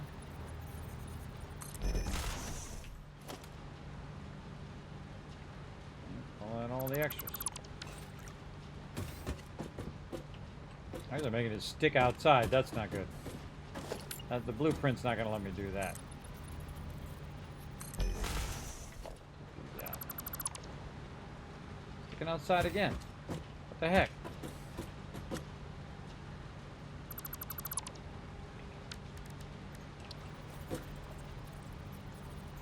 Don't stick outside. Got to be contained within the blueprint, or it won't work. There we go. And that's an output. Power over here. That's an input. Input, but that's a merger. Okay. And then we need to do this just to make sure that we did it right. That's green, that's blocked. We know these are inputs. Okay, those are inputs. This is output. I like how you can see it inside too. That's cool. All right, we're working hard here, everybody. Working hard. Now, the second we kind of get our inputs and outputs squared away, we're ready to build some factories. Right over here. Let's do it. First thing we're going to do is steel beams. Can't afford. What are we missing? Plates.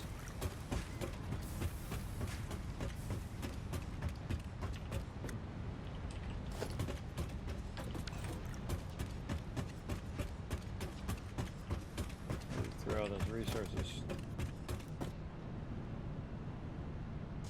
Plates.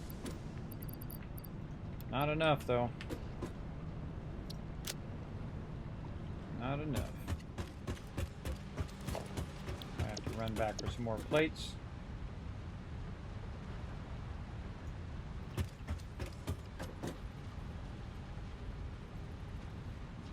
And we got enough at least for beams.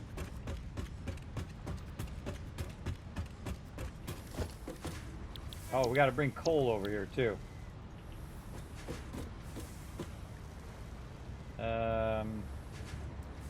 This way?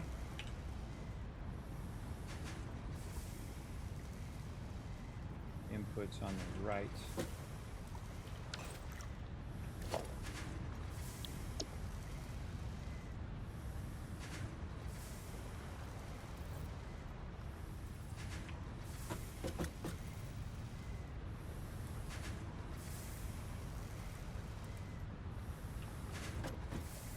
Huh.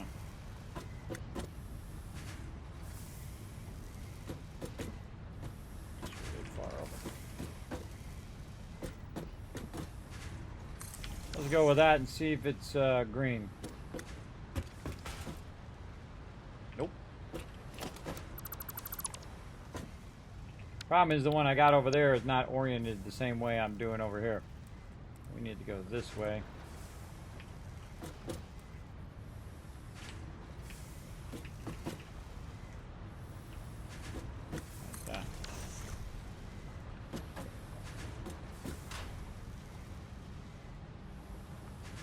go.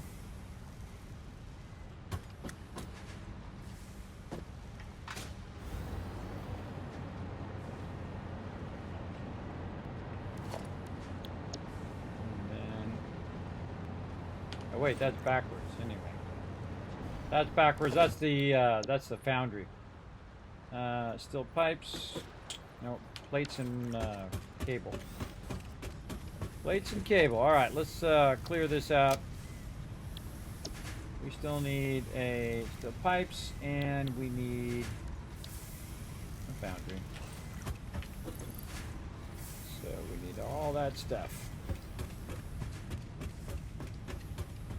Again, we'll take what we got.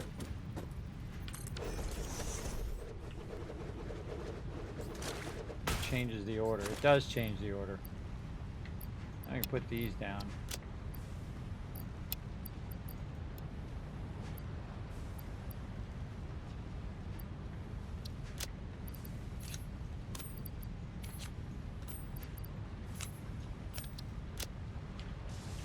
Okay. Let's keep at it. We need all that stuff. And what do we got over here? We got more rotors. A little bit of cable, but not enough. A little bit of that. And we should just go over there and just grab a crazy ton of plates. It's going to fill my entire inventory up with plates and bring them back. And some encased industrial beams. Some cable.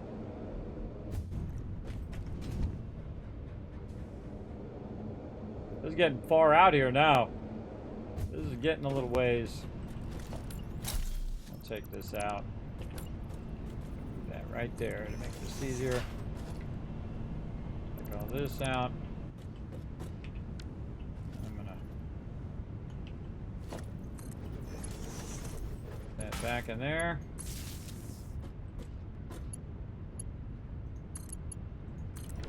So when I'm coming out of there, I can just go left a little bit and get into there. Like that.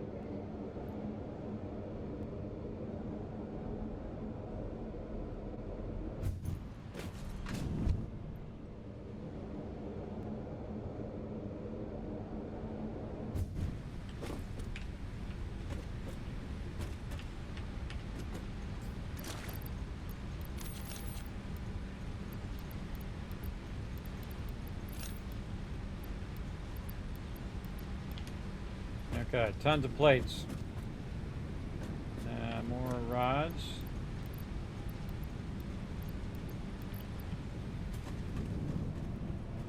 Cable.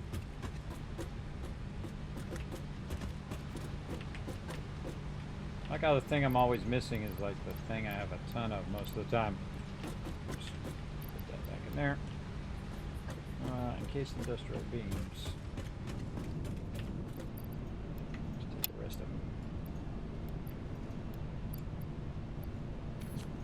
Back for more rods.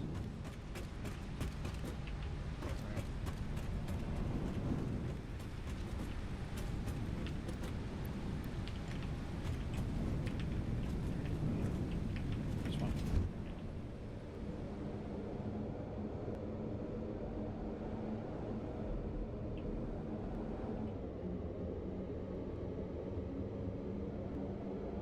Freaky.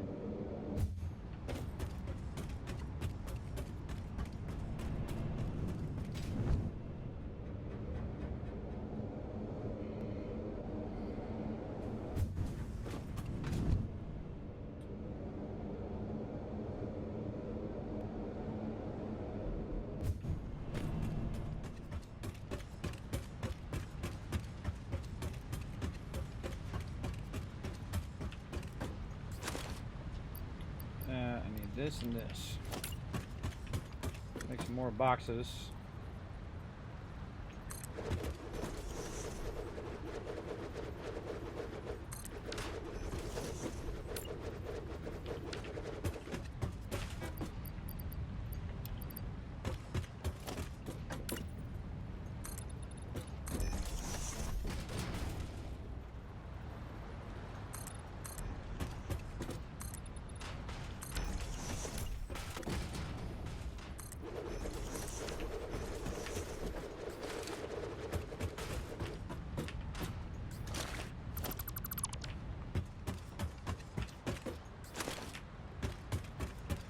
All right, we're going to move all these resources down so we don't have to run back to these boxes every time we're looking for extra resources. We got this one. Put those out. Then we have another box of resources back there. We'll leave that one back there. Consolidate all these resources together.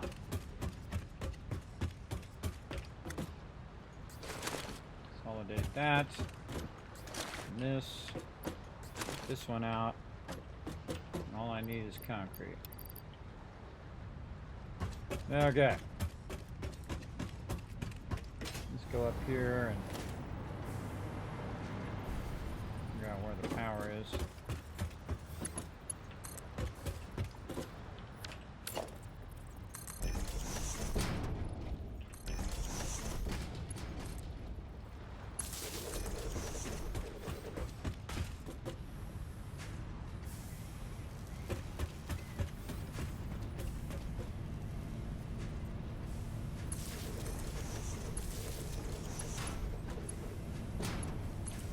Way better did those power connectors.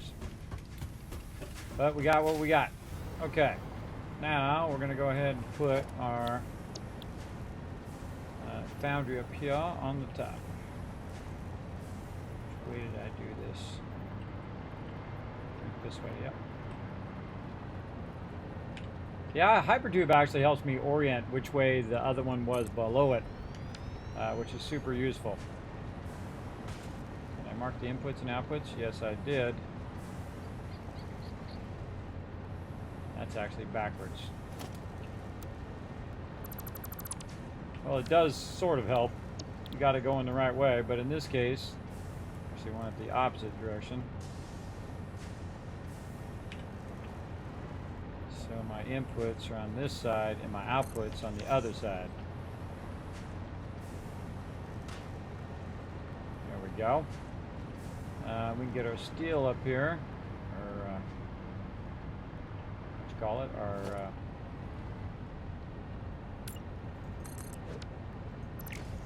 raw ore.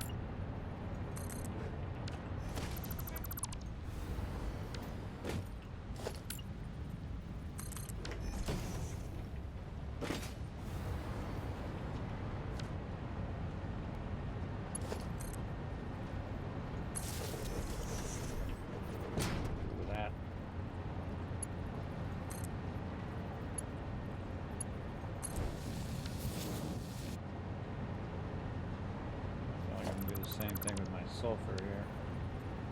These are not in great order here because they're kind of in the way of each other.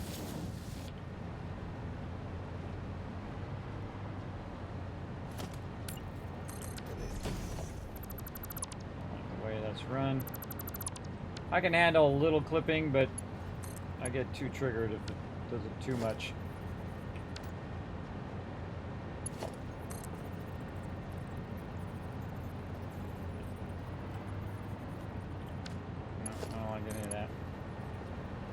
Don't like it. Don't like it. This one can go up. That one up.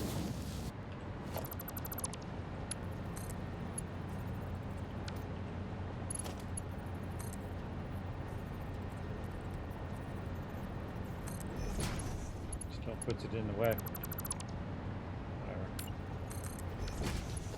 Whatever.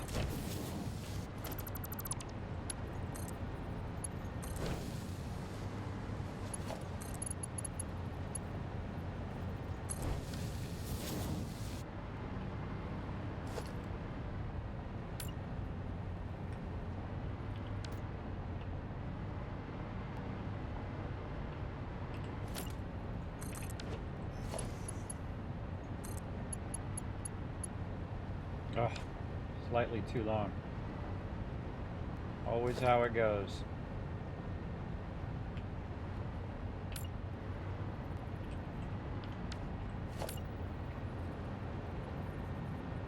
Actually, let's set these. Set the output of these over here.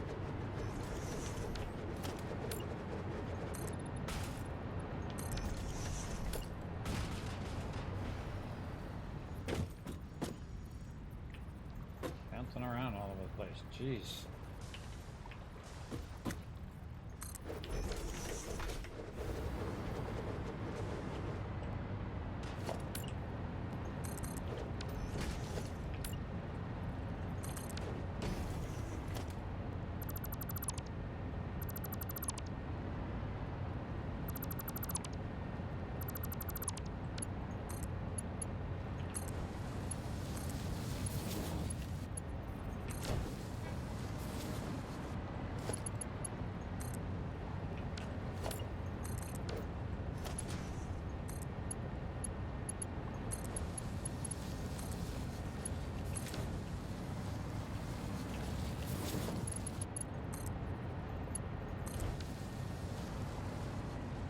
Okay.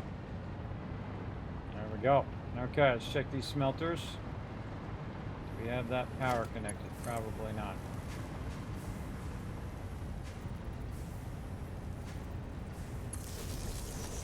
What do I do with that?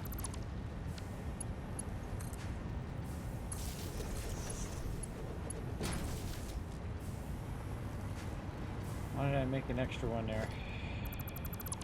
Connect it direct. Run a hole through there, just run it direct. There we go. Alright, smelter, how are we looking? We are definitely steel ignited. Okay. Now we need that copper. Where were we running that copper to?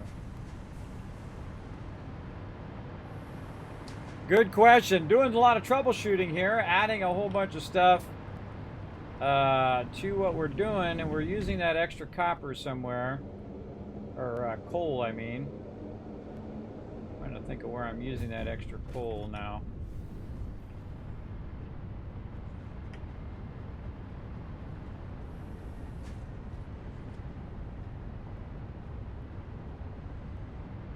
And we must have a lot of we must have a lot of fuel, because I see that thing's barely moving, which means that the fuel over here is probably extremely getting full over here. What is it? It's waiting on. Looks like it's waiting on something. Probably the. It's working on that just fine. What is it waiting on? Oh, it just takes so long to make them. It's cranking away at them, though. Alright. Put our foundation back on there. Okay, where's that coal? Right here. We're using that in sulfur. Over here. What are we outputting here? Oh, we're outputting this compacted coal. Ooh, we could use this for our... we could use this for our coal over there if we wanted to. That's coal and that's sulfur. We could siphon off this sulfur and coal here, but we already have sulfur over there. Let's just use this coal.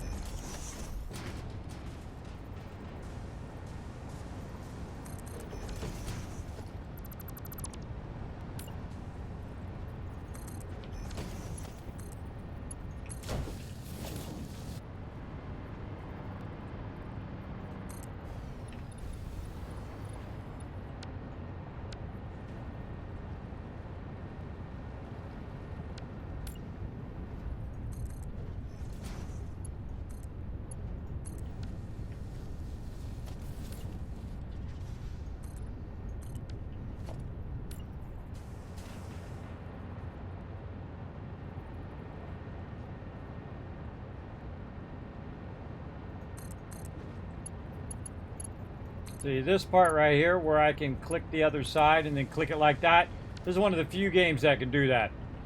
Most other games would force you to look at that other side. More foundations in here. Let's fill those in. And there's another game where you can do this from really far away too. 1, 2, 3, 4, 5.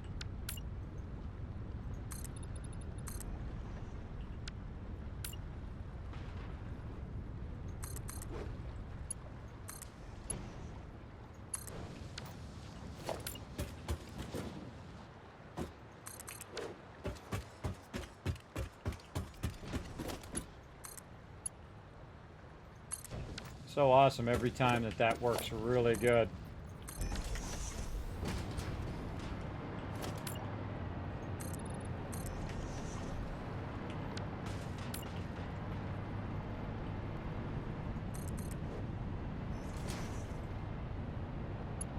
Look at that view. Nice.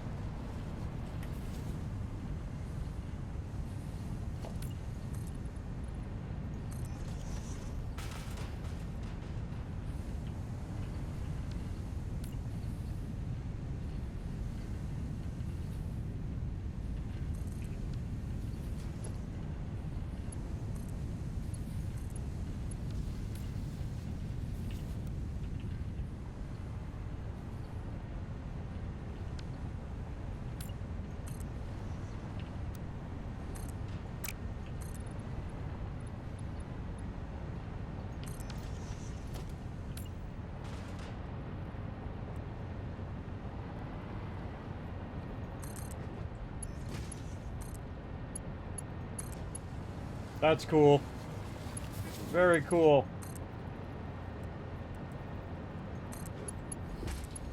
Bingo. Go, baby. Go do your thing. Alright, let's make sure it is doing its thing. Oh, yeah. Just firing up.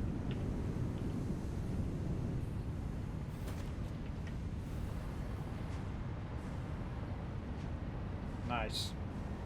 I kind of feel like I want to backlog that coal, but that's okay. We'll run it all in there and see what happens. And so we're going to go ahead and do the same thing we did back there. Where we go ahead and have the output split.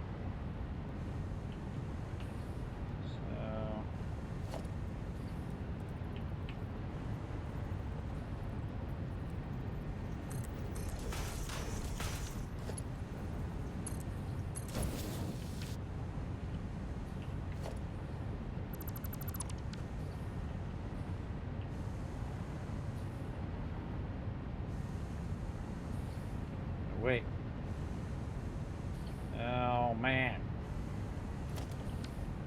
On the bottom factory. Bottom factory is backwards.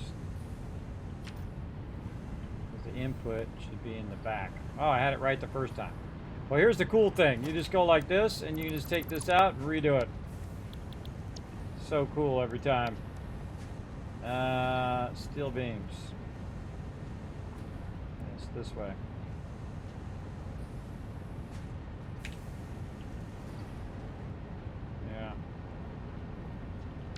Got problems. Alright, let's take this out. We'll just make it work.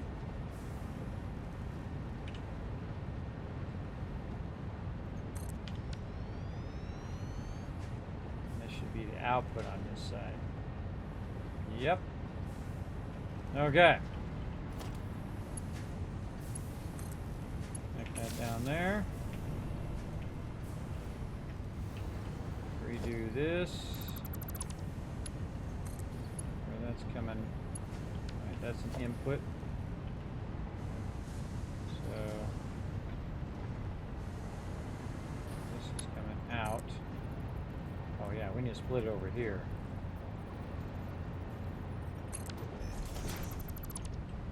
Yeah. Here we go with this again.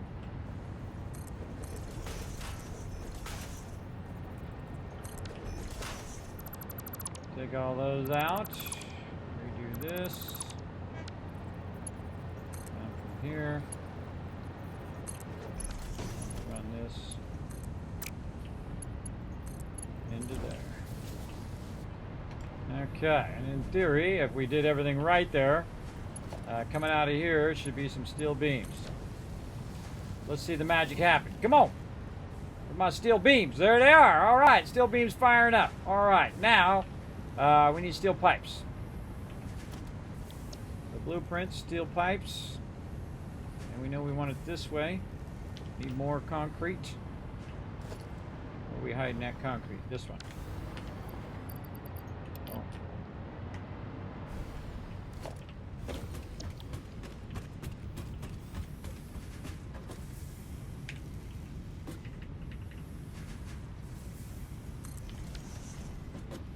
Should be blue on this side. Let's see. Bingo. Now, you can only make it so big, so it's only going to work so well, but again, if we do it right.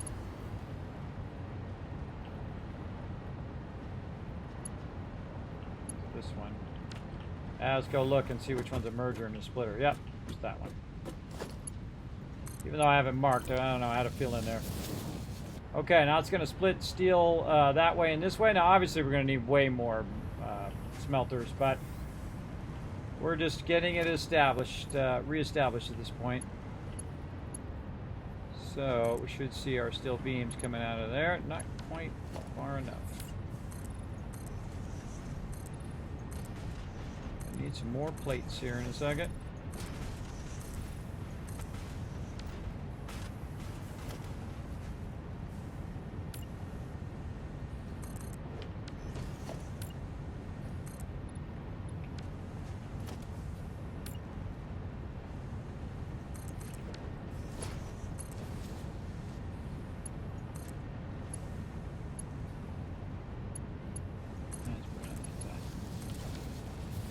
Okay, let's see them pipes.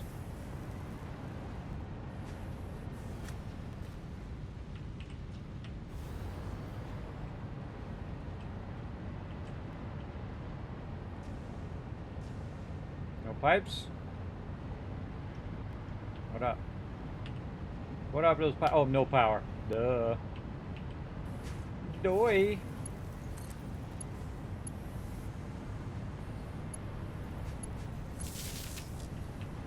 Alright, now let's see them steel pipes.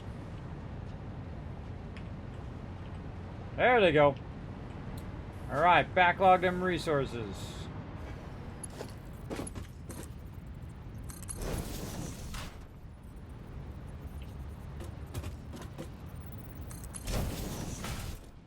There we go. Okay, got all that going. Steel pipes, steel beams. Good. And good. That one and that one. Oh. That one and that one are good. Okay, now we just need quick wire and eventually some water. But we got an absolute crazy ton of quick wire over here doing absolutely nothing. So let's run that down. In fact, we'll try to run it across. Maybe tap it in over there.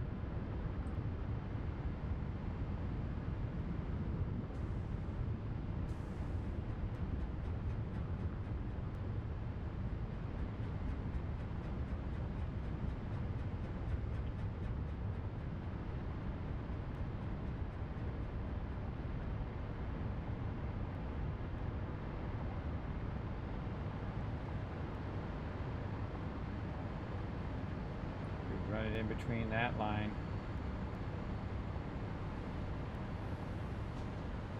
We're using quick wire 4. Forgot what we're using it for. Coming down here. Doing something. Going up into this. We're using our quick wire 4 in here. High-speed connectors. Okay, well, we can definitely offload a few of those in another direction. Too bad that didn't go all the way down. But we could try to sneak this across into one of these middle channels, especially this one right here. I think that would work good. All right, let's split this. Run this over here. Just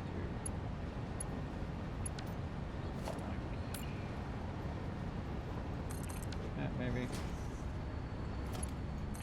Too far. Nope, not too far.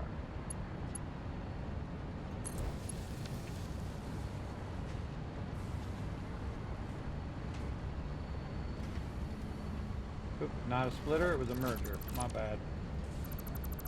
My bad. Wrong one.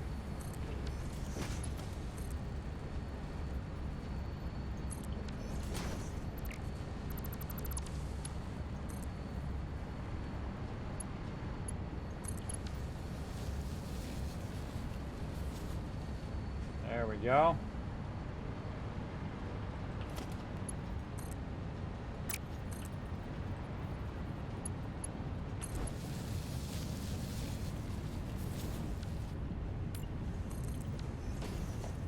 Let's run it down first so we can straighten it out. Run it downhill first. And then we'll run it up there so it doesn't clip through that other one. We got this line already run. We got a problem here though. What are we doing here? We're turning the corner. Alright.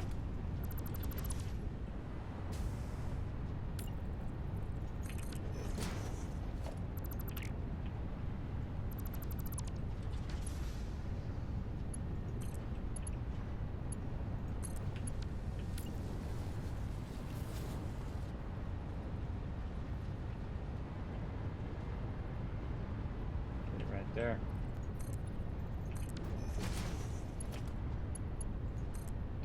We're making some weaving this in here, everybody. Weaving in that quick wire. Now we can use, again, I love using what I already have established. Again, you come back and make this all pretty later. But really, we just want to establish where we're running all of our stuff.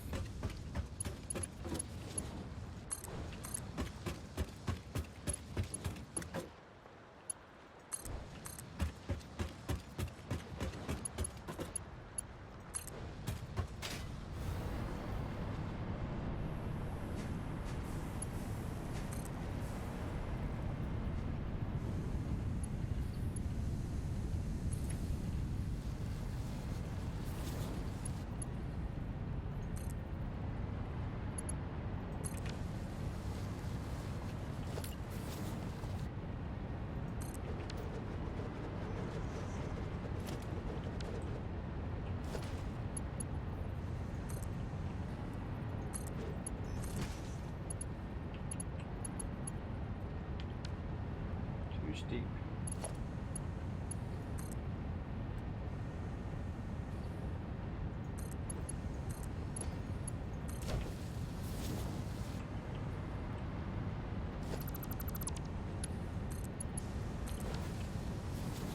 Okay, now we got quick wire.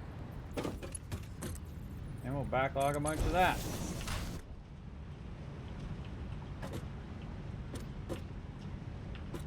Or not. On. Get the wrong one. Got the wrong one. It happens. Yeah, let me make that a little lower anyway.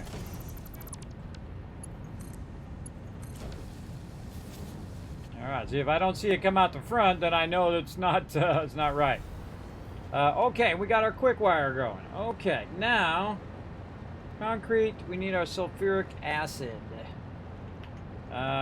Let's see. I kind of feel like that's in the blender. Recipes. Sulfuric acid. Sulfur and water. Okay, that's pretty easy. Sulfur and water. Done in the refinery. Alright, so let's load up our refineries and see what we can do with that. Let's clear that. That back. Let's load our refineries. Where are you at? Right here, refineries. We got our underruns and we got our plastic factory. Let's just pull up the plastic. Oh, I don't have it. I need actual plastic and a whole bunch of stuff. Actually, the cool thing is we're making some of this stuff now, so when we run out of copper sheets now, they're just like right here. Alright, let's go into blueprints and let's tell it we want to make one of these so we know what we're missing. We need some motors, which are not being made over here, but they should be laying around somewhere. Right there. Plastic, yep, got that, and more plates. What a surprise.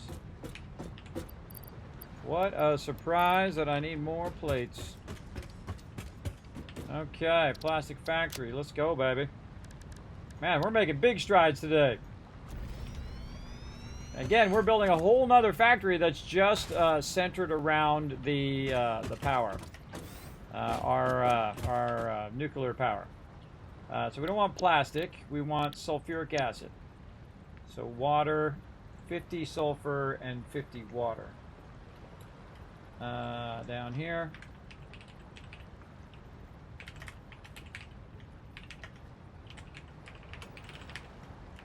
Sulfur. There we go. Then 50 water. That's not going to be a problem. We got so much sulfur coming down that line. Let's see. And that's in the refinery. So let's go ahead and tell both things to be sulfuric acid. We have 2 of these in here. We have 2 inputs. Do we have 2 outputs? So our output is actually sulfuric acid. So that's just going to be, that'll be good. That'll be fine. Right, come on, get past that. We got our, wait, no, this is a single input. Nope, that's not fine. Because this is the output.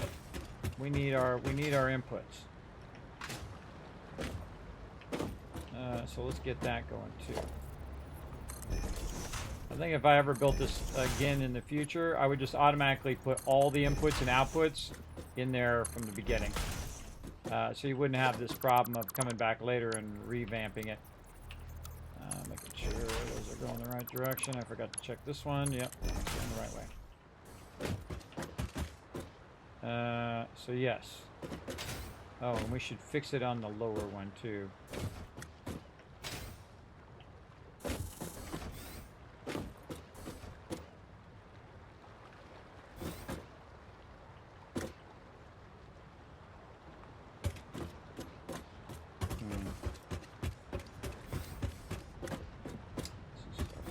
Side.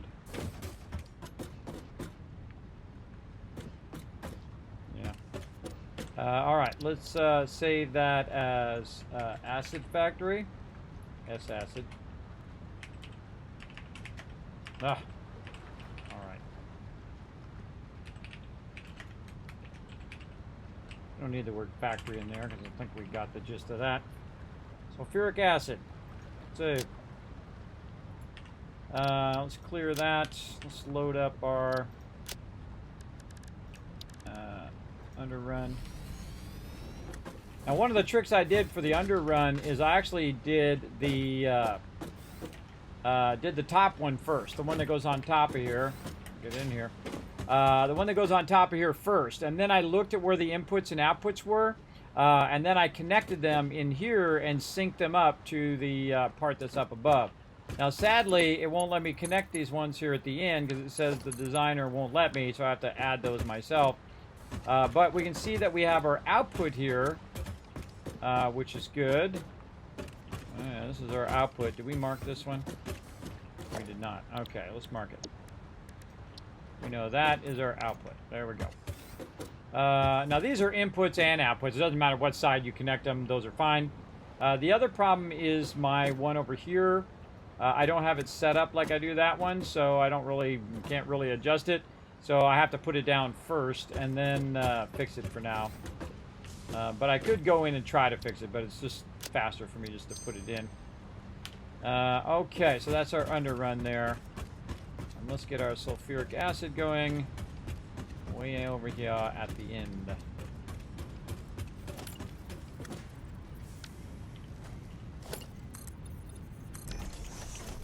And oh, we need our underrun first. Underrun first. And I forget which side is the side do we got the front to right now. The front over there.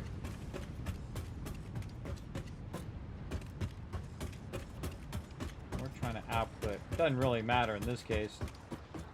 We're trying to, we're going to output a fluid. So either one can be, it can go either way, so it doesn't matter. Doesn't matter in the end. It only matters if these two are facing the same direction when I put them down. So, well, we want it to go toward us. Yeah, like that. Like that. And looking good. Okay, boom. Then we'll take the citric acid. We gotta turn this way. Get that to go in there. Too far. Too far.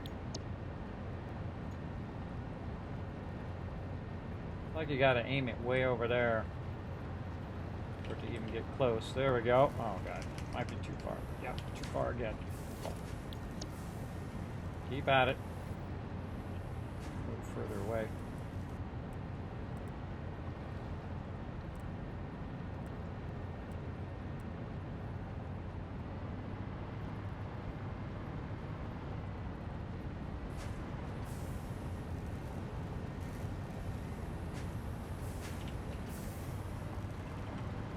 There we go.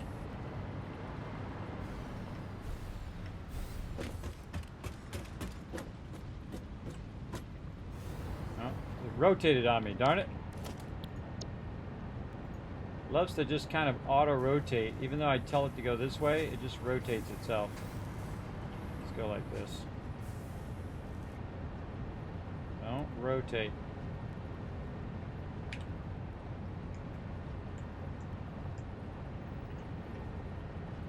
There we go. Okay, now again, once we connect the two pieces together, then we have a bunch of work to do under here where we need to run all the lines in. So we have our inputs and outputs. Alright, oh, totally missed it. Take that out.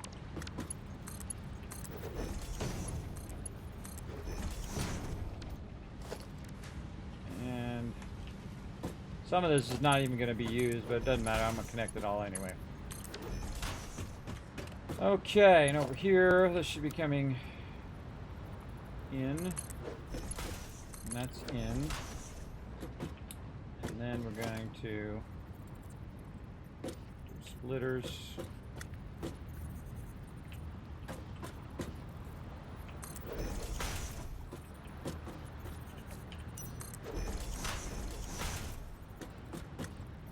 Coming in from that side. Oh, should have left those so we can run it to the other side too. We can use our lines to line this up.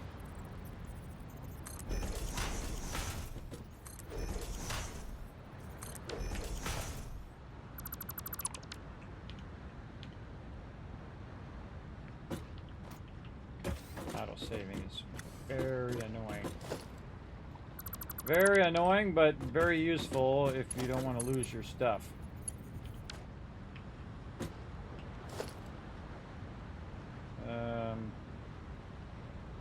That's not right. That's going the wrong way. Alright, this needs to go this way. This one, same thing. There we go. So I can chain that through there. Take this window out and put 3 in there maybe.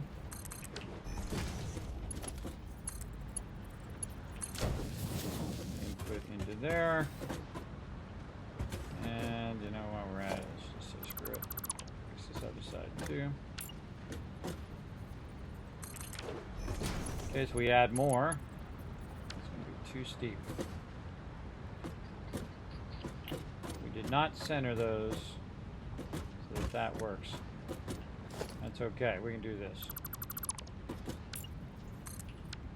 Take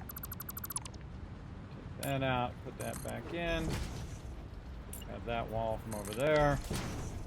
And we can just split it out one of these. There we go. Until it works. All right. There we go. Let's go with that.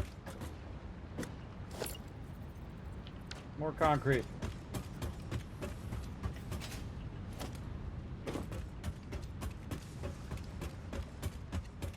Where'd that concrete go that we left down here?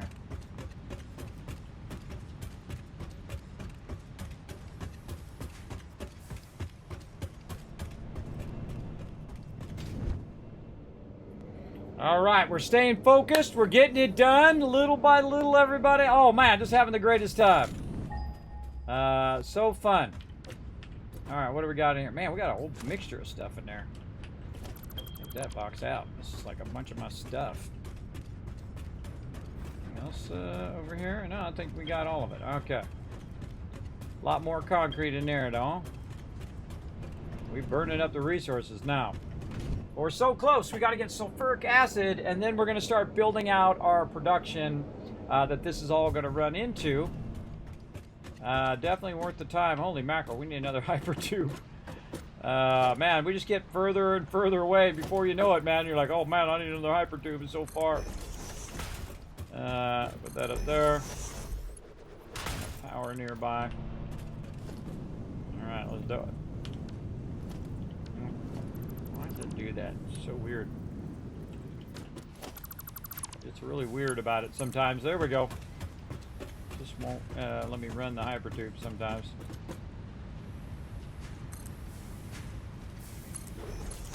Yeah, we're running through all of this stuff.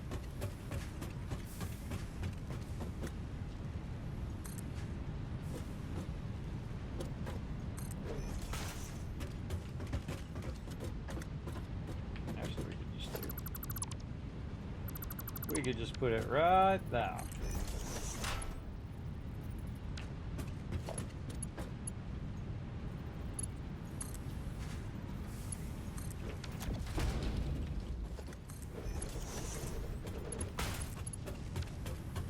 Okay, well, good enough to get started.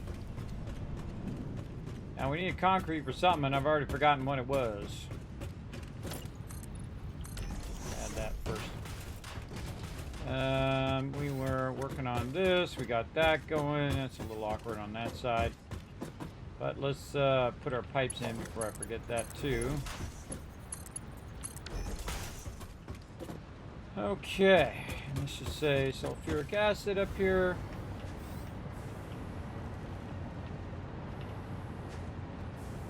Sulfur and water is what we need.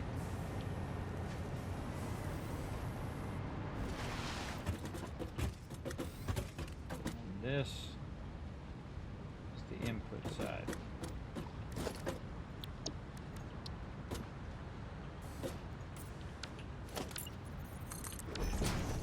Little bug with the customizer, you gotta put the thing down to make it show up. Okay, so that's what we want right there. We want the water in there, and then we want the sulfur in there. We got sulfur way back over here that we need to run. Over to here.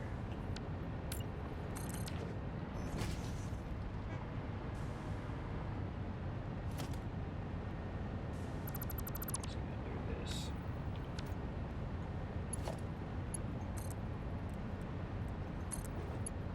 Up like that. And that into there, just to make this a little easier to run. Gotta go all the way down there.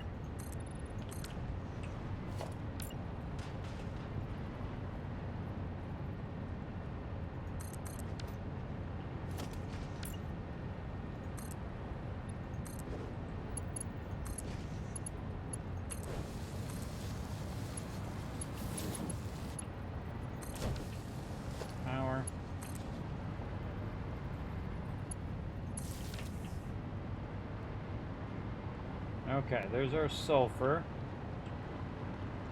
See it running in there though.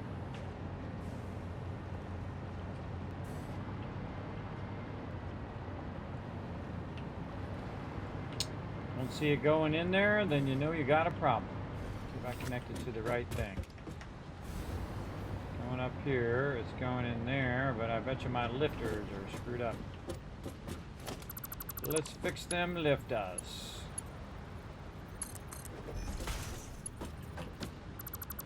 I can hear it starting up. Ah, that one's off.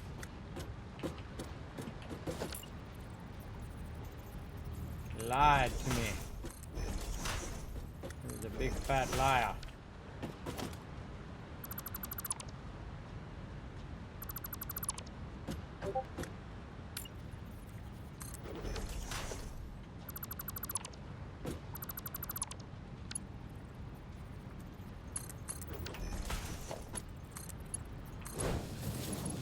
Yeah, see, I thought it worked on the other one because it was offset a little bit. That should have been a clue. Okay, is this moving in? Doesn't look like it's moving in, and it doesn't look like it's going up. These are outputs. Troubleshoot what you gotta do. All right, no, it's already full. Wow, it filled fast. Both of them filled. Okay, now we just need some water. Our input for our water can be on either side, so I might as well just do it right back here. And I'm not going to do anything fancy on this one. I'm just going to put it down. Let's go. So I'll put it over this way in case I want to add some more later on. Let's see, where's this at? I'm going to move it over here. Actually, let's add a double row here. Let's add a double row, and then what I can do is set it up over here out of the way, and then if I want to add more of those factories back here, I can later on without the water ending up being in the way. Or I could run it on this side. That's even better. Run it down the side of the building.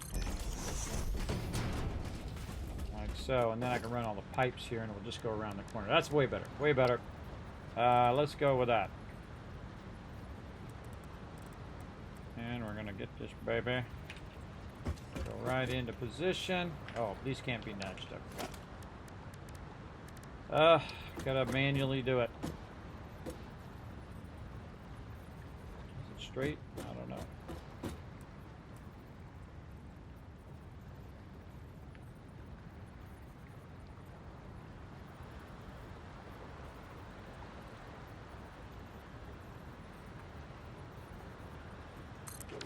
Trying to get it in that position where as far as you can and to the right as far as you can. Alright, all we need is power. Grab another one of these big boys. Big boys.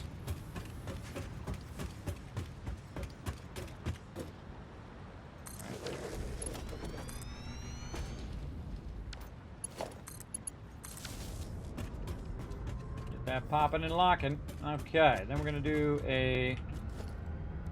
Just want to add more water later. Should probably push this out just a little bit. That, run it straight first. So we can put the pump on it. And then do that.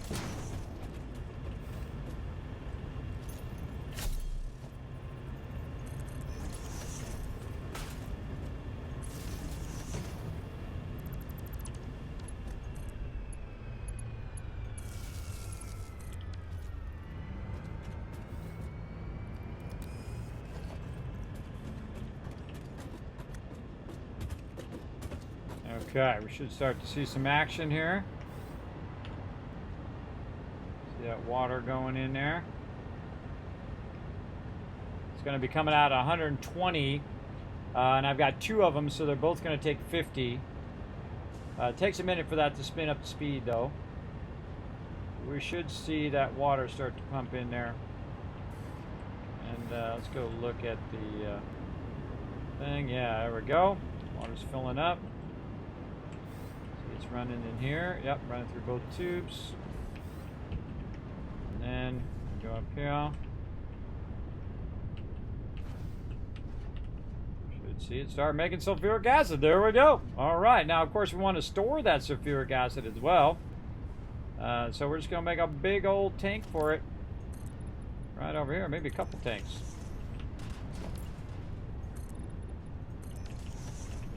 Right over here. And we need heavy modular frames. What a surprise. And I think we got some over here. Where we got them? Yep, right there in that second box. What I do is I hit F to see, like I'm going to disassemble it. Number 5, no disassemble. Basically like I'm going to disassemble it, but then you can see everything that's in the box when you do that, which is super helpful. Super helpful. All right, we're making tanks for the sulfuric acid over here. Man, maybe I should run it down. Yeah. Oh, maybe Maybe sideways, even better. Sideways, even better. Let's do this. Have it like this. And like this. And then we have the output over here. Go up to the top one. That is not the right way. Love how the one below it is a different way, and then it just decides to do whatever the heck it feels like doing. Alright, you go up there. Why must you always clip through my stuff? Why must you do that? You have to do a lifter. Way up there out of the way. Okay, now that's going to start pumping into there. And then we're going to get our pipes. Pump that down into there. And then we're going to have two big old things full of sulfuric acid. That's going to be sweet. And lots of frames. And lots more frames. Or foundations. And some big saving. Oh my god, how long have we been going?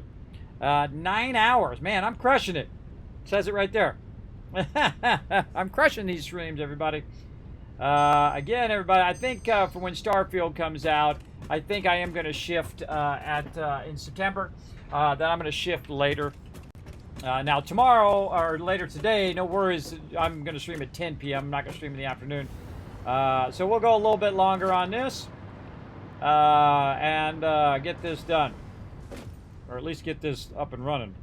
I don't know if we're going to get it done. This is, as you can see, this is super involved if you basically go and redo everything you've already set up from earlier. Now, of course, you can use it.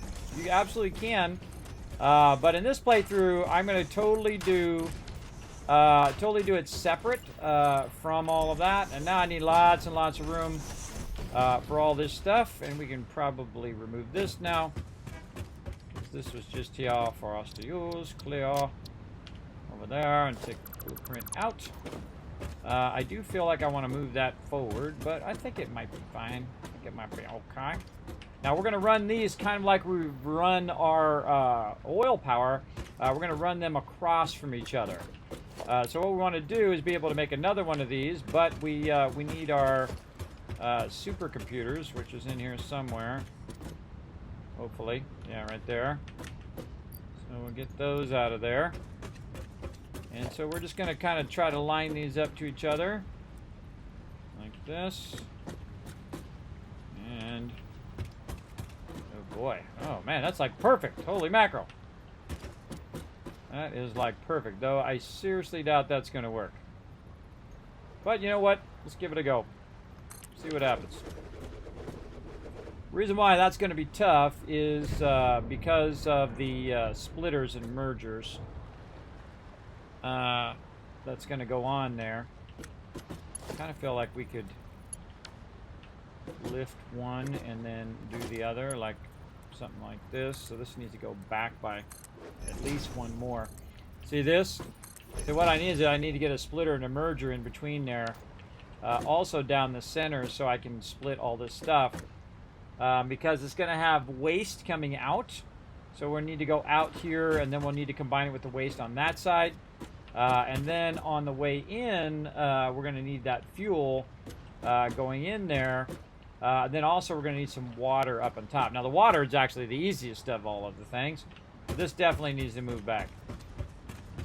We've got our stuff right in the way. Let's take out this power pole as well. And just go ahead and drop. Move these boxes out a little bit more. Drop all that stuff in there. Pick this stuff up. All that. Can't even fit in there. Nice. Alright, let's just move these boxes out further. Drop all that in there. Drop all this in here.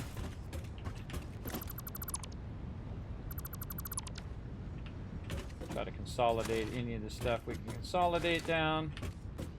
Kind of like what I do in 7 Days to Die. I consolidate all those boxes down so that you can just drop it in there. All right, we'll drop that. We'll pull that out and see if what it lets us do. Okay, so now we got an idea of what we want to do here. We want to do that. We want to have a merger on this side and a splitter up above. So we're going to have, what are we running in? We're running in the nuclear rods. So we're going to be bringing them from that side. Maybe that's not even close enough. Hit H. Okay, or not. Good, stick those out. Hit H and line them up. Nope. Like that. I'm assuming we're going to pull it from that direction. Or we could run it this way and then run it through that way. Yeah, I think I will run it from this way, and then we'll run it down the line. This will be, basically this will be the first one in the line. So this will be the first one that gets fed, or these two here will be the first ones that get fed. Okay, now we want to take the waste material and run it away from us. We don't want the waste material to be all up in our business. So we also want to go ahead and line that up as a merger. And we'll have that come out and go down away from us that way. Put all that waste material down the line. And then we're actually going to need two of them fairly close to each other. Connection there. So it comes out of here. And this other side is going to sit over the top of this other thing. Again, we'll just nudge that into position. So we're going to need a lifter. And what's the distance of a lifter? 1, 2. Let's say 2. Which is going to end up being 3. So this lifter, this is the output. So this is going to go into this one. This one's going to be the lifter. Ah, I knew it was going to be 3. All right, fine. 3 it is.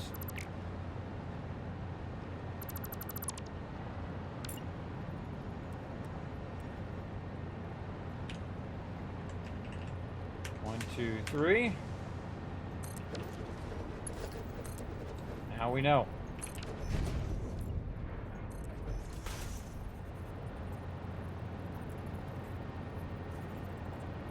That is the input. Splitter going that way. I really don't like them to be that close because I can't see if they're actually running. But we'll see. Okay, so the top one is going to run it in and split it. I don't know if we can blueprint this. That's this big. I don't know if that fits on the blueprinter. Let's put our blueprinter back over here. Nope, blueprinter. I feel like I want to put the blueprinter on the blueprinter. Okay, let's see if we can do gigantic nuclear power on here. Oh, we don't have the thing. Let's take this out then. Can we get nuclear power on the blueprinter? I think it's way bigger than 4x4. Yeah, just the one side is bigger. Yeah, cannot get that on the blueprinter for sure. Okay. We won't worry about it then.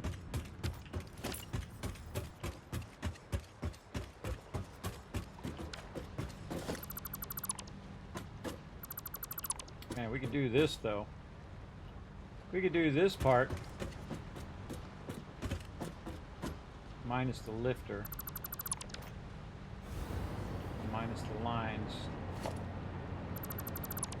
2 mergers connected. Like that, and 2 splitters up above aimed in this direction. That's going away. Running that away. This is an input. Input that way. Alright, well, let's do that.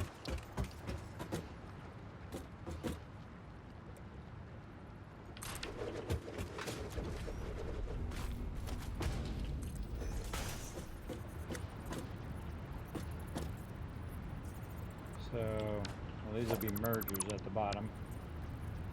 Merger, going output this way. And then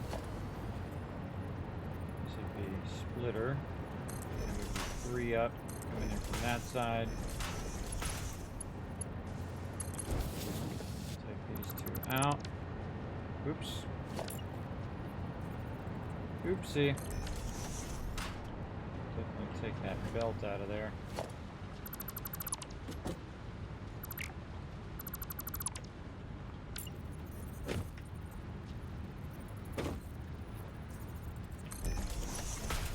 Sometimes it just tries to trip me up. Let's see. This is going to be nuke stackers.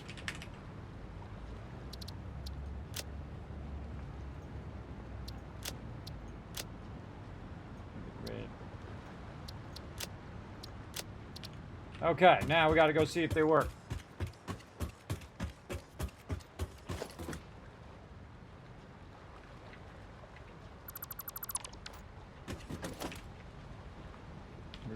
Don't want to do that. Not good when you're aiming towards your factory. Okay, blueprints, nuke stackers. Let's go.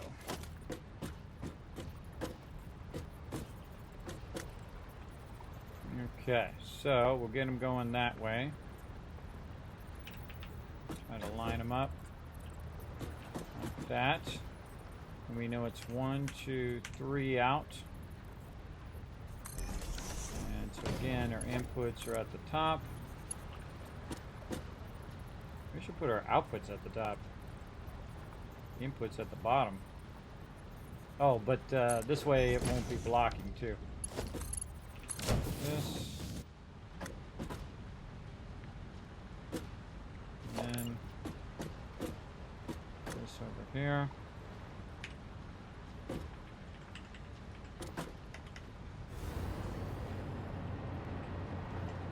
2, 3.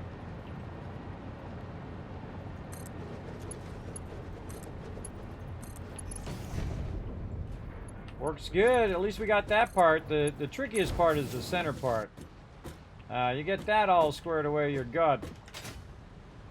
Okay, now we also got to get our water in and out of there. How are we going to do that?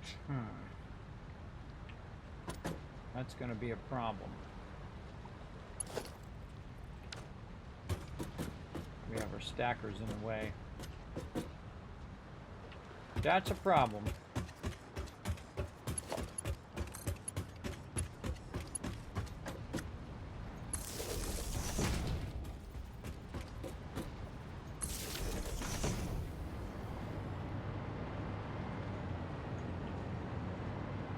Sending water this way. Plastic.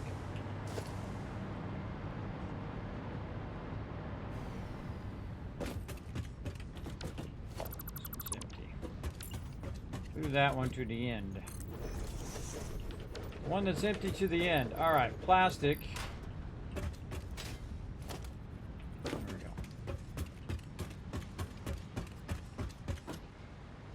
go.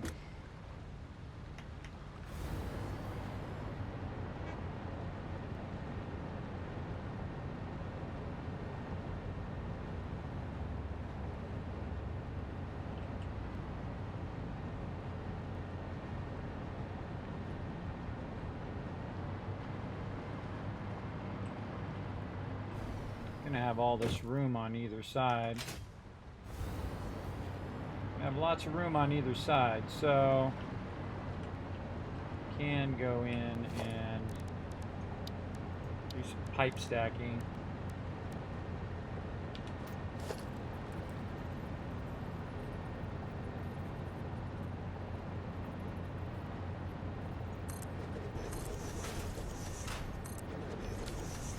Something like that.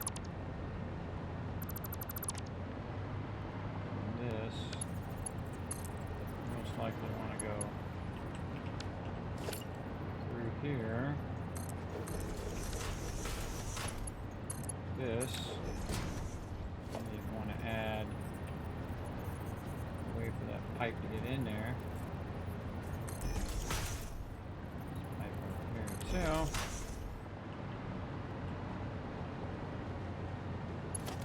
Don't like that. Nope. Don't like it. Not doing it.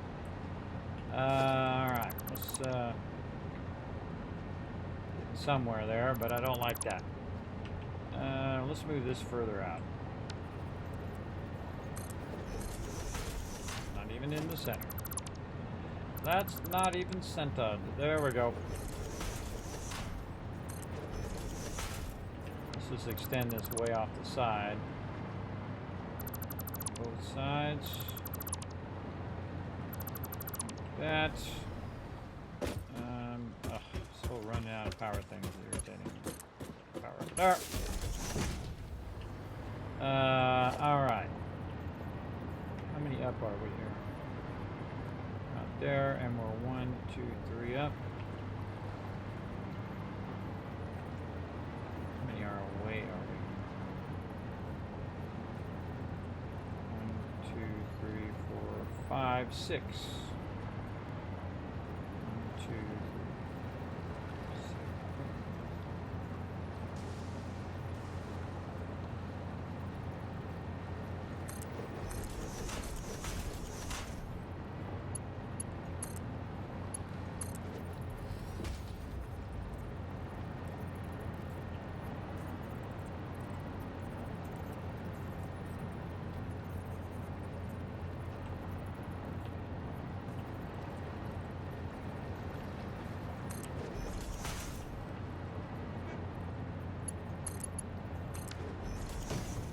Oh yeah, like that a lot better.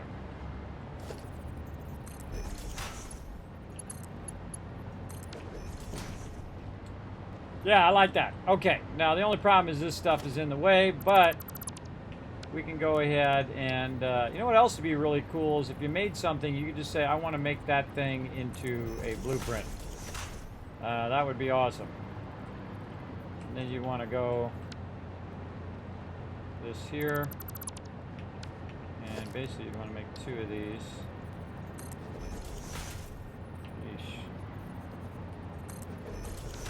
You want to make that like that so that when you run this down to the next one, it won't be in your way.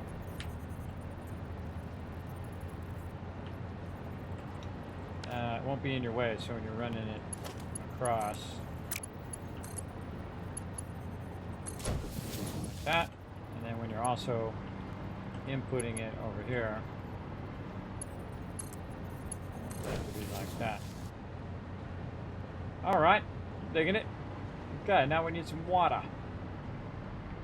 So on the outside here, we're gonna make a bunch of water. Be a little close there.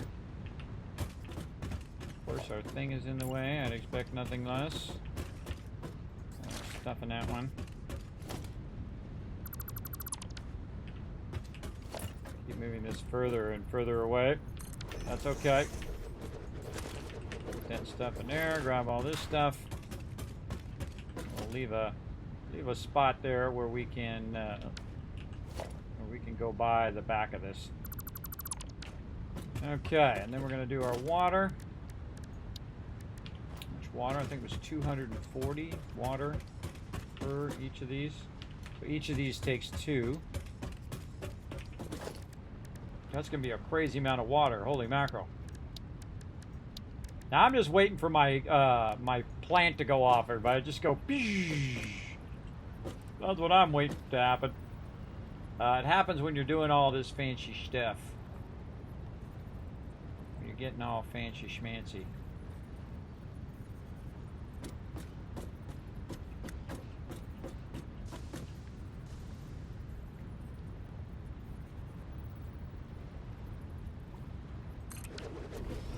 We'll go with that.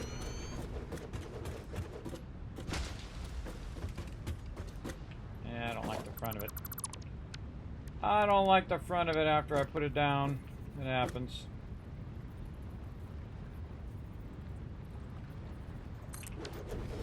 There we go. More of a cosmetic thing than anything else. Okay, now once you got one down, you can just snap all the other ones in sequence right next to it. And take all that out. Holy moly, this is going to be a lot. It's going to be a lot of these, and each of these are going to need 2 of these. So it's going to be like 4, 4, and 4, and eventually they're going to start getting away from each other too. So we'll just do them individually, I think.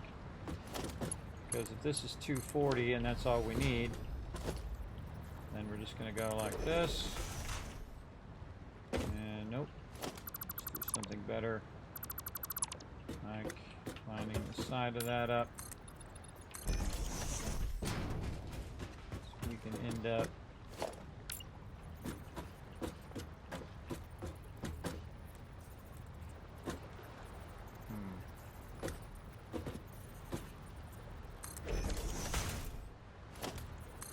something like that.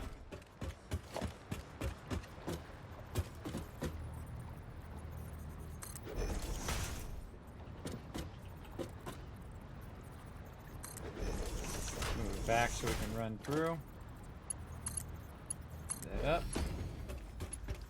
Across.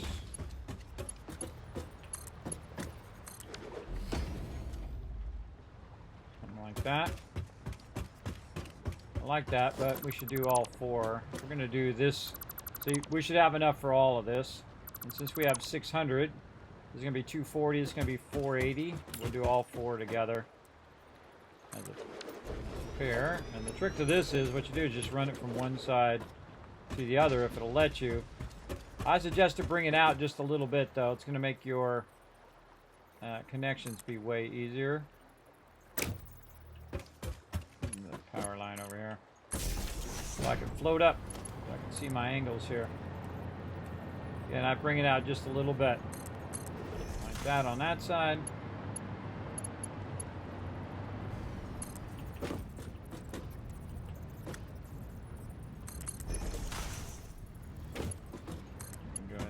These together.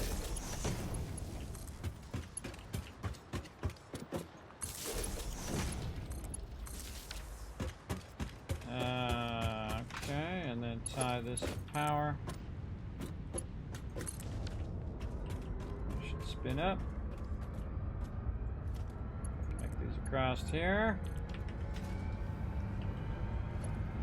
And our connectors.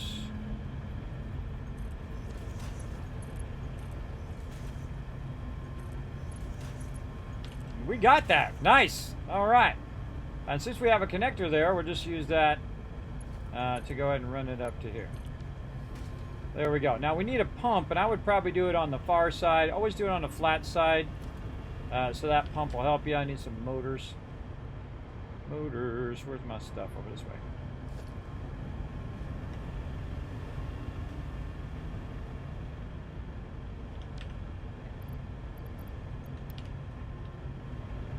So yeah, put the pump on the far side. Remember, it pushes and doesn't pull. Put it over here. Let's connect that into its pole here. And that should push that water up and get that water running in there.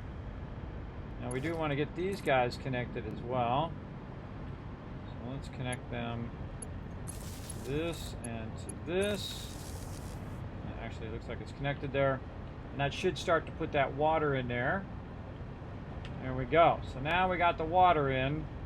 But we got a whole bunch of other processes that have to be done before it actually runs the final material in there. Okay, now we got our water there. So let's go ahead and keep working on these various processes that we need to do. Let's see. Did I do my encased industrial beams? I thought I did. Let's go look. Maybe I didn't. Oh, I didn't. Okay. What are encased industrial beams from? Oh, we haven't done stators and AI limiters and all that stuff. Okay. Still pipes and wire. And we got our wire. And we got our steel pipes over here. All right, let's put this along the outside here, I think. Go ahead and give this another row first. And maybe another row that way as well. Okay, so we need all this other stuff. Stators. Start with that. Let's see, assembler, stators. What do we need? Iron plates and quartz crystal. I don't think I have any quartz crystal down here. That'll teach me to put signs in there. Let's see. I have. Oh, I do have some. Wow. Okay. Wow. Stators. I don't know what the input sides of this is, but you know what? We're just going to put it down and see what it does. Alright, where's our inputs and outputs? Oh, on the same side. Awesome. Okay, that makes that easy. So power. Oh, look out. Kismet Love Train coming in from the mighty Monsterholic. Thank you so much for that love, Monsterholic. Appreciate it. Everybody show him some love in the chat. Appreciate you big time. How you been, man? Hope you've been well. I've been struggling, but you know that's my standard thing around here. You know how it goes. That's my dealio. Where's our big connector? Back there. Oh, kind of just ran it that way. Could have just ran it the other way. Let's get this. Nope, we got to do this first. Run this back here. Run that around the corner. Run that over there. Okay, stator's ready. And again, I gotta remember what the heck stators were. Stators are steel pipes and wire.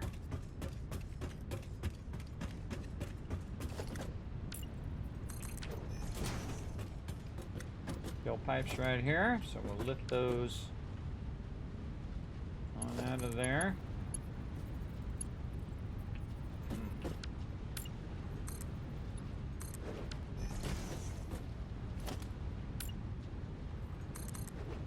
A little cool little arch thing there. There we go. That'll make that a little easier. Steel pipes there. And over here. Get our wire. We'll probably have to end up redoing all of this, but such is the way life goes. Oh man, it actually reaches. Wow, that's awesome. I seriously doubt this is going to reach, but we'll give it a shot. Yeah, I thought so. I thought so, but that's okay. We'll go ahead and do that. And we'll go do this. And let's see, where's the one left? That's right. Doesn't matter how you put them in there, as long as you put them in the right. As long as you put them in the right input. Then you're making yourself some stators. All right, let's go check these stators. Make sure it's actually doing its thing, waiting for the steel pipe to come in. That would a steel pipe would have went in there by now. Something going on in there.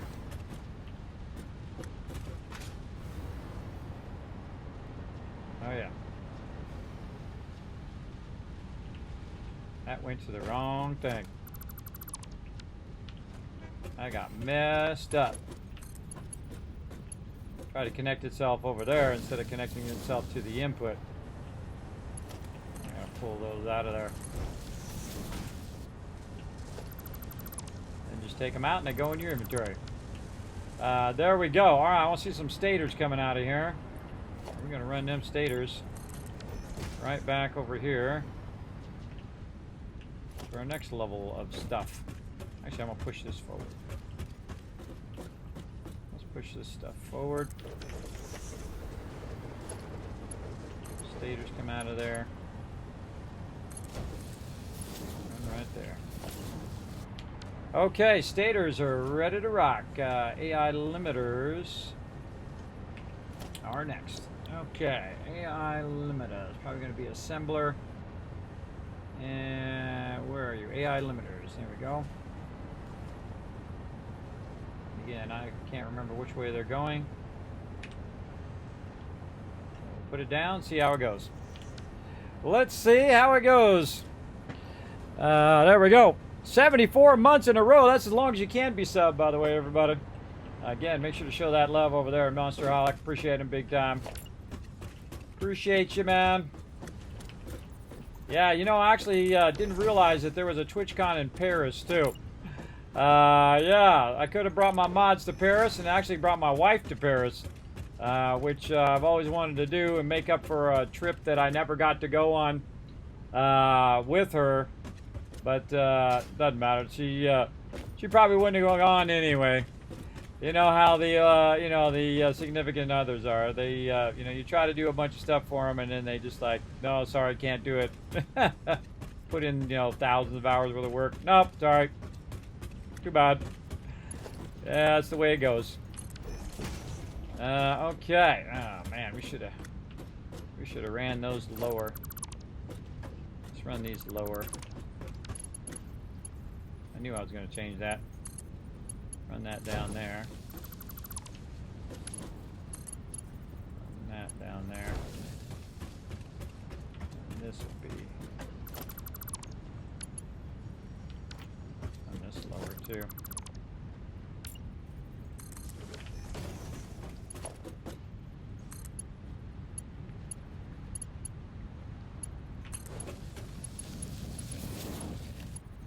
Make sure I connect it to the right one.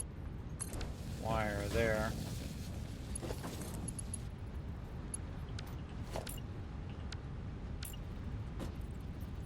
The way that's running. I don't like it. Oh god, did I just put concrete on the line? I just put concrete on the line. Okay, we're gonna be fixing that here in a minute.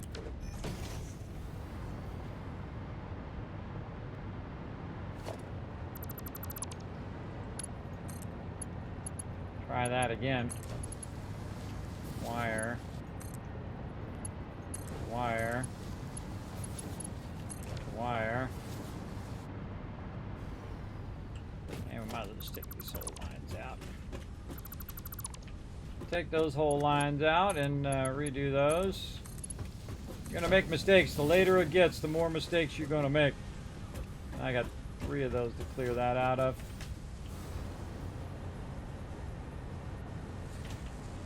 That lag is from its saving, by the way. I thought they fixed that. It's really super obnoxious. Oh, God. Super obnoxious. Okay. Which one is my... It's the first one in each row. Okay.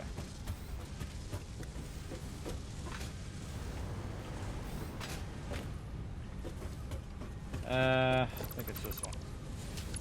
Let's see.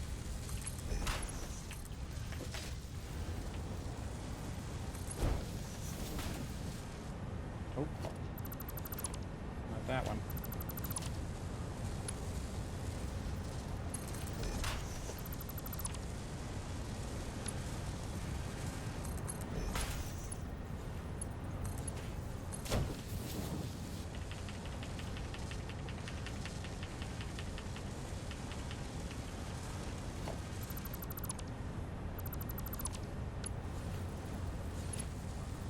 Still showing concrete there.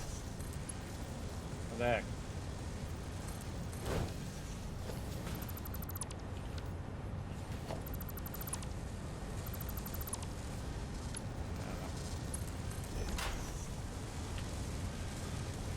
Going in there now. Okay.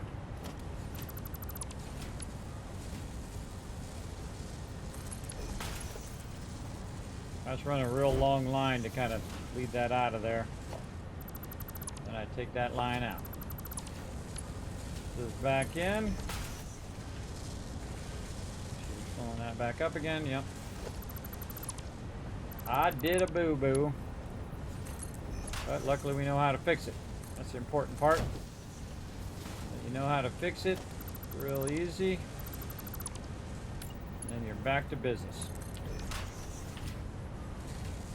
And Just looking to see if that wire's going in there. I'll put my steel pipes in there.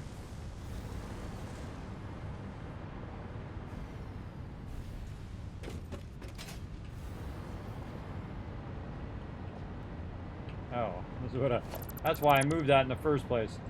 So I can put these here.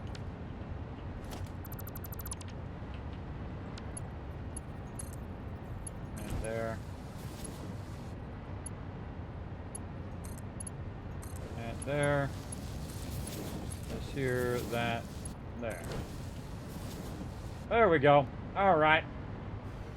We got that fixed. Now, we got our stators done, AI limiters, steel beams and concrete. Steel beams and concrete.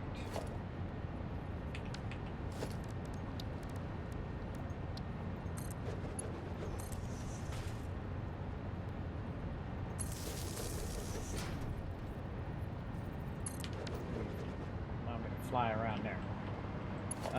Okay. Bring that concrete up. Oh. Don't like the way that's that. Don't like the way that is.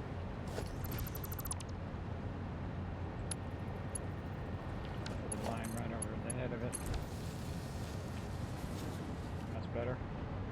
And steel beams.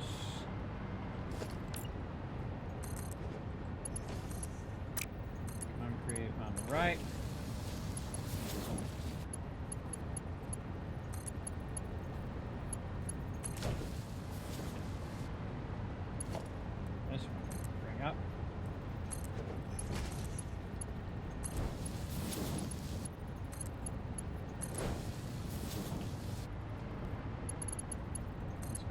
Far reach, yeah.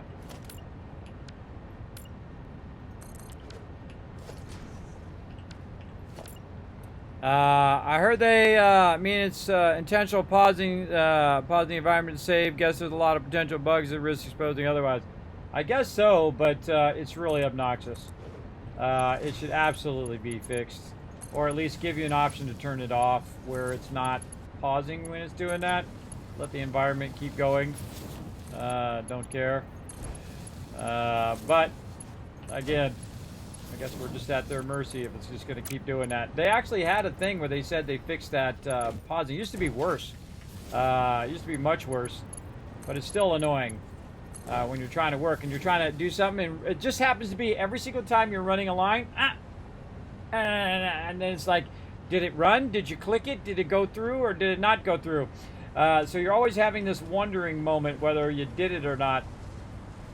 It's really annoying. Alright. Grab that. This time we're just going to run it straight through. Screw it. Boom. Alright, let's see if it starts up. Doesn't look like it is. See if I put the right thing in here. Copper sheet and quick wire. AI limiter. What the heck? Why did I run concrete? Oh, encased industrial beams. Alright, well now that's all wrong. Let's see. It'd be faster for me to do this and this. And actually turn that into the thing I want it to be. Let's see. AI limiters. Oh, wait, no, I already did AI limiters. I'm doing encased industrial beams. Screw it. Moving this up. Watch this little trick. Move that down. Take this, put that there. Wish I could have just done this. There we go. Get that out. We already got sulfuric acid going. So there we go. Now we're doing it in order. We got a little spreadsheet to keep track of everything we're doing. So encased industrial beams, steel beams, and concrete. So instead of rerunning all that and redoing it, we'll just do our encased industrial beams here. The second I find out what I did with them. Circuit boards, mini things, plates, rotors. Oh, I think encased industrial beams are manufactured. Is it not? No, it's assembler. Huh. I don't know. I'm getting punchy. Why are these way down here at the end? They should be up here.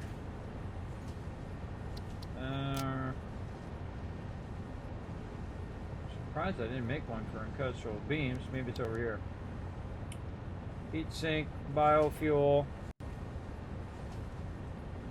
There it is right there. I thought I did. Alright, let's put these under assemblers. We can find them later.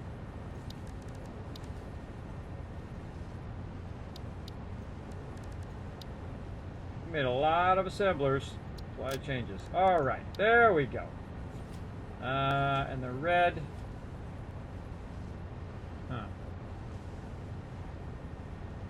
Max belts. That's what we want. Oh, some of these other ones probably aren't max belts either. It's dawned on me. We're probably going to be fixing that later. But for right now, let's get it in there and see if it's turned the right way. Sure is. Alright, there we go. Screw it. We'll just switch the factory. We'll get this going.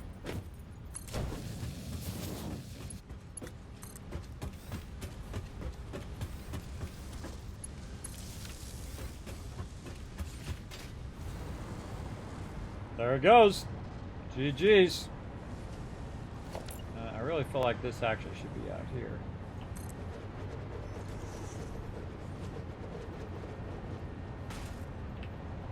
I think it'd be better over here. Let's go ahead and divert what we got over here.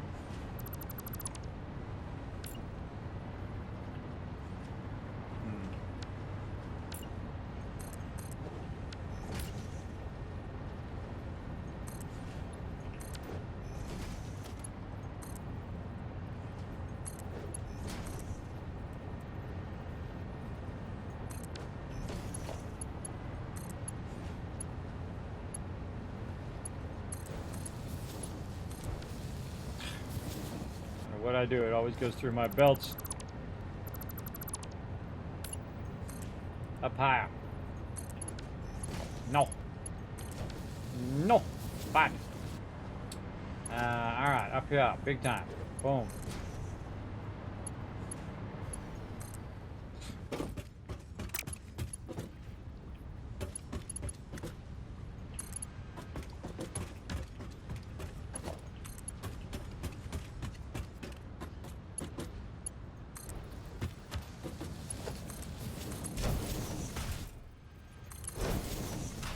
Okay, got those going. Now AI limiters and copper sheets and quick wire. A lot more plates. Look how we're steadily getting closer to that uranium down there. Ever so closer. Working our way that way. AI limiters. There we go. Alright. And we don't have enough resources. Of course. Take all of this, some of this. There, clear that by the way.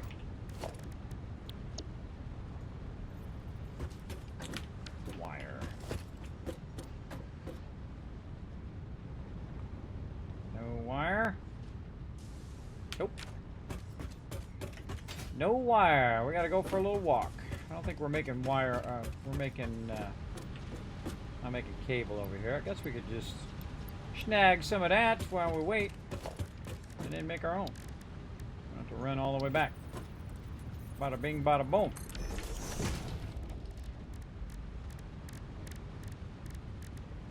Right over here, make 1,000 of it. And it makes this stuff fast. How many do we need is the question. Right there, 57.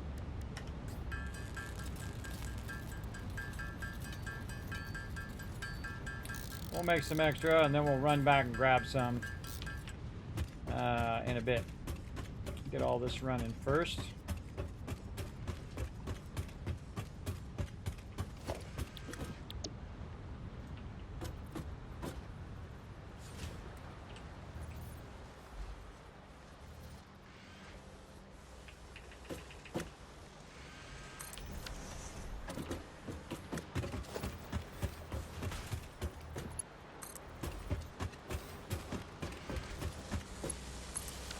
Keep adding factory after factory after factory. This is actually really fun. I'm a big fan of just going to town here. And again, we're not worried about the fancy smancy stuff right now. We're just worried about routing it over here. Like better if I routed it this way. Like this.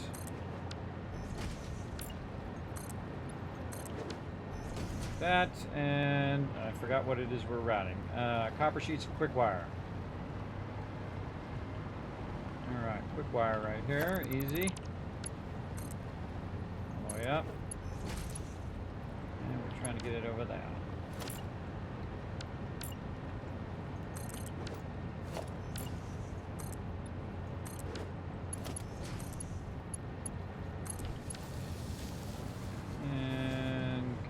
Sheets probably over here. Oh yeah.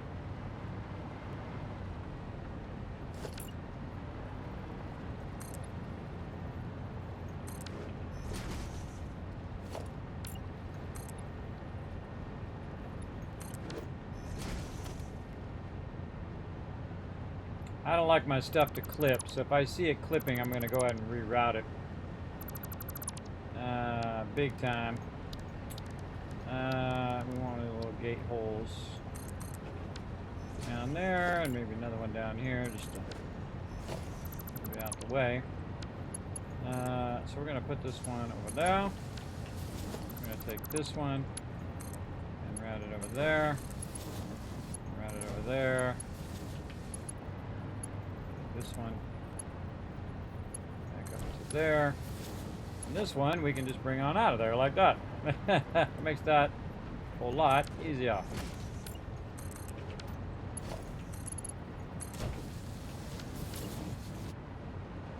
I'm trying to get it to go that way.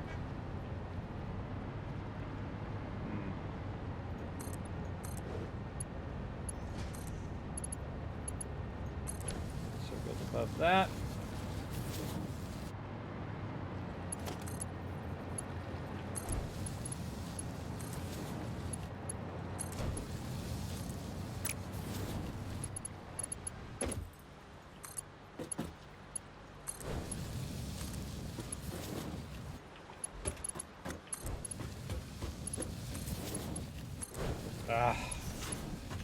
Why you do me like that? Stupid save thing! See? That's the thing that save thing does. It constantly screws you up. I don't like it. I don't want it to do it. As simple as that. Okay. Another one of these. Over here.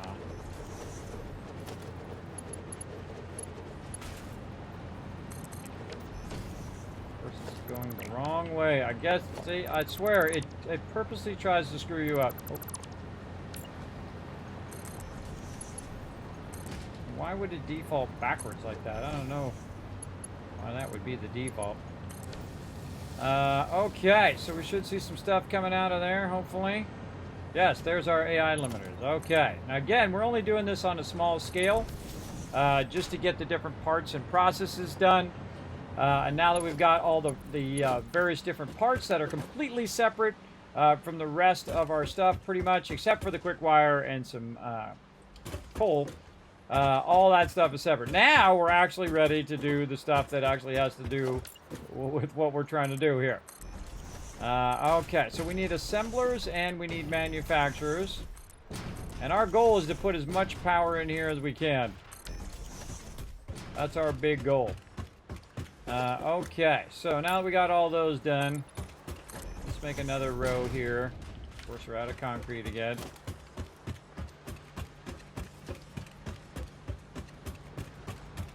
And the funny thing is, we're making concrete over here, so we can just grab that now.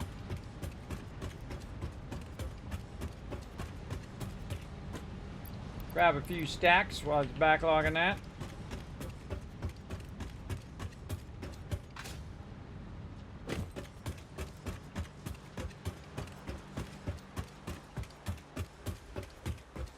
Okay, now the other things that we want to make are these other big things here. Uranium cells would be the last thing that we do. Electric magnetic control rods, AI limiters, and stators. Let's just put that right next to where we're already making that stuff right here. And I think I made a thing for that. Electromagnetic control rods. Probably just called it control rods or something like that.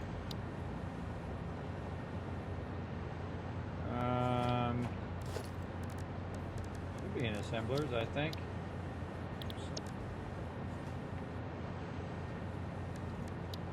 Just put it in there.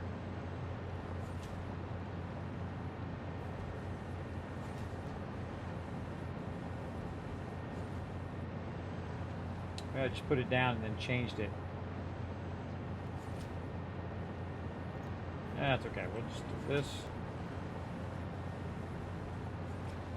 Not enough wire and not enough rotors. Okie dokie.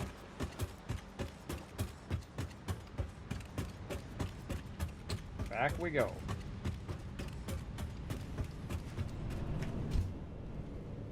Wire and rotors. Let's do it.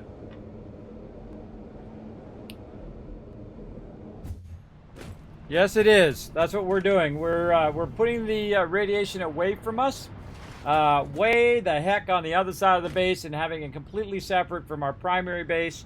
The best thing to do is not to start your uranium going. I have a train up there at the top, and its job is to do uranium, and I won't start that until I have everything else in place, until all of the other processes are working. Otherwise, you're just getting radiated the whole time. Also, if you have it in your pocket, you're going to get radiated all the time too. That's not good. So we got to run back over this way and get some resources for this one right here. Let's go ahead and just hit that blueprint. We'll do mini industrial beams, just to remind me what I'm doing. Man, these rotors. I definitely need a lot more of the rotors. The wire we got, and we got plenty of it. In fact, let's bring a bunch of it. Coming back here. Rotors, I could have just made those on the other side, but we're here now. We'll just make them over here. We good. Back we go. Let's get this side.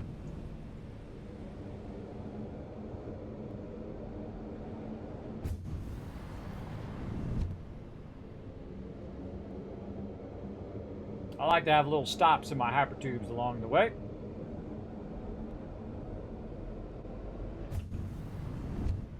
Very fun.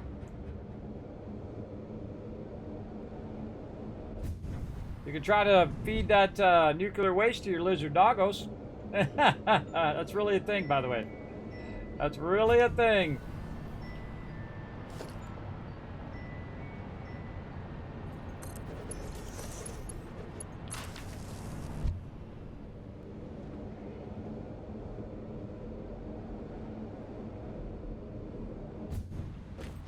Okay, back over here, back to work.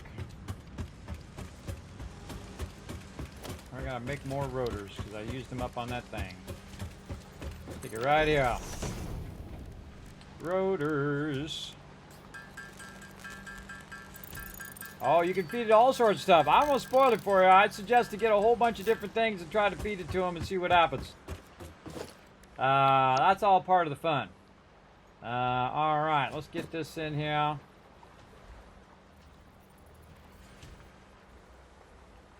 Right over there.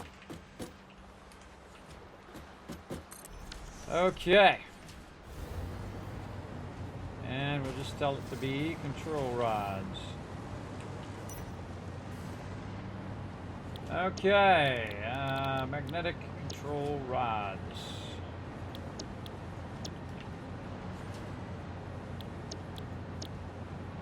Okay, there we go. Stators and AI limiters. Looking good. All we gotta do is feed that in there. It's making us some control rods.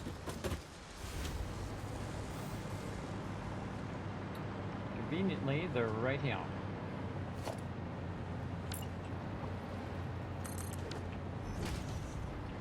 Just run these ones right to that.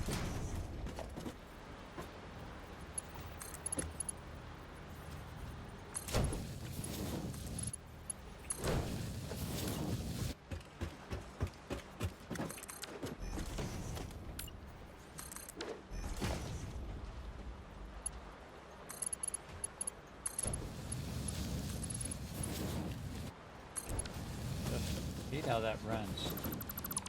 I hate how it runs the belt right next to each other like that. I really don't like it. What the heck just happened there? I don't know what you just did, but I don't like it. Right there. Again, it's more of a cosmetic thing, but I don't like it. We'll fix it a little bit. Okay, over there. And you over there. Then we'll have our output. I'm just going to stick out here again.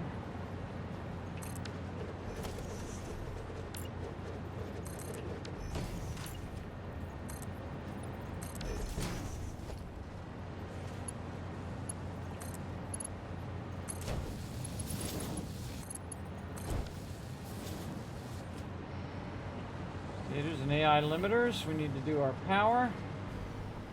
See,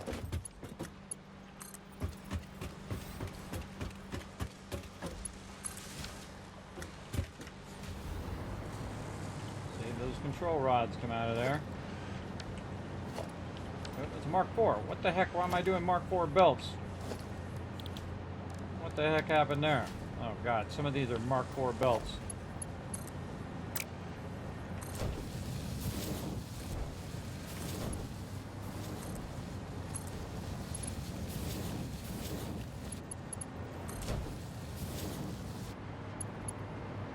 Have I done as Mark IVs? Just those.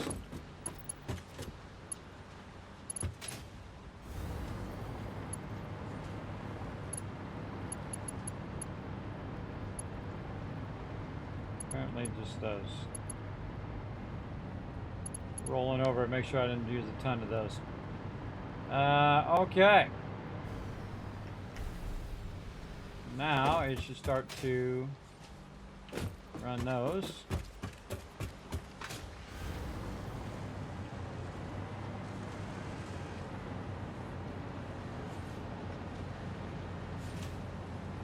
We definitely need way more AI limiters, that's for sure.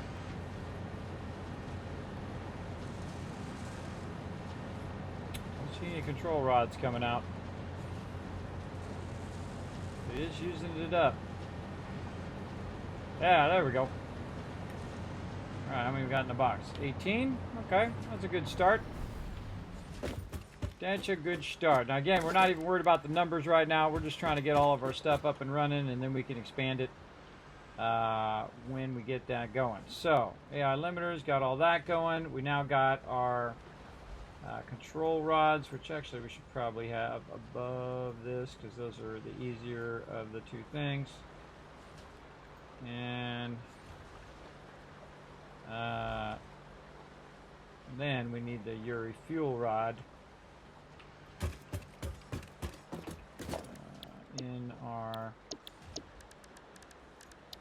in our big boy, our manufacturer. Just throw that down and take a look. Plutonium fuel eventually.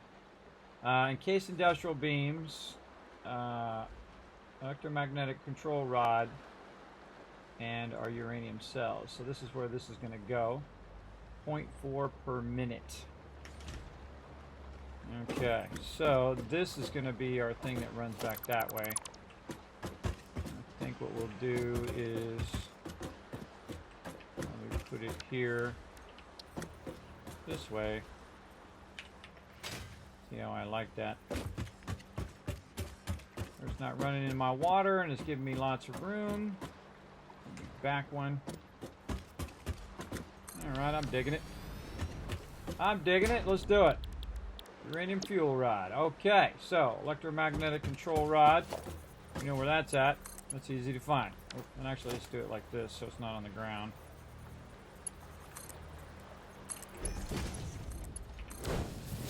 Like that. And let's give it some power so it starts up.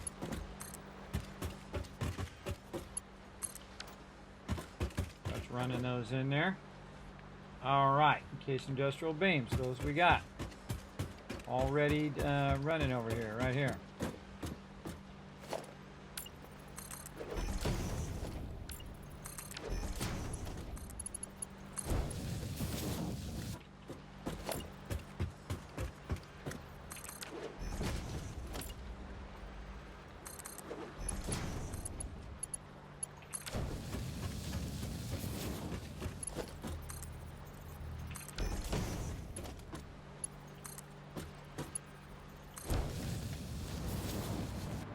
Good. Encased industrial beams. Now, encased uranium cells. That's what we need. Encased uranium cells are going to be in the blender. Did I not write that down? Oh, it's back one. It's back one. Move this over so you guys can see what I'm doing. There we go. Blender is encased uranium cells up here. So, I moved my head. There. So we got to get that blender going. We got to run that sulfuric acid way over here and whatnot. Probably start it where I can run that maybe around the back. I've got it turned the wrong way, of course. Should have done it the other way. Yeah, let's do that. Let's turn that around the other way. Okay, it's still stocked with resources. Bring that there.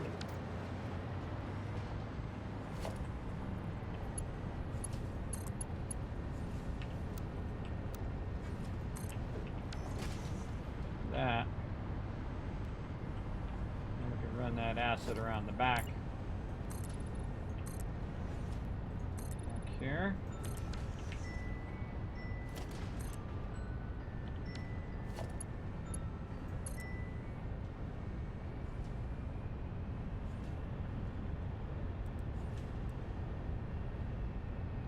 Go ahead, give me the save lag right when I'm trying to do something delicate.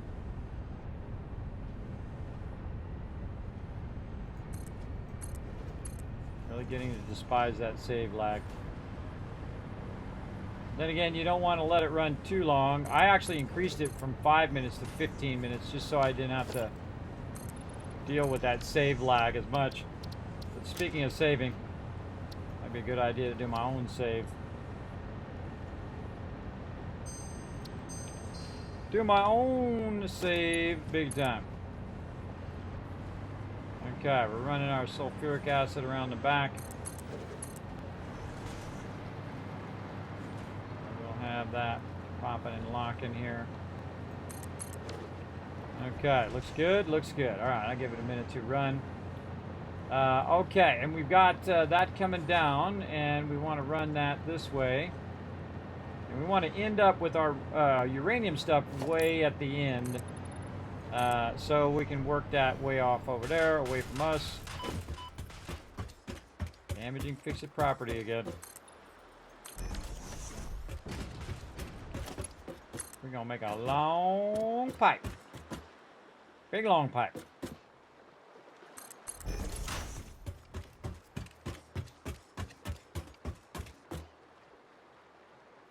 And even if it says you don't need it, I'd put a pump on here anyway. This is a long pipe. I like that.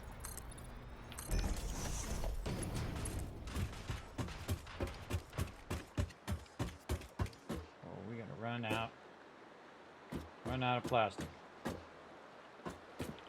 Out of plastic.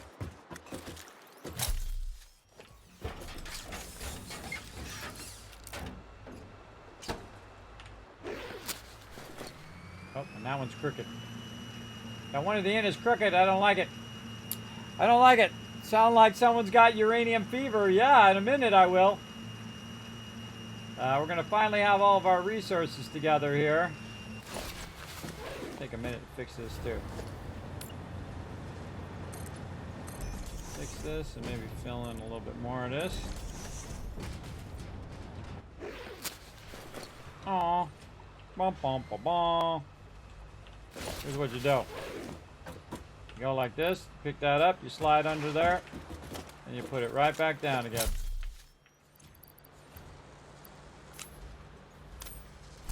Like that.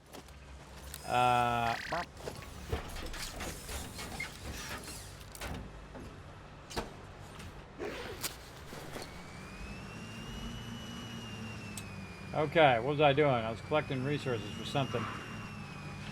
I think I tried to make more pipe. That's what I need.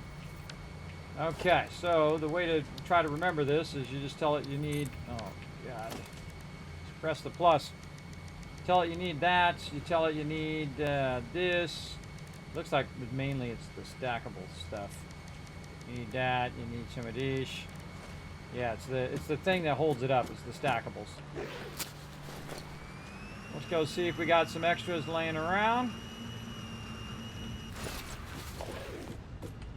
Hopefully.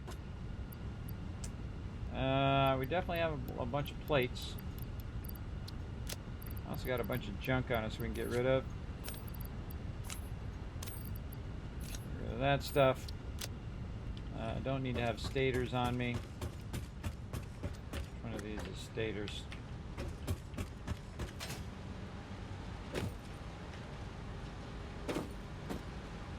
That one. Run those stators in there.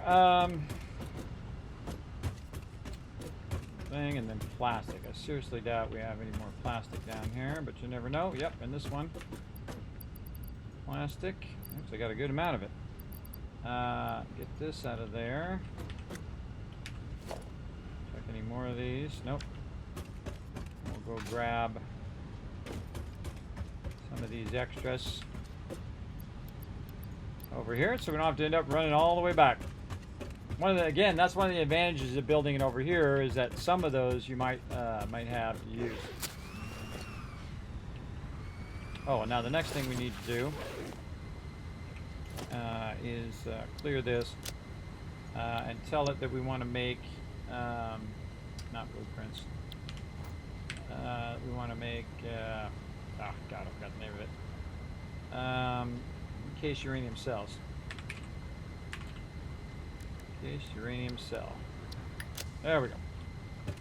Okay, now the only thing that we got to run down there eventually is concrete, and we'll run that around the back. But, oops, left my car. We definitely want to, oh, actually, we should run a hypertube is what we should do. Because if we're going to run way out there, we definitely want to run a hypertube, or even a train we could run. But we'll just run a hypertube. Come over here. While we're at it, we could have been using our stackers. We could have, woulda, shoulda. Which I don't have any things. Yep.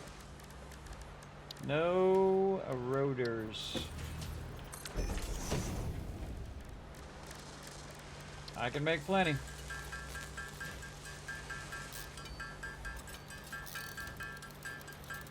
We're just going to make 8 because there's going to be an entrance on this side and an entrance on the other side. There we go. Okay, there's our entrance. Let's connect it to the power. Let's redo all of this. We're going to make this better.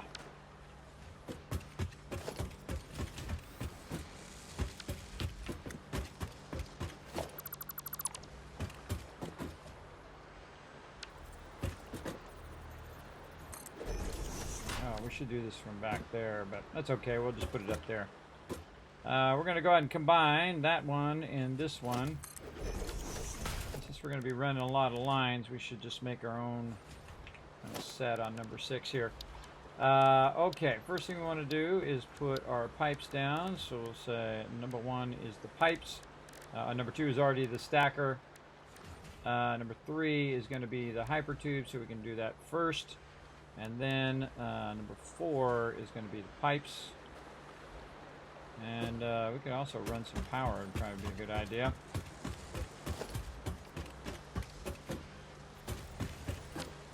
Yeah, we'll just run this. Well, actually, we'll do this first.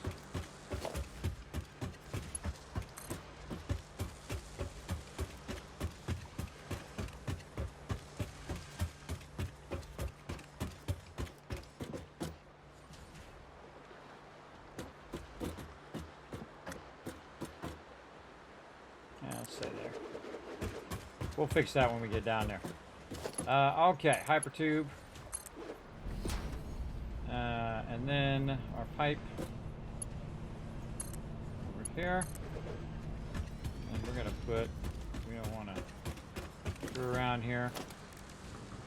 Number 6. Number 6. Maybe our thing here.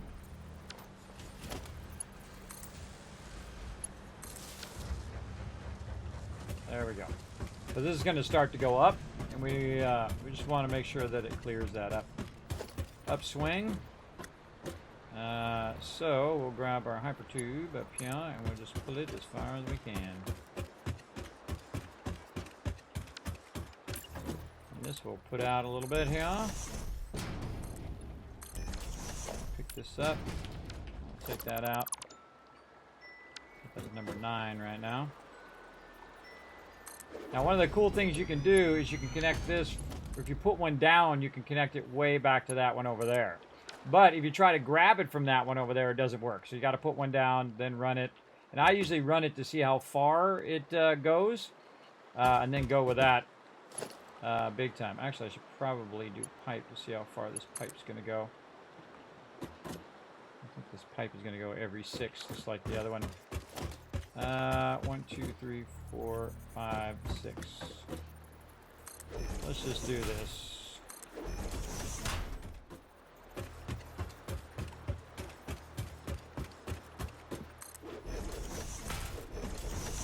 We're just going to put all these in first and then come back.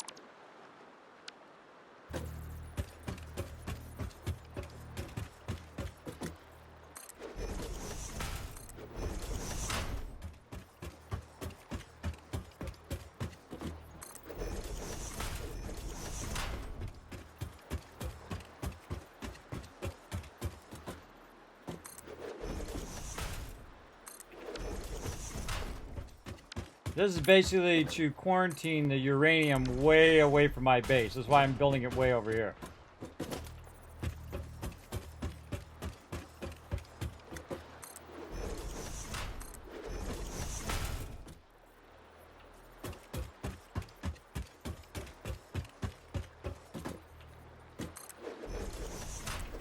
Looks good to me. All right, it's probably a good spot. Let's go ahead and cut this across that way.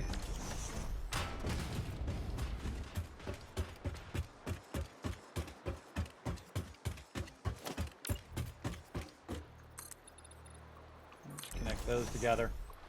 Okay, that's coming down over there, and we're running this here. And I've kind of run it over that way, but I kind of feel like I want to run it that way now.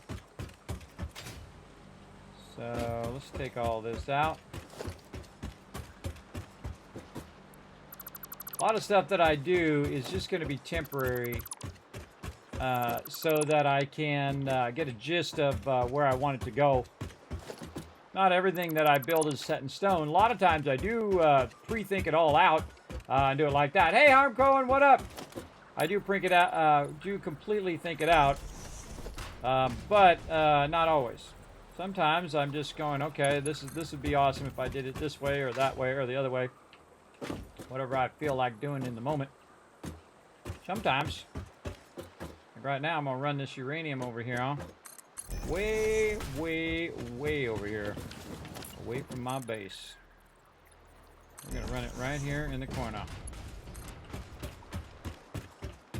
we're going to have that train up there grab it and bring it to us. Once we get all this in place. All right, that's probably good there. Okay, now we need our blender. Now, didn't I build something with a blender? Let's see, blender, yeah, right here. I need aluminum casings. Okay. Well, we'll get in that and get that going. So let's go clear here. Let's put our blender up there so we don't remember our aluminum casings. Or don't forget our aluminum casings. I feel like I can just back this off and end up with my exit over here. Thanks for the follow, by the way, Takrasa. Appreciate you. Hopefully I got your name right. I, not purposely, but most often get people's name wrong, and I apologize in advance if I done messed it up. All right, and this would be a good spot also to push this out just a little bit and get our big boy over here. Our big boy power right here. And then up there and way over there. All right, and that's going to also help me next to my hypertube. Okay, hypertubes and pipes. Let's go. Up to number 6 here.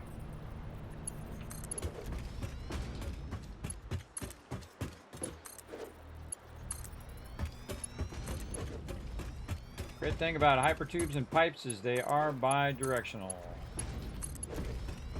While you're running, you can click that side, then click this side, then click that side, and then click that side. So really, really awesome. How does that get switched? That is backwards. Backwards. Sometimes it's going to happen. You get in a rush and things get screwy there. I like my hypertubes on the top, so I'm not clipping through the pipe, which I don't like. Which I really, really don't like. Okay, and that should start to open up. It sure is. We need aluminum casing. Did we bring any aluminum casings over? Usually I bring a little sample of everything. But I guess we'll find out here in a second, won't we? Need aluminum casings. Oh, yeah. Oh yeah, let's take a little bit more of that too. Got them aluminum casings, let's go.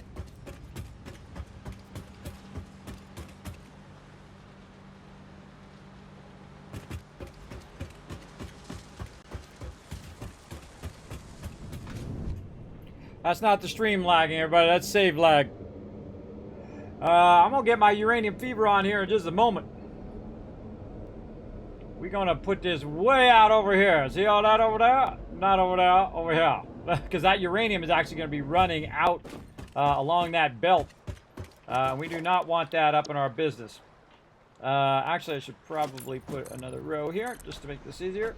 All right. And let's go ahead and see if we can put this blender in here. And honestly, I can't remember where the inputs and outputs are of this thing. So we'll just put it down and hopefully we'll be on the right side. Let's see. Let's see. Where is it? Oh, and out over there. Okay.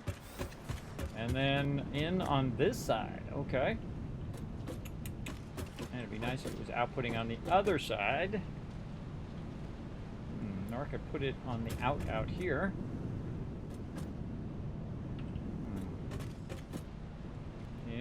Yeah. Let's go in and tell it what we want it to be first. That would be super helpful. Encased uranium cell, right there.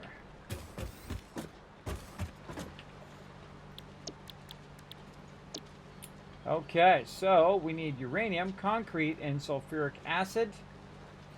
We've got 2 out of 3 running over here. We forgot to run the concrete. That's okay. We'll run the concrete, and then we'll also run another line back. Run a concrete line in, and then a encased uranium cell out. Then we want to take the sulfuric acid and we want to get rid of that. So we're going to want to package that too. So we're going to need to bring some of them resources down here for packaging.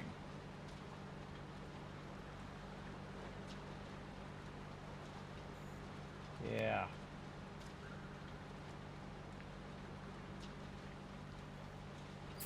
Yeah, big time. Okay. Let's go back out here. And we're going to go ahead and say this is going to be the input here. And that's going to input sulfuric acid. All right. So let's go ahead and grab it. Run it in there. Boom. That's good to go.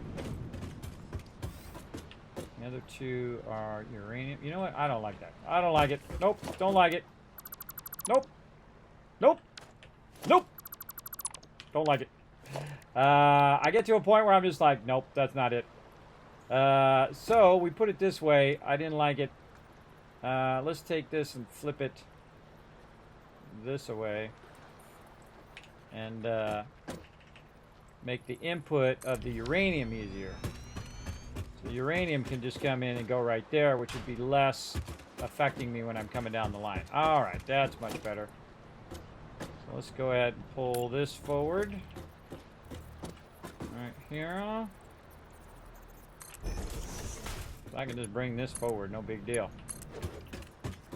Bring that sulfuric acid forward, and then I can run it down right over there. Okay. And we got to get the concrete down here is our big problem. I can't believe I didn't think of it. But we can just run it separate. We'll run it on the inside. Let's see. Let's go walls. Let's go 7, and this is going to be number 8. All right, so we want to end up right there. Above that.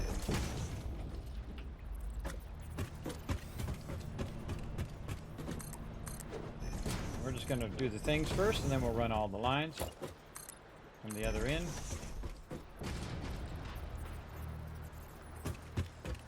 Oh, we can just use this. Just cut that a little short, and we'll just use our current thingies so we don't have to count it each time.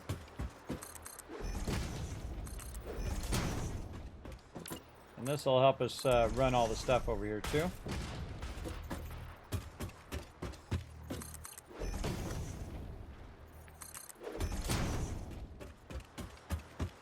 Also help us get back and forth as well.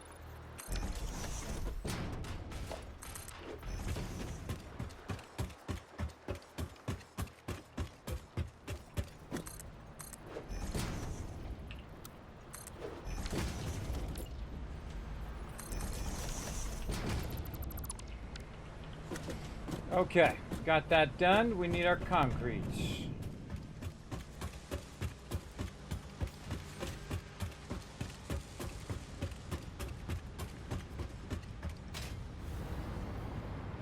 Oh, we're running it right there.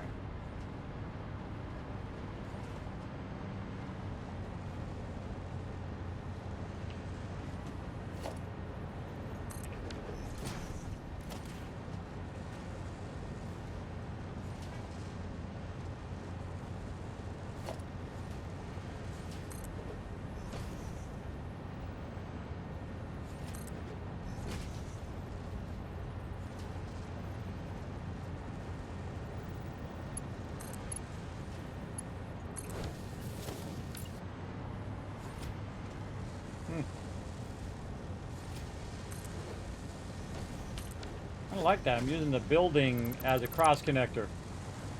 Yeah, I don't really need this part. I always remove stuff that I feel is irrelevant. I just use the building. Cross connect that. Pretty sweet.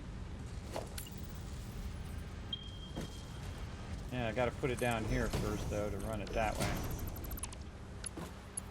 Pretty sweet. Should run that back that way, but I should really run it back on this side Run the thing that I need on that side, so it goes all the way down to here. And then it goes across. Probably up and over. And then down into here. Or I could just run it from the other side. I could switch my stuff and run it from the other way. I kind of feel like I want to run it for the other way eventually.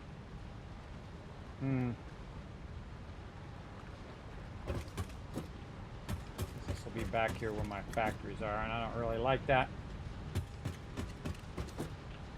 Yeah, I don't like it. Don't like it not doing it. We'll divert that one. We'll divert the actual input, the output of that blender in the other direction. We'll just go ahead and run this one this way.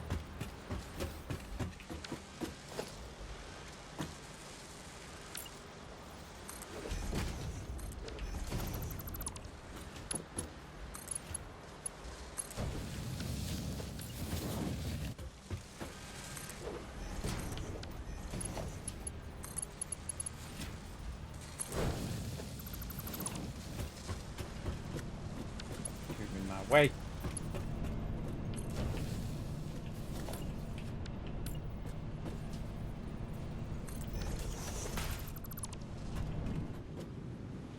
Out my way, hover tube.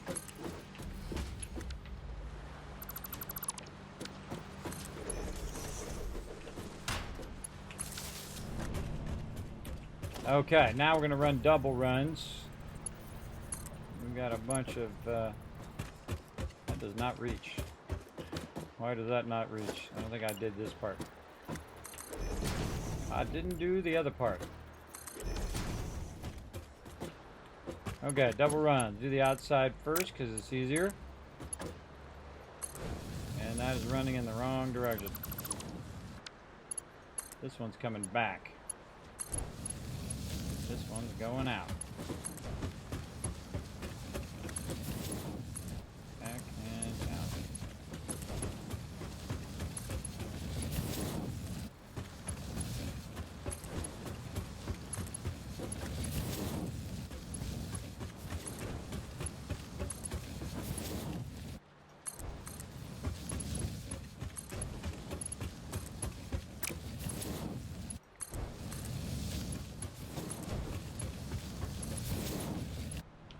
Coming out of there and going back. I went pretty fast.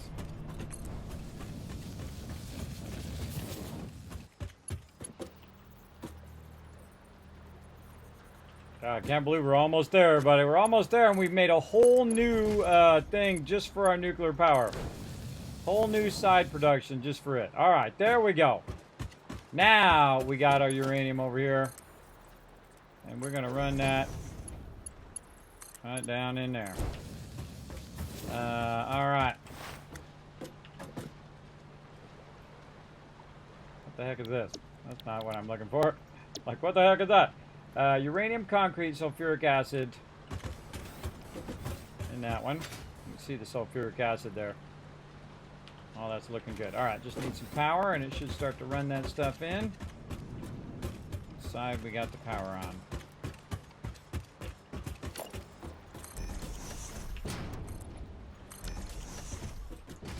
Not any side that I'm on.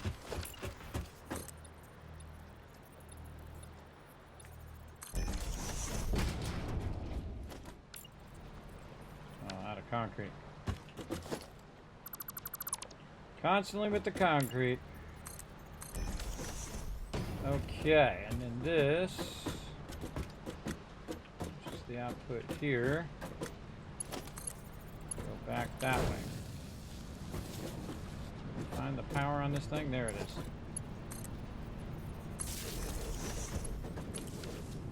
Okay, so it should start to pump all that in there. There it goes. Okay. Almost there. One last thing to do. And that is to get these units to go into the actual nuclear thing. And I think we're going to turn that around the other way. I don't like the way we have it. So we're going to try to start up some nuclear power tonight, everybody. Let's do it. Let's do it. You guys ready? This is a heck of a bonus stream, isn't it? Yeah, 11 hours. We're going long. We're almost there. Then we're going to let this run for a while and see if it kicks off. Now, the cool thing is even if my nuclear power isn't running, this stuff all runs because I didn't overdo it. You can very easily overdo your power, and you can see, look at this. My max cons is now over my actual power that I'm producing. But my actual power is, you know, 2,000-3,000 away, so I don't have to really worry about it. And the cool thing is, since we did this as a blueprint, we can just take that right out and readjust how we got all this stuff running here. Oops. Oopsie.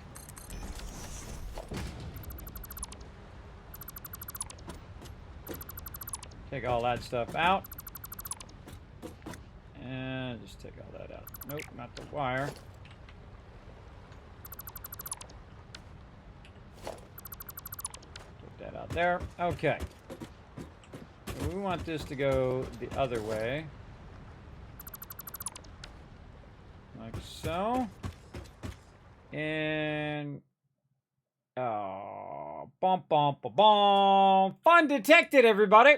Fun detected. Whenever it detects you're having fun, it crashes. Now remember, this is an experimental version of the game. It actually went for a long time before it crashed.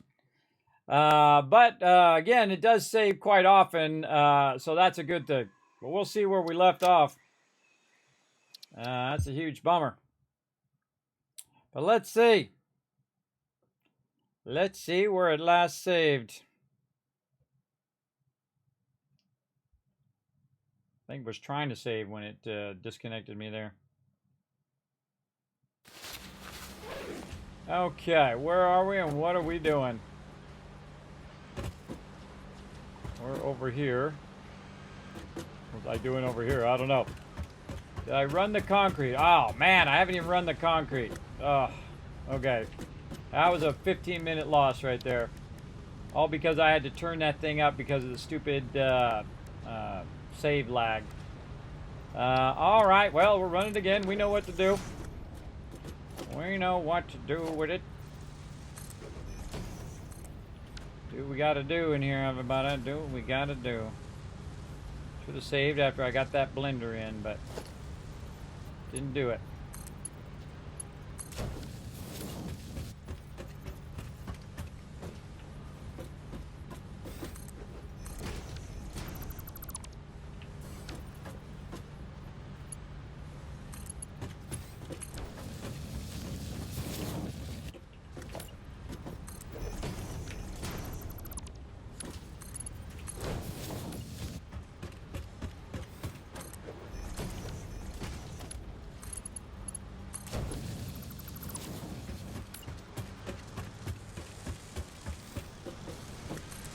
Oh man, we don't even have all the lines run either. We don't have the whole thing there. Well, that sucks. Well, at least we have the power down there. That's okay, we'll readjust it to go the other way. See, when you don't got it saving every 5 minutes, it does that kind of stuff. Let's see, number 7 was the bottom one.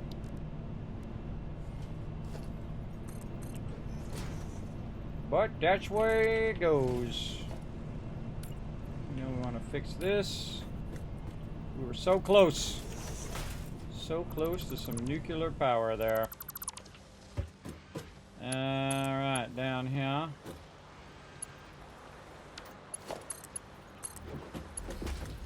And entrance back in. Make that back up there.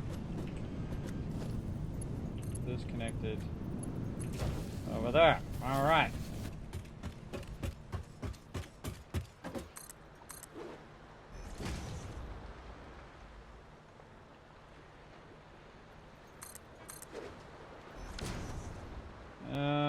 Let's see. Let's make number 1 our belts here. There we go. This one going that way. That one going that way.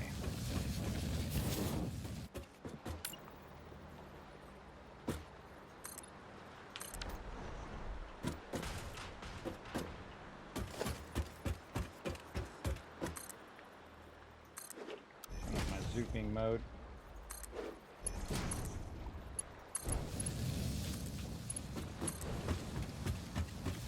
Now you can kick yourself all day long, but the smartest thing to do is just move on, everybody. I mean, you can bang your keyboard like a 3-year-old. I see people do that sometimes. They get all upset. Walk away.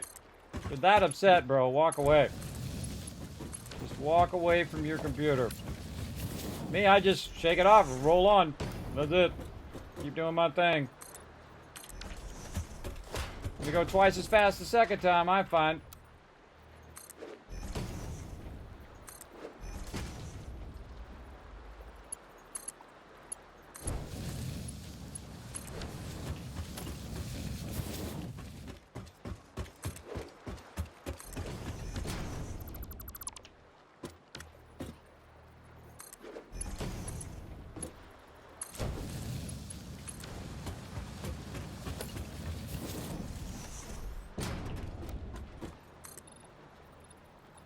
Honestly, I don't even remember where I left off.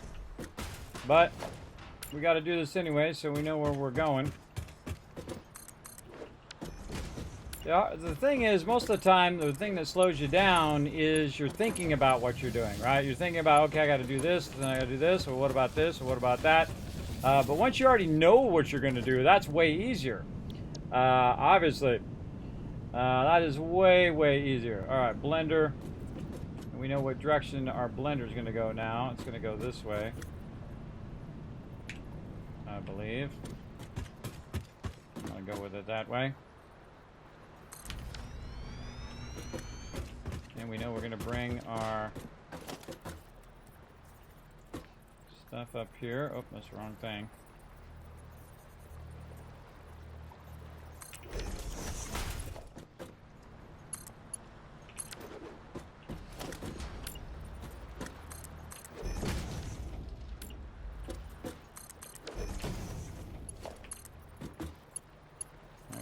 There.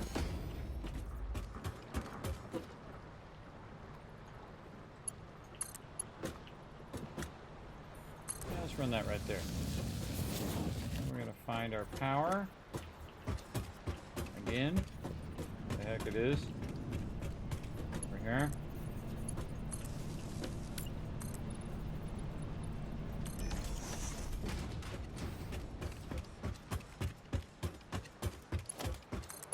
Run that right in there. Boom. This across. That in there. Okay, now I'm going to save manually because that just cost me some time. Cost me some time there.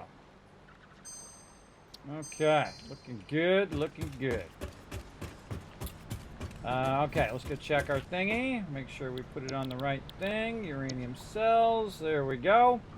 Now it's going to start backlogging all of that, which is what we wanted to do. Big time. And we're going to go back the other way. And we're going to see whatever else we forgot along the way. I think we were working on the thing. We were working on something over here right that moment. I don't know why I was standing in that spot when it saved what I was doing before then. Because it could be a whole bunch of things that I didn't do yet. Now this is where we want to end up in case uranium cells here. So let's get this turned around the corner.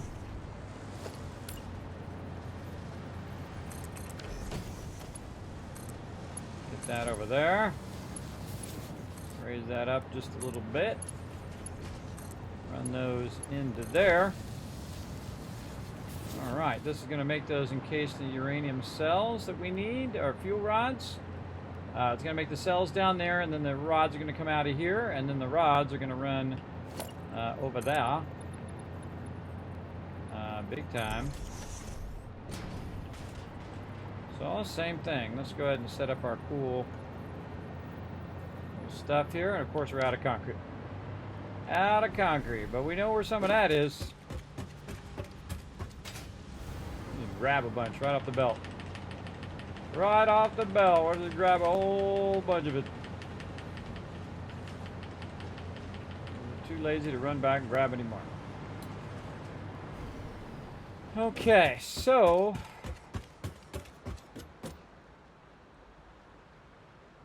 yeah, eventually I will run it back. I'll run this one back again. Huh.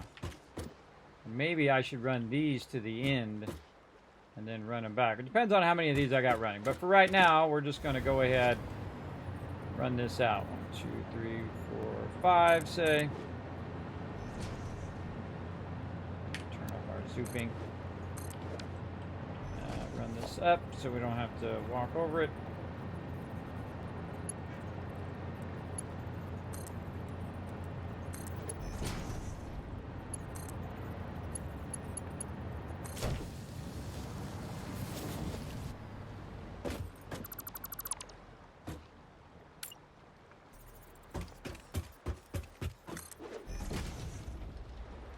Using my middle mouse button so I don't have to keep switching my sets.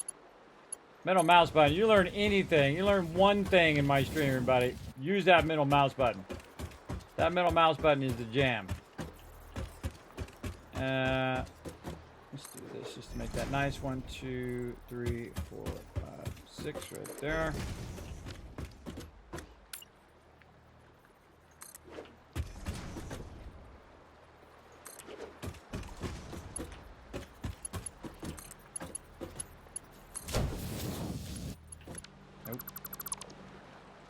Nope.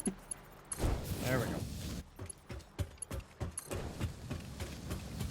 Okay. Just want to get some of these nuclear things going. That should, again, both of them should have enough water. There we go. Okay. And then from here, it should go in there. But we got to fix this. So let's save again. Before it causes us to do another fun detected.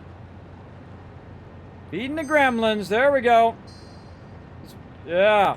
I like that setup with the belt on the top and the open gap below. Let's do it. Yes, I really like that as well. I'm starting to really like that. Instead of having a door or whatever there, you can just drive your little vehicle through there. It's much nicer. Okay. Now we're going to take all this out. Oh, wait. We're going to do that first. And then we're just going to remove all of this stuff. We don't need this anymore. That was just to kind of line the pipes up. Get the pipe started from over there. I kind of feel like I should have fed it from the other side now. Let's see. What is the size of this?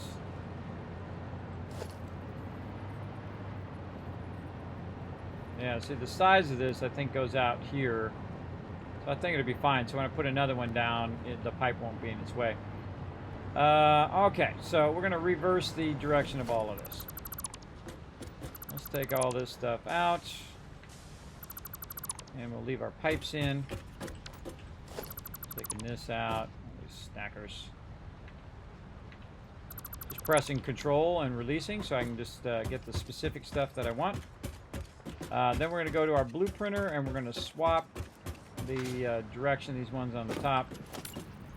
Run that one down, run this one down, take those out, take the belts out. I like the fact that those go down now too. They're super helpful in getting that all to work. We'll take that out. And then we resave that blueprint. There we go. And we're going to put it right back down this way. Hopefully in the center.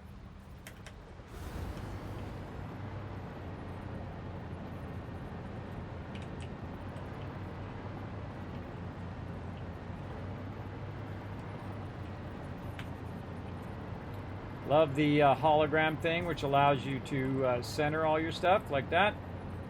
And get it the way you want it to go.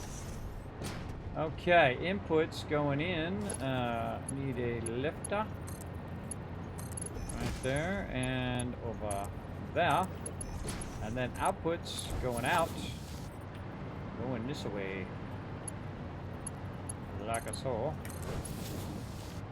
And then this will come out of here and run that back that way. And this will come through there and run that in there. And we got some potential nuclear power. Hopefully there's not something else that it backtracked me to that I was doing before and has now just totally messed this up. The way to find out is the thing is your manufacturer is the thing that's going to make the final stuff. So you go look in your manufacturer and see if it has the other resources. In this case, it does. And now I just need the encased industrial uranium cells, and that's what it's making at the end there. Now, before I can make those, though, I need the uranium. Now, the uranium is just standing by right now. It's just waiting for me to start it, right? And my train's gonna get it, bring it right over here, and then it'll be GG's all around. But we'll see if we can get that going over here. We'll just run to the end. It'll be coming right down there, right there. Oh, we got to bleed these lines. Oh, my bad, my bad. Forgot to bleed that stuff off of there. That was my bad. Right here. Let's see. Now, bleeding lines means you just take the stuff that's on there and you run it into a box, so it takes it out of there. And I have to go in here and take it out of here because that's not going to do anything. That's, oh, wait, that's the wrong one. Wrong one. Wrong. This one. Take that out of there and maybe just run another one just to run the rest of that stuff out of there. Yep, perfect. Like that. And run that in there, and that's now ready. Okay, and that was just a test. Oh god, here we go again. Autosave. There we go.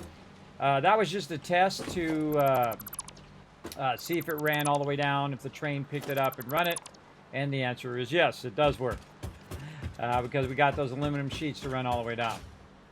Now again, I would not run your uranium until you're at this point where you have everything else ready to go. And then you go ahead and do this. Now I got to take this part out right here.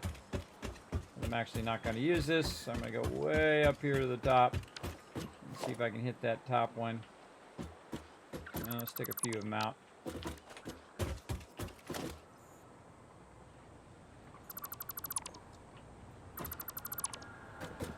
Oh. Make me build one back. Or a couple back.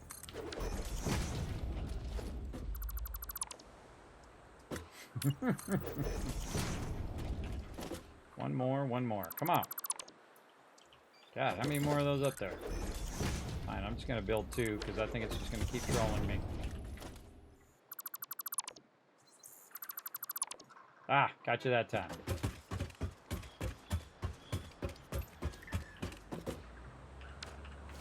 Make sure not to take out the one you're standing on. Unless you got a jetpack. And fuel. Because the jetpack without the fuel doesn't do you any good. As I've learned several times in this game. Alright. There we go. Alright, let's just square that off. Okay, looking good, looking good. Now we got a thing that drops down. It runs across here and it runs it over there. But it's going to do that way away from me. I don't want to be close to it. Now I do have my filter somewhere that I do need to track down before I go out there. Oops. I need to track down before I go out there. I don't think I have them on me. So we're going to get our car out and we're going to go for a little drive.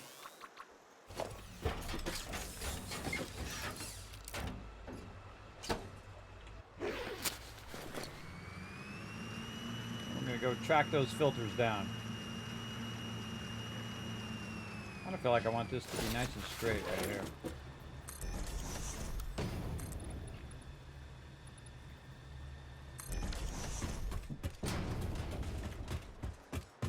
It's telling me something's in the way. That's just too far.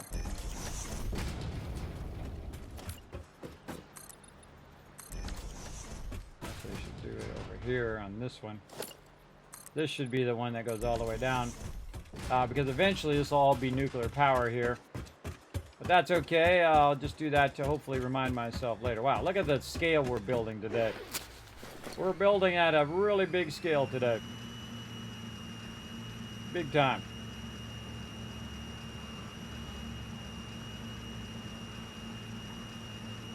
Again, that's why I keep all the pipes and everything up off the thing. So I can get to my stuff. Okay, where are you hiding, little filters? Right in here. I've only got 4 of them, so I got to be careful. We got some overclocking if we want to do that. And I think we're good otherwise. We're going to need to run lines, so let's make sure we have enough of this. Anything else we look like we either don't need, like that, or like this, or something we do need. We got plates, we got all of that, maybe another full stack of that, full stack of this. It'll be something I forget. Okay, I got a lot of wire in here now. Don't need that much wire. And I will take a little bit of all this other stuff too, just in case.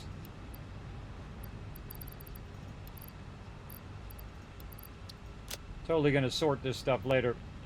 Gonna sort this stuff into the boxes again and let it put it back in the boxes. Okay, so we got our thing. That's what we needed. Let's go ahead and pick this up. And now what we're going to want to do is build ourselves a hypertube.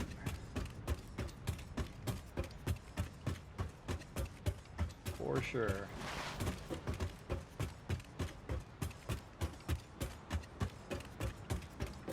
I feel like I'm walking slow. Okay, so we want to build ourselves a hypertube so that we can run all the way to the other side if we want to. And our thing's going to be in the way. Of course it is. It's always in the way. Clear.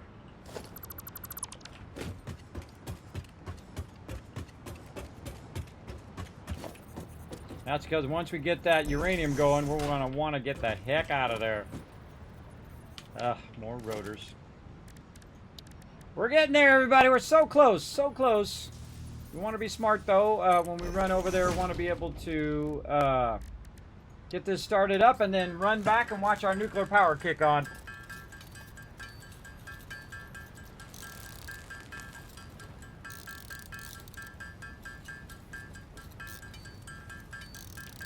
Okay.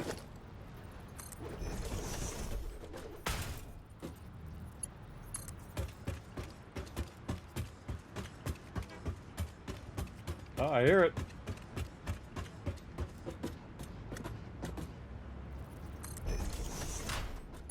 Let's put stackers on here because I feel like it.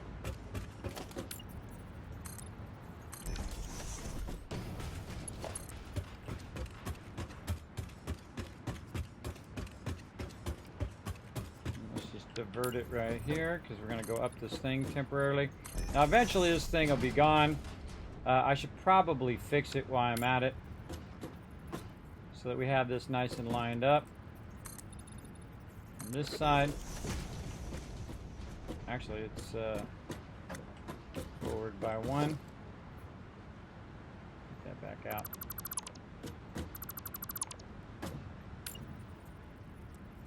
Let's go like this. We can take this out while we're on our way up. There we go. That's an even better idea. More better.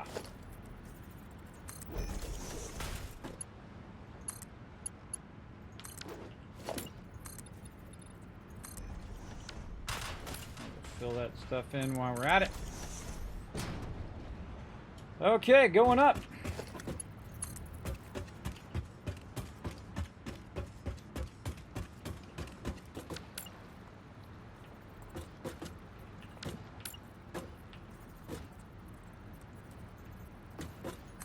It's always the weird way. It doesn't just automatically go that way, which is the way you'd think it would just automatically go. All right, we're going to put some railings in, aka hypertubes. They're going to hopefully keep us from falling off. And we're out of concrete. Of course we are. Whee!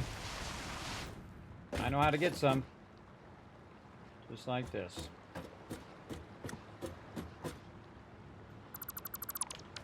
I don't have to run back. We can get some more as we go up, too. We're going to take this side out. We'll get some more.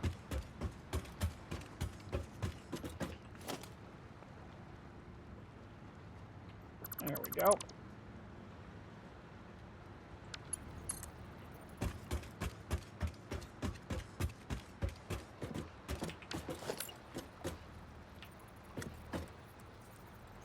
The most awkward way possible.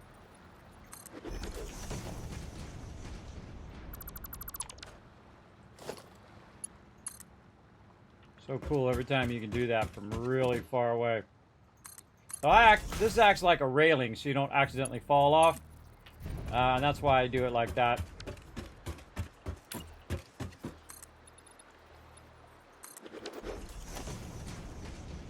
our ramp out. Now we could just run it to the end and just run it straight up. But what you're doing is you're actually pushing up and forward at the same time. Which makes this a lot easier.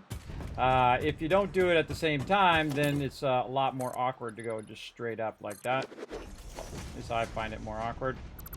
At this point of the game, too, I very rarely make any ramps. But all we need to do is get this started, and then that's it. We got some nuclear power potentially starting up. Now, we haven't really scaled up our stuff for our nuclear power. But our nuclear power is going to allow us to scale it up. See, that's the dichotomy of Satisfactory, is that you need the nuclear power to make more nuclear power. And really, we only need one to start up and stay consistent.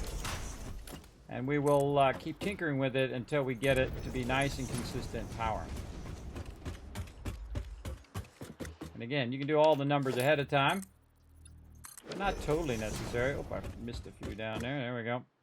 And it's gone.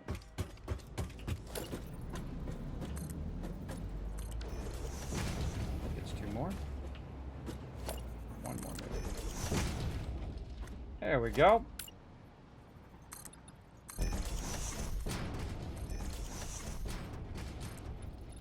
Widen that out just a little bit. Make it nice.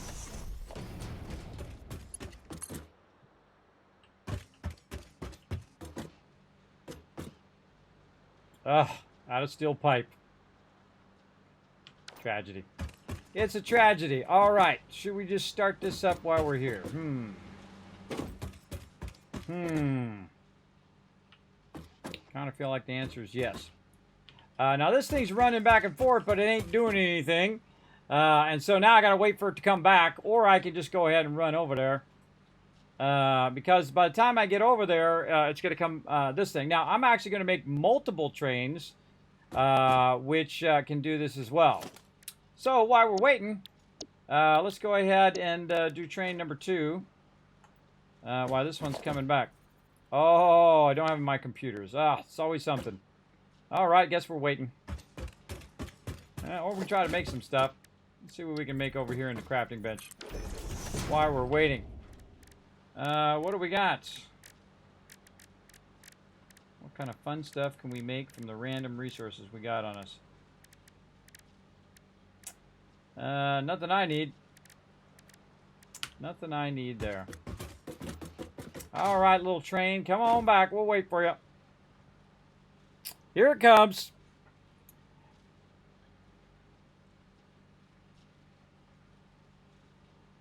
If you click once, you can scroll the middle mouse button to actually put the tubes in the direction. This is true, except for it still sucks, as you'll see.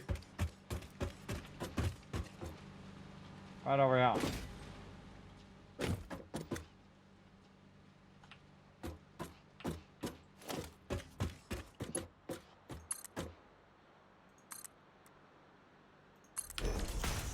You know why it sucks?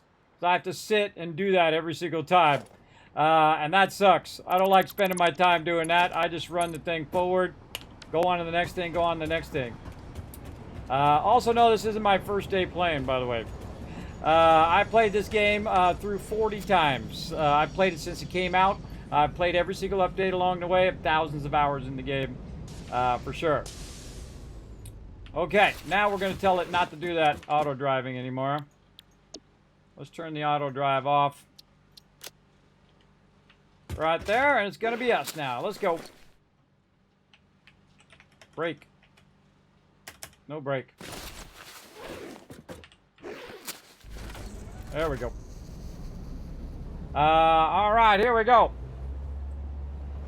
Oh, you said it in the chat. Yeah. Remember Backseat Gaming? Backseat Gaming is where you come in and say, hey, do this thing, do that thing. But I appreciate the tips, though. I do appreciate it.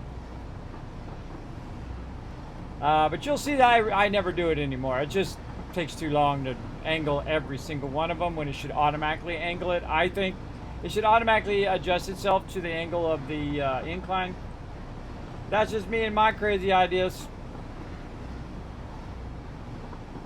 What I want to do is get some uranium going over here. Now, the only reason why this thing is not bringing uranium back and forth is because I have told it not to. Basically, I have not connected the uranium in there yet. But we've got our little uranium resistance dealio. And we're going to run it on up in here.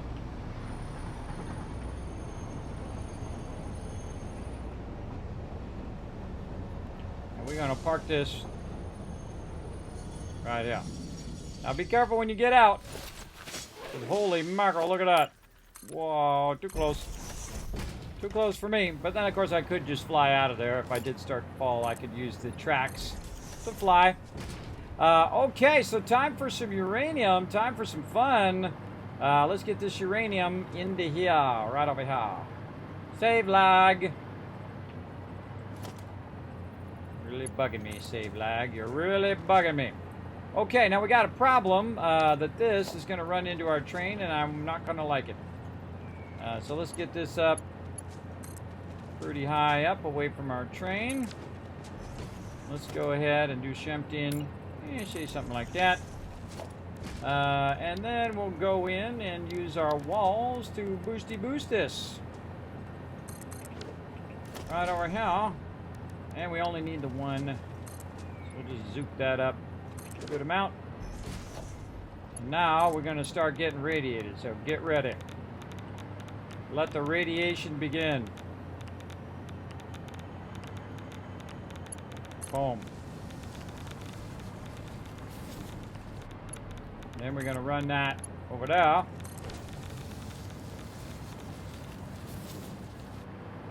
And we're going to make sure it's actually running in there, and it is. Filling that up, looking sexy. You know what I'm going to do? I'm going to get the heck out of here because I don't want to get radiated the whole time. I don't want to get radiated the whole time while it's taking a bunch of uranium on a train over there. So the way you do it smart, everybody, is you leave while it's backlogging that uranium. You get the heck out of there. Now, I've got that overclocked as well. So it's putting out 780 uranium right now. Yeah, a lot. You're 100 hours in? Oh, awesome. Yeah, I've played a lot, but not as much as I think I could, if you know what I mean. I've been playing it for a long time, but I don't play like all day, every day, though I've been playing a lot lately, that's for sure. But I don't play it all day, every day on purpose, so I don't get burned out. I don't go and tap every single node and build gigantic bases and do all of that stuff because the game hasn't released yet. And the second it does release, though, we tap on every node, we tap on everything, we cut down every tree, and I'll build a gigantic mega server that'll make that happen. We'll get that going as well. All right, coming in the train station here, and we shall put on the brakes a little bit, but just basically ghost ride that sucker. Ghost ride that train. And then we're going to go ahead and tell it the front part of the train here. And we're basically going to tell it, okay, hey, go do your stuff. So I turn on the self-driving, and off it goes. Now, this should say unload, and the other one automatically says load by default, so I don't need to stick around here either. I can go ahead and get the heck out of here. If I can remember which way is the way out. And then I can just bring my hypertube, I guess, up as far as I feel like bringing it. Right over here. Like I saw. Again, I just do it because it's faster. But hey, if you want to take your time to do it, hey, no, you do your thing. You do however you like. All right, where's our power connector? I think it's on the other side. Where are your power connect? Why do I have it way over there? Way over there. I think I was grabbing it from down below. All right, thing, come on. Let's bring you back over this way. Now, these are awesome power lines that they added. I really love these things. They are amazing. Right there, and then we'll go ahead and run that down there. Bada bing, bada boom. Now, we could have chained it with the thing there, but that's good enough. Because all we want is a hypertube. We want to get out of here. All right, now eventually we want to see a green line of it going all the way down there. So that's where we're going next. To see if that uranium ends up over there. Ooh, mama, we're going fast. Ooh, yeah. All right. Having some fun. We're going to start up some nuclear power here in a minute, hopefully. Let's do it. Now, again, it's going to take it a minute to go get the train to get it for it to backlog. Now, I could have let it backlog this whole time. Typically, on every other resource except for uranium do I let it backlog. Because uranium will just radiate the heck out of you if I let it backlog down here while I'm like working on stuff. But all we got to do is run over here one time, see that uranium running in there, hopefully at full speed. And if it's running at full speed and this thing starts up and starts pumping stuff out, then we look good. All right, and we also want to go over here and maybe just do a little lift out while we're waiting. A little lift out to make that nice. And then run that baby right over there. Very nice. Okay, now's a good time to save. Because in theory, we're going to have some nuclear power start up here in a minute. In theory, anyway. My game was saved. All right, uranium. We're waiting for you. Oh, here comes my train. My train's moving back. So in a minute, it's going to get it going. Now, these lines are 780. So this should come by really super fast when it does drop it in there. So we know our train is pulling into the station there. Now, eventually, if I need to, I'm going to add more trains. But right now, it's dropping it off. It's lifting it up. It's putting it into the thing. And in a minute, it's going to go down to that lifter. And then it's actually going to backlog in those boxes. Down that lifter. Across that line. Down over here where we are. Get up here where we can see it coming down the line. Up here. Oh, get up there. Gotta get on the edge. Fine, I'll go over here where it's easier. Nice and straight.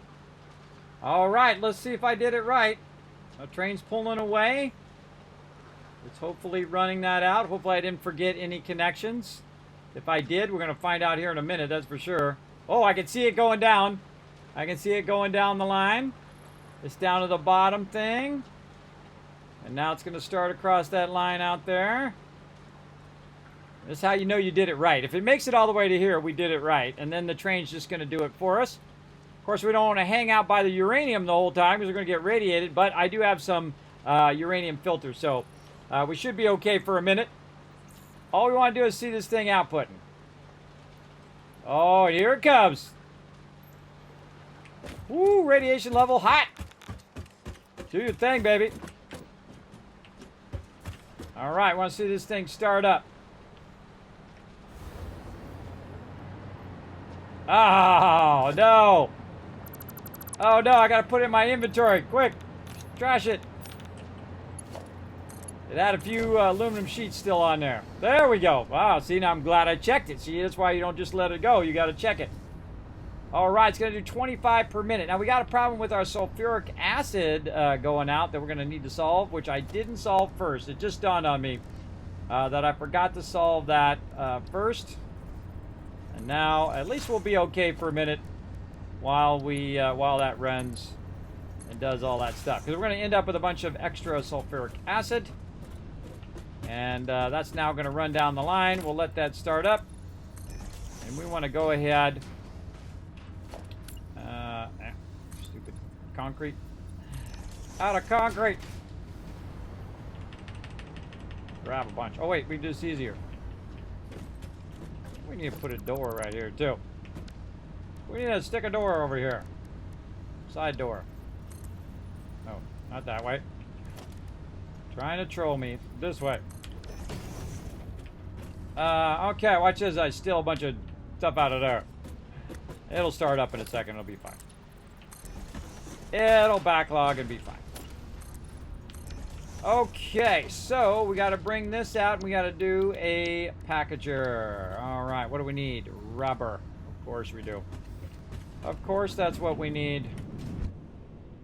Wait a minute, how much is it using up per round? How much is this using up? 40 per minute. And it's outputting 10 per minute. Might be able to just tie it back in the system. Well, let's do it and see what happens. Now we're getting radiated. Don't worry, I got my little radiation thing. I'm gonna tie it back into the system and see what happens.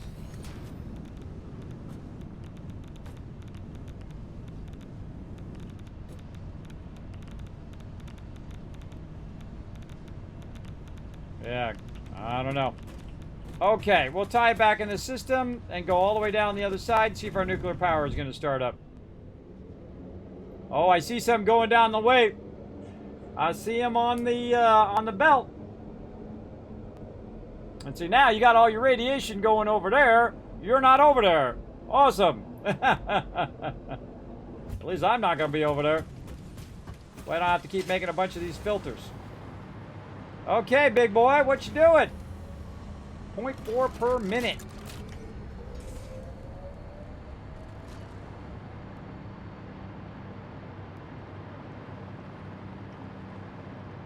How we looking? Insert fuel. Oh, it did start up a little bit. I did see it do a little thing there. Maybe, let's see. Now, there's actually this really cool thing that happens when it does come through. So we'll wait until one comes through here and check it out. Very excited about it. Now, obviously, we're going to have to increase our production because that's not going to cut it, everybody. That's certainly not going to cut it for as many nuclear powers that we want to run. Now, of course, as we run more nuclear power, we're going to go and move all this stuff out of the way and keep moving it back. And as we add more manufacturers, we'll keep running it that way until it circles back around, whatnot. But we need our little thing to pop out of there. And hasn't done it yet. Still working away.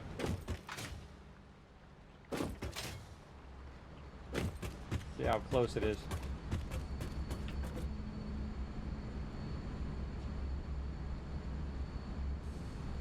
I know what to do. Feed this baby up.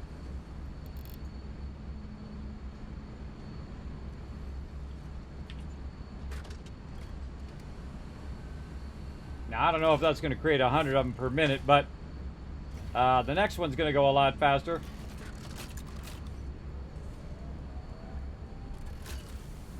Almost ready.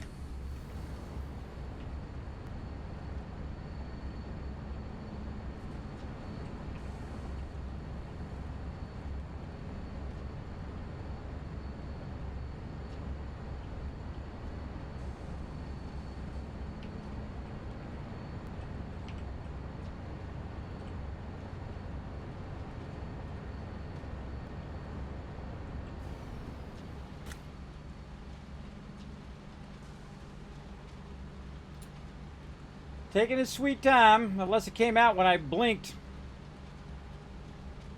There it is. Let's go. Now remember, it's a little bit radiated. Now I'm kind of going a little faster than it. And let's see which one it chooses to start up. This one. Look how cool that is.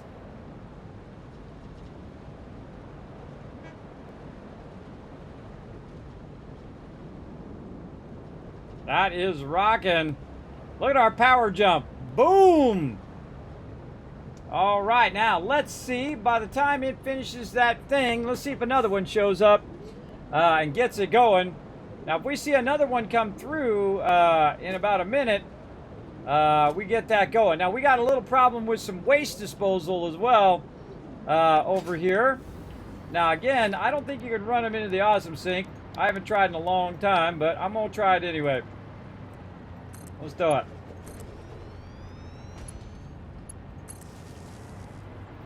That would just be way too easy. Way too easy to just throw them in the awesome sink. Radioactive items are not allowed in the Awesome Resource Sink. R&D kindly requests that you stop contaminating their results. R&D would like to remind you they control any future technologies provided to you. My bad. Sorry, Ada. I was just testing. I just seen if that was a thing. Need steel pipes. Oh, look out! Oh, we got 2 nuclear power plants running now. We got 14,000 power. Wow, I think I'm going to be producing that faster than it actually is going to burn. That is running for a while. Let's go check how much longer until the next one. Now, I'm definitely not making enough rods down there. I can tell you that already. To keep that going at 1 per minute. But I can make a bunch more of these in a row and then get that going. I mean, my control rods are looking good. Cased industrial beams. Let's go see what kind of backlog we got of those. Decent, decent. And our control rods. Where's our control rods at? One of these. It's this middle one. Middle one? No, those are stators. Control rods are over there. Yeah, right here. So yeah, tons of control rods. Looking good. Yeah, this is going to be our biggest problem here. Right now we're going at 25 per minute, so half of this. So that's unnecessary there.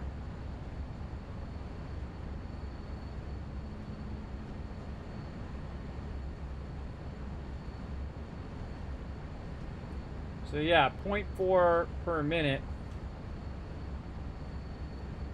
So I mean, how many do you really need to pump out of these? These actually last a really long time. The biggest problem is going to be our nuclear waste is going to backlog. But what do I care? I can make an infinite amount of boxes. Let's go over here and find these steel pipes. Where do we make those? Look at this. We built this whole thing today, everybody. All of this. All of them stackers, all of this stuff, we built all of that today. Pretty sweet. Alright, let's grab some of those.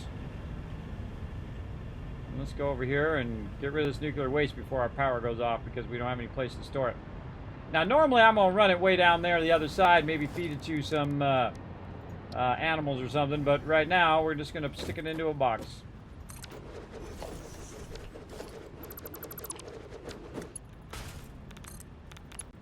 Now, one of the things you want to watch out for is you're putting that in your backpack. I'm going to take that out and just run that in there.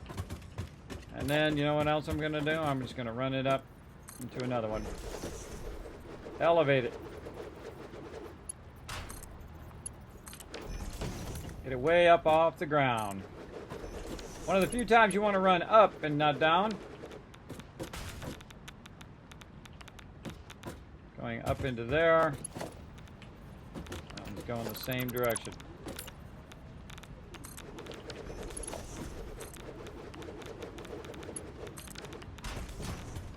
There we go. So that's going to take all of those radiation barrels and stick them up on the top. And that'll take a while before that fills. How we looking? Oh, it's already got a rod in there. How about over here? This one needs some fuel. Again, I don't know if I can keep 2 of them going. At this point, but we can definitely scale all this up because now we have basically an extra 4,000 power to keep these 2 going. Now, the whole point is to get 1 or 2 of these going and then use that power to scale up the amount of these that you're doing. And that is really the smart move in this. And this is going to take a while. This is actually going to take like 2 to 3 minutes for it to cycle another one. And I forget how long it takes for this to get burnt out. So I think it's 1 per like 3 minutes or something like that. Yeah, we want to set a timer and watch it. How long one of those lasts. Now I have a lot of backup power as well. But what I really need to do, I forgot to do that, blueprint my backup power and put so much backup power in there that it can replace my current power if I have a problem. Like this one's about to go off. Oh, and it got the fuel rod right the last second. That was actually pretty good. And then let's watch this one. Again, we'll set somewhat of a timer here. A little stopwatch until we see the next one.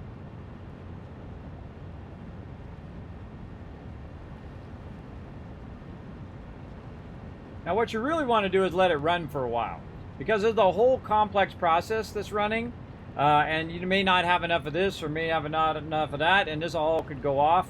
Now I don't even need this nuclear power. I don't need any of this right now because all my stuff is still running, even if I'm not doing the nuclear power. But when it comes to nuclear power, you do need to really work on your inputs and outputs, so that you're generating enough for each thing of all the different steps. And that's what we're going to work on next time. We're just trying to get it up and running and get all the processes going. And then once we got that up and running, we could then expand each and every thing that we're producing. And we can build the maximum of whatever we need out of that thing. And then we'll have such a huge backlog of it that we can just continue to expand our nuclear power. And that's the important part of all of that. Let's see, 1 minute in. It's done about a quarter in a minute, so maybe 3 to 4 minutes it takes for one of these to go. And it takes about almost 2.5 minutes to make one.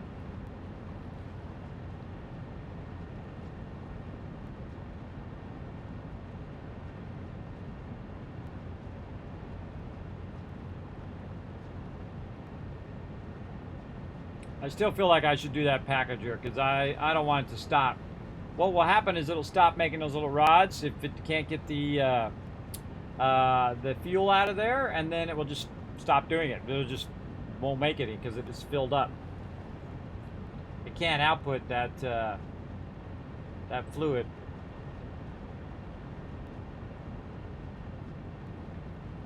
So I usually just package it, or you can put it in one of those big containers. And then you know, switch it from one container to another, or just flush the whole container. That's one way of doing it also.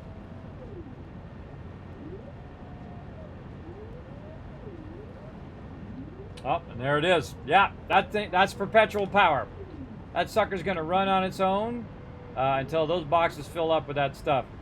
Now there's another stage of the game that they added. That we can make a bunch of other stuff that you can use that to convert it into that, and that we'll get in the future, which I've actually never done in the game. I never bothered to go that far. Usually I start over by this point, but we're doing pretty good. Now what we need to do over here again is to think about, and that was about 2 minutes, by the way, 2 minutes and 30 seconds, that's about right. We need to get this so this fills up and is clocked at the speed at which this is coming in. So this is 20 per minute. Let's go see how many. I think it was producing 25 per minute. And if we overclock it, hold on, let's go back and see if we overclock it, how many per minute that it would need. Now I overclock these a lot, everybody. I don't like to run a lot of lines. So 30. This would be 40 per minute. And yeah, this would be 50. So, and this would need 3 per minute and 5 per minute, which I think we're producing anyway. So what we need is 50 per minute, and we got 20 coming through. Is this backlog? No, it's not backlog. So let's go see if we can produce 50 per minute. Let's go down there and check it out. We certainly have enough sulfuric acid, that's for sure. And we have enough concrete, because we got tons of that backlog. So let's go down here and check it. Again, I feel like the biggest thing is going to be our sulfuric acid output. Over here is this right here. I feel like we're going to have a problem with that in the long run. But this is outputting at 25 per minute, so we need 2 of these over here to make this happen. So let's just go ahead and make 2 of them. Why not? We got the resources, we got the power, we got the knowledge. Let's do it. We just got to remember which direction this thing was going. Oh boy. What direction was this going? The door's on the right side. That looks pretty good. Let's try that. That look like that? Kind of. Let's hope that's the output. If it is, then I gotta take this out. Oh, that's the input. Okay, so wrong way. Turn it around the other way with the thing in the back. So blender this way. Nudge that over. Let's go with that. This should be blue. Yep. Okay. Now we got our outputs going here. So we're going to go in here and we're going to tell this to be encased uranium cell. And we're going to run all this stuff and we're going to get a bit irradiated while we're doing it. And let's see here. What are we doing? We're going to go, let's run this up a little extra. No, we just run it up 1. It's fine. And then we're going to go ahead and do a little pipeline. Run this to there. And that down to there. So that's good. Again, this is why you don't want to do this too much, because you're going to end up getting radiated a whole bunch. Gotta watch them filters too. I got 3 left. That radiation gets too high, you're in trouble. And then we know what to do here. This is super easy. Little splitter action. Run that in there.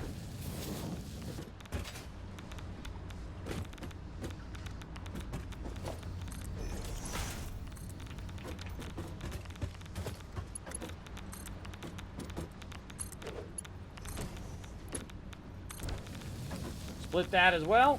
And now we got 2 of them running. Awesome.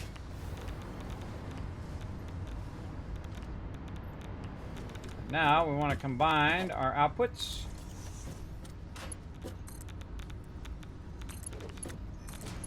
Like that. Looks good. Oh, and I gotta fix the gotta fix this door too. Get a little door here. Oh yeah, so it's working on that second thing, so I gotta be careful. I don't run out. I'm gonna get radiated in here. Pipe wall hole. Running that out.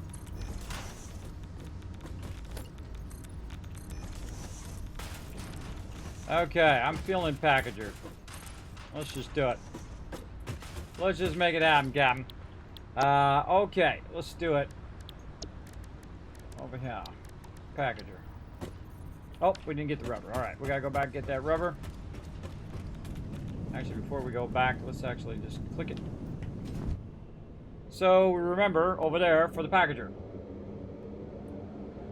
Alright, those both are green, so they're both running. So that's going to be hopefully producing 50 per minute. And run those 50 down here, and then it's just going to be going at speed. And basically that's going to start backlogging those in there, and that's going to be awesome. And if I let it run long enough, by the way, these will actually backlog in a box, and I have a whole box full of them. That's going to be cool. So right now it's got 57. We want to see that get to 100 before that thing gets all the way across and does 1 per minute.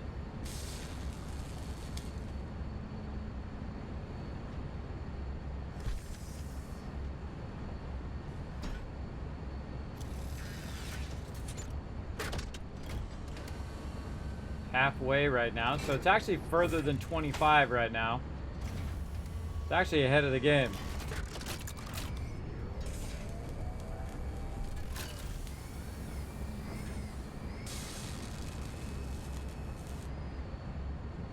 Oh, not quite. It needs 8 more.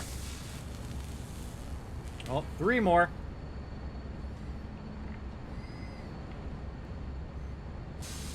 Oh, just barely got it. At the last second. All right. So we got that going. What are we going to do next? Let's see. We came back to get some raba. Raba. Where are you hiding? Can't believe I didn't have any on me. Right over how? Okay, so what do we need for a packager? Let's throw a packager down and see if there's anything else we need. So we want to package sulfuric acid. And we're going to need some empty canisters, so we're going to need plastic. So we're going to need to run some plastic over there. Or just make a bunch of things by the plastic and run them over there. That might be an idea. Running on that inside track that we got running. We can also use oil, or we can also use other stuff, other alternate recipes in there. And there's also some you can find too. But yeah, plastic and then those things. Now I think I have a bunch of extra that we're not even using now over here, because we made a bunch of turbo fuel and regular fuel, and we don't really need any more of it. So we got a bunch of those running back over this way.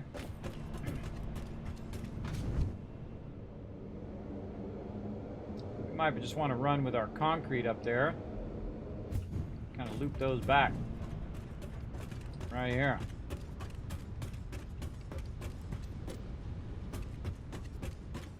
Or was it back over there? I don't think it was back over there. I think it was here. God, I forgot. Been building so much stuff tonight, I forgot. Yeah, I know it's right here. Here we go. So this is producing fuel, and then this is producing turbo fuel over here, and then it's packaging it and running it off there. But there's a bunch of stuff in here being packaged, is running across and not really being used. Yeesh, save lag. Right there, and I can tap into that and run that up into this upper line. Hopefully. What do we got going there? That's sulfur. Ooh, look at that! Look at that coal. That coal's not looking good. We need to overclock the heck out of that coal. Coal's not looking good, but we can try to work that into there. Is what we want. This one right here. And so we'll go ahead and split this, just to make this super easy. Like this, and then there we go. So we don't have to actually make the little packages. It's already made a ton of them in there, and it'll make even more. And so we'll just use a line run we already got, which is super awesome. That's why I like to run the 3-1, because you never know, you might come back and need it. Oh, that was fail. Big fail there, bro.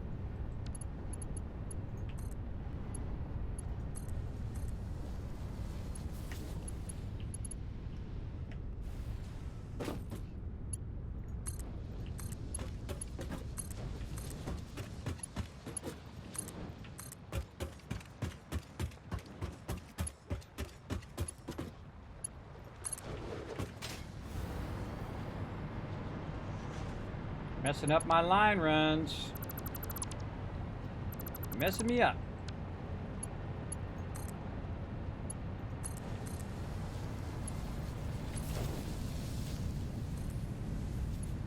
Oh, that's super clean. Look at that. Super clean run there.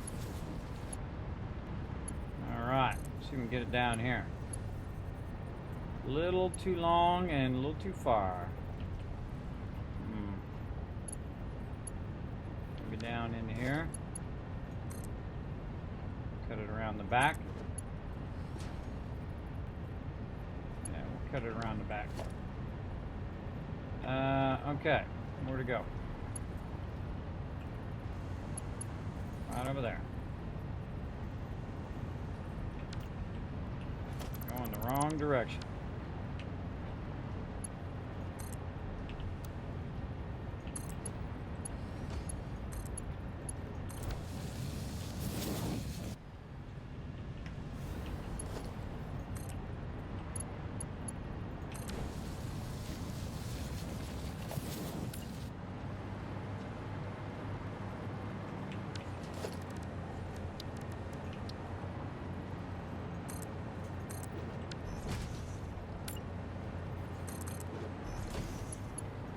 sneak that under that pipe. Oh, yeah.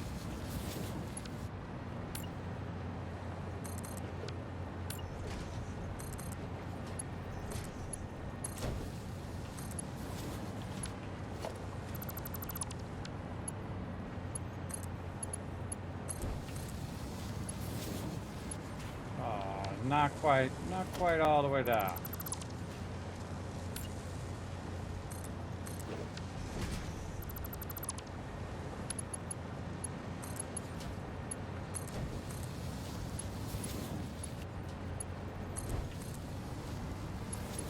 What I'm doing is I'm clicking and then clicking again because it automatically sends you to the other side. We're gonna have a hypertube problem again. We got a hypertube problem. You know what? I'm just gonna leave it. We'll come back for it. Or we won't. One or the other.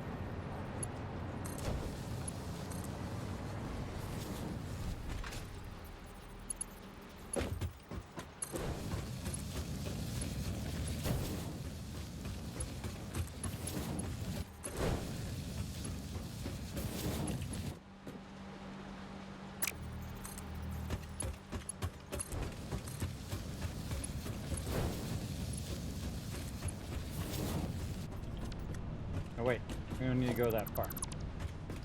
That's good enough. Right there. I'm gonna put it out here also when we're not getting radiated. And then we're also gonna do ourselves a huge favor and stand right here and back up just a little bit and tell ourselves, hey, this is where you get radiated at. Right there. Or you can use a window. I like to use a window sometimes. A window pane. It says, look, if you pass this area, you're going to get radiated. But if you're past it, if you're in front of that area, you'll be fine. You're protected. Again, trying to keep yourself from getting radiated too much. Okay, packager. Now, why am I using a packager? Well, the problem is that this can backlog with sulfuric acid and then basically stop running. So, what we want to do is go ahead and tap in to our thing over there, which we're already making a ton of those. Actually, what we should do is, while we're waiting, so this can backlog in case we need to make more of these, is to make a box out of it. Let's just put it right here. We'll run that into the box. And the box will run down into there. And then it will backlog those while we're working on it. Let's go ahead and run some power from way over there. So that starts up. Now all we got to do now is get the sulfuric acid, the extra sulfuric acid from over there, over here. And again, it just keeps your stuff from stopping. I don't want it to ever stop. So it does cost, extra, resources and power and all of that stuff. But not to the point of where it's going to be worse than having your stuff stop. That's for sure. I don't want my stuff to stop ever. Okay. Oh, and wait a minute. We should have ran this flat first. I'm gonna run this flat first, like this. This way we can go ahead and merge this right here, and then we can do that there. And then we can put in our pump. Run our pump back to our power. Get away from that so we're not getting radiated. And run all that extra into there. And now once that goes ahead and takes the waste sulfuric acid and runs it up in here, and it can take it in at 40 per minute, it's going to go ahead and basically package it. And what you do after you package stuff, you get rid of it. That's what you do. You throw it in the awesome sink if you had some concrete. Oh, always with the concrete. Steal some out of there.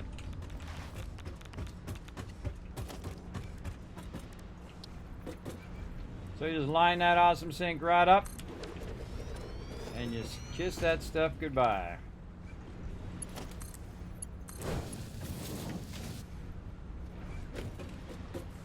Back, we'll do this. We'll take this out. We'll run that over there. And then we'll run this also to the packager. All right, so what it's going to do is package that up, run it in the awesome sink, and bye-bye acid.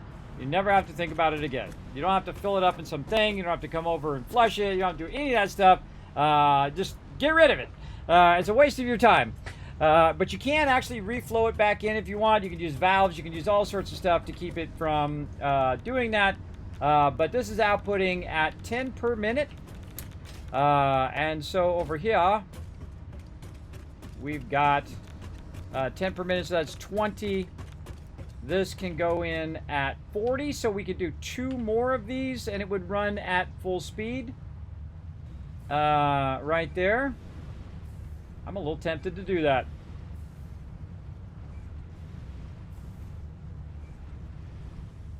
A little tempted. Now this is backlogging a bazillion of these, I kind of feel. Got 82. Really, did it not backlog them? Oh, it didn't backlog them while I was running all that stuff, because I was just running in the thing and I didn't have it going into a box. Ah, see, I could have been making those all this time. Well, that's okay. I would have burnt up all my plastic anyway. So this goes at 40 per minute, but this is when this is at max speed. So at half speed, this would only be 20 per minute. But if I wanted to gear that up, I'm definitely going to have to make more of these things.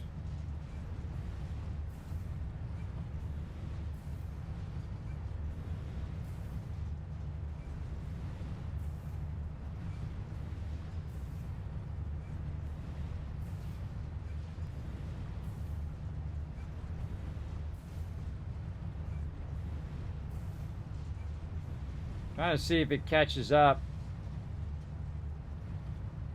Yeah, I burned those out. So it did 10, so it's got to go through multiple cycles.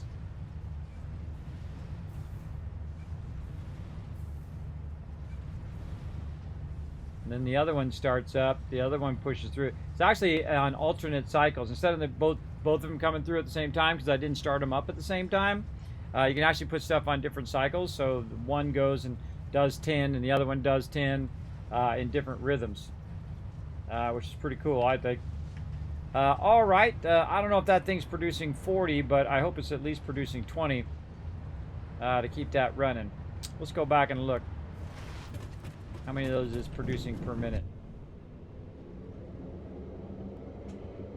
And that's something we could overclock as well. Instead of just going in and making more of them, just overclock it and let it run at the additional power.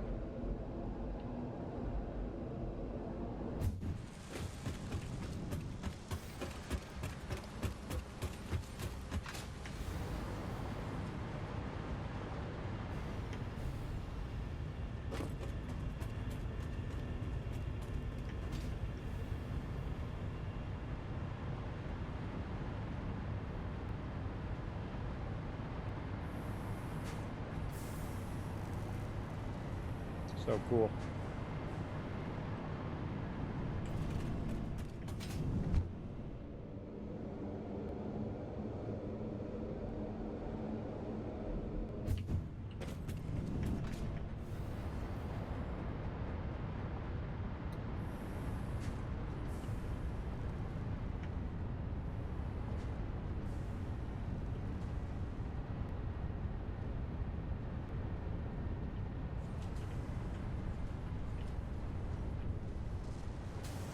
There.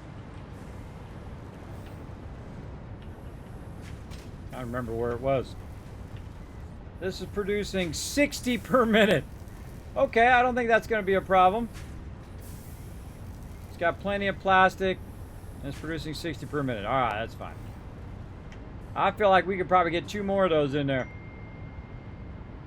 2 more going on.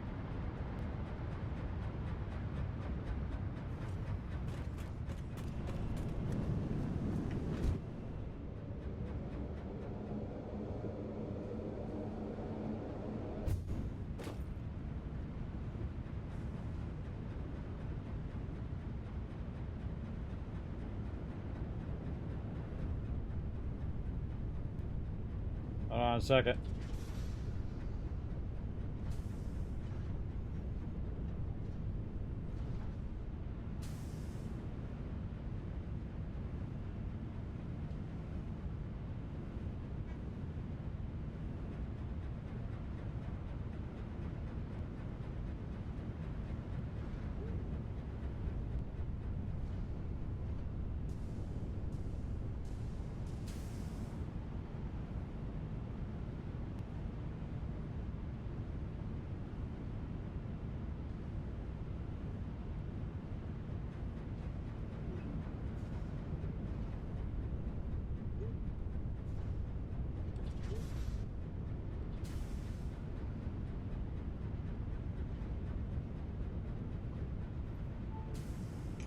All right.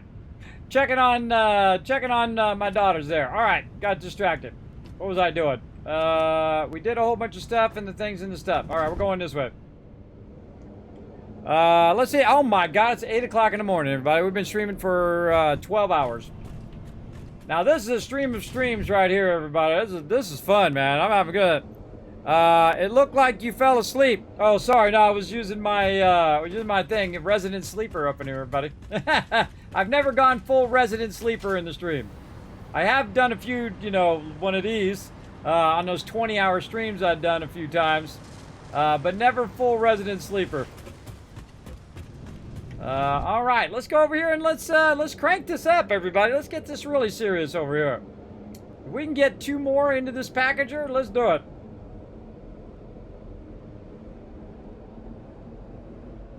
In fact, we should probably just make one that's the actual blender.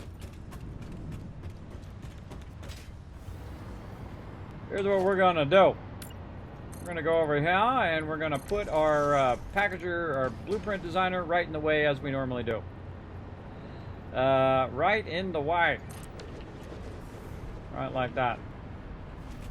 All right, let's make a little changes to this blueprint. Any day now. There we go. Where are you at? You wonderful blender there. There you are. Okay, so when we're doing it, it's to the front is this way. Right? Yeah. Okay, now one of the problems is because I didn't need it in my other one, I didn't put in the thing I need here, which is the wall hole. Let's put that in. Line that up. And put in our pipe. Oh, it's not going to let me. I have to put that in anyway. Okay, well, at least we can tell it what we want it to be. And that's Eucased uranium here. All this other stuff should be fine. These are all tagged and ready to rock. Let's see. How's our power? Power is totally on the wrong. Actually, I have it on the front, which isn't too bad. I guess you can just look for the power thing, and if you have the power thing toward you, then you got it. This is an output, so let's go ahead and color it blue. There we go. So all we have to do is make that one connection, run our inputs in, run this out, and combine it with the other stuff there. And that should be good. And it's already set to make the thing we want it to make.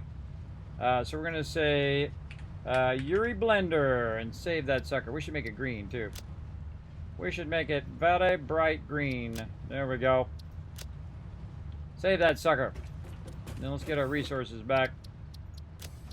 Let's take this sucker out. Oh!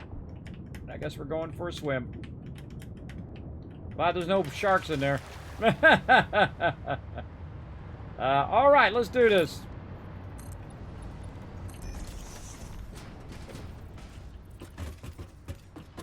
Okay, 1, 2, 3, 4, and then we'll have another one right here.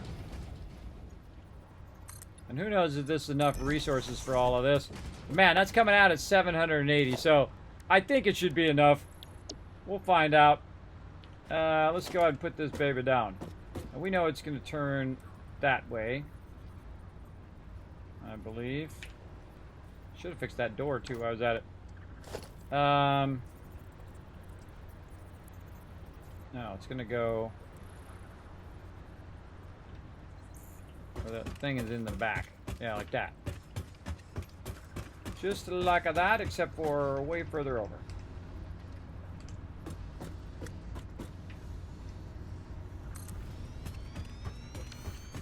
I missed it by 1. We should see the blue on this side. Yep. Oh man, plates and motors. Now motors is not something I'm going to be able to get going, but at least we can start this one up. Just keep chaining it together.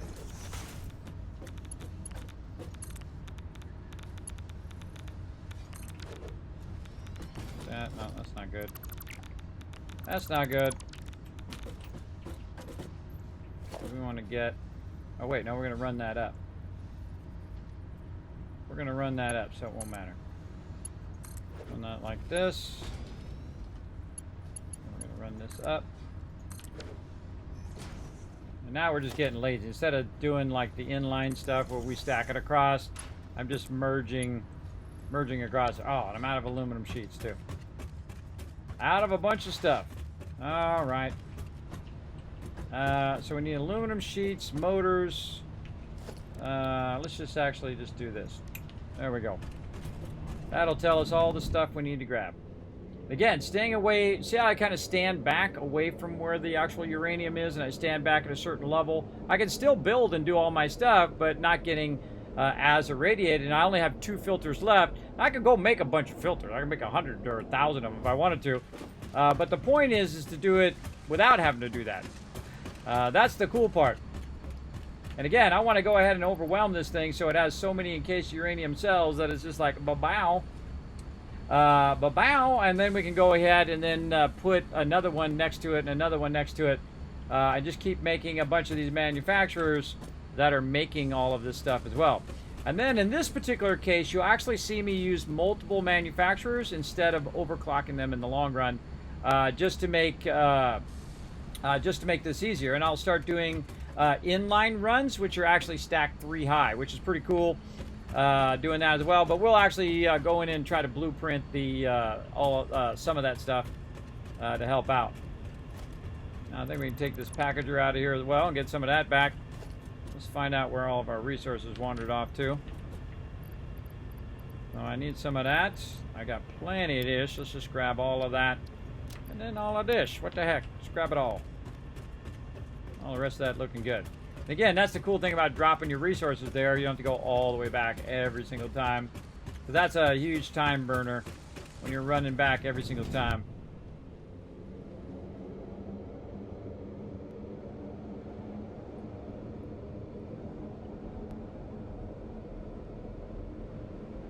Now, eventually, you should backlog a bunch of these things. If I don't see it backlogging, I should actually move this back, too.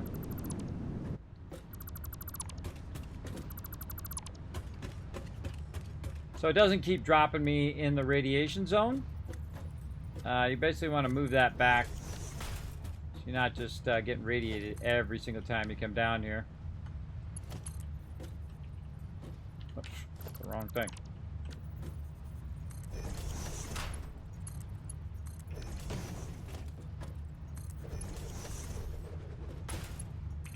Okay.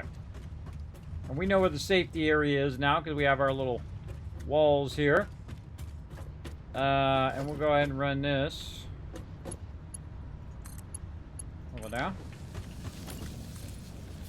Run that out too. Before we get these two going, we'll get we'll put all the stuff down first. We'll get all this other stuff done. Really, not enough concrete for me just making that stuff. Not enough concrete because I just did that stuff.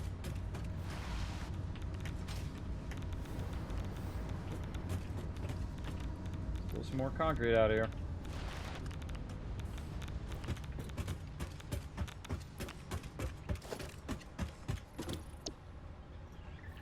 I think I do that about every single playthrough, by the way, where I get that stuff in my pocket.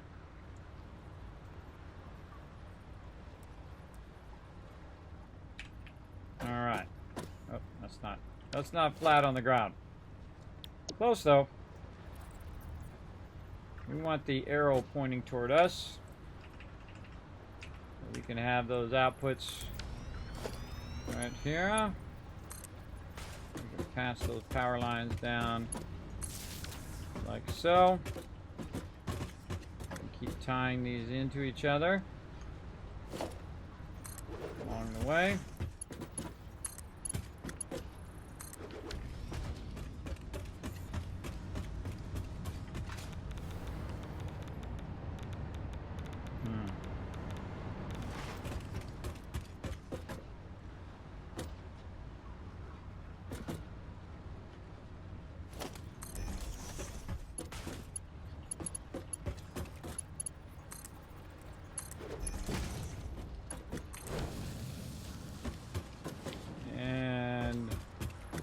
Very tempted to put a pump down here.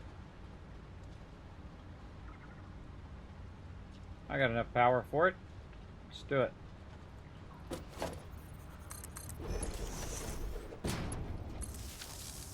Very nice. Okay, now we got our outputs. Let's do our inputs. Super easy.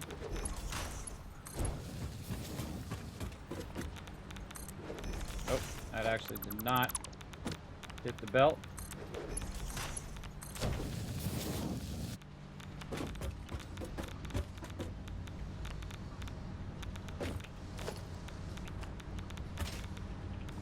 Bad place to hang out.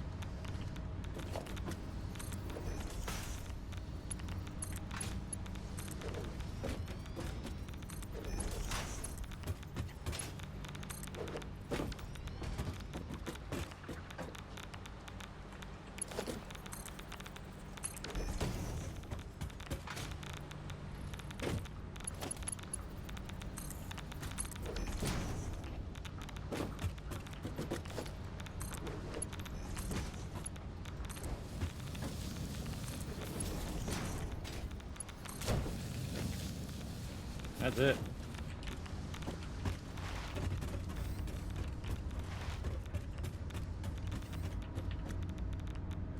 That's all she wrote. Now, the reason why I did that many is because it can output 10 per minute of that sulfuric acid. And so get ready here. And yeah, we'll put this one. Actually, it's a little further back than where we are. But that should be running out now. And we just want to watch it that's running that stuff out. Yep, there it goes. There goes that one. Now it should be making a ton of it, and it should be burning up a lot more of our concrete. And that's just non-stop running in there. Now what we want to see is if the concrete just non-stop runs the whole time, because first what it's going to do is fill it.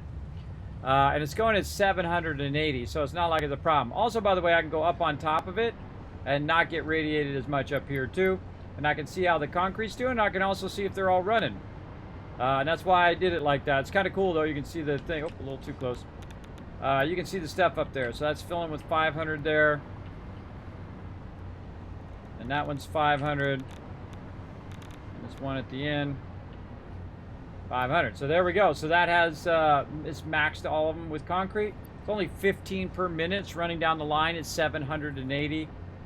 Sulfuric acid is 40 per minute. So that's 120, 240. So that's 240 sulfuric acid. And I absolutely forget how much we're doing. Let's go say 240. And the uranium is 780. So that's not a problem. Let's go look at our sulfuric acid. See if we're outputting it back. You still doing the Mega Mansion build tonight? Oh yeah, absolutely. That's at 10 o'clock. That's like 13 hours from now. That's 13 hours from now, so I can get a little sleep in between. Just trying to scale this up a little bit, and then I'm going to let this run. We're going to see if it kicks off. Or it backlogs 10,000 tons of resources. Sulfuric acid is what we're thinking of. All right, we got to make 240 sulfuric acid. That's not where we're going. We're going up above. See how much we're making. Right now, we're making 50 and 50. So we're making basically 100, and we need to make more. Much more. We definitely have enough sulfur.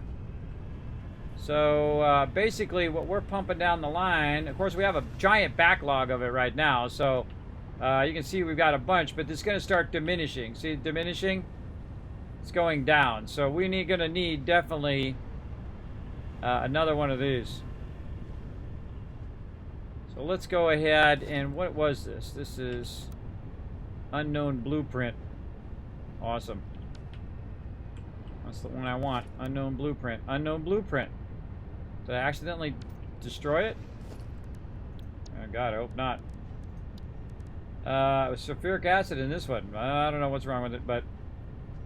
Okay, which side is the back side of the thing? I really should have an arrow on the building that tells me which direction I originally put it down. But we won't know until we stick it down, so let's hit H and take a look at our inputs and outputs. That looks about right. Well, let's just say it's going to the left. We'll put it down and we'll see what color it is. No colors. Yeah, blue is output. Okay. And so we can go ahead and tie in our power. Let's get that going first, wherever we have our power at. Oh wait, we don't have any power because that's on the one up above. So we want to get this, and we want the arrow to be going to the left. To the left, to the left, to the left. To the left. Way further over here. Oh my gosh. Why's it got to be so awkward? Where is the concrete? We need more concrete. Every 2 seconds. More concrete. But luckily, we've got plenty over here. But it's making from a pure node that's running down here at 780. And that's going up. See, that number is actually going up and not down. And over time, that'll fill that whole entire box. Which is awesome, because then we have concrete on this side.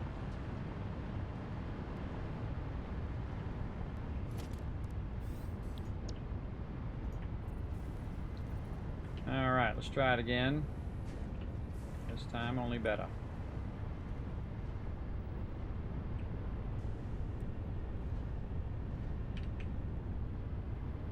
Alright, I think we got them aligned. Now we'll run some power.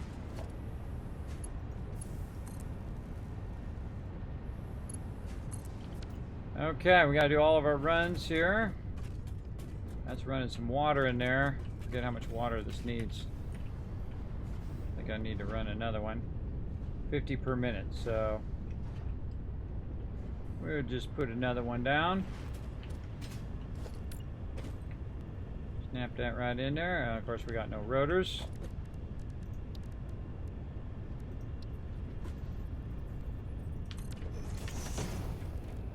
No mas rotas.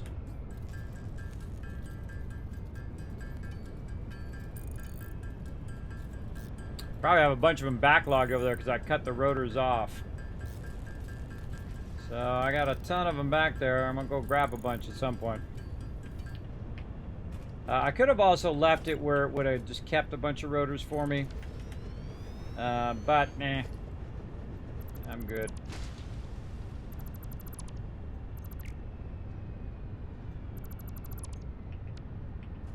Alright, that's going to turn off for a minute.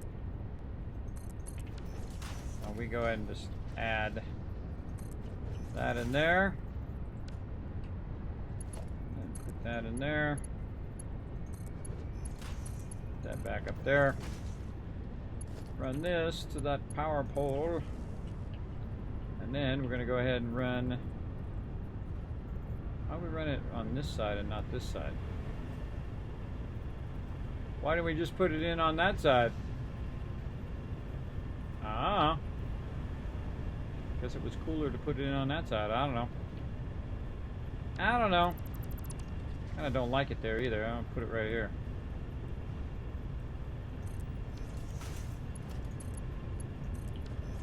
Like that better. Okay, let's take this out. Rework all of this. Run that to there.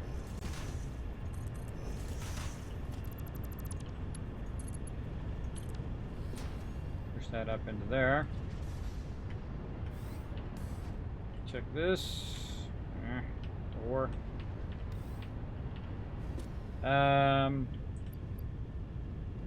it's going to take it a minute to cue that, and then we got to do all of our piping. Let's do all the piping.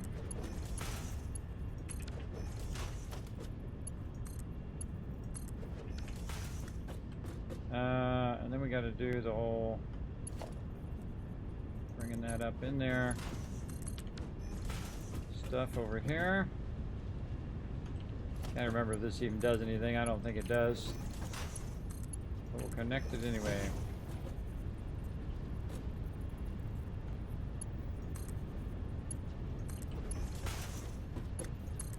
No, that does, but I don't think that does anything.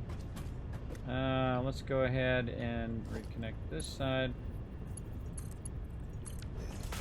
Like so. And this is going to be... what are we outputting? Sulfuric acid. So this should be sulfuric acid on this side. It's going to run through there. Or is it going to run in the opposite direction? So now we need sulfur. And we got our sulfur running right there. So we got to take this one out.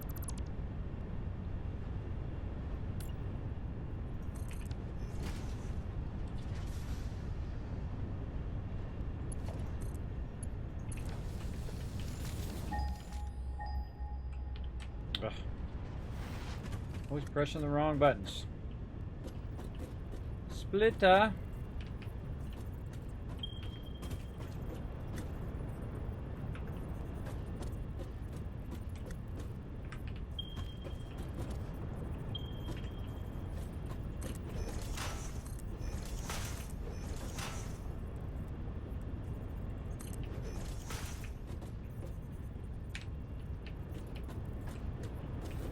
I never trust these splitters like this because they just don't seem to ever want to line up right.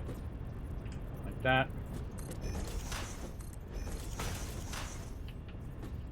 Just need to go that way. Okay. That needs to go that way. These out. This out. That out. It's here, so in case we want to make another one, which we do. And oh, this is going to go like this, and that's going to go out to there. This is going to go into there. And we're going to take this out, and that out, so we can redo that. And that should start up. That should get doing its thing.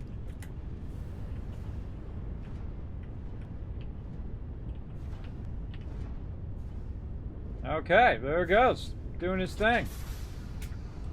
Certainly isn't hurting for water or sulfur. At least that first one isn't.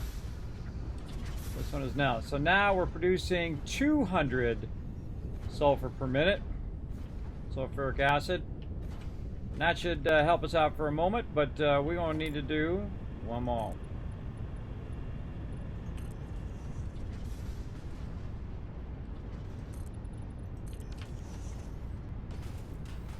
Now we know what to do.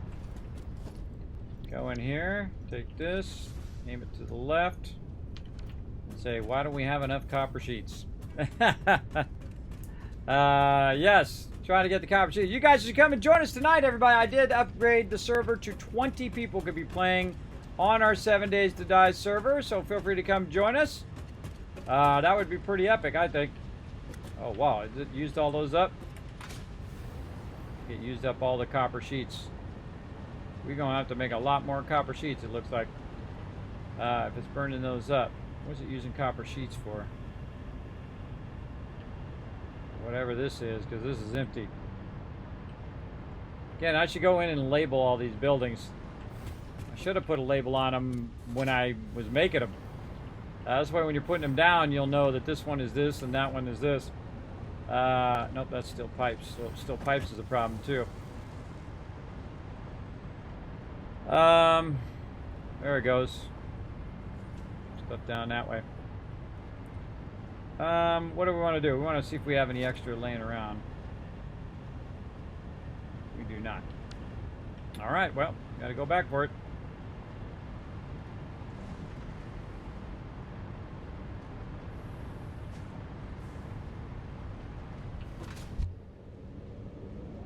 Let's go back and see if we have any copper sheets laying around. Now we need to upgrade our copper sheets on this side too, as well as obviously this side as well. And we got all of our nodes already overclocked. So, you know, some of that stuff's going at like 600 or whatnot, or 780. And again, you might want to label all of your inputs and outputs. Now, when I go do what I call a serious playthrough, we're going to be doing all of that. We're going to be doing labeling of everything and labeling all the buildings and all of that stuff. But not right now. That'll take a long time, and we're just trying to set this up for success. Yeah, there we go. Or cut that out for a minute. Like I just want to cut the front part out like this. That'll make it easier. Yeah, we got to make a lot more copper sheets. Now again, eventually all of this stuff, it's going to make all that high-end stuff and fill those boxes. And then once it does, that's it.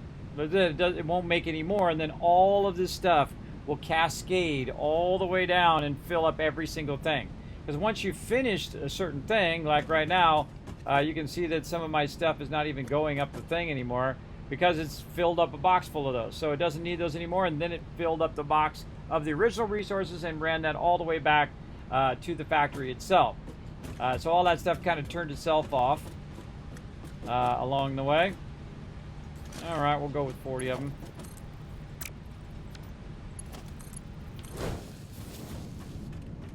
So very useful. We should stop by and get some motors on the way. Motors and some rotors.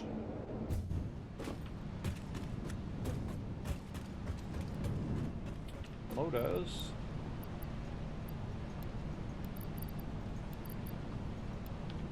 Motors and some rotors. Oh yeah, look at how many in backlog now. Alright, ton of them. I'll just take a bunch for me, and then boom. That's now going to run super fast. Whatever's been waiting on rotors right now, they're going to make a bunch of those. Probably the motors, as a matter of fact. It's going to make a bunch of those.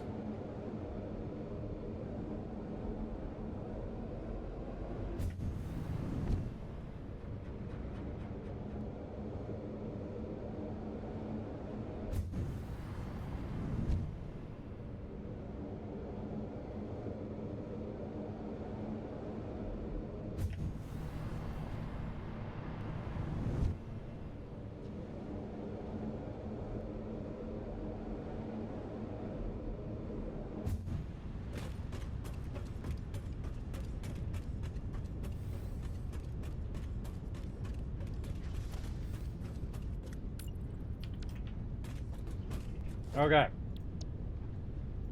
Let's do one more.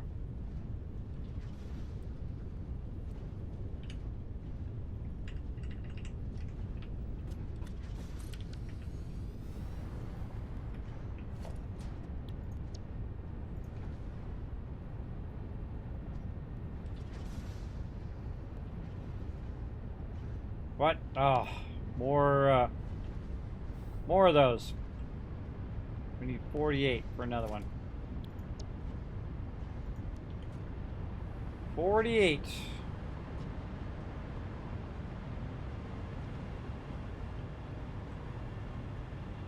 I wonder if it's backlogging on smelting.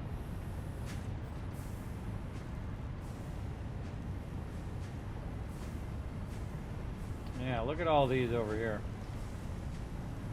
Totally backlogged, but it doesn't seem to be making these fast enough. 10 per minute.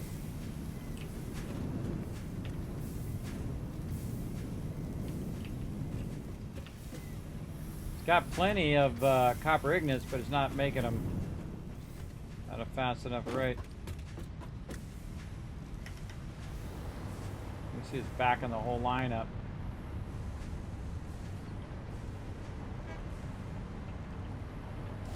Let's make some more copper ignits. Or copper sheets, I mean. Let's see. Copper sheets.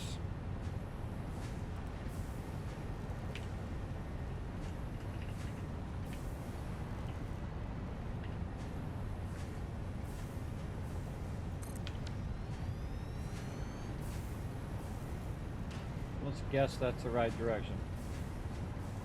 That is totally not the right direction. Not the mama. Alright. Plates. Copper sheets.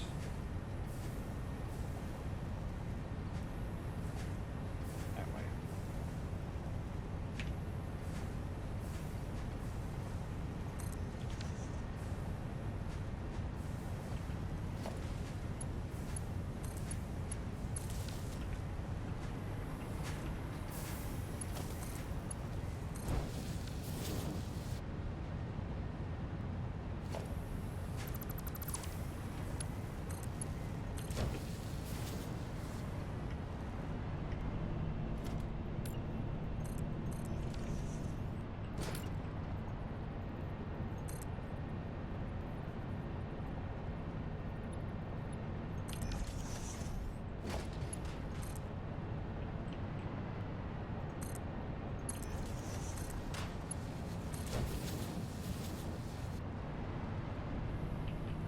Just to get this fired up,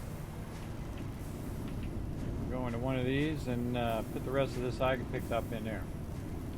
All right, it's just as easy as that when you have blueprinting going on. So what it's going to do is run a bunch of those into the back of those, and these ones already have a backlog in there, so they'll be fine for a minute.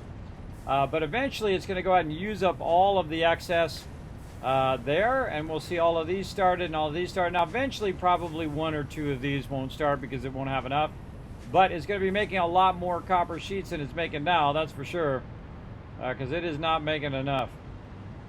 And I can go ahead and cut it off too here for a minute, just so it'll backlog me some, because I need about 48. Let's see how fast they come through now.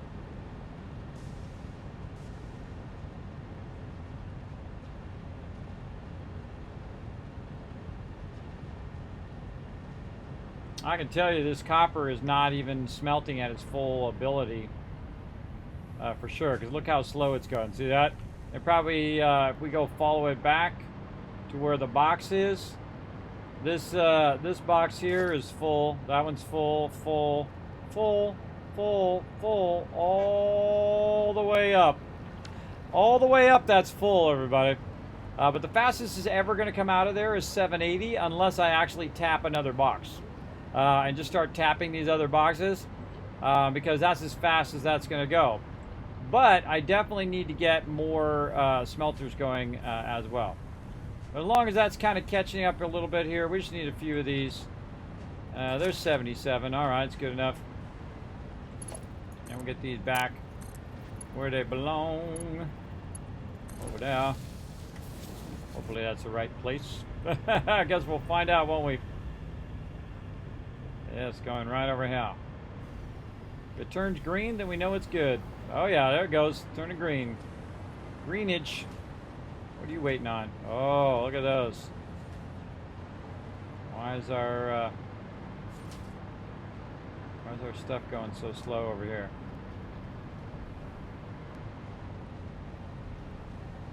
Oh, I bet you it's our coal. Our coal is not up to snuff.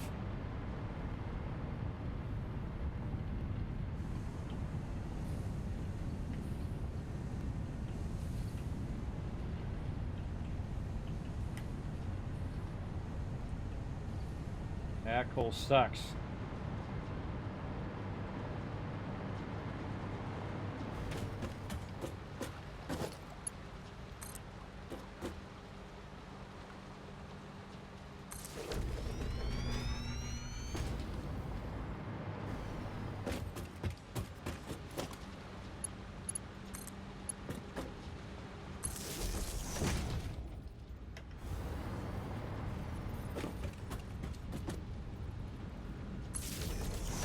Good to run these on the side, also. So if you run these down the side like this, say right there, and you can put your foundation down, you'll never know they're there.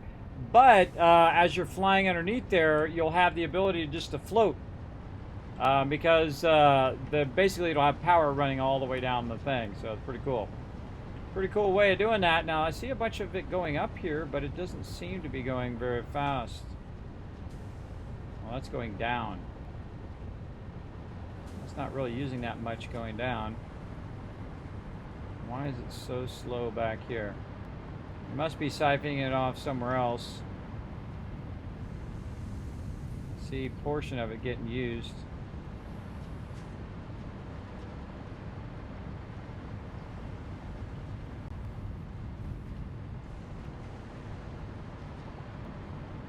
Down my factory's running, which is pretty cool.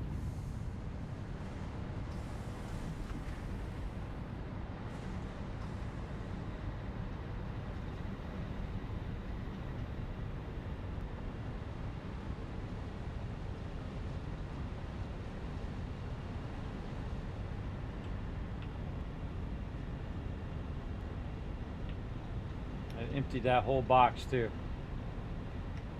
It emptied that whole box. What's this outside line? Go chase it down. Figure out what's up with that outside line. Just in case, let's click this though, in case we leave without something we might need, like one of those thingies. Like our fusion stuff. Something in there. Let's go grab some of these fuse modular frames. So we can use those to make this go faster.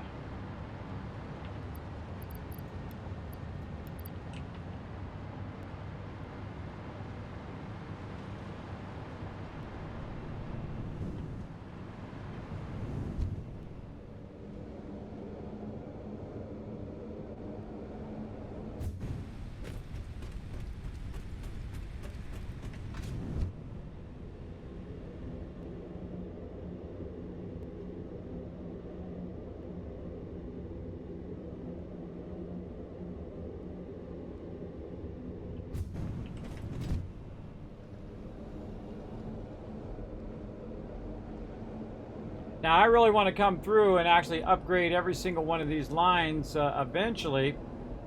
But right now we're going to go ahead and work on this coal. Man, I got to take that out and I got to take these blocks out too. Maybe I'll come back and upgrade the lines on the way. Not sure if I have enough. Oh, I do have a lot. I have a lot of them on me. I might be able to.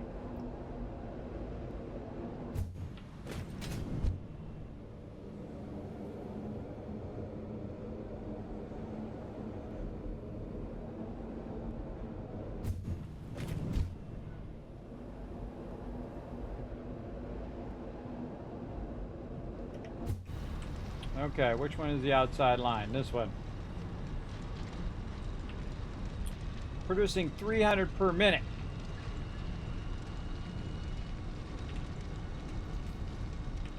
Okay, there's one. Where's our thing? Really? I don't have a thing here? Oh, it's over there. Too far away. Move it closer. Right there. Okay, 2 more portable miners. Now I can actually just make 3 miners here instead of picking that up and then just upgrade it. Boom. So that just went from 120, which is what it was doing. Basically, it was 300 overclock, and now what it's going to be is a lot more here once it gets up to running full speed. Take a minute for it to re-up. Now instead of going at 300, it's going at 600 and going much faster. Now the problem is these belts are not up to snuff, so we gotta speed this baby up. That thing gonna be coming out there like red fire. Let's go. I'm just gonna upgrade the one line because otherwise, what'll happen is I'll run out. So I'm just riding on the line and upgrading it as I go.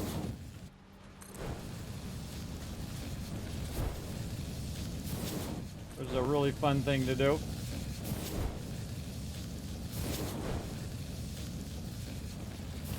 You don't want to miss any parts of it.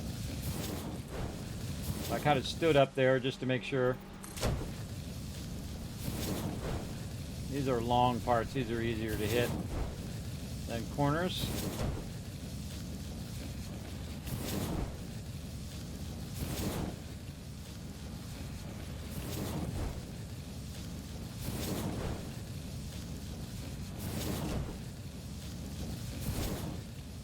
What I suggest you do when you're done with this one is that you just take your hypertube back and do it again. Keep running down your lines, because this is a super easy way of doing this.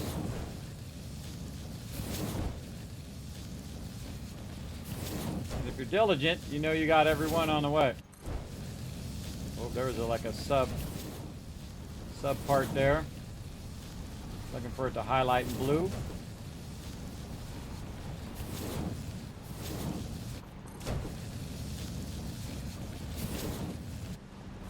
We'll stop there. Do the rest of this manually.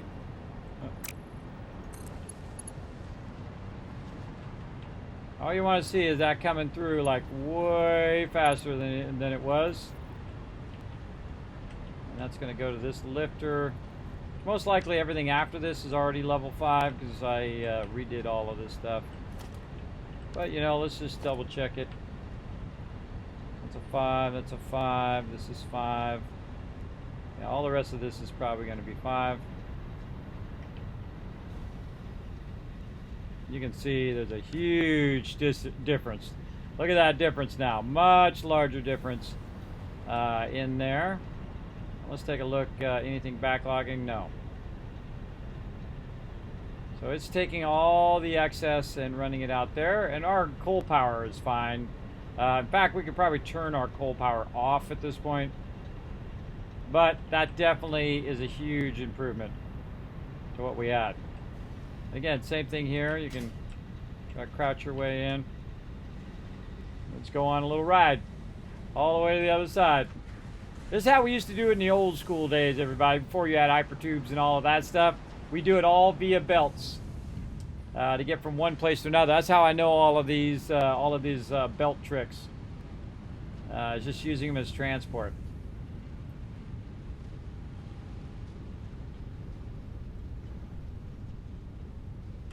Get tripped up on the corners. Oh, man, when you go into a thing. Slide my way across. Now I can actually go faster than a little bit of the thing. And the reason why I can go faster is I'm holding shift down. So I actually go faster than the belt itself. And there we go.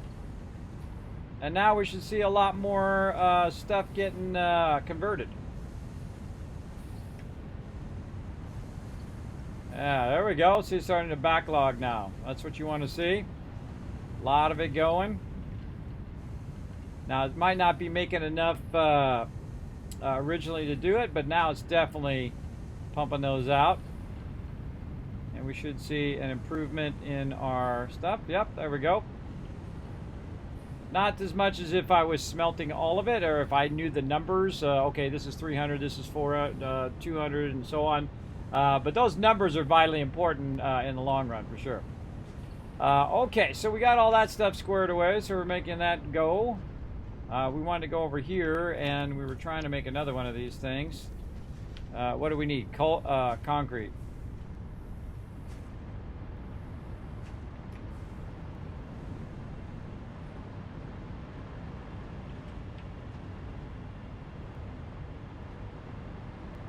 Yeah, it's seriously backlogging concrete over there. Nice.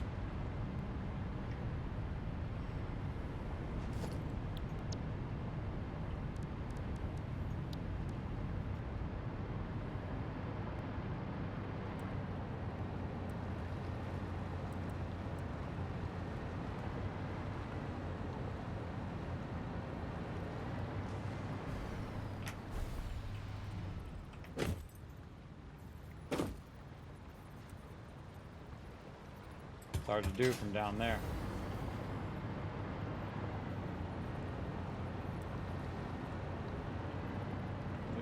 too. Can't see squat.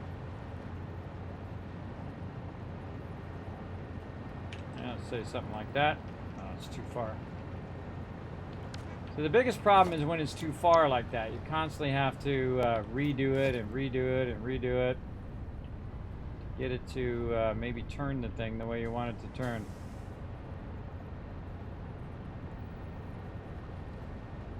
Maybe that. Oh, that's too far too.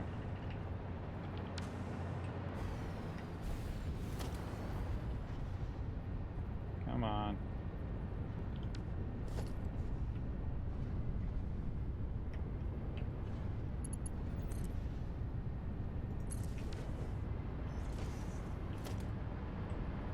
Just want to put this thing down.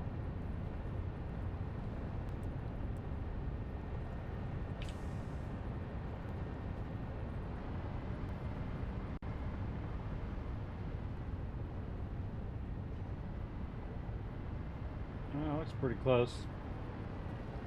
I don't know what it's clipping through, but I'll go for it.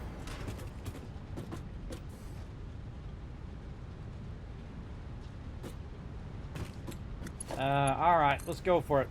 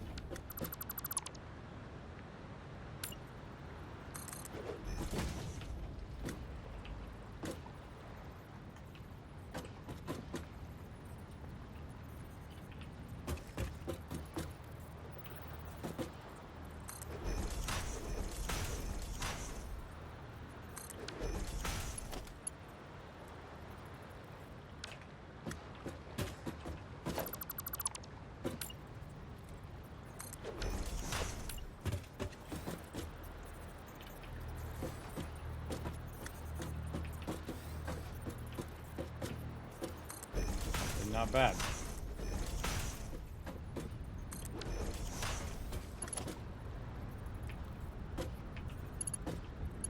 Not bad, except for that one's too far that way. Always when you think you got it, just a little bit off.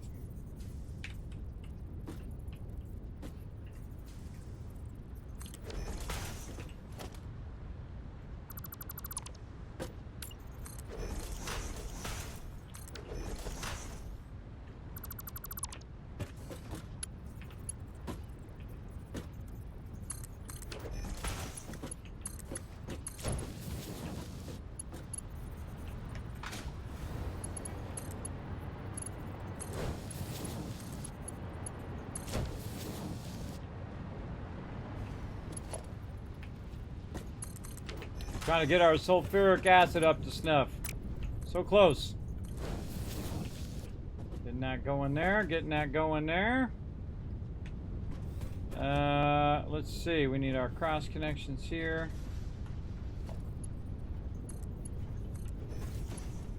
And over there. There we go.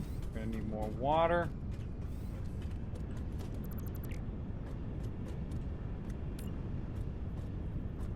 More copper sheets.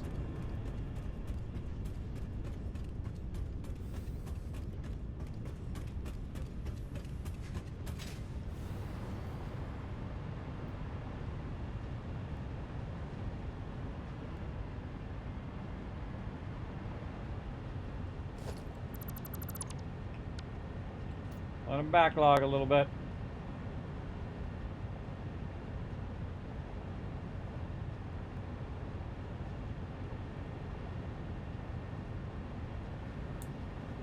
Copper sheet production needs to be way more, way more. So at least it's backlogging a bunch of these copper sheets. But I don't think our power's gone off. Let's go see how our power's doing. Rock solid all the way across. Let's see how many extra it's got in here. Whoa, it's got 19. Holy mackerel, it's got 19 in both of them. That's going to start to backlog those down the line. How's our thing do? Whoa, we got 1,600 of that. 1,600 of that stuff. All right, come on.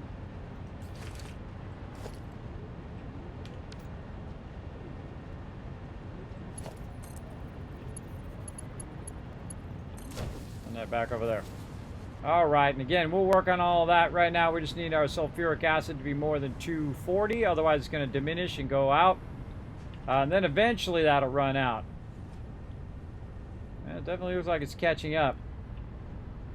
But let's just do it anyway. Running that in. And we need another thing, right? Water. Water, that's what it was we were doing. We were making another water thingy thing. Yeah, let's stay there. And let's do a pipe. Connect it right into the water.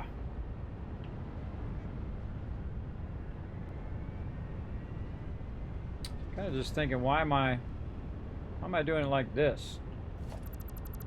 This is very weird. I don't need to do any of this.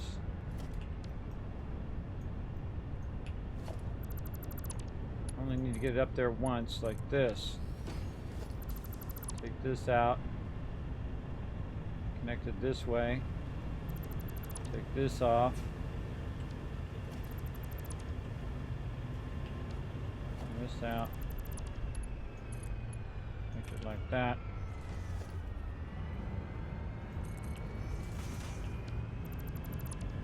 And this goes to there. Ah, don't like it.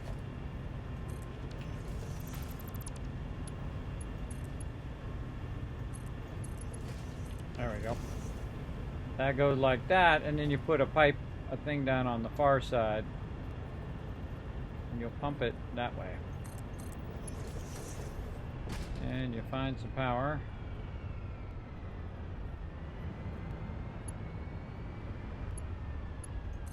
Like that.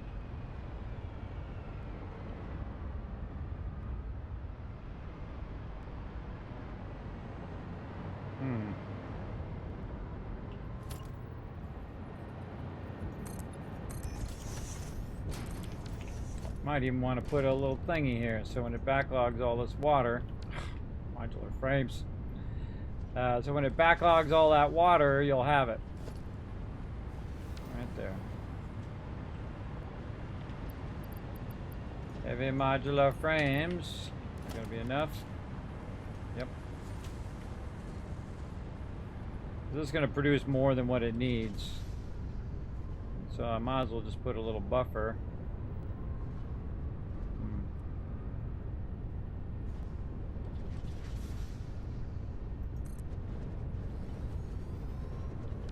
Plastic.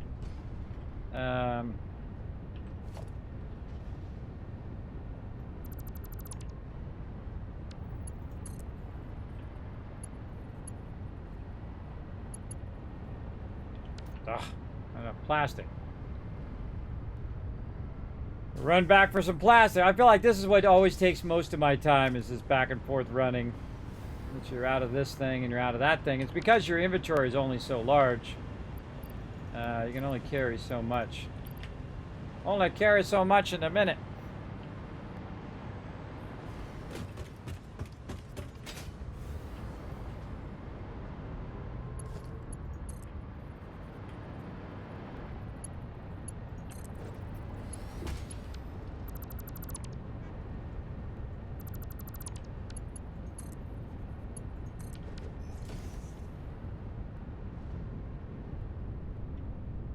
Yeah, and this will backlog over time. It'll backlog a ton of water.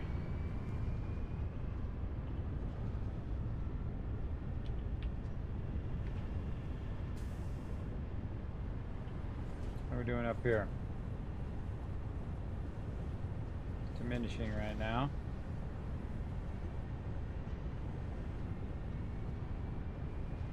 was going up, but it's diminishing now until it gets all that water back in there again.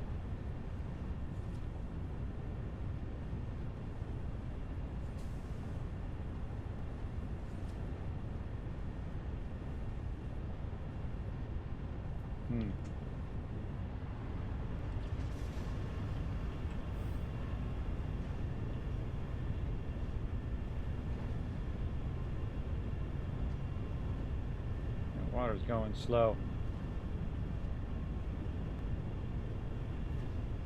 That one's 45, but this one's like 19. I feel like it needs another pump on the other side now. Always with these pumps. Definitely these pumps need some work because they are funky.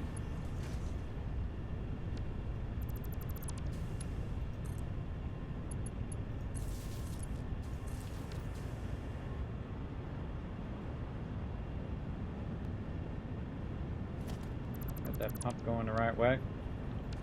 Ugh, I hate it when he does that.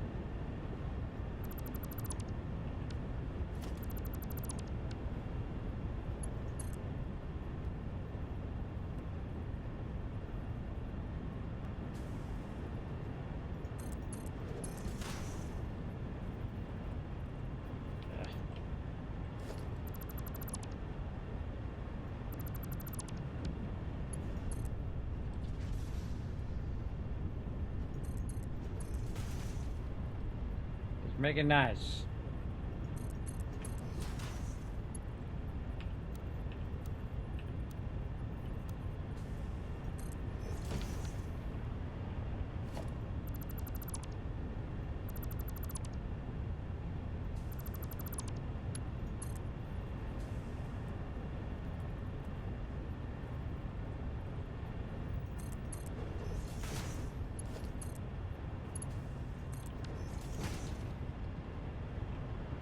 Yeah, that's enough. All right.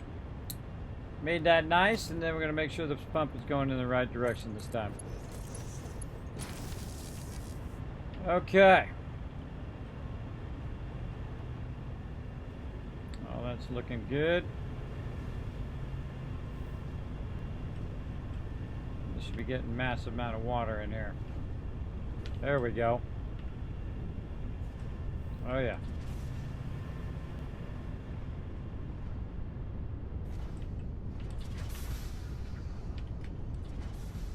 Good.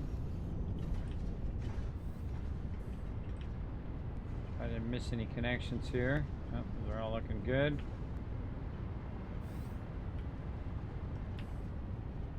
Oh, no power. Alright, well there's a problem. There's a big fat problem. Ran the power down now. So I could float around, but got to actually connect the power here.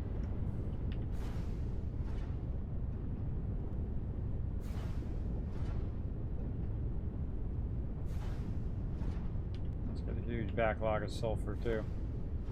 So is that one. All right, so now we're producing 300 instead of 240. We're producing basically 300 sulfuric acid, and we should see this going up now. Let's see, because otherwise it's going to diminish, and basically that'll be it. It'll cut off the other ones on the other side. But we've actually got 2 extras, so we'll see how it ends up. We got a pump here too. Sometimes I just get completely pump happy.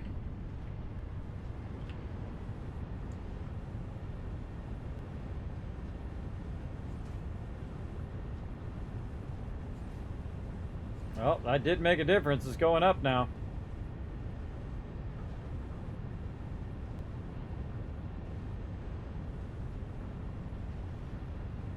Going up big time.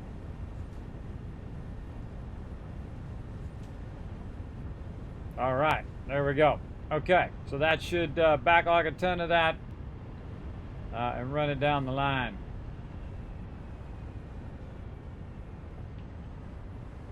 Yeah, I feel like a couple extra pumps couldn't hurt. Pump it to there.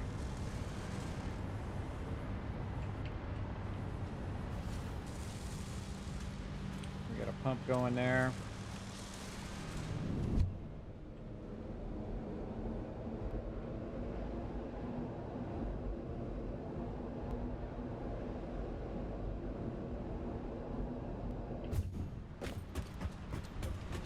Now we're looking over how. That's looking good. Okay.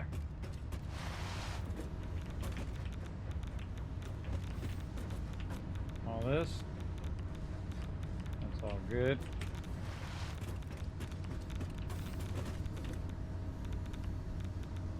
Oh,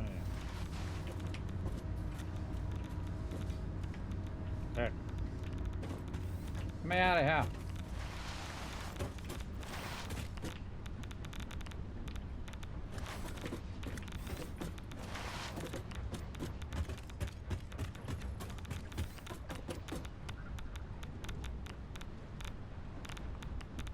Idle. Why is it idle?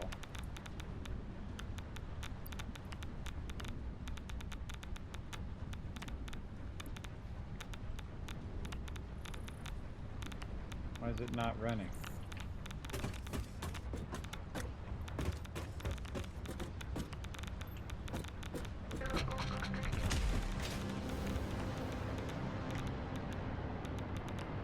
Two of these are idle.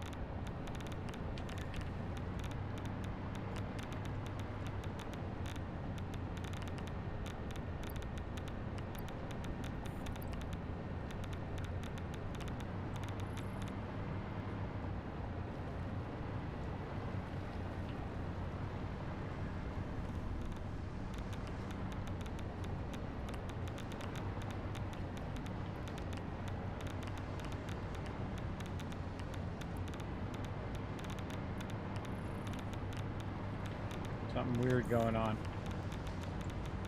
Getting radiated like crazy, number one. That's going across there, that's going across there.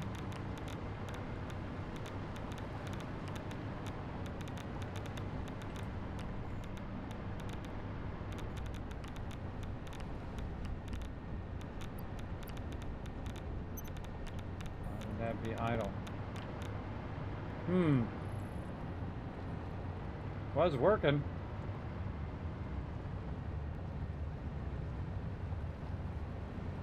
The only time it should be idle is if it's filled with sulfuric acid. Is it full? Oh, it's full. So it's not running that sulfuric acid out fast enough. What the heck, brother? You can see it here. This pump going in the wrong way.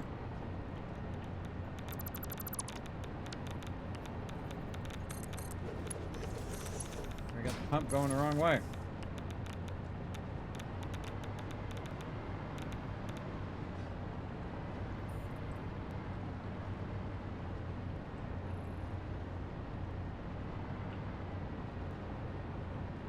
Something funky here.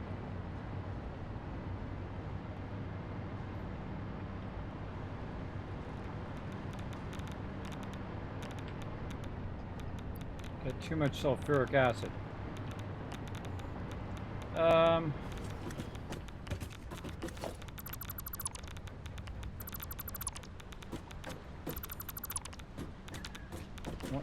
Oh, I didn't connect them inside. That's exactly what happened.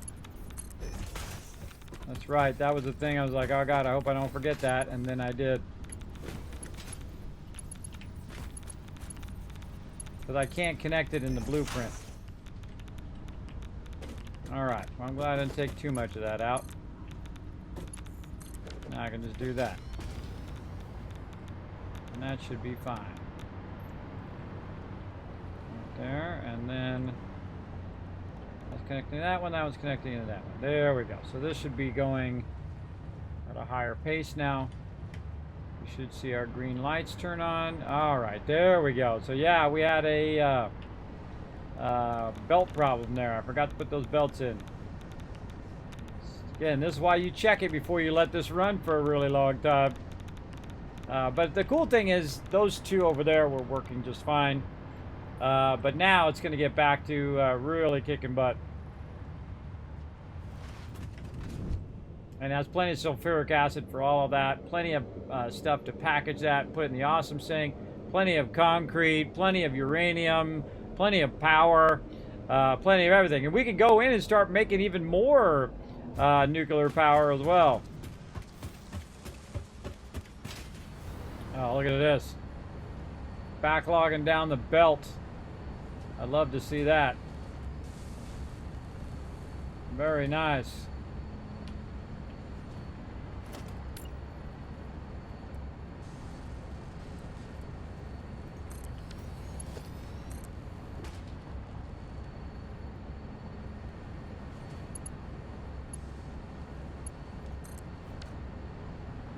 Okay, now we're going to do one last thing. One more. Okay. So we're going to do the 3 levels. So let's go here and we'll do level number 1. And this is going to be level 2. And this is going to be level 3. Now this is actually really easy. All you have to do is just get your mergers, or splitters in this case, up at a certain level.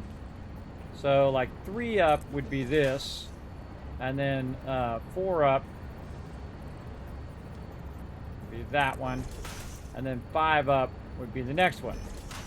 And so basically you go over here, 1, 2, 3. And now you got that squared away, and you're looking good. And then this one over here, 1, 2, 3, 4, 5. And then you're looking good on that one. And then you want to do the same thing on all these over here.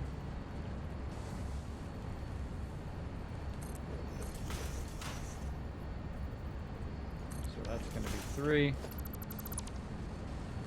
And we need to make sure we're coming in from the side. So this is now going to go into there. And I'm going to go ahead and tell this what to be so I can get this stuff off of me. Put that in there. Like I saw. There we go. So that one's going to go there. Fix this. That's there. Take these.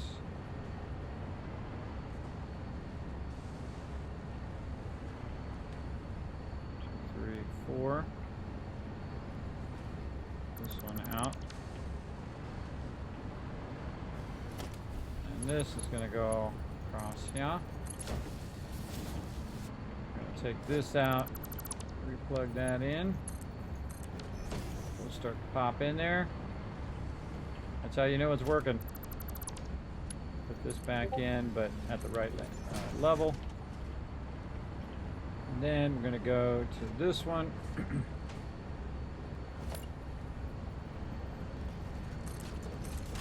Very important that you know which one you're doing, because it can get messed up real easy. And then you're putting the wrong one in the wrong thing, and all of that happens. It's not good. That is not good. Oh wait, that one I'm doing up one higher. Pick it up. I'm doing up. I'm trying to do the same thing on the same sides. This is turned the wrong way.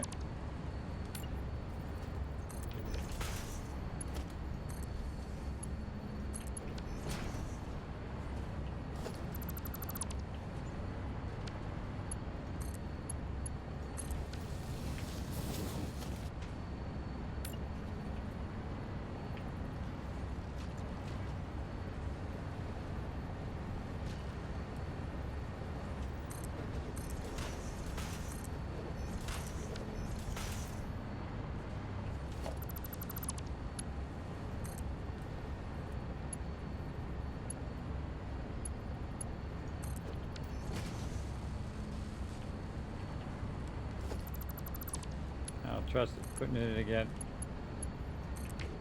There we go.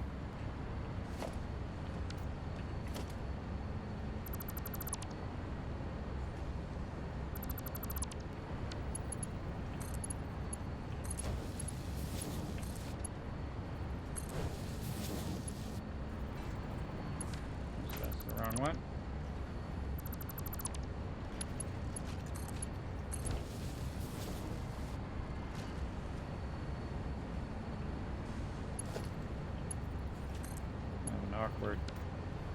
Awkwardly close to that.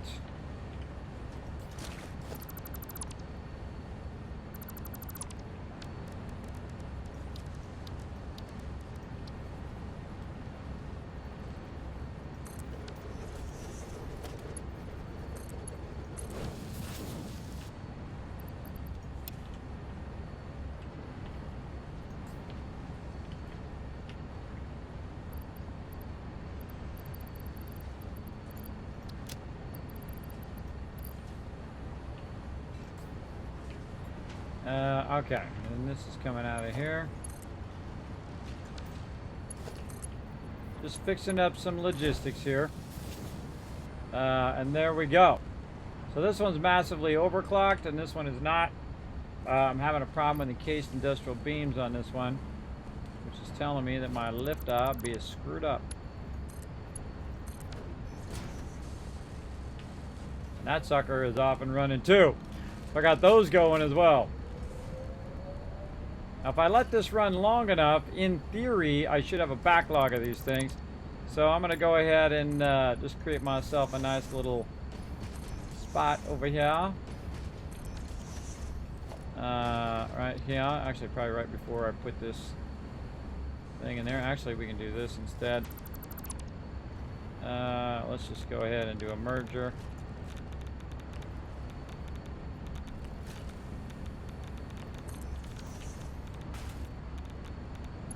Close.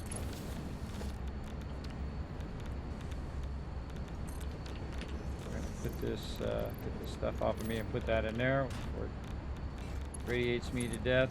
Oh, there's something on me radiating me. There we go. This out of here into there, and then out of there into there. Okie dokie. Now we're producing more. Now we're producing 50 per minute, so we could take this over here and just reduce this down now. So this is producing, let's say 30. I wish I could type up here.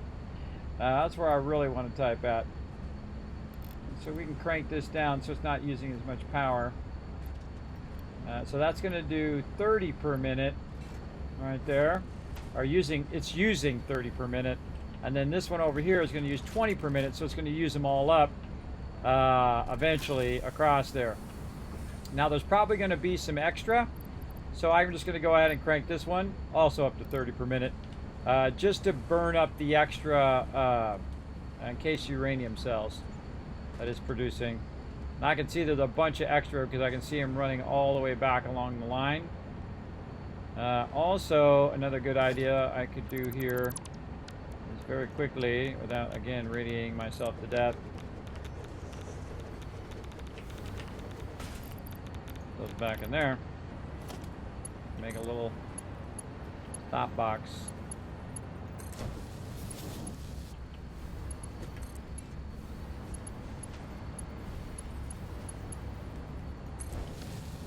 Go into.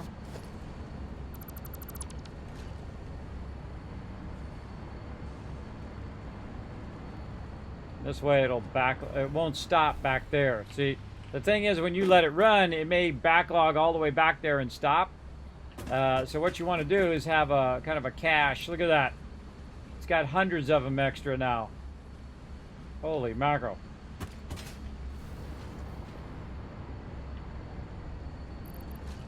Yeah. Good. Let's make that one do 40. Again, you want to back up the excess, get rid of the excess, and then if it makes more than that, that's fine. But yeah, that's 30 there. This is 40 here. It's producing 50, so it's going to burn 10 extra each time. Tempted to overclock both of them all the way. Well, let's go see how many are in our nuclear power right now. And again, we can just build more nuclear power at this point and see how it's doing.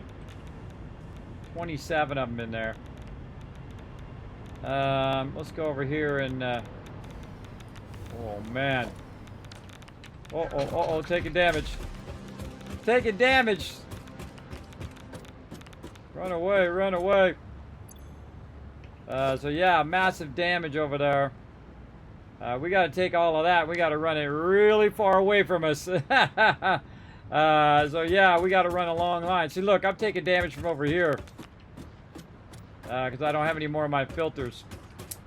Okay, we better make some filters before we go, too. Alright, so we did an excellent job of getting that running. Now, again, we're going to let this run, everybody, while I'm doing a whole bunch of other things like resting. And probably a good idea to just save for me, but I'm just going to save it myself in case it decides it wants to crash again. Alright.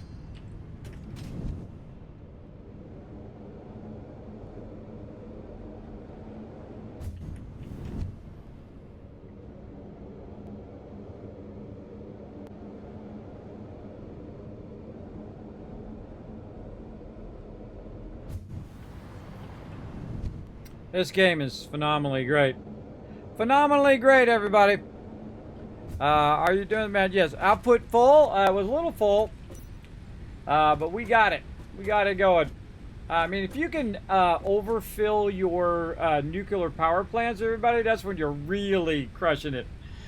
Because right now, I don't really need to go make more nuclear power plants. What I need to do is scale up my resources. So I can produce more of the stuff that makes the nuclear power plant run. Like right now, if I go look at my power, I have a lot of excess power now. Even over my max cons, I still have 4,000 extra power, and I'm only using about 7,500. So if we round it off, say about 3,000 plus 4,000, so I literally have like an extra 7,000 power that I'm not using right at this moment. But I'm going to add 2 more nuclear power plants, and guess what? It's going to go up to 10,000 extra power, and so on and so forth, and scale up. And then we can overclock all of this, and then we can keep adding more factories and overclocking all of the inputs.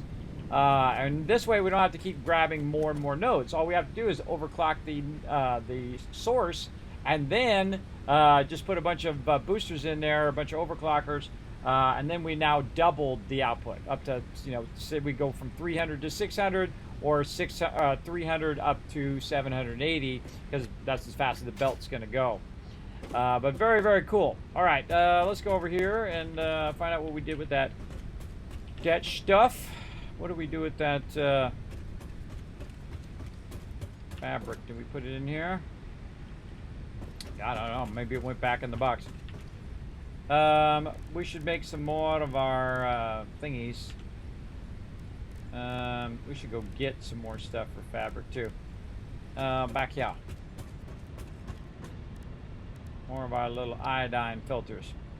What do we need? Aluminum casings and gas filters. Gas filters need fabric. And casings. We need casings and fabric. Let's go look if it resorted it down here. I thought I put it down there for my use, but I might have used it all up. That's that. Put our casings down here. We certainly aren't hurting for casings. I know our fabric is way down here at the end.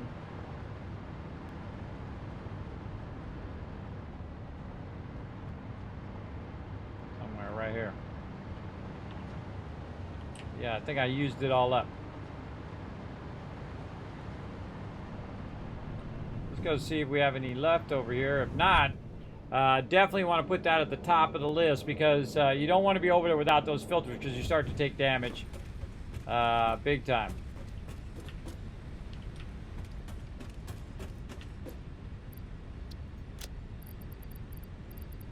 Nope, looks like I'm totally out of it. Totally out of it.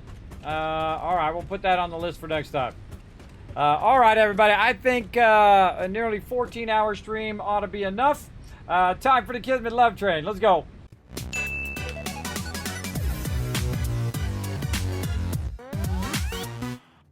All right, everybody, make sure to hit that follow button if you haven't already done so, because we're going to come back later in the week and play some more Satisfactory. God, that game is good. Now, we're just going to let it run, and hopefully it backlogs a whole bunch of resources for us and gets that going on. Now, if you want to see my schedule, it is right over here. Right over there. Next time you're going to see me is tonight, 10 p.m. Eastern Standard Time, hanging out with my crew for Alpha 21. And, of course, schedule's going to be pretty much the same next week. But probably a little bit of changes. We'll throw some other fun stuff in there as well. But the next time you can see me do Satisfactory, most likely on Tuesday, maybe on Sunday. We'll see. We'll see if I feel like doing another bonus stream. But definitely after that is basically all the rest of that stuff you see there. Now, of course, you can see all of that stuff over on my social media. Thanks to all the people scrolling up there. And, of course, especially thanks to my patrons right down there at the bottom. You can pop over to youtube.com/KismetBP. All of my social media is pretty much the same. Over on YouTube, you can hit subscribe. Over on Twitter, you can hit follow. The more you guys do that, the more giveaways and other fun stuff I get to do here on stream. Also, check out the Discord and the website, and especially the Patreon over there. That's the best place to support the stream, support videos, support guides, support all the things that I'm doing, including giveaways and stuff. I do put every penny back into the stream. And that's it for me. 13-hour stream, not bad. Have a nice sleep. Thank you, Rickard. Appreciate that. Cheers for the stream. You're welcome. You're welcome. I had a great time. I feel like we got a massive amount of stuff accomplished today. And that's it for me. I'm going to go rest up. But first, before I go, I'm going to give you guys some love. 1,000, 2,000, 3,000, 4,000, 5,000 caps, and 1,000 caps from that Polypop reward from earlier. All right, everybody, that's it for me. I'll see you guys tonight, 10 p.m. Eastern Standard Time with my Teamwork Tycoons crew playing some 7 Days to Die. See you then. Bye, everybody.